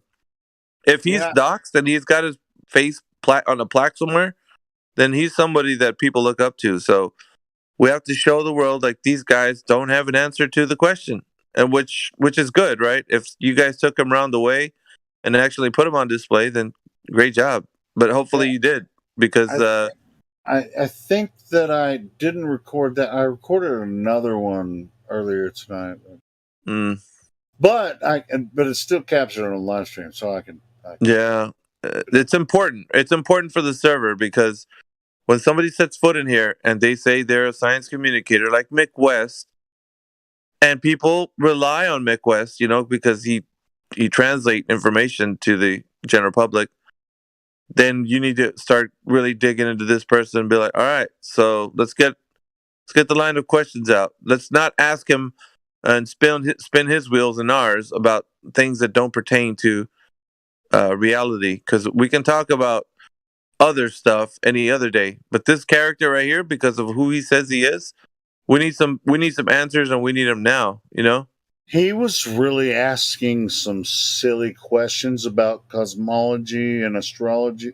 I heard him. Yeah, I think because when I guess I woke up and Lou was at it with him, and it didn't really. I was like, I didn't know who he was. I thought he was just a normal Glober, but science communicator. It's a very different animal altogether. It's like I was holding back from jumping in when Lou was like going at him, but it was just like I'm gonna let it go because he was so silly. Some of the answers he was asked, Well, there you go. Even Sleepy, the way Sleepy said he responded to the question at the end of like how Hubble takes its photos, and he didn't know what spectrum of light or whatever that it takes it in there.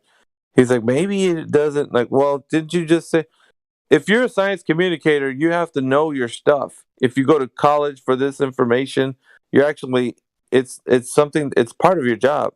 When I started asking him about radar telescopes and shit, he really kind of got sketchy, with some of that.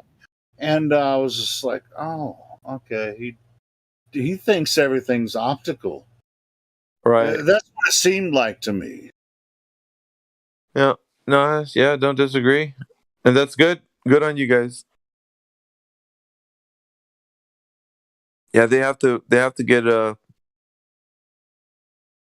at least with this server, I know that's what it does. It's the gauntlet. And the gauntlet, you're not gonna just any old information you toss out, it's not gonna fly. You better know your stuff.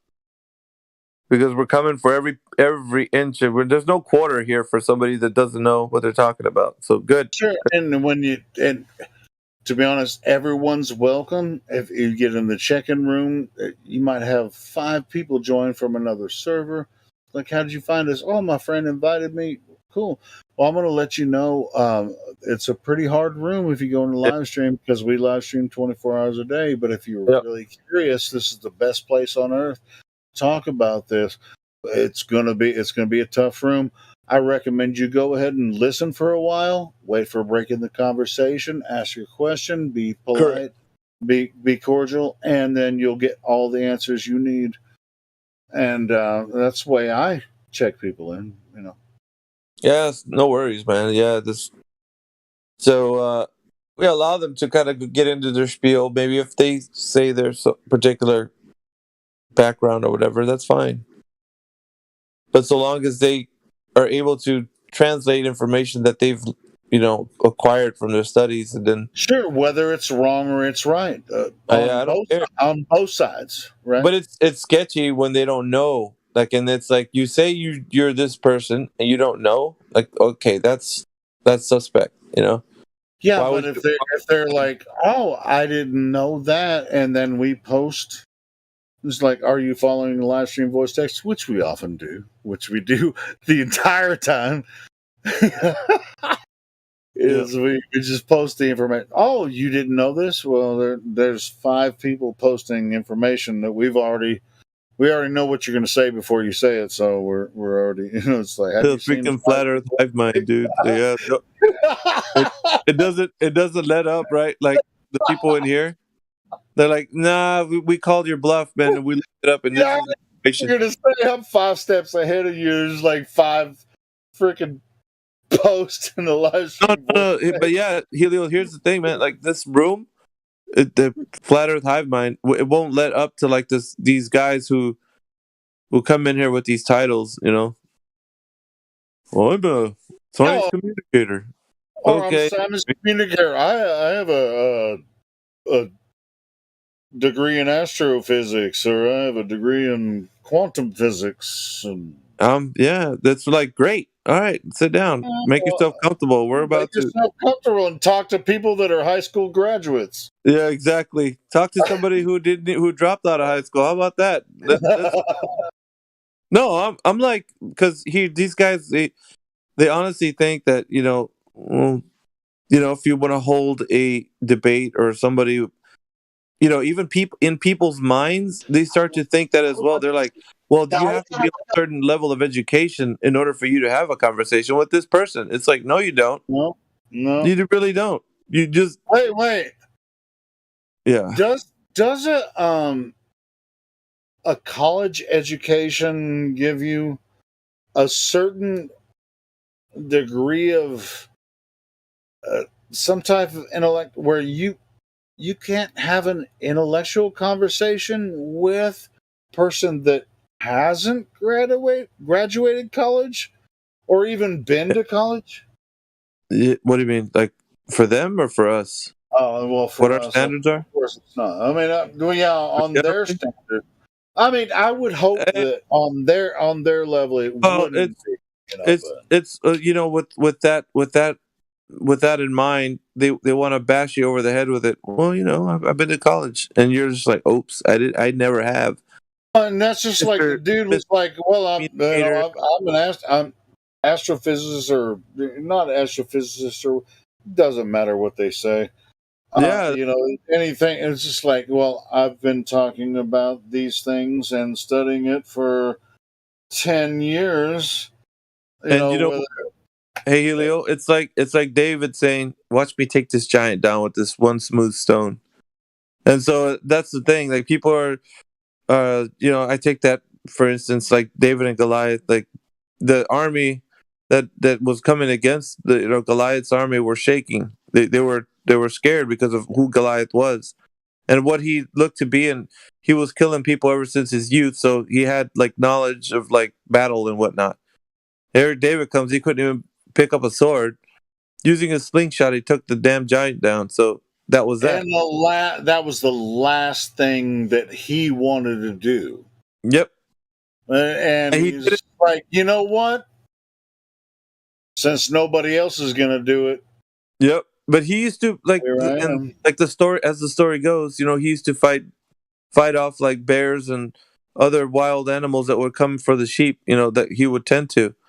So his mindset was always being the person so he was a protector of the sheep of his flock. So kind of like what I'm saying here is that there's people who would stand up to these characters, and I guess the analogy, right? It doesn't matter who they are. They sound like they're, these people of high standing, right, in academia, in science communicator, whatever. Okay. Anybody can have high standing on the internet these days, so whatever, who knows? Yeah, but I mean, like, oh shit, you can do it. You can take somebody like that down. Just have a 5-minute conversation, ask him pertinent questions, about what if he says things like, well, that's interesting, I don't know. Well, okay, yeah, you could do it even though you're a college dropout. Exactly. There you go. Are you a college dropout, Miggy, or did you finish? Me? No, I dropped out, man. I got my GED. Me too. College dropouts just freaking taking out fucking astronomers every day. Yep. I think that's kind of like, and I don't want to say a badge of honor, but like it's like, look at what I can do, and I don't have to be this person who says that they've been dubbed by academia as whatever they say they are, which is worse for them because they have to actually they're held to a higher standard. People actually look up to these guys to be the defenders of their knowledge, right? I ain't gonna lie. I mean, a lot of people look up to me. I mean, I won't say everybody. Some people look just like, yeah, you could do better. But I mean, a lot of it. I guess that goes for everyone too. Different parts of the family. For sure. But a lot of people look up to me, even online and in real life, just like, man, I really respect, what you're doing, so it's just kind of like, you just kind of take it as it goes, You take it on the run, baby. That's what you made it sound like. Oh, is that REO Speedwagon? Yeah, that's REO, bro. Holy shit! You know what I'm saying? Like that's old school. That's the way you want it, baby. Yeah, if that's the way you want it, baby. Yeah, that's a good song. I don't know, man. I sometimes I mean, life gets hard and it gets good, but it also, it's hard and good at the same time, and it's just like, it's like barbecue. It's like, you wasn't even born when REO Speedwagon was out, were you? Well, damn, like I'm not too far behind you, God Rocket, man. I'm almost 45, 50. brother. I'm almost 50. Oh, you talking to Miggy? No, I was talking to the other guy because I know how old you are. You're an old, grumpy old man. Yeah, I'm 45, God Rocket. Are you? I assumed you to be a little younger than that. Yeah. Miggy's not too far behind us. I'll be 49 this year, and this month. I'm hoping to make it as long as you got, Rocket. You're It was pretty easy. You'll make it. All right. It was pretty easy. Goddamn, how many heart attacks you had? He's like, oh, it was pretty easy. Well, no, if you're still here and you've had that many heart attacks and you're still here, that's, that's. I'm not laughing at your heart attack, Scott Rucker. It's just, I'm laughing at how you, if that's the way you want it, baby, you take it on the run. I used to love REO Speedwagon, man. Dude, I didn't love I used to hate REO Speedwagon. Did you really? Until I got older and I started listening to some of their songs. I'm like, fuck yeah, man. Yeah. When you get older, you can't fucking help but love REO. You can't help it, man. Because, like, the old songs that used to, like, you just get a little wiser and you just get a little older and wiser. You understand that it's good music. When you're a kid, all you want to listen to is rap music or some shit. I can't stand it. It's funny because, like, you know how they always say, like, old timers will be like listening to music back in my day, but like even music today, dude, sucks. Like, like the stuff. Dude, I'll tell you what, but a lot of young people are fucking digging the grunge shit now. Like, like young meaning like 20, 30s. There's like, holy shit, music sucks. But you remember the grunge era? Those motherfuckers got that shit going on. So it's kind of a weird scene where I'm not on, on top of the new scene. But like my son's in his mid-20s. Well, I think the rap music is it causes a lot of the depravity that we have going on. Well, I wouldn't blame everything on rap. I do. I really believe so. Music and pop. I mean, there's a shitload of pop bullshit that's out there too. I mean, I wouldn't blame anything on rap. Well, I just think that when they run around talking about they just rap about some of the most just weird, disgusting shit. What are you looking at? I mean, I don't even pay attention. I don't know, just the average rap shit. It just seems like so. Sounds like you're biased. I'm just a little bit. I don't like it. I'm just fucking with you. God Rock is just throw the darts anywhere. You sound like an old man, God Rocket. I'm just. Oh, I am. For fuck's sakes. He's not going to deny. He's like, I'm not denying it. No, I think the depravity comes from the gentleman who was just in here talking about his science communicator abilities, and I talked to him a little bit too, but he was in here for so fucking long. I had to shut her down a minute. I couldn't take it. I think I found him. I posted somewhere Larry handled him a little bit, and who else was handling there? Larry, it was you, Roger. And I wonder if he knows Matthew. I think I got this weird feeling that Matthew sent him in here. Yeah, he was just like sitting around here, and he said he came in through what's his name? Sorry, with who? I'm just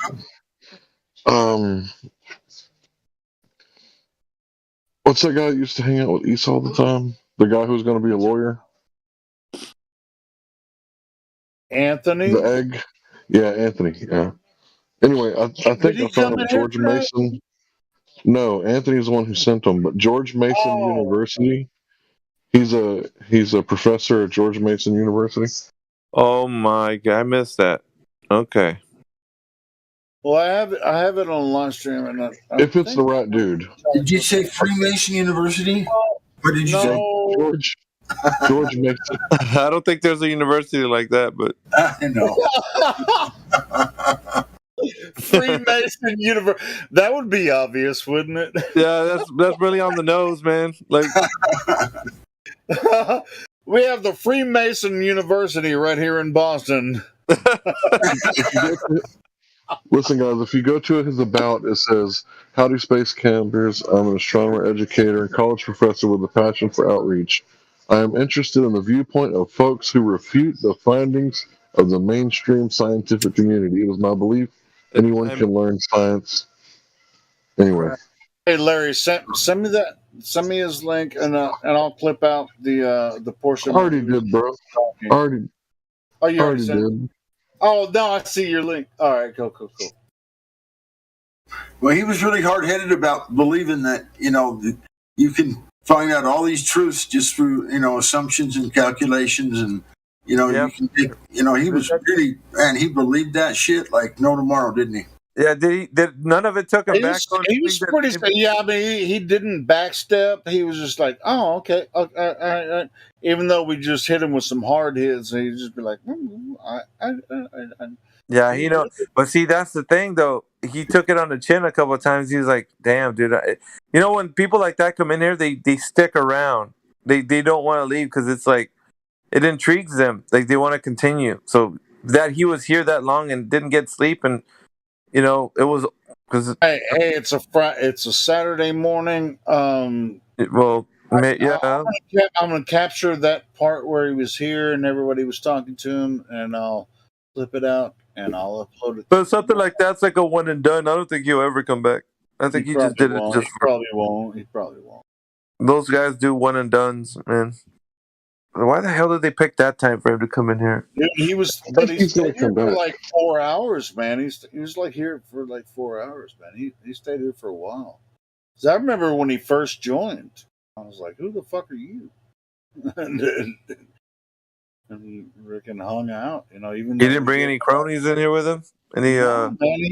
He came in. I think he came in alone and just really kind of held a lone gunman, huh? Okay. Yeah, he didn't seem like he needed any help and believed in what he believed. Nah, I see. Yeah, I'm gonna capture it and I'll clip it out and I'll upload it this weekend. So.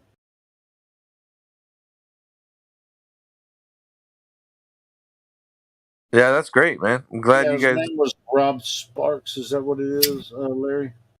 So when you missed it. I was sleeping through the whole thing. Did you miss the whole thing, Mickey? Yeah, he missed the whole thing. So God Rockin', I had this thing. He was in here when I fell asleep because I fell asleep. I was listening to him talk. I didn't hear him get to that part where Larry said that he had a conversation and was saying he doxed himself. But I thought he was just your standard ball believer, which it sounded like that towards the end. He really didn't know, like when they were talking about Hubble and like how he took images of it, and he's like, he didn't even know what spectrum it takes images from, like the details, right? So and then I started coming, and Rosen was like, "Do you even know how they use radar telescopes and shit like that?" And he was like, "Well, they don't do that way."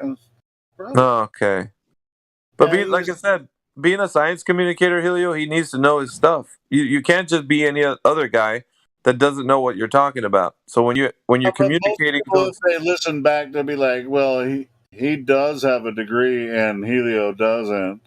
Yeah, like, motherfucker, all you got to do is Google it. I was sending links about what they say about radar telescopes. Yeah, because it's not even it's not what. Here's the thing with those guys. It's not what even he believes, because he's fucking educated, supposedly. Yeah, allegedly, yeah. But they do like toting around this idea, like, well, I went to university and here's my degree. Like who cares, man? We're talking about truth right here. So unless you know the truth, the whole truth, and nothing but the truth, we're gonna skewer your arguments, and yeah, and your little friends too. So yeah, he was. He was kind of being a pompous prick when I was talking to him, and it was kind of. Well, yeah, that's what I'm saying. It's they use this, and then they use mathematical jazz hands to kind of get the argument going to a direction. Like that's their playground. They love talking about equations and formulas and all kinds of. Or they more love to talk about their education than. Well, they like to talk about math or their education. And other than that, they don't want to. They don't want to get into the physical evidence. They don't want to get into physical because they know that's where they'll be destroyed. Yep. Or be reasonable, have reason together, because it's like when we reason together, we figure out. I mean, you're toting around this idea that you can look 7,000 light years into the distance. How stupid is that? Like, first of all, that whole idea. It's so stupid, right? Yeah, at least. I mean, just on the basic, just on the face of the whole concept, it's stupid. Dude, we need to make a thing of that. We go pillars of creation, 7,000. 1 light year is 5 trillion miles. I mean, and it's no, it's way more than 5 trillion miles. Yeah, but what I'm saying. Are you sure? Because I did the math on it one day. I couldn't. Oh, did you really? I think it's way more than 5 trillion, but I did it on 186,000 miles per second, and then I times it by seconds, minutes, and then hours, and days, and years, and then I came up with the little over 5 trillion miles. Maybe I did it wrong. Hey, that's far enough anyway. Yeah, it's never be able to see it. It's like one of those. It's one of those numbers that your kids, like when your kids are saying it when they're little. 8.5 trillion miles away. Like, you know, like they don't. It's stupid, right? It sounds that dumb, and you're just like, dude. You know how idiotic this thing. How many quintillion miles away is the sun, Dada? Yeah. Gozillion, billion, wheelion, like. So hell. All right. Well, the sun is only 8 light seconds away. But the pillars of creation are 5,000 light years away. I don't know. 7,000 light years away. Dude, it's 30 seconds to Mars. How about 800,000 miles and 238,000 miles? Well, that's why they named that rock band 30 seconds to Mars. It was the speed of light, wasn't it? Yeah, it's incomprehensible. Plus, there's so much wrong with what they're saying that they don't even know how far. Well, you shouldn't measure light with distance. Yeah, exactly. They're knee deep into it, Helio. So they even on the face of what they're saying, like I said, it's idiotic. It's fucking retarded. It's so wrong. You shouldn't measure light with distance. I mean, like, it's freaking stupid. That's not what creation is at all. Yeah. Light is instantaneous. Doesn't travel. So let's get into a conversation about how I know that 7,000 light years is in reality. And you have the conversation with these guys, and you're like, dude, it's stupid. What you just proposed, like, hey, this not even humans can't achieve. That's my God. That's the scariest fucking thing for them, right? Though that light doesn't travel, and you can't measure distance by light. That address. That's the scariest thing for them. Yeah, some of these conversations they're dead on arrival, man. Well, most of them, I should say, that they believe. Yeah, especially when you understand that light doesn't travel. DOA. And then once you serve it up to them, like, all right, explain this then. I mean, that's DOA, my friend. DOA. Hey, you're here. I'm here. What the fuck are you gonna do with it? Well, I was hearing it towards the end of his conversation. Somebody was telling him to turn the Hubble around and get him to turn Hubble around. It's like, yeah, we've been asking for that ever since people who claim you work with those guys. Well, I work with the the Institute of whatever, and you're like, all right, so get them to turn that stupid thing around, take a picture of the Earth, and let's have it, man. I'm thinking he's probably going to listen to that video with Robert that I can send him. If you've listened to that one before, Biggie, right? Yeah, Robert Bisson. Yeah. Yeah, talking to that Hubble guy. He'll probably listen to it. More than likely, it's the first time he's heard it. But Robert hasn't been on the scene for a while, man. No. Yeah, I mean he's it's been a while. He's a weirdo. What kind of speed is he on? Meth or what? Who? Pisano? Yeah. He's on his own. He's on his own trip, bro. Yeah, he's a good guy, and he's total flatty, but he's ex-military. He does some stuff. I mean, he lives in South American shit. I mean, he's really kind of off the grid, kind of Colombia. He shows up when he wants to, you know. He does his Like the Yeti. Only appears when you least expect it. Yeah, exactly. It's like, hey, nigga, I'm back. Back, baby. For a day, and then I'm out. Yeah, and then I'm out. Yeah, that's cool. Yeah, he's cool, man. Robert's cool. But his channel's still up there. And if you go scroll up a little bit, that Planete Veritas, he's got a lot of good videos on there.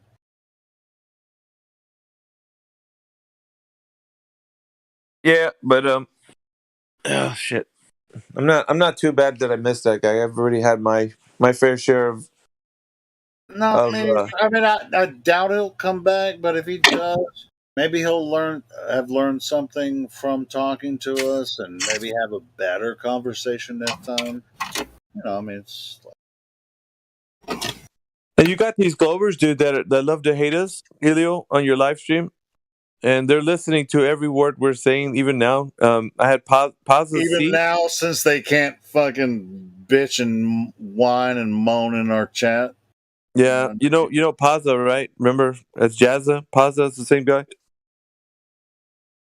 I was talking about the path of the sun across the sky yesterday, and it was me and Jim 777 that was in here. And we're having a conversation about it, and he was messaging me in the DMs. He got all in his feelings about like how we've because he couldn't get on the server. I guess he's banned from here. I don't know if he is or not.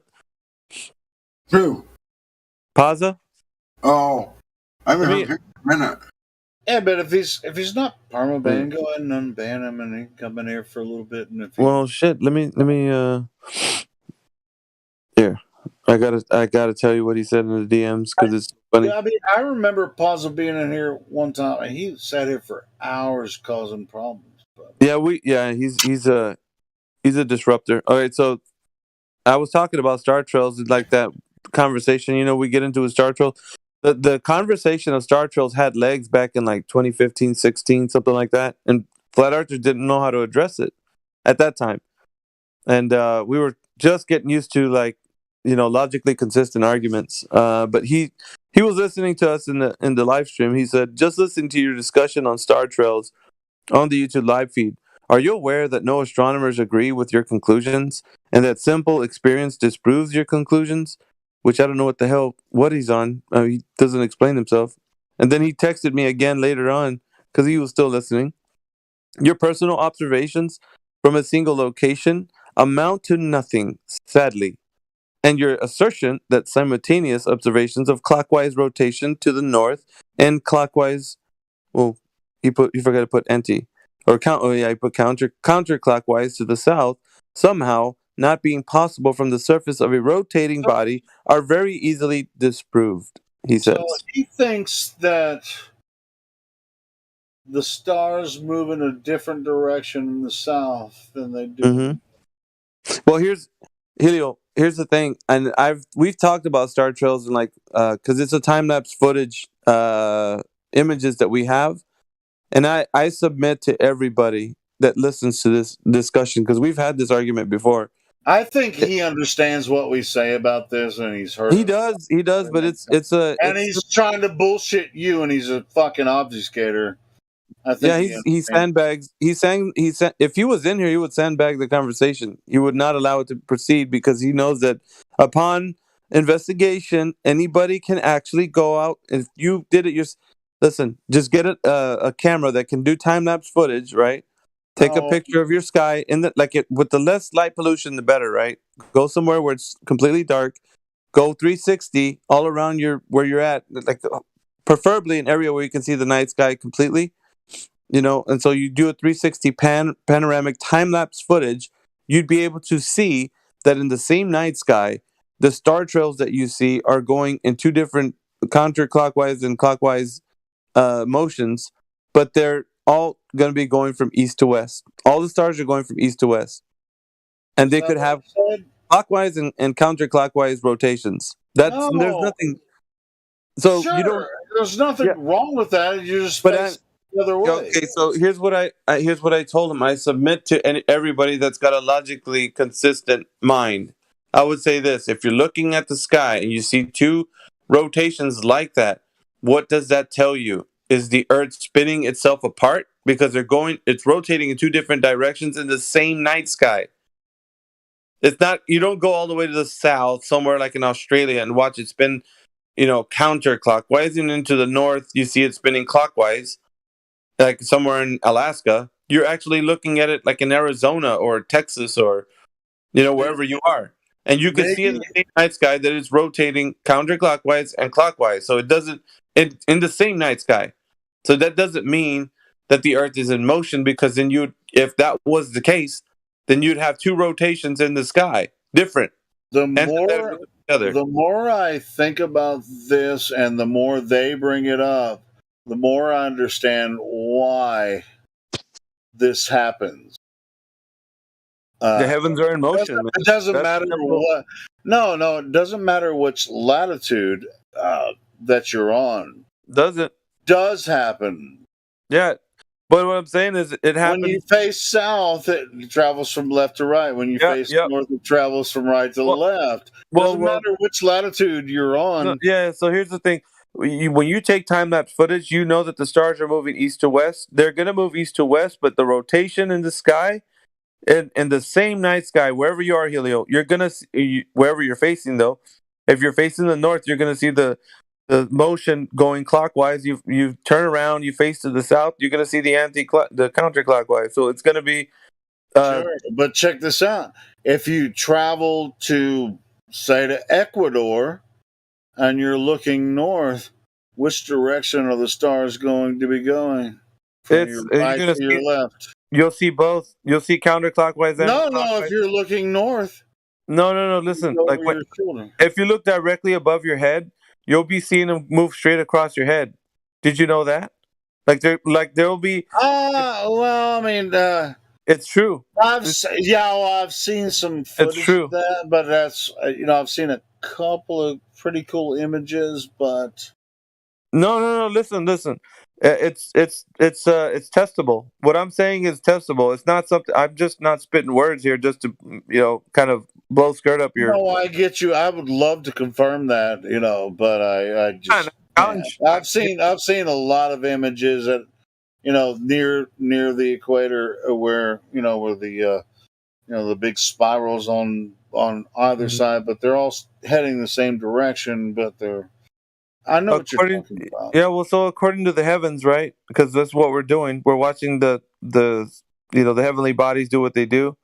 The sun acts in accordance with this specific, I don't know what you would call it, pattern.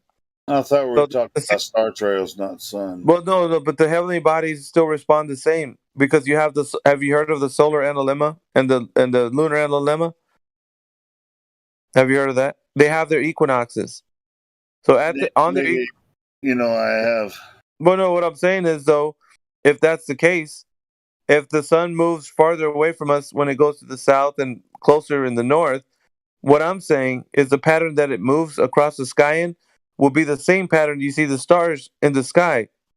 So you'll know, if you do star trail imagery, you know that the stars that are rotating counter or clockwise in the north, counterclockwise in the south, are following the same pattern that the sun does throughout the year, from the Tropic of Capricorn to the Tropic of Cancer. So in the north, it's in the Tropic of Cancer, right? I disagree. I know you do, but here's what I'm saying. I'm telling you to go out and test this. I'm not just saying that it's happening. I'm saying go and look. And when upon investigation, because I've seen it already. Wait, man. I disagree in the sense that the sun and moon move in their own patterns, and the stars and the constellations move in another pattern. It's all in a year. Yeah. I agree. They move in cycles. I understand that. Some of the stars are fixed. Save the wandering stars. But it's not over a year. I mean, there are patterns that they move in that actually last longer than a year. And it could end up being 66 years. Yes, specifically, I was talking about the sun. Okay. So I was saying from the Tropic of Cancer to Capricorn, it goes in its pattern, right, back and forward from those positions. And from how we view it in the sky, is the same pattern that the stars already, the ones who are fixed, are making now. I don't know if you understand that. It gets a little deep. So if you see the sun moving from Cancer to Capricorn, right? No, only so the sun's moving from Capricorn to Cancer, or Cancer to Capricorn, from north to south, right? When it does that, it's going to appear, when you do time-lapse footage, you'll see the solar analemma. If you do a time-lapse footage on the sun every day for this, I should say, what is it, every month? It's like once a month. Or whatever. Yeah, once a month, you take a picture of the sun in the sky, and you'll get the solar analemma. But the reason why it does that figure 8 pattern is because the part where in the figure 8 pattern where it has like that cross section, that's the equinox. That's at the point where it goes straight across. Like, okay, so and it's larger in the south than it is in the north. Right. Depending on where you are. If you're observing it from the south, it depends. No, it'd still be larger. It'd still be larger, but it would look a little bit different. Yeah, Depending on where you are in the south. It's a different concept when you've never been in this topic, and I've seen the different information. We've compared it. We've did our visual kind of. Dude, I'm still new to it, but I think I've seen only analemma footage that I've seen. Only analemma footage that I've seen is from the northern hemisphere. I would love to see some analemma footage from Australia, from South Africa, and from New Zealand.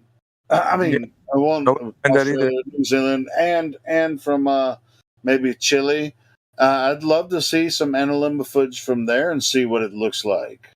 Right, but because I've only seen analemma footage from north of the equator. Yeah, but here's where flat earthers are missing, or they're actually not understanding. Like, some people think that the spiral pattern of the sun is going to constantly be the same as it moves across the sky all the way from Cancer to Capricorn. Like, it's spiraling out. Most everybody would agree with that's what the sun's doing. But when you observe the sun, the pattern that it takes is kind of like the star trails. So what I'm trying to explain to you is, like, when the sun's moving across the sky from Cancer to Capricorn, it's going to do the same pattern that the star trails do. Same pattern. So if you look at the time-lapse footage of star trails, you could see in the night sky that in the north it looks like it's going clockwise, the stars, but they're going from east to west, but it looks like it's going clockwise. As you go towards the equator, it looks like they're meeting in the middle and going directly straight across. And then as you go farther south, then it goes counterclockwise, the star trails, but they're still going from east to west, the direction. So the sun, as it moves it from Cancer to Capricorn, it's going to follow the same path as it moves from north to south. It'll go clockwise in the north, and as it goes from the equinox, it goes straight across like the stars do, straight across, and then as it goes to the south, it'll go to counterclockwise. It'll go from southeast, it rises southeast, and it sets southwest. And this is it makes so much sense to me, bro, and it sounds like, just like I was saying about the analemma, it would look pretty much exactly the same from the south as it would look from the north. Yeah, but only that the south would see it doing a bigger arc in the sky because it's summer for them and it's winter for us, so we only see a little bit of the sun. Yeah, and the analemma is the key. It is. It absolutely is. But that's only telling us things that we know observably, that the heavens are in motion, but the clockwise and the counterclockwise information is not depicting what the Earth is doing, because here's the thing: counterclockwise, clockwise has nothing to do with it at all. No, though the movement. The heliocentric mind would say that because we see these motions in the sky, it's talking about what the Earth is doing. And I submit to those guys that if you look at the same night sky, you can see both counter and clockwise rotations. You see them both happening in the same night sky. So what does that mean? It's just like, a lot of people, on flat earth be like, well, stop looking at the sky. Well, that is the key, just like what you said. The analemma is the key to showing you the path of the sun, moon, and stars are exactly the same south-north. They always move east to west. And yep.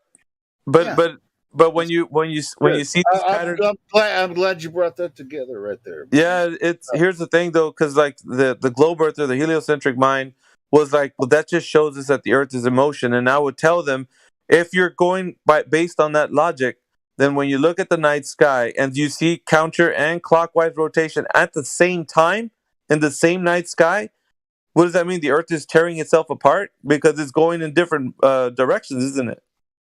Dude, the analemma on Earth, when you look at the little, it's not a figure eight because a figure eight would be perfect. It's smaller at the top, bigger at the bottom. Boom! It is the key. You just unlock the key. Boom. Well, the heliocentric mind can't reconcile this information, so they'll just be like, well, it's just star trails show us that the Earth is spinning, and it's not that it's spinning. Mickey, I'll never see it again. I mean, I always knew there was.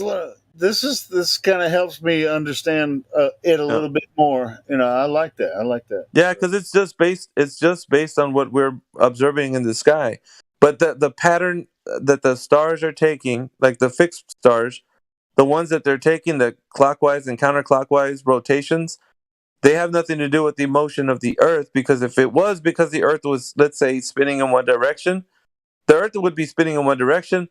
The stars would be representing. The Earth cannot be spinning on that cycle. There is no freaking way.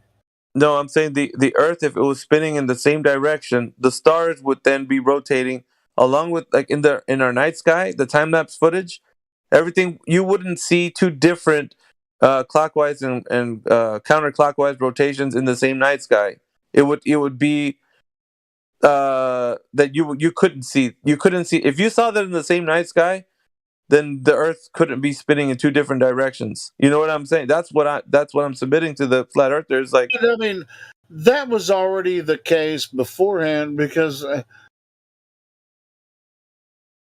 So it really dies on its face, like that argument. The original argument dies on its face, but the way that you just put it, showing how the analemma is kind of the key of the sun, moon, and star moving above us. That's it. Yeah. The way we experience it kind of puts it all together. However you experience those, doesn't matter where you are on Earth. No, doesn't matter. As long as you don't pretend that you are moving, which is ridiculous because you know you're not, because you're standing on Earth, right? So you just observe the sun, moon, and stars, and you observe the analemma, you observe the heavens, you follow the periodical calendar, which doesn't matter if you're going by lunar or solar. The sun, moon, and stars are moving above you. It doesn't matter what part of Earth you are on. The sun, the pattern of the sun travels in an analemma, and so does the moon, right? So yeah, but it's on a different. It's on a different. The idea is this though: if the Earth is spinning in one direction, right? Let's say it's in motion. When you look up at your night sky and you do a time lapse footage of the star trails, you should be spinning in the same the clockwise direction of the star trails. It should be the same. You know, it's like, imagine if you're rolling a rolling pin, or you're rolling something like a cylinder. Check this out, Miggy. You're already in their field. Imagine if the Earth was doing this and Earth was doing that. Guess what? Earth isn't doing anything, and I'm not doing anything. I'm standing on Earth. This is what people need to realize. They're trying to argue, well, Earth can't be flat and stationary because if the Earth was doing this, and it might happen if this way, if it was curved, and if it was moving, and it was floating around the universe, it's like, have you ever experienced the Earth doing anything other than being flat and stationary? I mean, I understand why everybody can argue with people about this, but I mean, that's really that's the baseline, right? So here, as us being on Earth, as me, I'm Dennis, sitting here on Earth and going, all right, so they're telling me Earth is moving. I don't feel the movement. All right, cool. They're telling me it's a globe. Well, I live in the country and I have a hill in front of me. I guess it looks like there's a hill, but as far as the entire Earth goes, I don't know if it's globular or not, and there's no way I can tell from here. But I'm going to stand as still as I can and see if I can feel the Earth moving.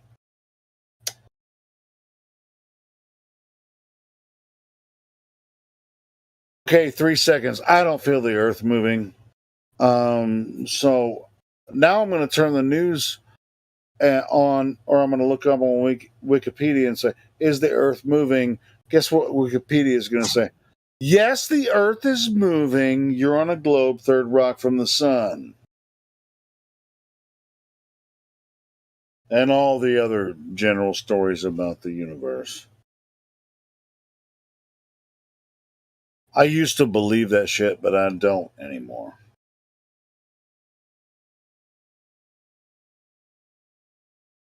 And what I think, Miggy, those points you were making about the Analema and connections between people living on different parts of Earth. I mean, maybe I'm going in my own head, but how you would experience it from different parts of the Earth. It's obvious that the Earth isn't moving. The sky that's moving. Of course.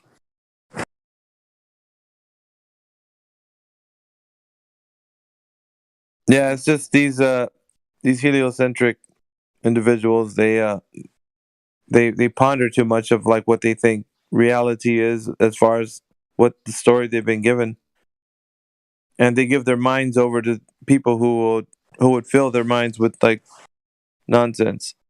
Watching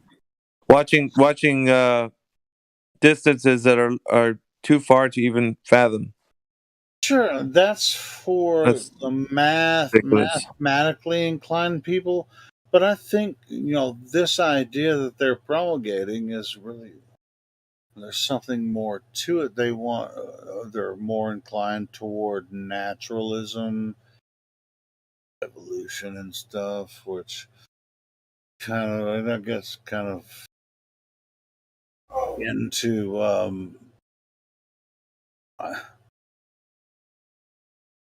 some more. Never mind. I'm not going to get into some political bullshit, but it's just easier for them to say, "Hey, I'm an animal, and I was born of Earth, and from evolution." Which, I mean, hey, we're all born of Earth. We're part of creation. It breeds secular humanism. Yeah, it's kind of weird. It's like it. You and me, baby, ain't nothing but mammals. So let's do it like they do on the Discovery Channel. I ain't gonna lie, I like that song. Funny. But see, now I'm up, and where are the science communicators at when you need them? Did you just snort? You motherfucker.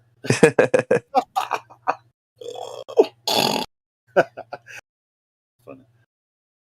Did you snort on accident? Do you have like an accidental snort sometimes? No, I intentionally did that. Okay, cool. I'm poking fun at these guys from academia. Some of the science communicators need to come in and snort at our nonsense.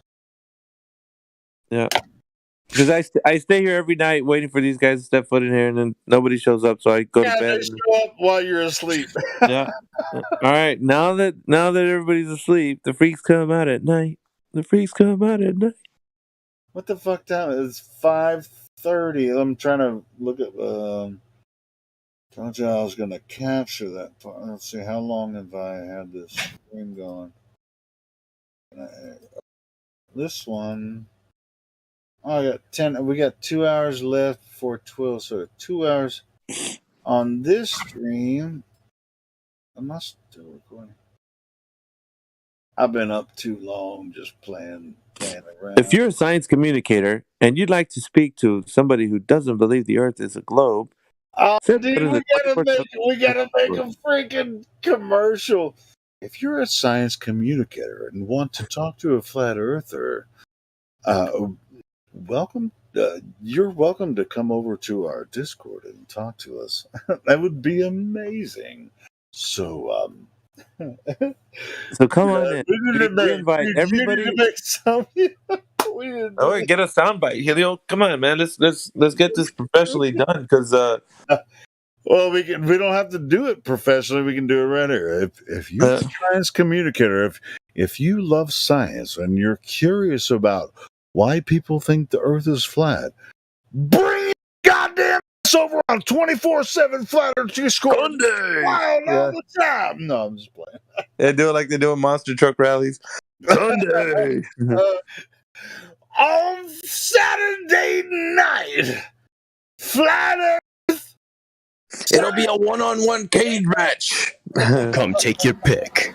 No holds barred, baby. Let's go. You're gonna see scientism. For such brilliant and esteemed men, these are low-hanging fruit. Watch as they get pummeled into the cage. Oh shit! This summer. Yeah, you got it, Jack. Go ahead, man.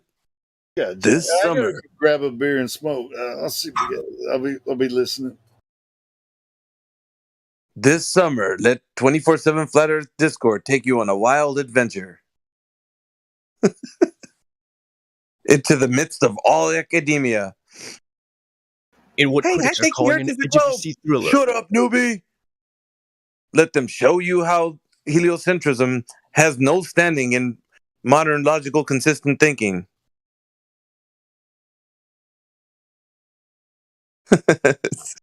That'd be a great advertisement.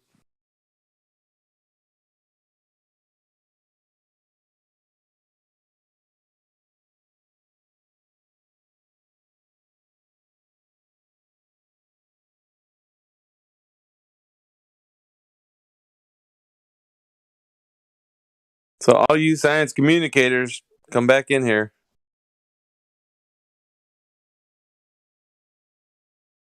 Yeah, they're just fanboys. There's nobody knows what they're talking about.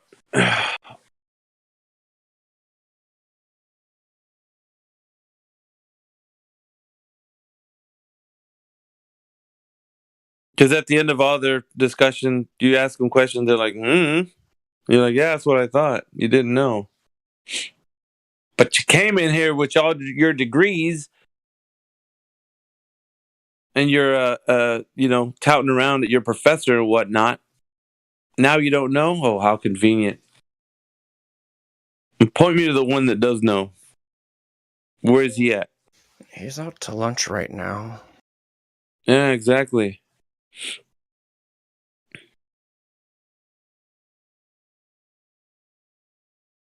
They're actually all out to lunch when you talk to them in here. Oh,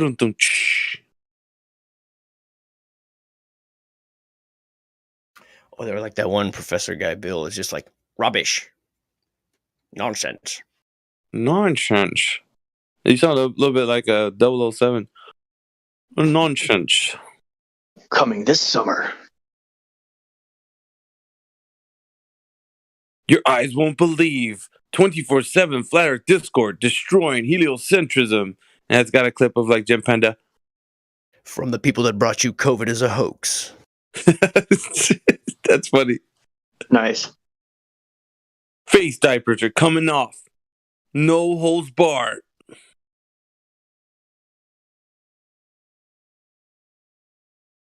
That's when it gets real.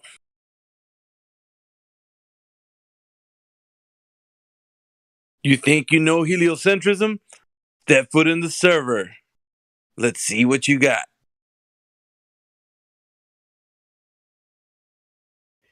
Your opportunity to send these heathens back into the Stone Age.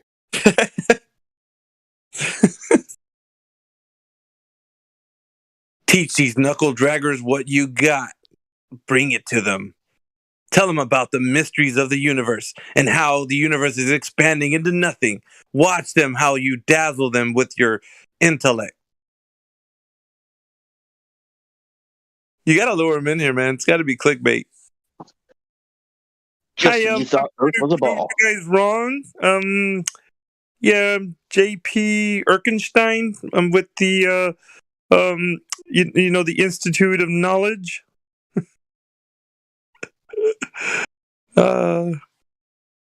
It's a script that writes itself, I tell you. Can't make this stuff up.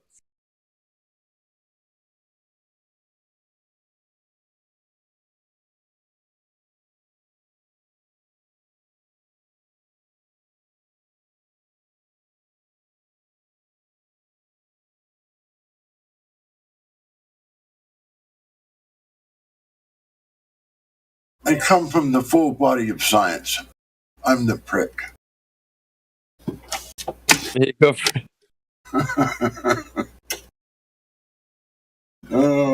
Tell them how the body of science proves them wrong. Yep. Essentially, step foot in that server, and all you have to do is drop the word science and watch them how they can't refute that. I can't believe that guy went with refraction. What's that? Watch them squirm and scramble. The long guy. I started cracking up when he pulled out refraction at the very end. Why he beat to the hump. He pulled out refraction? What a guy. He sure did. Yeah, I came in for a minute and told him I'm sick and tired of these Glovers thinking they can just use this buzzword refraction. It's all a bunch of bullshit. I love it. Love it. Yeah, tell him, God Rocket. Stick it to him. Oh, I did there for a second. It really does bother me, that refraction thing. They think they can just say that. That makes no sense. That it's like it's the one major big fix-all for all the observations, you know, and it's just so absurd that they would. Yeah, when you tell them, when you sit them down, and you're like, okay, for there to be refraction, you need two media, right? That's the way refraction works. You need two media. You don't have two media when you're looking through the air at a far distance. You numbskull. That's not to mention you're using R in the formula. Where'd you get radius from? You're presupposing radius is already figured out and inserting it into the formula of refraction. So how about that? Can't reconcile that information. So yeah, there's a lot of things that are wrong with it, but some of the glaring obvious reasons. When you tell them that the radius number is part of the calculation, no, it's not. Yeah, it's not. No, you're not. Yeah, exactly. That's why it's kind of good to kind of get these guys, you know, get them honest, man. Like that's the only thing we want. We want people to be honest. Like let's reason together. If you're honest in this conversation, then you're gonna tell us exactly what it is or it isn't. Like stop feeding me soup, man. I don't want to hear your religion. Do you know or you don't? Like if you know, then tell me, because obviously you got the keys of knowledge.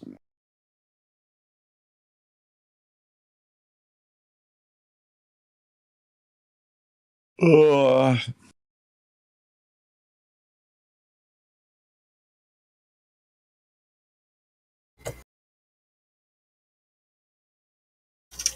We got anybody in here that's a globe earther? Let's see. Take a look at some people in here. Who we got in here?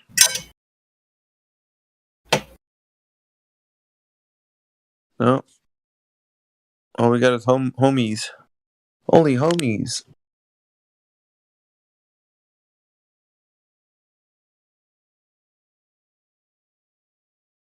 Who's awake right now? Just Jack and Rockin' and Helio and me? Yep. Well, shoot. I'm awake, sort of. Martoth, what's up, bro? Hi, what's up? Hey, yeah, good stuff, man. I haven't talked to you in a minute. You been doing all right? Yeah, still alive. Doing well. That's good. Can't really complain, though I should. Any day above ground is good, isn't it? Yeah, definitely. Okay. I got something for you guys. Can you hear me?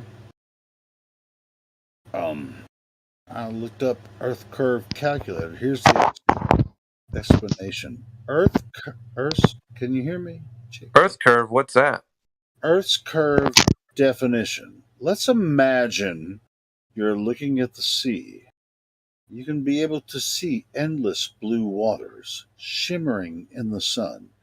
You can make a line that dyes the seawater. I don't know what that means. And sky, and that line is called the horizon. When you're moving towards the horizon, then you can see the shape of the target that is hidden behind the horizon because the Earth's shape is similar to the sphere. The surface between you and the target, it bulges a bit. Due to these bulges, it has obstructed your view. The measuring of the bulge is called Earth's curvature, and it is represented as the height of the bulge per kilometer or per mile. This is the shit that they put on the internet to explain why you can see something further than you should be able to see. Measure the bulge. This is an Earth curve calculator website. Yeah, it's dumb, dude. That's one of them. I can fucking pull up. I did this the other day. I was like, I know one thing. Different Earth curve calculators. Bulge. They're pretty much saying the same thing, but trying to find this one that I found that I think it was on science.com or something. Yeah, you ain't measuring no bulge anywhere, so good luck. So this is their explanation for not seeing the bulge that you should see, but it's actually due to refraction. They're going to say it's refraction. Yeah, well, there was one that I found, and I'm trying to find it. Yeah, their one escape to not being able to measure it is ultimately their downfall. Yeah, that's what actually brings them down. Oh, so it's not something physical; it's optical. Okay. So you see it because you shouldn't be able to see it. Yeah, refraction. Dude, I hate those kind of. You can feel it. You just or you can't feel it, but it's moving. So yeah, same thing. Curve is there, but you just can't see it. The bolts are going over the curve, but you just can't see the curve. But you're moving, but you don't know you're moving because you're not moving. The bolts are going over the curve, yet you can't see the curve. How stupid is that even saying? Like that's saying the bolts are going over the curve, you just can't see the curve. Well, how the hell do I know it's going over a damn curve? It's going over the curve. Just believe me. Just believe me. Well, you see how you see half the boat? Well, it's going over the curve. Well, I'm seeing it, right? Yeah, but you can't see it. What? What do you mean I can't see the curve of the earth? You just said it's going over the damn curve. No, but the curve is optical. You can't see it. Like, well, if it's optical, that means I can't see it. Like, that's the whole point. It being optical. Oh, it's lovely. Mother, may I see you pee? Oh man, that was that. There's a preceding thing. Say "Mother, may I," and then spell "cup." No, it's this whole. I know that's nothing to do with it. This whole thing about what you can see, but you can't really. It's not the edge. It is the edge, but it's not like the edge. All right, where's the edge? Is it at the horizon? According to the baller, it is. I guess. But I think like another part of the problem is that they don't really know what they're claiming when they say refraction. Like insane things would have to happen, right? Light from shorter distances would have to arrive later. Obstructions appear behind what they're obstructing. It's just stuff that doesn't happen. Yeah, just stupid. It's something you have to believe because That's why I you usually want ask to them, like, believe it. when they You start want it with to be true. refraction, I just ask them if there's a guy behind the hill, can he appear in front of the hill? Usually they say no, and it's like, well, okay, then the argument's over because this is what's happening. Not according to Joshua Nowicki. What you're seeing here is a mirage. Oh, yeah? How did that mirage get here? Well, it went over the curve, and now you can see it. It's super loomed over the curve, y'all. Super looming. Looming is even more hilarious because that means it should be floating in the air. I know. But then what kind of... You know the different types of looming that take place, and so they don't even know. There's only one type of well. There's 5, bro. And then what happens though when they even bring that up, they don't even know what type they're talking about. So this if they bring up looming as a looming, it makes something appear above the horizon when they're not actually. If you're talking about looming, you're not talking about the horizon. You're talking about something that appears to be above the horizon, and then you can see where the actual horizon is in the same image. Hold on, I got some looming pictures. I mean, it's most of the mirages, right? Stuff being distorted in relation to the horizon. Sure, it always is in relation to the horizon. Yep. Here's bendy cranes. You mean bendy cranes? No, I got a looming picture right here. Here we go. Boom. Look at the bendy cranes. You're like, we're talking about the cranes. We're talking about the horizon behind the cranes. Yeah, but the cranes are bending. What about that? Like, who cares? The argument of the black. Well, I mean, it's like they don't understand their own argument. Like they don't understand that there should be a physicality to it that we're not seeing. Yeah, which is what I usually try to explain to them with, like, okay, there's a big physical obstruction like a hill, and there's something behind it. Can refraction now lights bending? Can the dude appear in front of the hill? Of course not, because that would never happen. And then to prove it, go stand behind that hill over there. Let me see if I can see you. All right. Yeah, sure. Put all the hot air and the humidity in between you want. It's not going to happen. Yeah, you're not going to pass the mound of dirt, man. That's just the way it is.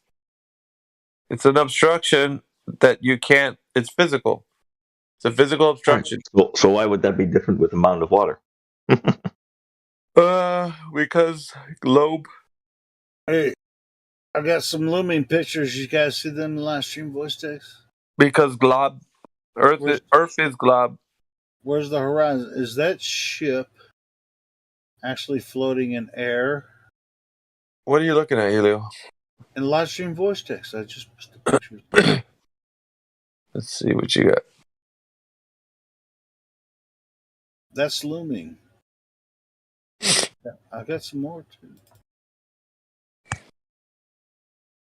Oh yeah. Yep. There you go. Where's the horizon in those pictures? On the bottom of that boat. Oh, this one. This isn't looming. This is a mirage picture. That's pretty good. There's a mirage. Where's the horizon in that picture?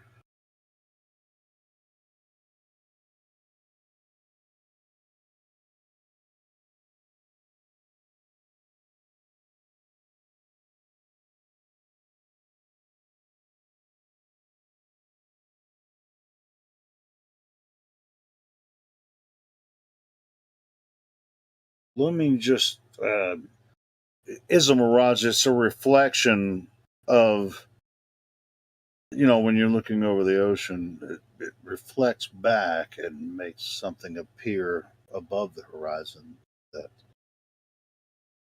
is actually, like, the ship is obviously still on the ocean. Just, in certain conditions, you can see the ship.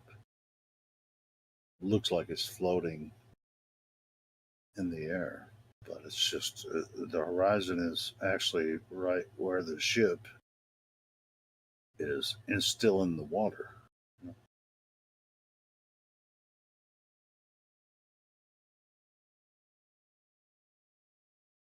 Obviously, the ship is not floating in the air. Well, when you take a picture of it, looks like it's floating in the air.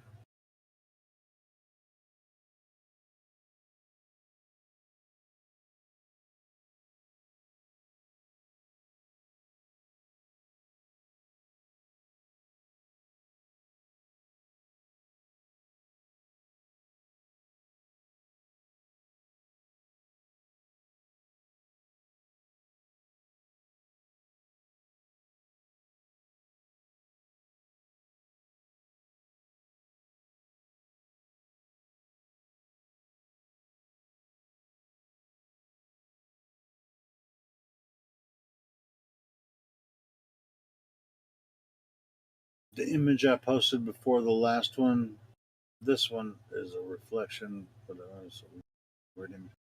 one with the big, that looks like a big blue boat. If you look at that, you can see the horizon is way beyond actual horizon. It's way beyond that ship.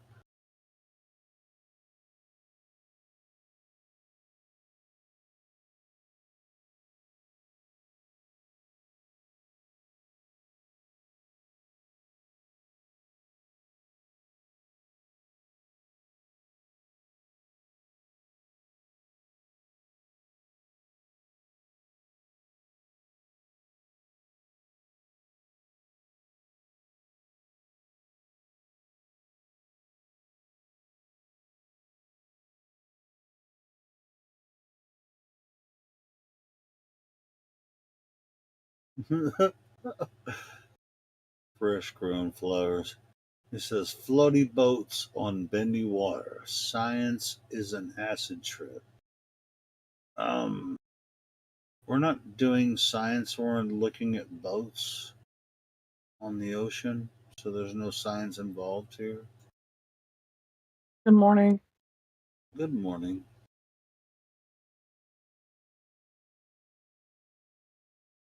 Who is that? Conspiracy? It's conspiracy. How are you doing? Not bad. Yeah, we've talked before, haven't we? Yeah, we've talked a bunch. I pop in and out. I was in a party with some gamer friends, and I met this new guy, and then this other guy. And he popped in, and he can be a bit of a kind of a pompous ass. Like he's from No doubt. Dude, I made all kinds of those types. yeah, he's from. We know what it is, and no offense to anybody else here that's from Europe, but because he's from Europe, he always. And I've been friends with this Which man for part of years. Europe are you going to say? London. London. He's from London. They're all pricks. And he always takes his air of superiority intellectually over everybody in the conversation as if he's always speaking to a bunch of stupid Americans. And it's frustrating. You know, I just happen to be born in America, but I'm not stupid. You know, and he always does that, and it's so irritating. I just left the party because I just didn't want to hear it, because there was an opportunity to discuss flat Earth with somebody who believes in the heliocentric model, and he joined the party when we had just started to shift the conversation that way, and he heard it.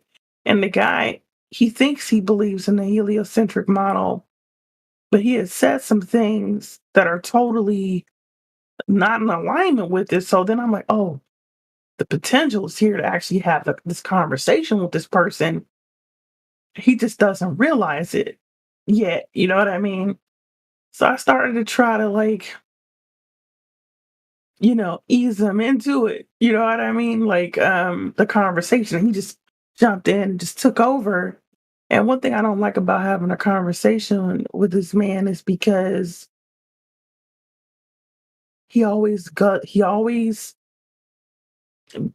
because he thinks he knows something, or whether even it's an opinion, he always is condescending and likes to say something to the effect of him being smarter than everybody else. Like, well, you're just speaking from a place of, you know, you're just ignorant. You're speaking from a place of ignorance. Would you like for me to educate you on blah blah blah. Like one time we were having a conversation about food, and I had joined the party, and I was like, oh, what were you doing? I was like, oh, I was up watching some food porn. I like to watch food and see what it means to other people in the world. Like I like to watch. They have this channel called Tribal People Try, and they have these Middle Eastern people try. I watch that channel all the time. Do you? I love that show, and I like to watch these people. It's like watching butterfly wings get touched. They never get off the ground. It's like watching their innocence lost when they say, it's like eat McDonald's cheeseburger. When they eat McDonald's, like flurries and shit, and the look in their eyes, like, oh my god, like they've never had because they don't have like refrigeration and shit, and they or it's freaking Southern cornbread or some shit. They'd be like, oh, this is better. Right, they eat like just beef stew or like General Tso's chicken. I love that channel. I love that show. So we were talking, and I was like, I love this. My new food porn thing is watching these Middle Eastern people try Western food for the first time, and they either really love it or they hate it, but they like a lot of that shit, and they've never even imagined such flavors and temperatures and stuff. And then somehow we got to talk about biscuits, right? Yeah. And what he was saying, for me, a biscuit is something completely different in America than it is over there. And I was like, yeah, that's true. That's true. It's very different than very different in England. Yeah. And what they refer to a cracker over there for us is like or a biscuit might be like a cookie or something, right? So I had said that, and I was like, oh yeah, that's something different over here. I said for us, a biscuit is something completely different, and then he turned that into a debate as if I was wrong. I said, well, no, I'm certain, a biscuit is not sweet, and it's something that or at least for us. I mean, I'm not saying what that is for you over there. Obviously, there's a cultural difference and there's a food cultural difference. He's like, no, culture doesn't have anything to do with it. He was like, don't take the volley of the ignorance of a whole nation onto your shoulders. I was like, dude, what are you talking about? Look, words have different meanings. He sounds in different like an asshole. countries. I'm like, bro, it's not about being right. He said, let's look up the ingredients of a biscuit. I said, I don't need you to look it up.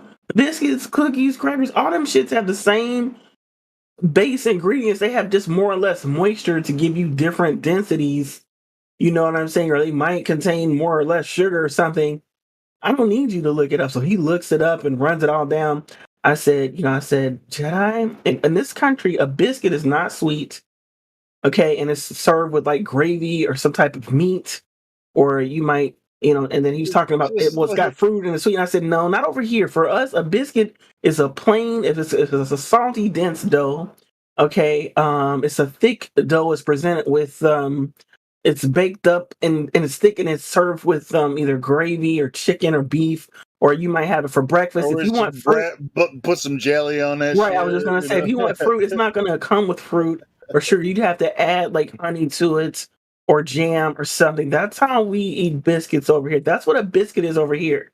And he was trying to say it would have like fruit and stuff in it already. I said, no, for us, that's called a muffin. We would call that a muffin, like a blueberry muffin or like a strawberry muffin. That's what that would be. Then every time, and I hate debating anything with this guy because he never stays within the confines of the conversation. Damn, you were debating with him about food? About food. And he turned that into a fucking debate, right? We actually fell out about it. Then when he's not right about something, he doesn't want to stay within the confines of the parameters of the topic. And I hate talking to people about stuff like that, especially flat Earth, because it's like you couldn't be right about this point. So now you want to go outside the scope of what we're talking about. Damn it! That dude can't even know what American biscuit is, right? And you so probably shouldn't even talk to him, right? And so then he goes. So then we jump off biscuits, and then next thing he's on muffins, and then he's on, and I make the point about that, and then he's on scones, and then he's like, "Have you ever had a scone?" I said, "I don't really particularly eat things like that." He goes, "Well, see, then you're ignorant." I said, "I'm ignorant because I don't like scones." He's like, "Well, how do you know you haven't if you haven't eaten one?" I said, "Because I can look at that shit and see that I would not want to eat that because I don't really eat sweets like that." And I had years ago when we became friends, when he was telling me he had got like this biscuit. Well, what to me is a biscuit, like egg and cheese sandwich. We eat those here all the time. and he told me he was putting ketchup on it. And I was like, because again, ketchup, American, right? And so I was like, oh yeah, you put that on your wait. You know, like on your McGriddle. Ketchup is American. It is, but not to me to eat that shit on a breakfast sandwich. Like, no, I'm not. Yeah, man. Why are you gonna put some American? Right, and so I said, on a breakfast sandwich. So I said, yeah. I said, what about a jam? You don't put jam on that shit? He was like, no. Why would you do that? I said, oh man. I said, bro, you got to try that because with the sweet salty, and he never tried it, right? So then he's all in my ass about never having eaten a scone. I said, Rico, I said, you and I have been friends for 3 years. I said, have you ever tried jam on your takeaway for your breakfast? Because we call that takeout or fast food, but they call it takeaways over there. I said, you ever went on ahead and tried the jam like I told you on your sausage egg cheese takeaway? He's like, no, because they don't sell them like that over here, Guru. I said, look, Rico, they don't sell them like that over here. They just sell you the bacon, egg, and cheese. You gotta have to add it. You have to ask for the jam, just like you asked for the ketchup. He goes, well, I don't have any jam. He said, wouldn't it be easier for you to just go to the store and just buy a fucking scone and try it? I said, he said, isn't that, let me be honest, wouldn't that be simpler that you have me try this jam, bacon, egg? I said, Micro, it would be the same. It would be just as out of the way for me to try a scone that I know I already don't like, and I never trip with you about not wanting to put jam on your takeaway because you figure in your head that you just wouldn't like it. I brought it up. You never tried it. You're not interested, and I left it alone. I'm not calling you ignorant and making all these, condescending statements. I said, but no, it would take just as much effort for me to go to the store and buy a scone and eat it as it would for you to go to the store and buy some jam so you have it on hand the next time you have a takeaway. You know what I'm saying? And so he stepped outside that conversation and said, well, do you know what a dumpling is? And I said, yes, I know what a dumpling is. And then he goes, okay, is dumpling the same thing in Europe?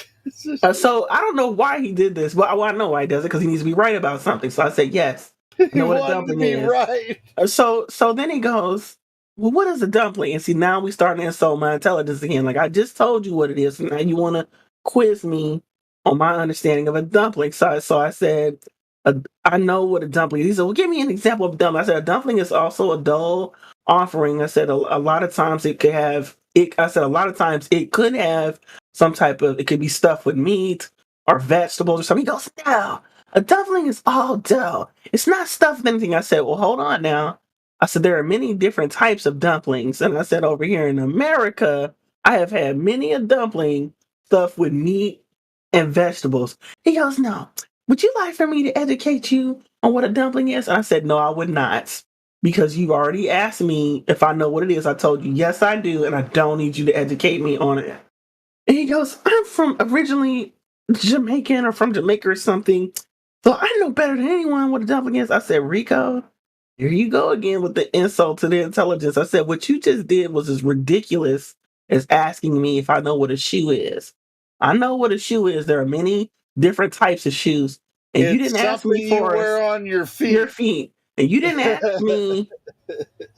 ask me for any type of specific shoe. And you said, well, what is a shoe? And I said, I know what a shoe is. You said, well, give me an example of a shoe. And I say a stiletto.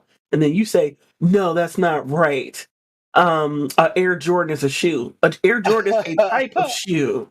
Now, if you'd have said, what is a dress shoe? And I would have said an Air Jordan, then you'd be right and I'd be wrong because a stiletto is a dress shoe. Okay, but that's not how you phrased that. I said that's not how you loaded the question. You asked it in a vague sense as to give you an example, and I gave you an example. Then he got really mad at me. He was like, you just don't stop talking. And all right, you so to me. Conspiracy. Yeah. So then you invite him to the flat earther. Well, no, this is how. No, this is what happened. So then he got so mad because he needed it so desperately to be right. And I said, I don't even, and he was getting angry. I said, I don't even understand when you're angry. We've been friends for 3 years. We're not having a conversation about politics, religion, or flat earth. You're mad. This all started about biscuits, about what a biscuit means to me and what it means to you. And it's not about being right or wrong. It's just a food cultural difference. You wouldn't even agree to that. Like, this doesn't need to be. Sounds like an asshole to me. But. He is. And I was like, this doesn't need to be a debate. You just have to be right about something. And because I won't let you box me in and dominate this conversation like you always do. You take your position in your air of superiority and proceed to insult my intelligence, and then call me ignorant, call me silly. He actually called me Amber Heard. He's like, "You just like Amber Heard." I said, "Wow, really? A woman who tried to destroy a man's life with false, salacious, vicious accusations of rape, and domestic violence." I want to know if you invited. I want to know if you invited him to come to our server. Oh my God! You guys would have a time trying to explain something to this individual. He was the one that shit on a conversation that I was trying to have with another man who I think is open to the possibility of flat Earth. He joined our party and ruined the conversation. This guy, he's really cool. He's really laid back, and I see he has an open mind. He believes in the heliocentric model, but it's clear to me he doesn't understand it. No, he's off. He's the guy that has the potential is this guy named Killshot. I'll invite him in here to talk to you guys. A conspiracy. That was a cool story. I loved it. It was freaking cool. But people like that, we like to take piss out of those guys. You mean the guy that was in the argument? Yeah, sure. Just arguing about biscuits, and that. Yeah. You guys would destroy him.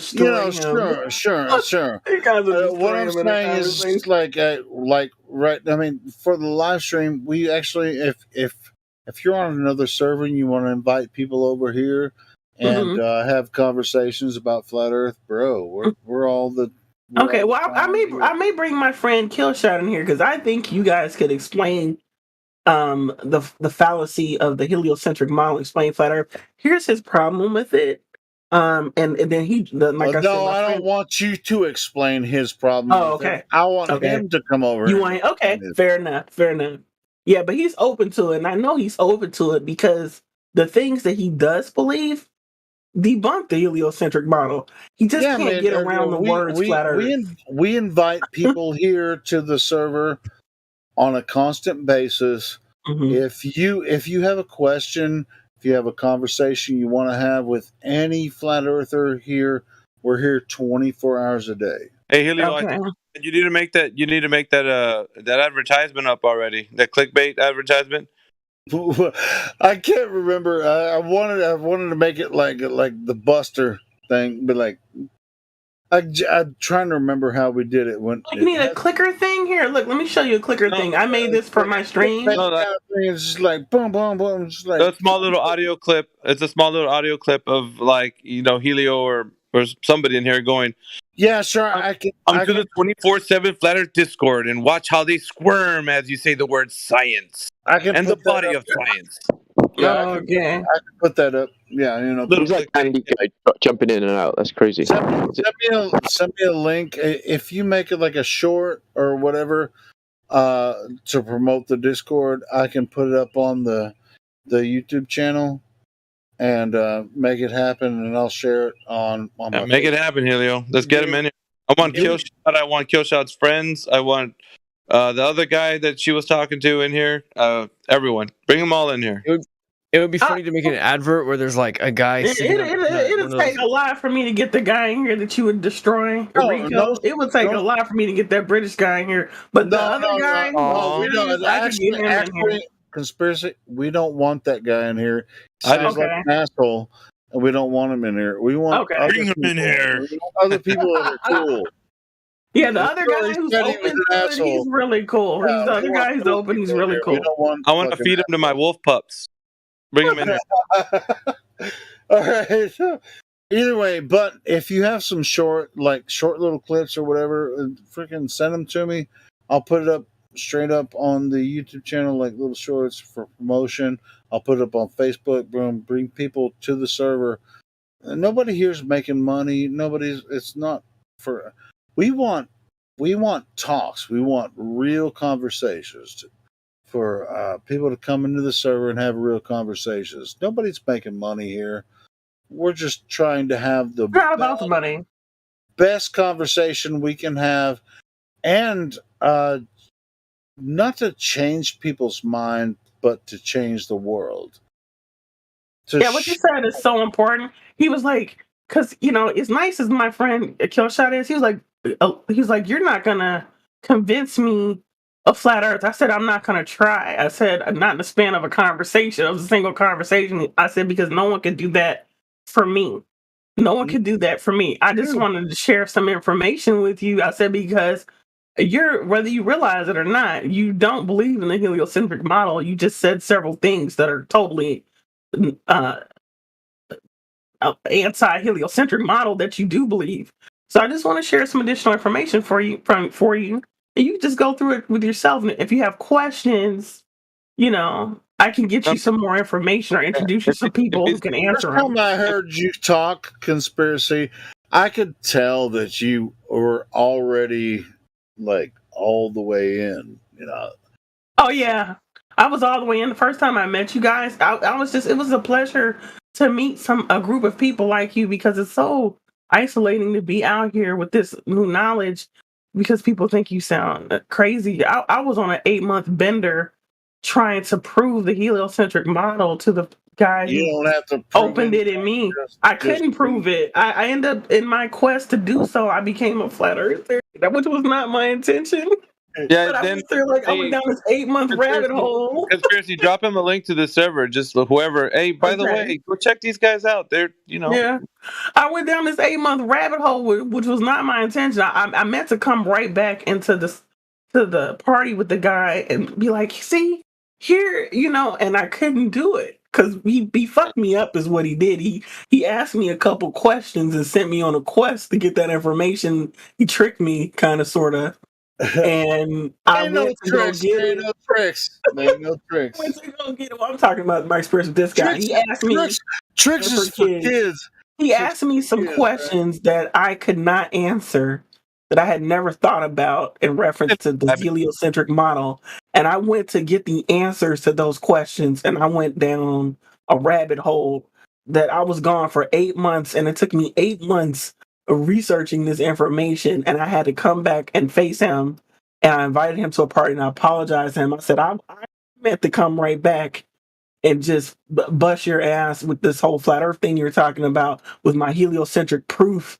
And all I've achieved is becoming a flat earther in my process, and I owe you an apology.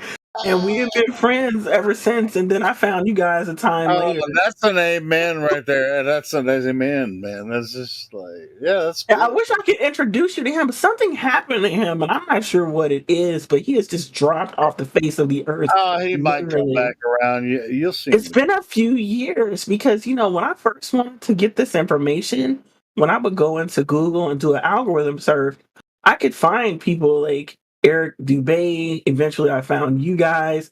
All that shit is suppressed. If you go onto the algorithm on Google or YouTube and you try to find genuine collated information that has truth topics concerning this, you're gonna have a hard time finding. You're gonna be presented with all kind of clickbait and shit that says. And I joined the party the other night, and there's a video that's all for debunking the heliocentric model, but there's this banner that's on it the whole time at the bottom that says this is archaic, it's not true, and it's a Wikipedia link to tell you that the Earth is really round and that this is just conspiracy theory bullshit. And I've never seen that before. I just saw that yesterday.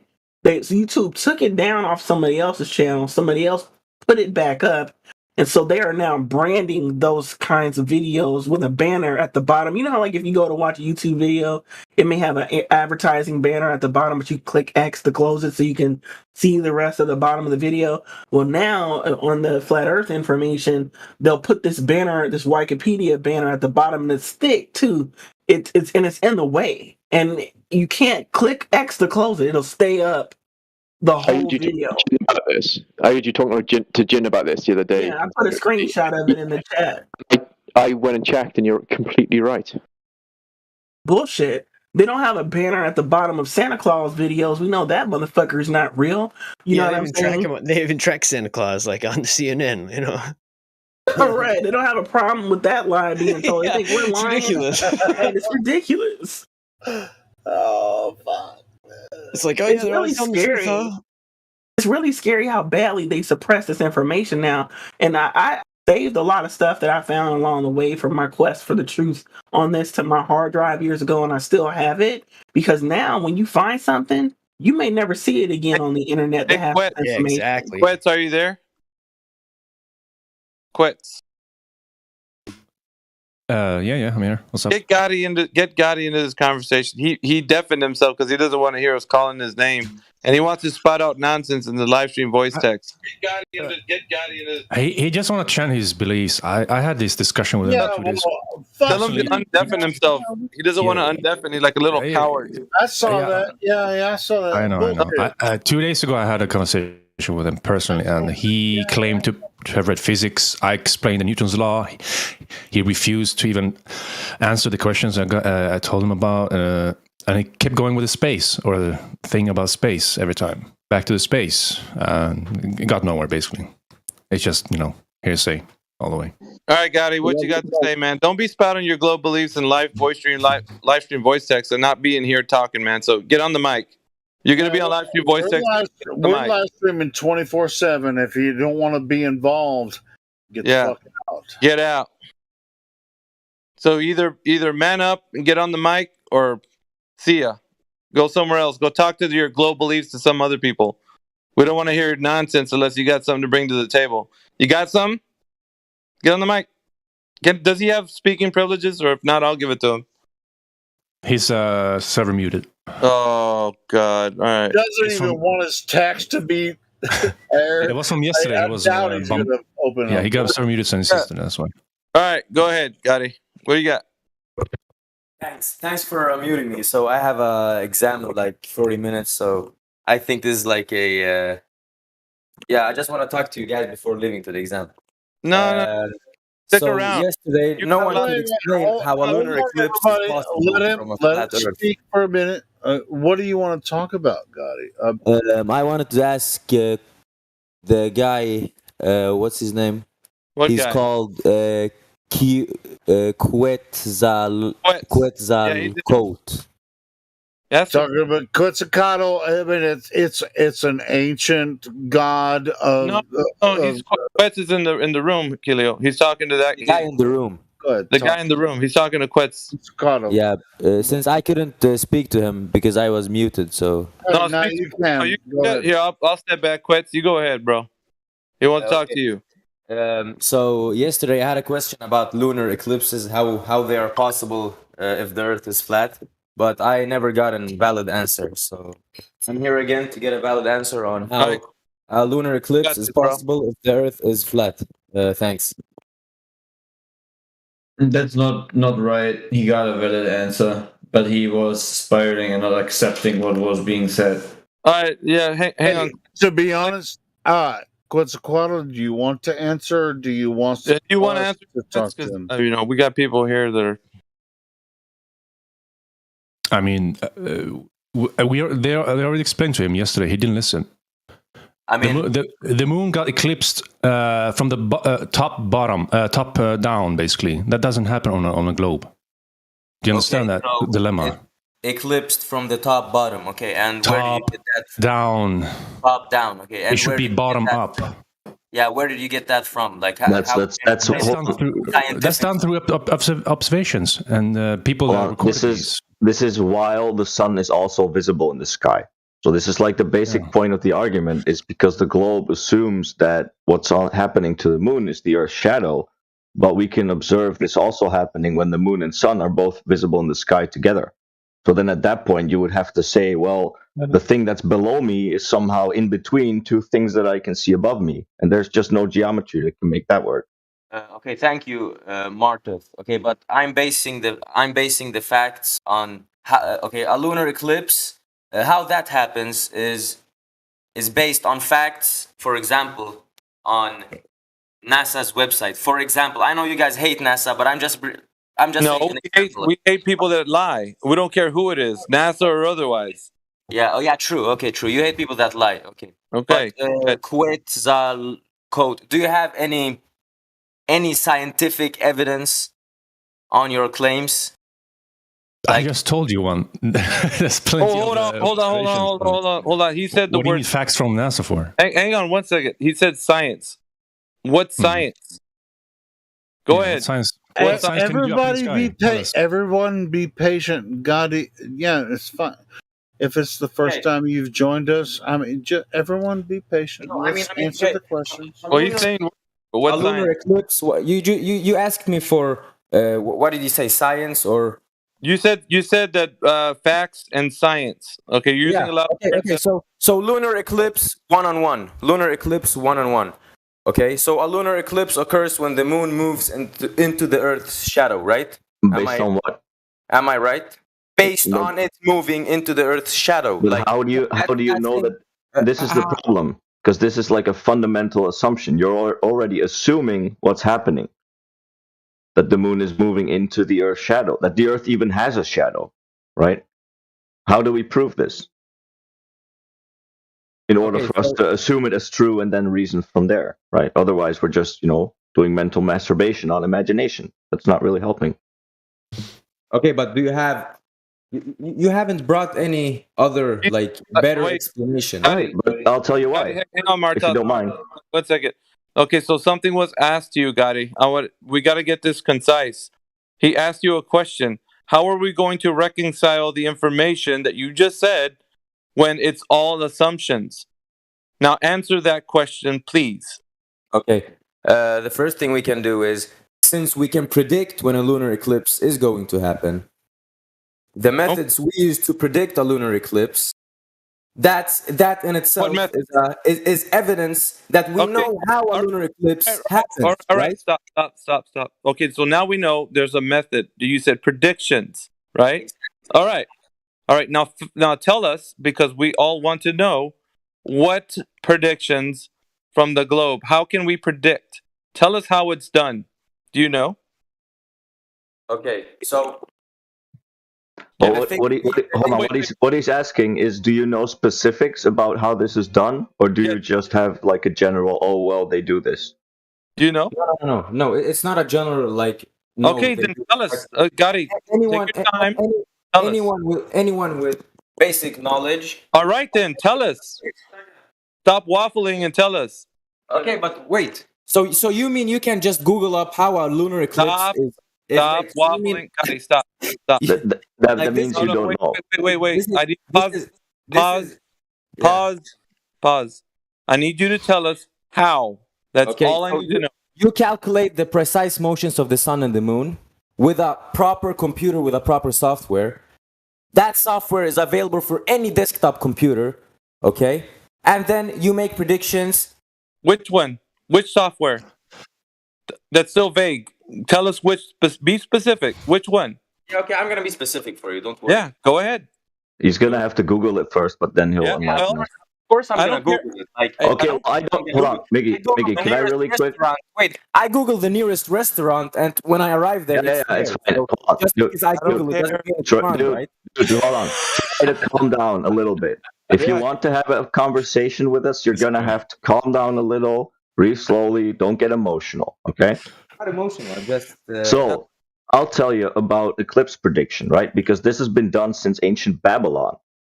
Before they had desktop computers and software and heliocentric models. Do you know how they did this? Just a question. I'm not going to interrupt you anymore. Just a question where are you getting your facts from? Google, right?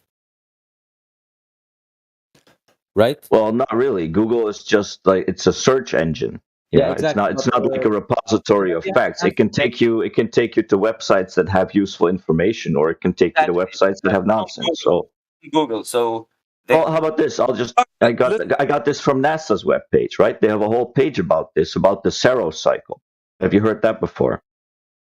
Yeah, no. My point is no. It's a yes or no question. Have you heard about the Saros cycle before or not? When you joked about me googling something, when you're doing the same, that's just so funny to me because you're doing the exact same thing. All right, now I'm going to mute you because you're not stopping when I'm saying stop. If I have to talk over you again, I'm going to mute you. Obey the rules of this conversation so that you can understand where you're getting this information or why it's incorrect. If you're not going to be here to listen, then you're going to be muted and possibly server banned. So please follow the rules, okay? Now, when I say stop, please stop. Yeah. Okay. All right. So the information that he's about to tell you, because you're talking about Google, listen. Google has nothing to do with this. It's the information you get from that, because there's a wealth of knowledge out there, right? So Google's not the problem. The problem is where the information comes from. That's the issue, right? Thank you. Yeah, that's what I meant. No, all right. Because someone joked about me Googling, but what does that? And nobody cares. All right, that aside. Now let's get to the heart of the information. So now we're going to talk about what Martoth is saying about the Saros cycle. Now we're looking at the information based solely on where this information came from, because you're talking about predictions, right? Predictions that the globe Earth is making on lunar eclipses. So now he's going to tell you where this information came from. Is he still in the server? Freaking dude! All right, you left. Yeah, I think so. He had an exam, whatever, coming in. No, this is whatever the case, he said. This is their tactic. But if he comes back in here, now he's got to deal with it. So he's not interested. Even when you tell him the opposite of the lunar eclipse that happens from observation, he didn't ask, okay, can you show me a video? How did someone observe that? How's it? And then go through the model. How's that impossible? Nothing. You just throw things at your face. Well, guess what? This and this, and goes on. The next time he pops in here, we're gonna reconvene this conversation right where we left off. So nothing changed. So if he thinks that he's gonna come back later, it's gonna be different. We're gonna oh, hang on a second, guys.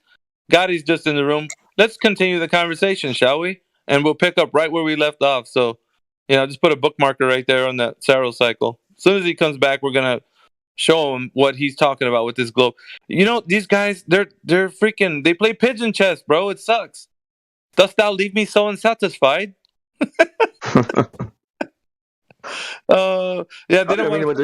Just reading about the Saros cycle, and it's just okay, so then it's no big deal that they can predict it. I mean, they're literally saying that it's something that happens in a recurring cycle. Well, that makes it easy to predict, right? I mean, we call postdictions at that point. Yeah. I reposted the clip of the YouTube video where they put the banner there at the bottom so you guys could see it. This is now something that they're starting to do on these topics. If you're seeking the truth. This video was hard to find. You talking about the one of the flat Earth videos. This is an 8-hour long video that covers flat Earth and with a lot of the proof on it. The water on the boat. Is that the one you're talking about? It's called What in the Earth Happened. I put it in the live stream chat. That's just a screenshot I took while watching the video. I'm trying to explain the flat Earth model. This is up the whole time I watched the video, but they took it down. It's not even up there anymore because I had a friend trying to tell me about it. I couldn't find it. I found a re-uploaded version someone put up there, and just now I couldn't even find that. I took a screenshot of it, and that's what you see on it. You see how there's the Wikipedia banner at the bottom? It says the flat Earth model is an archaic and scientifically disproven conception of the Earth's shape as a plane or disc. You posted it in the livestream two Twistics. Did I post it in the wrong chat? Yeah, it's the bottom one. The current one. Oh, okay. Yeah, have you seen those congressional hearings where there are members of Congress that it specifically press YouTube on this topic exactly? Like they said, what are you going to do about flat Earth? Things like that. It's live. Yeah, it has that clip in there too. Okay, so it's this one. Okay, here you go. This video has 8 hours worth of information that it took me months to find when I first started pursuing this. I thought the video was a good link for truth seekers who are looking for information, because it's harder to find this information on the internet on your own, and this guy has recompiled a lot of that work and put it in one really long video. But that banner comes up if you can find that video. They're gonna banner it. Post the link as well. Hey, real quick, make sure that everybody bookmarks Gotti on the idea that he's talking about predictions that the globe Earth makes, and to bring him back, bring up the guy that was just in here. Bring him back. Yeah, he's got the little race car avatar. So when he comes back in here, you know what he's talking about. See, here's the thing though. They play pigeon chess. They want to drop a turd and then fly away. But you ain't gonna do that shit when you come back in here. I'm gonna make sure you remember the conversation, because none of this, coming here and saying something and my dad called me. No, I don't care. Well, now let's talk about what your ideas about assumptions are, Let's get back to that, because we're not leaving that until we. You got to hold your feet to the fire, man. To these guys, because I don't know. They think they come in here and they say whatever they want, and it's going to be okay. Yeah, nope. It's not going to fly here. It's good to hold them to it, though. It's like, hey, remember that shit you left lying around? It didn't get any better. So yeah, let's move on. just marinated the shit. So now you got worse things to deal with. So we're not gonna. Yeah, and his sophistry and what he's good at is scattergunning. If you caught it, he was immediately going to a different topic. Once after he said something, he would go to another one. Yeah. Go to another one. He also just refuse to answer like basic questions about his own claim. That's very telling. It's a debate tactic, man. And so, like, when you're debating somebody and they scattergun, you're trying to catch up with their topics and trying to skewer them, but they don't want to be held to those topics, so they'll go to another one. So no. We're not going nowhere. I hate that. I'm gonna hold you indefinitely into this one topic, and if it frustrates everybody, then click off of here. Right. Because we're gonna stay here until he answers this damn question. Right, and then if he has to Google for half an hour to be able to answer his own question, then fine, let him do that. That's exactly right. Like, yeah, go find the information and tell us specifically, because I don't want to hear another. Well, all you do is click on the buttons on the computer and voila. No, you're gonna tell me exactly how you know this information, because you know, right? Obviously, we don't know, so tell us. And then, once you hammer them to that little specific point that they can't answer, then they're full of shit. That's the way it is. You got to make them realize that. All this stuff where they're scattergunning, nah, we ain't having none of that. You're in the major leagues, mister. We're not going to be like everybody else and follow your little breadcrumbs down a rabbit hole so you can take us down a like fun house of like scattergun questions. Nope, not here. The buck stops here, and everybody's gonna know that. So, flat or globe earthers everywhere, come in here, but you're gonna stand before the council, and you better know what you're talking about. Doesn't know this scientific method when he. Yeah. So, what's up, guys? Yo, what's up? Yo, so I noticed. Okay, I just talked to Ahmad. He said that I'm on the. I was perceived as on the fence, and that's why I was muted. Yo, y'all are 100%. That. I just knew right now. So, well, I gotta inform y'all on where I'm at first. I'm like a little confused about one thing. How big is this shit? No one knows, bro. How big is this fucking stationary plane? Nobody knows. That's the honest. Are we actually being magnetically brought in circles? There's a couple of theories when we're talking about speculation, Electric, but we can get into those as far as that conversation. We always have these type of topics brought up in here, but it's cool to have conversations about what we can speculate on. But as far as like what we know to be true, our physical reality, that has not been measured. So, wow. If anybody does, however, tell you length, breadth, and height of this realm in which we exist, then they're full of crap. Full of crap. And then please, if you know that person, tell them to step foot in here. But that's nobody ever claims knowledge. Yeah, I feel like I'd be getting tons of answers with this little place that I found myself. Well, you that's will. a big ass question. Still, yeah, Electric. You're gonna get answers. Yeah, you're gonna get answers from the people in here who've actually thought about it in a different way, right? Because you're not gonna hear the globe mindset in here, but you're here like. Maybe you have a conversation with like Get Big Ed and like talking about what it could be up in the sky, like further in elevation. Like you probably have like a superfluid helium up. It's all speculation, but these are conversations that can happen in here when there's no like, globe earther that's asking questions about geometric shape and whatnot. But as far as anybody figuring it out, that's never been done by anyone. So, do we think the same? All right, somebody proposed to me recently. The sun and the moon are the same size. They appear that way, and not to say that they are, but in the sky when they're moving across the sky, they appear that and like we'd say solar noon, but probably when the moon is in the 12 o'clock position from your 90-degree position from where you're at, it would be like they would have the similar angular size. That makes sense. But visually, right? You'd see different visually that they would appear different from their horizons. So on their eastern horizon, the sun might look big sometimes, you see it huge, and some days it's right above, when it's 90 degree above your head, it would look to be as if it's smaller. It's weird because optically on the horizons they appear to be bigger, and the coloration that they have is different too. They have like a yellow hue or a yellowish hue, and sometimes different colors, like you see a moon when it's in a lunar eclipse, have like a red hue. So there's different hues that it takes in specific times of the year, and depending on where it's at also, so in the sky. Word.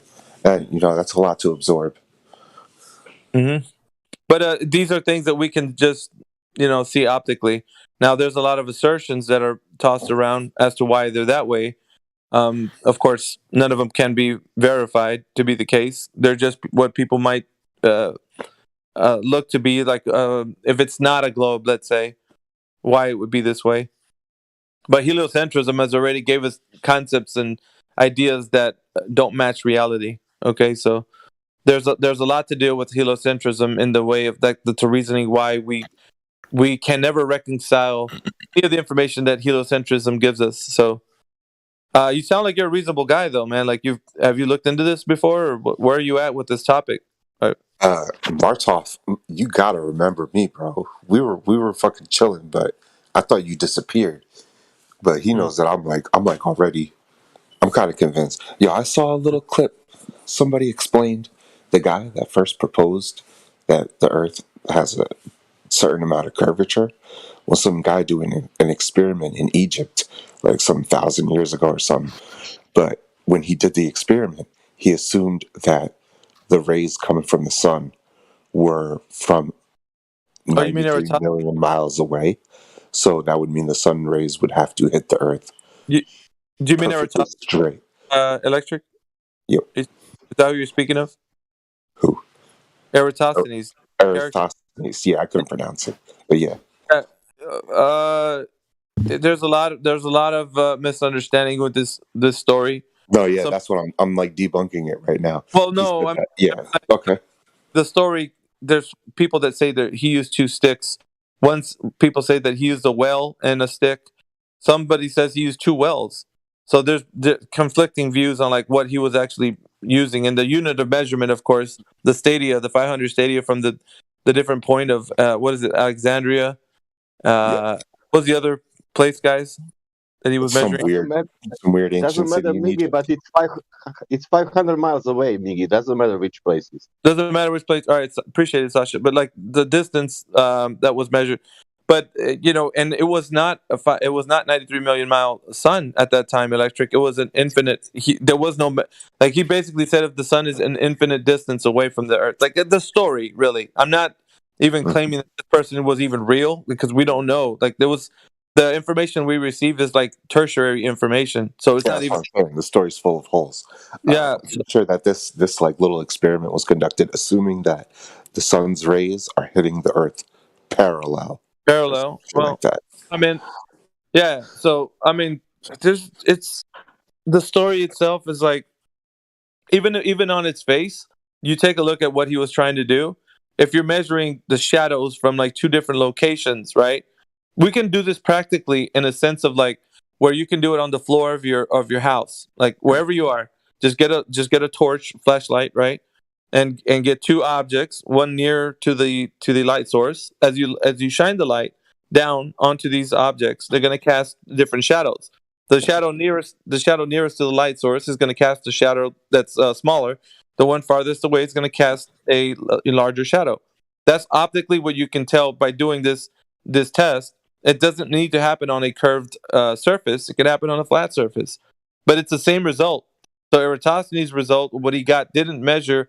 It wasn't indicating if the Earth was curved or not. It wasn't measurement of anything. It was just he saw like maybe at that point of time during the day where the sun was hitting this specific well or stick or whatever you want to even the story goes. It didn't matter because wherever the sun was there to where the other place was, it was like there's no difference of what it's not telling you the shape of the Earth, because if that was the case, then we would know by using that same method we can tell you the surface of the ground that you're walking on, like how to level something, because you know to be super curved by those by using that measurement. It's not even, it's just seeing how the proximity of those objects are to the light source. That's really all it is. All that it's telling you is that the one with the smallest shadow is in proximity closer to the light source than the one that's farthest distance away from it. That's the only thing you're going to get from this. That's it.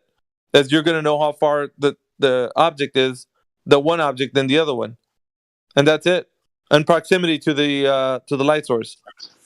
Yeah, that shit about light source. I brought up that guy Aristophanes just because you could clearly see like sun rays hitting the Earth from like all different angles, as if it's coming from one source. If the sun was 93 million miles away, those light rays would appear to be hitting the Earth straight. So the fact that we see these light rays coming at angles, that's enough for me. Or convergent, divergent. I mean, it doesn't matter. Like, and I've seen these guys go so far as to put a model up, and it's ridiculous, really, because they would say, well, optically, when you're for your vantage point on Earth, you're looking at up in the sky, it would appear that way, that they're converging or diverging. You know, like it depends on what perspective you're talking about, but they're really parallel, is what they're saying. So, I mean, on the one hand, perspective plays a role in this whole thing, because perspective is an actual, way. They always explain what I'm seeing, that my eyes are playing tricks on me. You don't really see. It's like, I'm tired of that shit. Man, with the Aristophanes story, you have the story and then you have a graph with the sun rays or blah, blah, blah. But all story, it's telling you this. Aristophanes putting the stick in the ground, and now he's going for 1 month, for sure, because he cannot walk, or even with camels, go more, faster than 1 month. And then he reached the point B, and then he put the second stick at the point B after 1 month, man. And then I don't know how communication, how they realized they saying, okay, shadow is here, because he was going 1 month straight. He was not going left, right. He was going straight line, 500 lines across the rivers, mountains. Yeah, it's quite a distance, man. Even in those days, like to travel, and you'd have to stop and rest, and in those days, the man never lived. This is the man that never lived. We don't even know if he was a real man. Yeah, Jim. Come on, yeah, man. these are all like Disney characters, Like in Marvel those days, not even the smoke signals communication wasn't invented. Well, we're still talking 500 miles, man. That's a long distance. A long way, man. A long way at camel's pace, or at your, donkey's pace on foot. Yeah, think about it, man. 500 miles today is even a long distance. I mean, by car. It's a long distance by car. He's got on the phone with Galileo, and he called him. He's like, "Yo, what does that shadow look like?" Yeah, you didn't have time clocks in those times. How did he synchronize himself to make the measurement in the same time? He's clapping in the air. You can see him clapping in the air, getting that. He's 500 miles away. You see how, you see this theory that we're talking about, this Aristophanes and the curvature and sun rays hitting the Earth. We've debunked it literally 20 different ways, and this is what every heliocentrist depends on. They don't even realize this is where all their arguments are based. But I'm telling you, man. Listen, we have the conversation in here, and it's very simple, right? Because we tell them, okay, so it's as easy as you demonstrating that the Earth has curvature. That's it. If somebody brought some evidence that we could go out and okay, so I have a method. I'm gonna give it to Martoth. I'm gonna give it to Jin in here. I'm gonna give it to everybody, because it's for sure the real method and how to figure out if the Earth has curvature, right? If I was to tell you that, and then I go figure it out, and it does have curvature, don't you think I would tell everybody else how to do it? And then everybody would know. And it would be so easy. Yeah. You'd be like, It's simple. You'd be like a cold spring waiting to just cannot stop telling everybody. You know what I mean? Yeah. You know, pow, here it is. Look, I've got it. Here, Yeah. look. Yeah. Behold. You know? It wouldn't be anything that you'd have to believe anymore, or calculations, or nothing. It would be demonstrated by way of physically going out and checking it out. So now, once we tell them this, right? Because obviously they go back to Eratosthenes and they go, and we tell them, okay, so from all the way to ancient times, people were thinking that the Earth was, they say 1,000 years. No, it was 2,000 years. All right, fine, 2,000 years. Who figured it out that long ago? Who said that the Earth was curved? Because they actually somebody measured on this Earth and then figured it out. Now we're over here believing in 2022 that the Earth is a globe. And by way of what information? Where did it all begin? Where's the origin to this?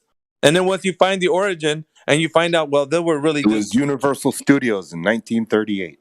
No, I mean, like they're you know, and then the guys who actually believe this, you know, we're talking about like the heliocentric globe earther. They're like, well, you know, people a long time ago were just like cavemen banging rocks together. We're like, okay, and those guys figured out the shape of the Earth. Those ones did. Like, you talk about them. Okay, so you're putting your hands into the information of people who barely knew anything, according to you, right? According to you, you said they were knuckle draggers back then. They figured it out, and then now you got the information today. Wow, and you don't even know the origin of how they figured it out. That's interesting. Yet you believe it today, and you want to take me to the beach and say that the ships are going over the curve.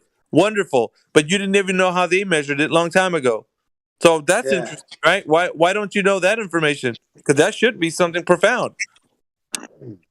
And that's not interesting to anybody that when you bring them back to the origin, because you always, okay, who cares about how NASA and LIDAR and all these other technical ways of finding information out, how to measure things here today? I don't care about that.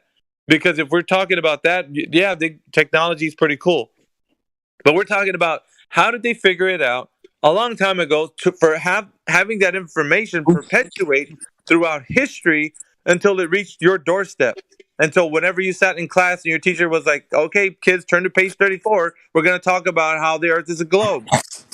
That's how they discovered the curvature and the spin. Exactly. None of that was taught. Because the thing that we do here is how Columbus wanted to sail across the seas and he was afraid of going over the flat Earth. Like, we hear that kind of stuff. We don't hear how the Earth first began to be known as the curved surface that it is.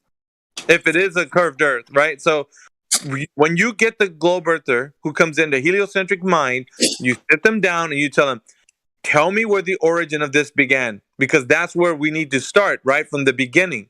And then once we find out how they done it, then we're going to go fast forward to today, and then we can figure out how they're doing it today.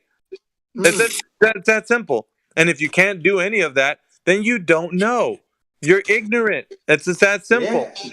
It's a belief. You have no evidence. All a belief. It's social conformity pressure. That's what that is. Social conformity. Because once you put it to them, and people aren't using their minds. That's social. People aren't using their minds to think anymore. So they hand their mind over to, here you go, give it to the teacher because, you know, I don't know anything. The scientist knows. Here you go, scientist, have my mind.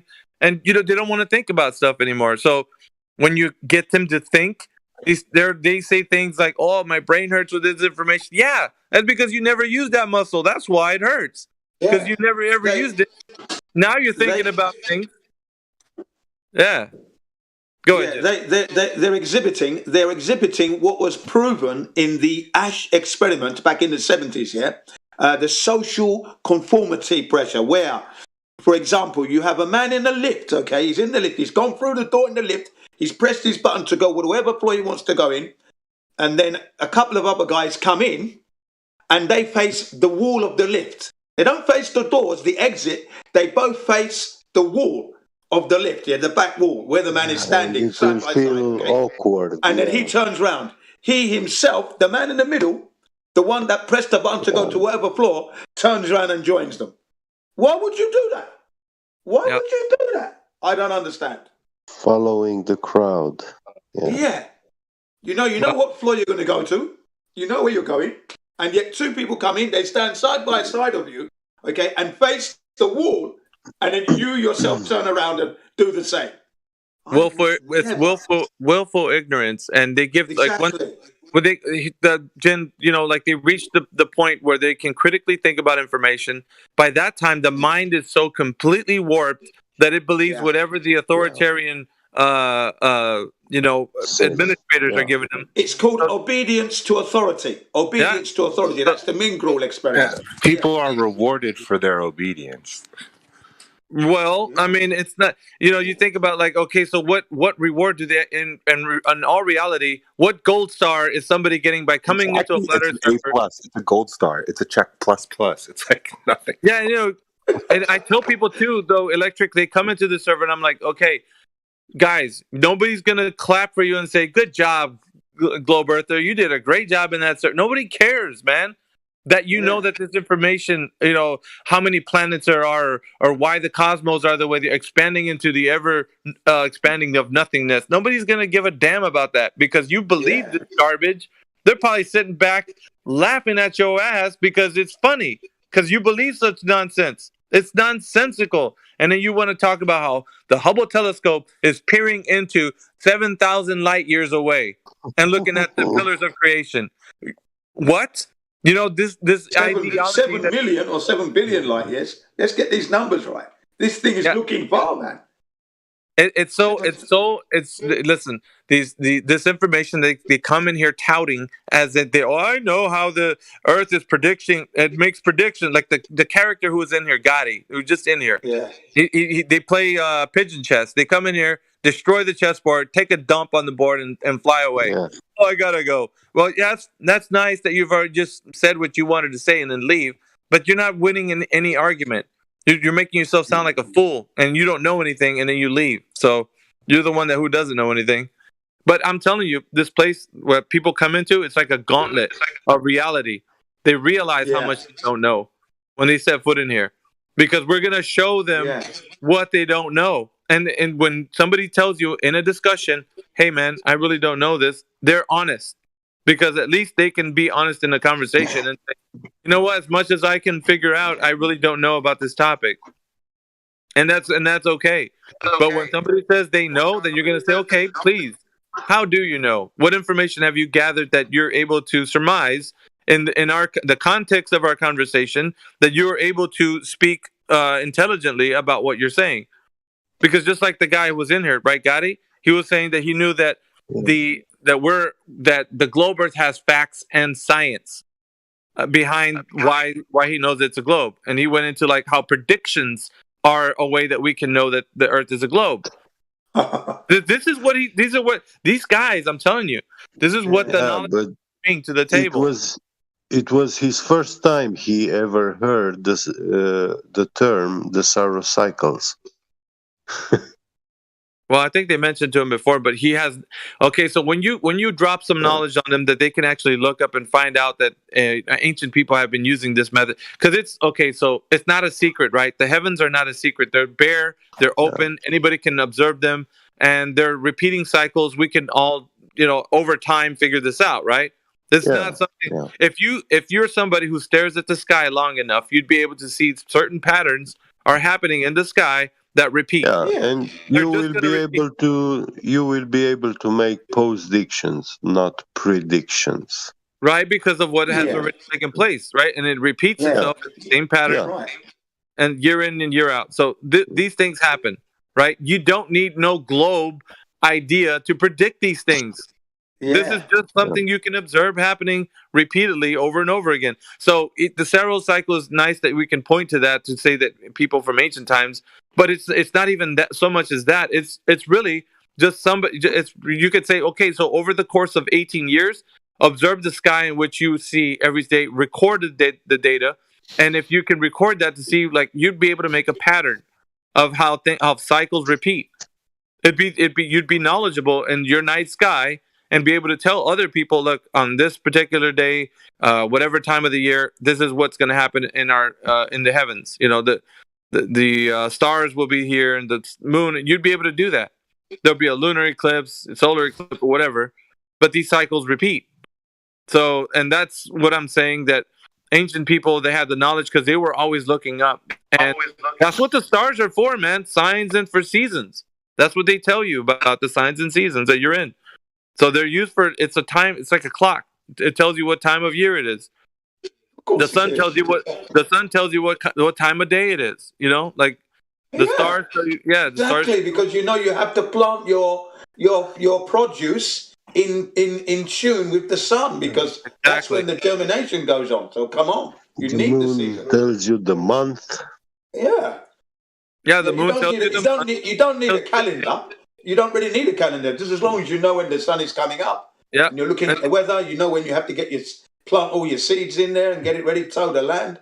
You know? So this knowledge wasn't something secret, like that we know cycles repeat, because you could see observably throughout the year that the sun goes through a specific cycle and it goes farther away. So you don't need what prediction of the heliocentric globe Earth can tell you other than the information you can gather yourself. You can know. You already know. Yeah, there's no prediction going on. I don't give a shit. Look up at They the like to sky say prediction. I said you couldn't predict your ass in a toilet and wipe it properly. Shut up and get out of here with that crap. Yeah, it's like Get Big was saying. They're post-diction, so they're really just because you've already seen the sun go through these cycles. You know that it's going to repeat and repeat every year. It's going to keep repeating the same cycle. Tropic of Cancer to the Tropic of Capricorn, Tropic of Cancer to the Tropic. It's going to keep doing that. Exactly. It's never late. It's always on time, and it sticks to its course. It never falters. The sun and the moon, they never falter. Sorry. Globe. You know what's funny? Even like when you look at the sky, the stars alignment, and they form all sort of symmetrical alignments. Yeah. And even those are repeating. Yeah. You know what I hate the most, though? Yeah. I know what I hate the most? When you tell them, like I do, that the sun and the moon are never late, and then you'll have this person like Zanuck or some kind of spastic like that. We start to see it, but we've measured that there is a fluctuation in the sun. So many thousands or billions of years, it slows down, and that's bullshit. Yeah, Bullock. Shut up. Get out of here. You're lucky I'm not in the same room, because you're just talking crap. Need to beat the crap out of you for that. Try and poo-poo my fucking statement. I really hate that. And they start to tell you how they've measured the sun and everything, and the path, and there's a discrepancy. In fact, it does slow down. Or, you know, it's not on time. It's different every day or whatever. Crap. Let me ask you guys a question. Yeah, go ahead, man. Do you guys think that humans won't believe a lie unless there's a little bit of truth in it? Like, are we being convinced? Are people being convinced of this shit because there is some truth to it, or is this just No, that's how how deception works. Is that your perception is like let's say this. If I can convince you that what you perceive with your five senses is not what you actually perceive, but something actually is happening outside of what you perceive. Let's say I'm telling you. I'll give you an example. The Earth is spinning. You don't feel it. There's curvature, you just don't see it. If I'm telling you something that you can perceive that is not actually there, if I can get you to believe that much, then I have you in my hands. I can tell you whatever I want afterwards. And you, because you don't know, you're going to be like, well, I can't perceive that the Earth is, it must be going in some type of fashion that I don't perceive it happening. Like a bullet train that's traveling at 500 miles per hour on a smooth railway that nobody can feel the motion. It's like, that's a bunch of garbage that they feed you that you can't perceive anything. I can definitely feel when I'm on a train. Right. Yeah. But the other people that act like they're not rocking back and forth, like, come on. The other part to this electric... You're just trying to be as detached from your movement as possible. So I'm going to get back to the heart of your question, right? Is like, how can they do this deception?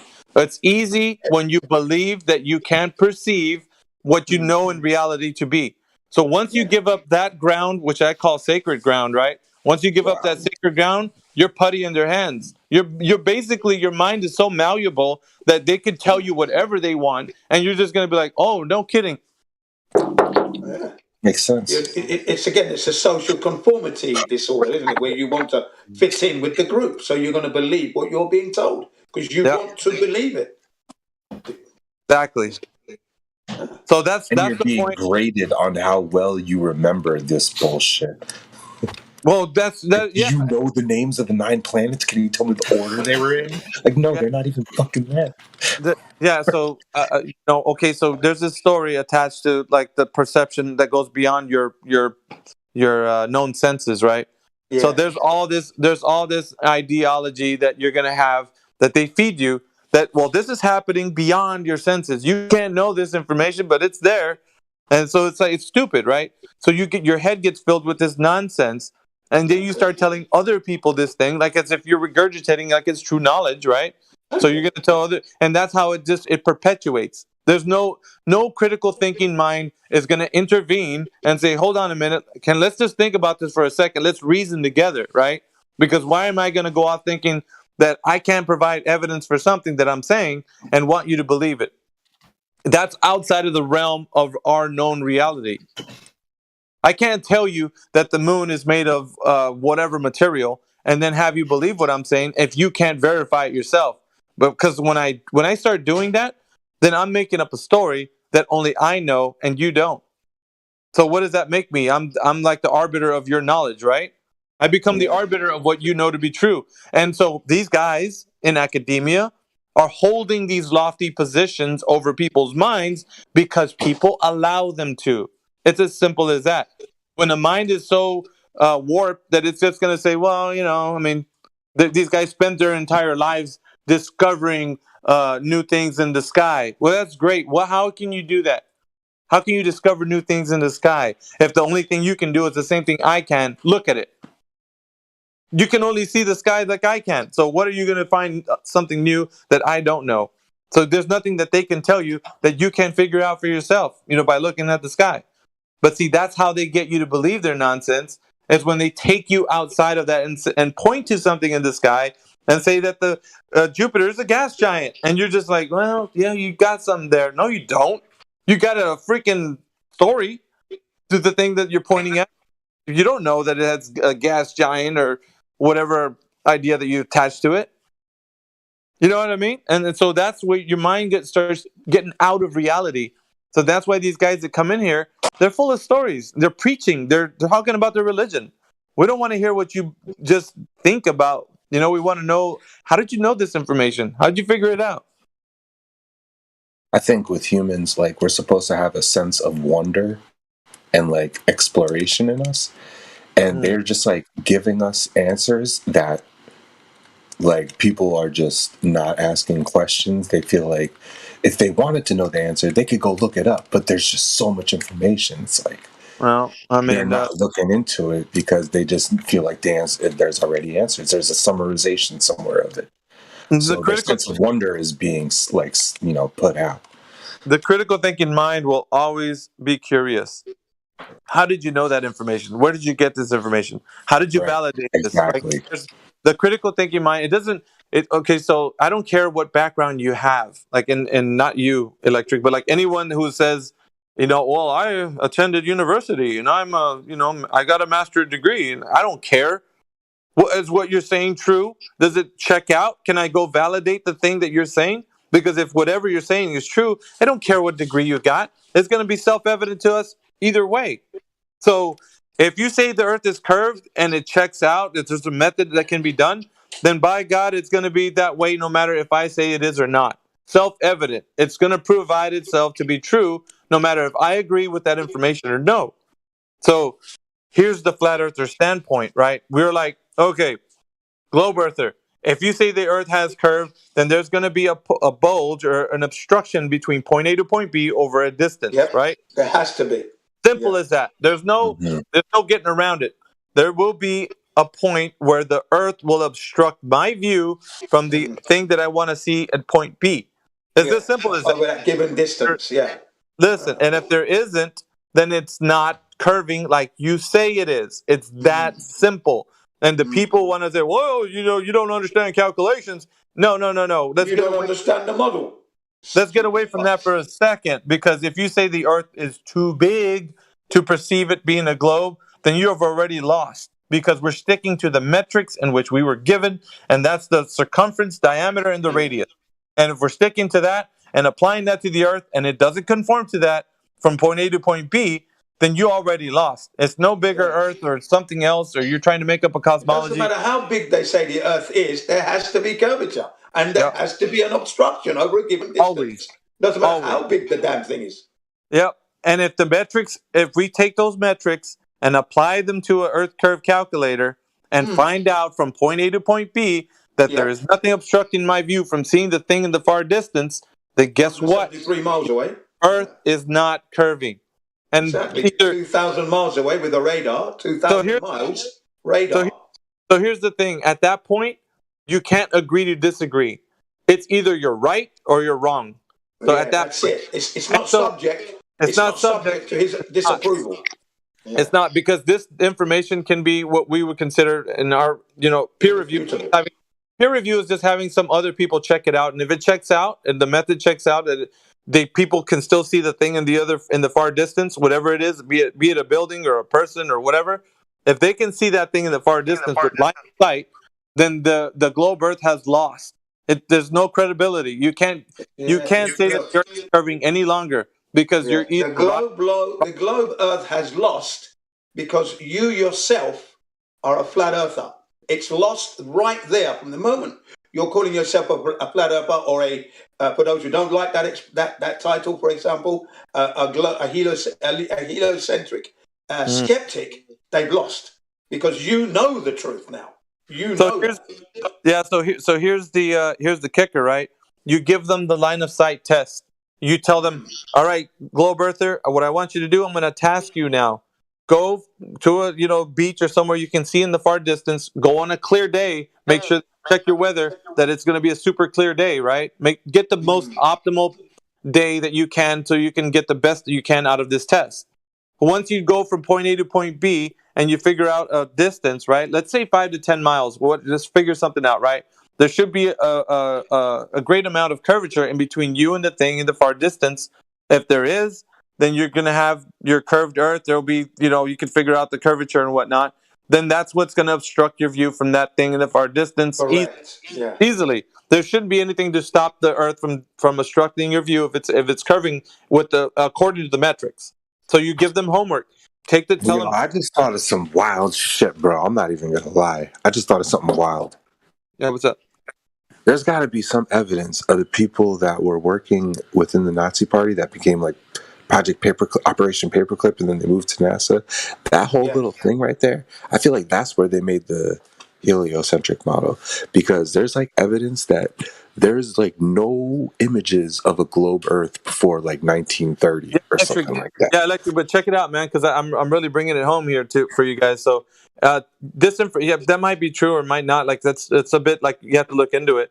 But what I'm saying is this is a fundamental way that you can get somebody who is adamant to thinking the Earth is a globe to realize that they're wrong. Okay, so what I'm giving you right now, line of sight test, is the most optimal way to get somebody to realize they're wrong or they're right? Because either way, one of us is going to be right or one of us is going to be wrong. So when you hand them the line of sight test, you tell them to do this, get all the data points, that's the elevation distance of what, their viewing height, everything. You get all the data, you tell them to write it down or record it or whatever. And then once you find out the distance can be measured from where point A to point B, right? Yeah. And then if there's any curvature, then voila, it's a globe according to the metrics.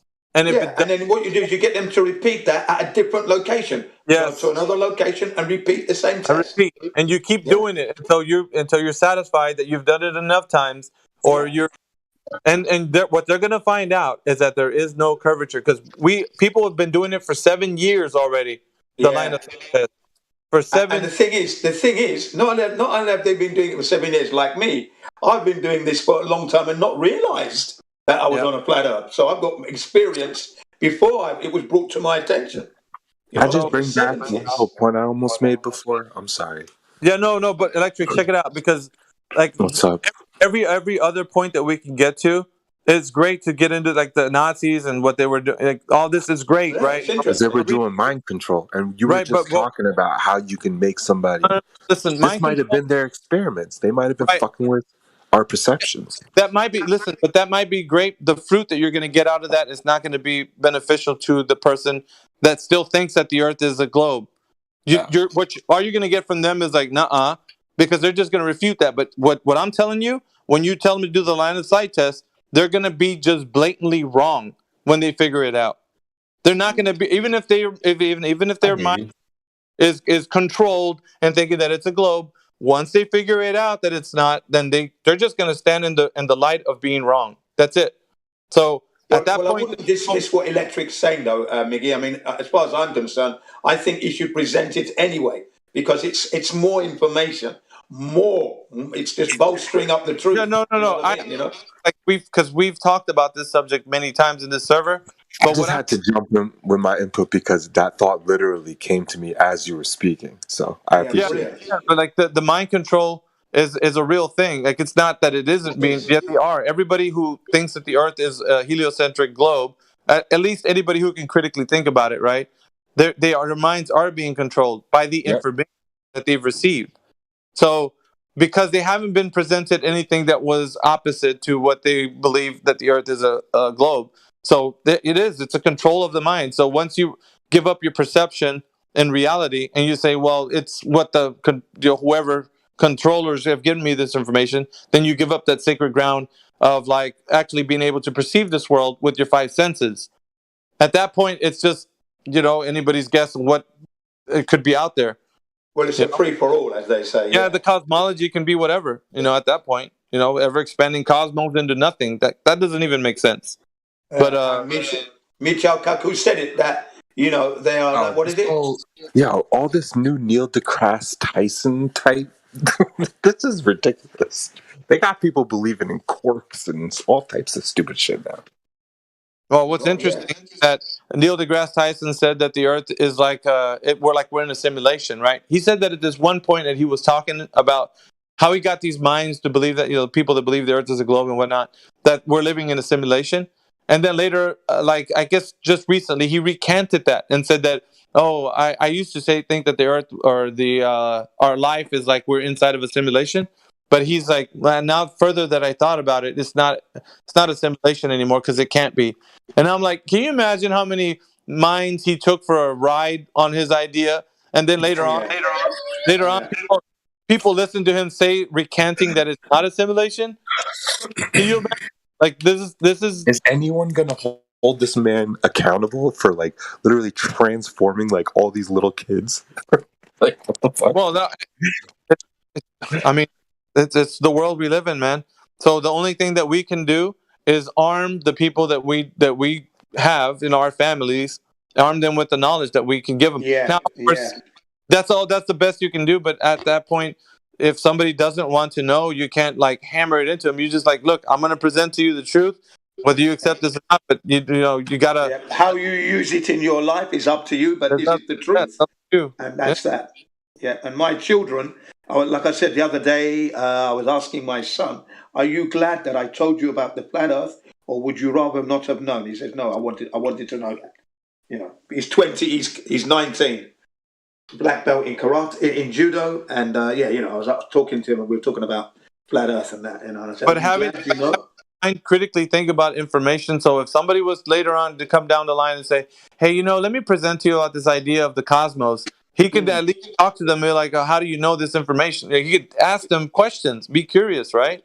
And that's the thing, that if people aren't curious, they're not using their minds anymore. They're just sitting there listening to information, and because of whatever degree the person says they have, they're just going to accept it as this guy, he knows what he's talking about. He's a cosmologist or whatever. Like, so what? Like, and that guy, there was a guy that was in here just early this morning who was an astronomer. There was a cosmologist in here earlier.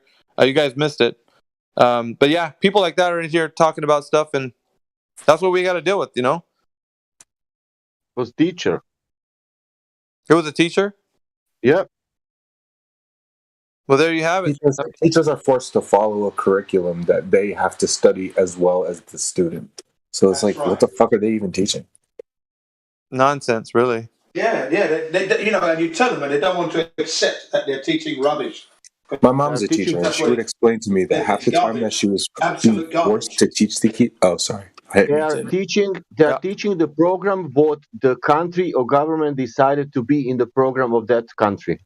Yeah, that's right. In every country, it's like curriculum. Yeah, in every country it's like that.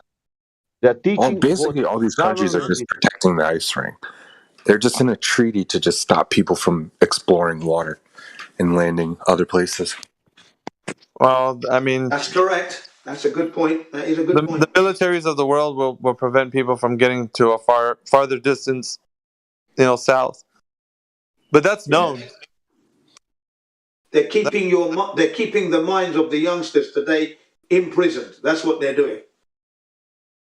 I think what the Nazi Party ended up doing with all these mind control experiments is they tested a bunch of models to see who would believe what lies. And I think the heliocentric model is the most believable lie. Yeah, remember this: the heliocentric model was being taught from when Copernicus died, and then 100 years later or so, it was compulsory education. So what you're talking about with the Nazis, they took the psychology, which is what you're talking about, the psychological manipulation of the human brain. That's what they were doing. That's what you're talking about now. Yeah, that's true. They are the experts at that, the Germans. It's a giant experiment because if you think about it, if they tell you to think outside of your perceptions, then you're really just believing a story of how things can be happening outside of what you perceive them to be. Yeah, and that's amazing. That in and of itself is an amazing feat. But you don't have any way to rebut this information because the time where you learn it, you're very young. Your mind is formed, and you're like a sponge absorbing information. So the people that don't have a chance, to fight back, are the minds who are not critically thinking. So a young mind is very impressionable. So if you teach it certain things when it's starting out, then you start imprinting this information as if it's like the gospel truth. And it'll learn to defend it too. Yeah, there's no way because it's like the only thing that the mind knows. So when it gets to a critical thinking age, then it just refutes the information, anything contrary to that, right? Because you're taught that Christopher Columbus was going to fall off the face of or he was fearful that he would fall off the face of the flat earth. You see images depicted of where like ships were going over like this flat earth over the edge. That's why these young kids come to the server who think it's a joke and say, what's at the edge? They ask these questions that are just so nonsensical because we're taught this at an early age to refute it. And it sounds funny when we hear it. How can somebody believe that you'd fall off an edge like the ship going over the little image with Christopher Columbus sailing off the face of the earth? I was saying from the beginning of this year that 2022 is the year that we, the flat earthers, put the heliocentrists under the psychological magnifying glass and ask them, why is it that they desperately want to believe in something they cannot prove? That's what I've been saying all this year so far. And it's funny because I've been looking at, like I said, the social conformity experiments, the Miguel experiments, where this is the experiment where the obedience to authority, where a teacher, a role play. One guy plays the teacher, another guy plays the student, and then you have the experiment overseer, the one that's conducting the experiment, making sure the experiment goes well. And what it is that the student has to answer the question correctly. The teacher will give a word, and then it's word association. And if he gets it right, no problem. If he gets it wrong, he receives an electric shock. Okay? Now, the electric shock increases with each question that the student gets wrong. And you're talking 350 volts, fatal doses, and there are people who are pushing the button. Certain candidates were saying to the instructor who's actually watching the experiment, conducting experiment, because the guy's screaming in the other room, the student's screaming because it's shock, painful. Well, carry on. Yeah, so Jin, the lesser form of that is grades in school. You know how you get good grades, an A+, a B-, a C-. Right. So a lesser form of what you're talking about is that, because what happens when you get a lesser grade than you thought you would on whatever particular work that you're doing on these specific topics, right? Like the 9 planets or whatever it is, right? Yeah, and if you get wrong, you're the part of the thing that people try to do is achieve the highest grade. They want to make the best grade at school because that's the hallmark of achievement. Once you get a higher grade, right? So these lesser grades show somebody who doesn't know what they're talking about, who's not paying attention, and so it's almost like you get peer pressure. Everybody around you making fun because you got a lower grade, or your parents disciplining you because you got a lower grade, or you know what I mean? Like there's social pressure. There's pressure at home, to perform. So the person who's going to school is kind of like corralled into the understanding that they got to perform, get a good grade on the indoctrination.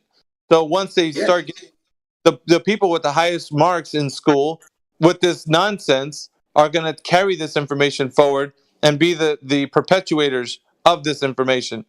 So it's kind of like, it's not shock therapy like you were describing, Jin, but it is a way that it corrals people's minds into like getting a better grade because they want to experience life like acting like they know something about the information they received. So and it's not saying that the information is correct or not. It's just grading them on what they know about that information. Yeah, how good they are at repeating what they're being told. Exactly. Basically. How much can you regurgitate? Right. That's why you get an A+, and then you go throughout life and you're like, well, I made straight A's in school. What does that mean? That doesn't mean you know anything. It just means you're well at memorization. Probably you learn. You're intelligent in the fact that you remembered what you learned. I'll give you some points for that, but it's garbage. What you've learned is garbage. It's no use. No, that's true, man. That's how I feel about this. So it is an experiment in a sense, because when kids go to school, that's all they're taught is to obey their teacher, get good grades, and even the parents are on board with that. Yep, make sure you do well in school, Timmy. So Timmy's just going to school. It's funny that we call it the Garden of Eden, and then there's also kindergarten, and it's like this concept of us having a clean slate, and they just want to just program us how they decide. Exactly. This is like them playing God. Yes. These are the puppeteers. The cross is the what is the name of the cross thing that holds the puppet? A marionette. It's like they're the ones holding the marionettes, trying to like redesign. Yeah, the puppeteer. Yeah. Shit. Well, that's all it is. And so when people come into this server, what we're doing is cutting the strings. We're telling them that you don't need to be pulled by these strings. There's nobody that's going to reward you. There's no one out there that's going to give you a A+. That's how people's minds are so conditioned that they think that if they regurgitate very well what they understood, then that means that they're right. And that doesn't mean they're right. That just means they learned that information very well. That's it. Education. You're educated. You're indoctrinated. Like, that's all that means. It's like their dopamines is causing like a reaffirmation that what they're doing is beneficial to their life form, because they get all these rewards and dopamines for exactly, trophies and ribbons and ways trinkets, of trinkets, accolade, right? Oh, you've done great. Look, you're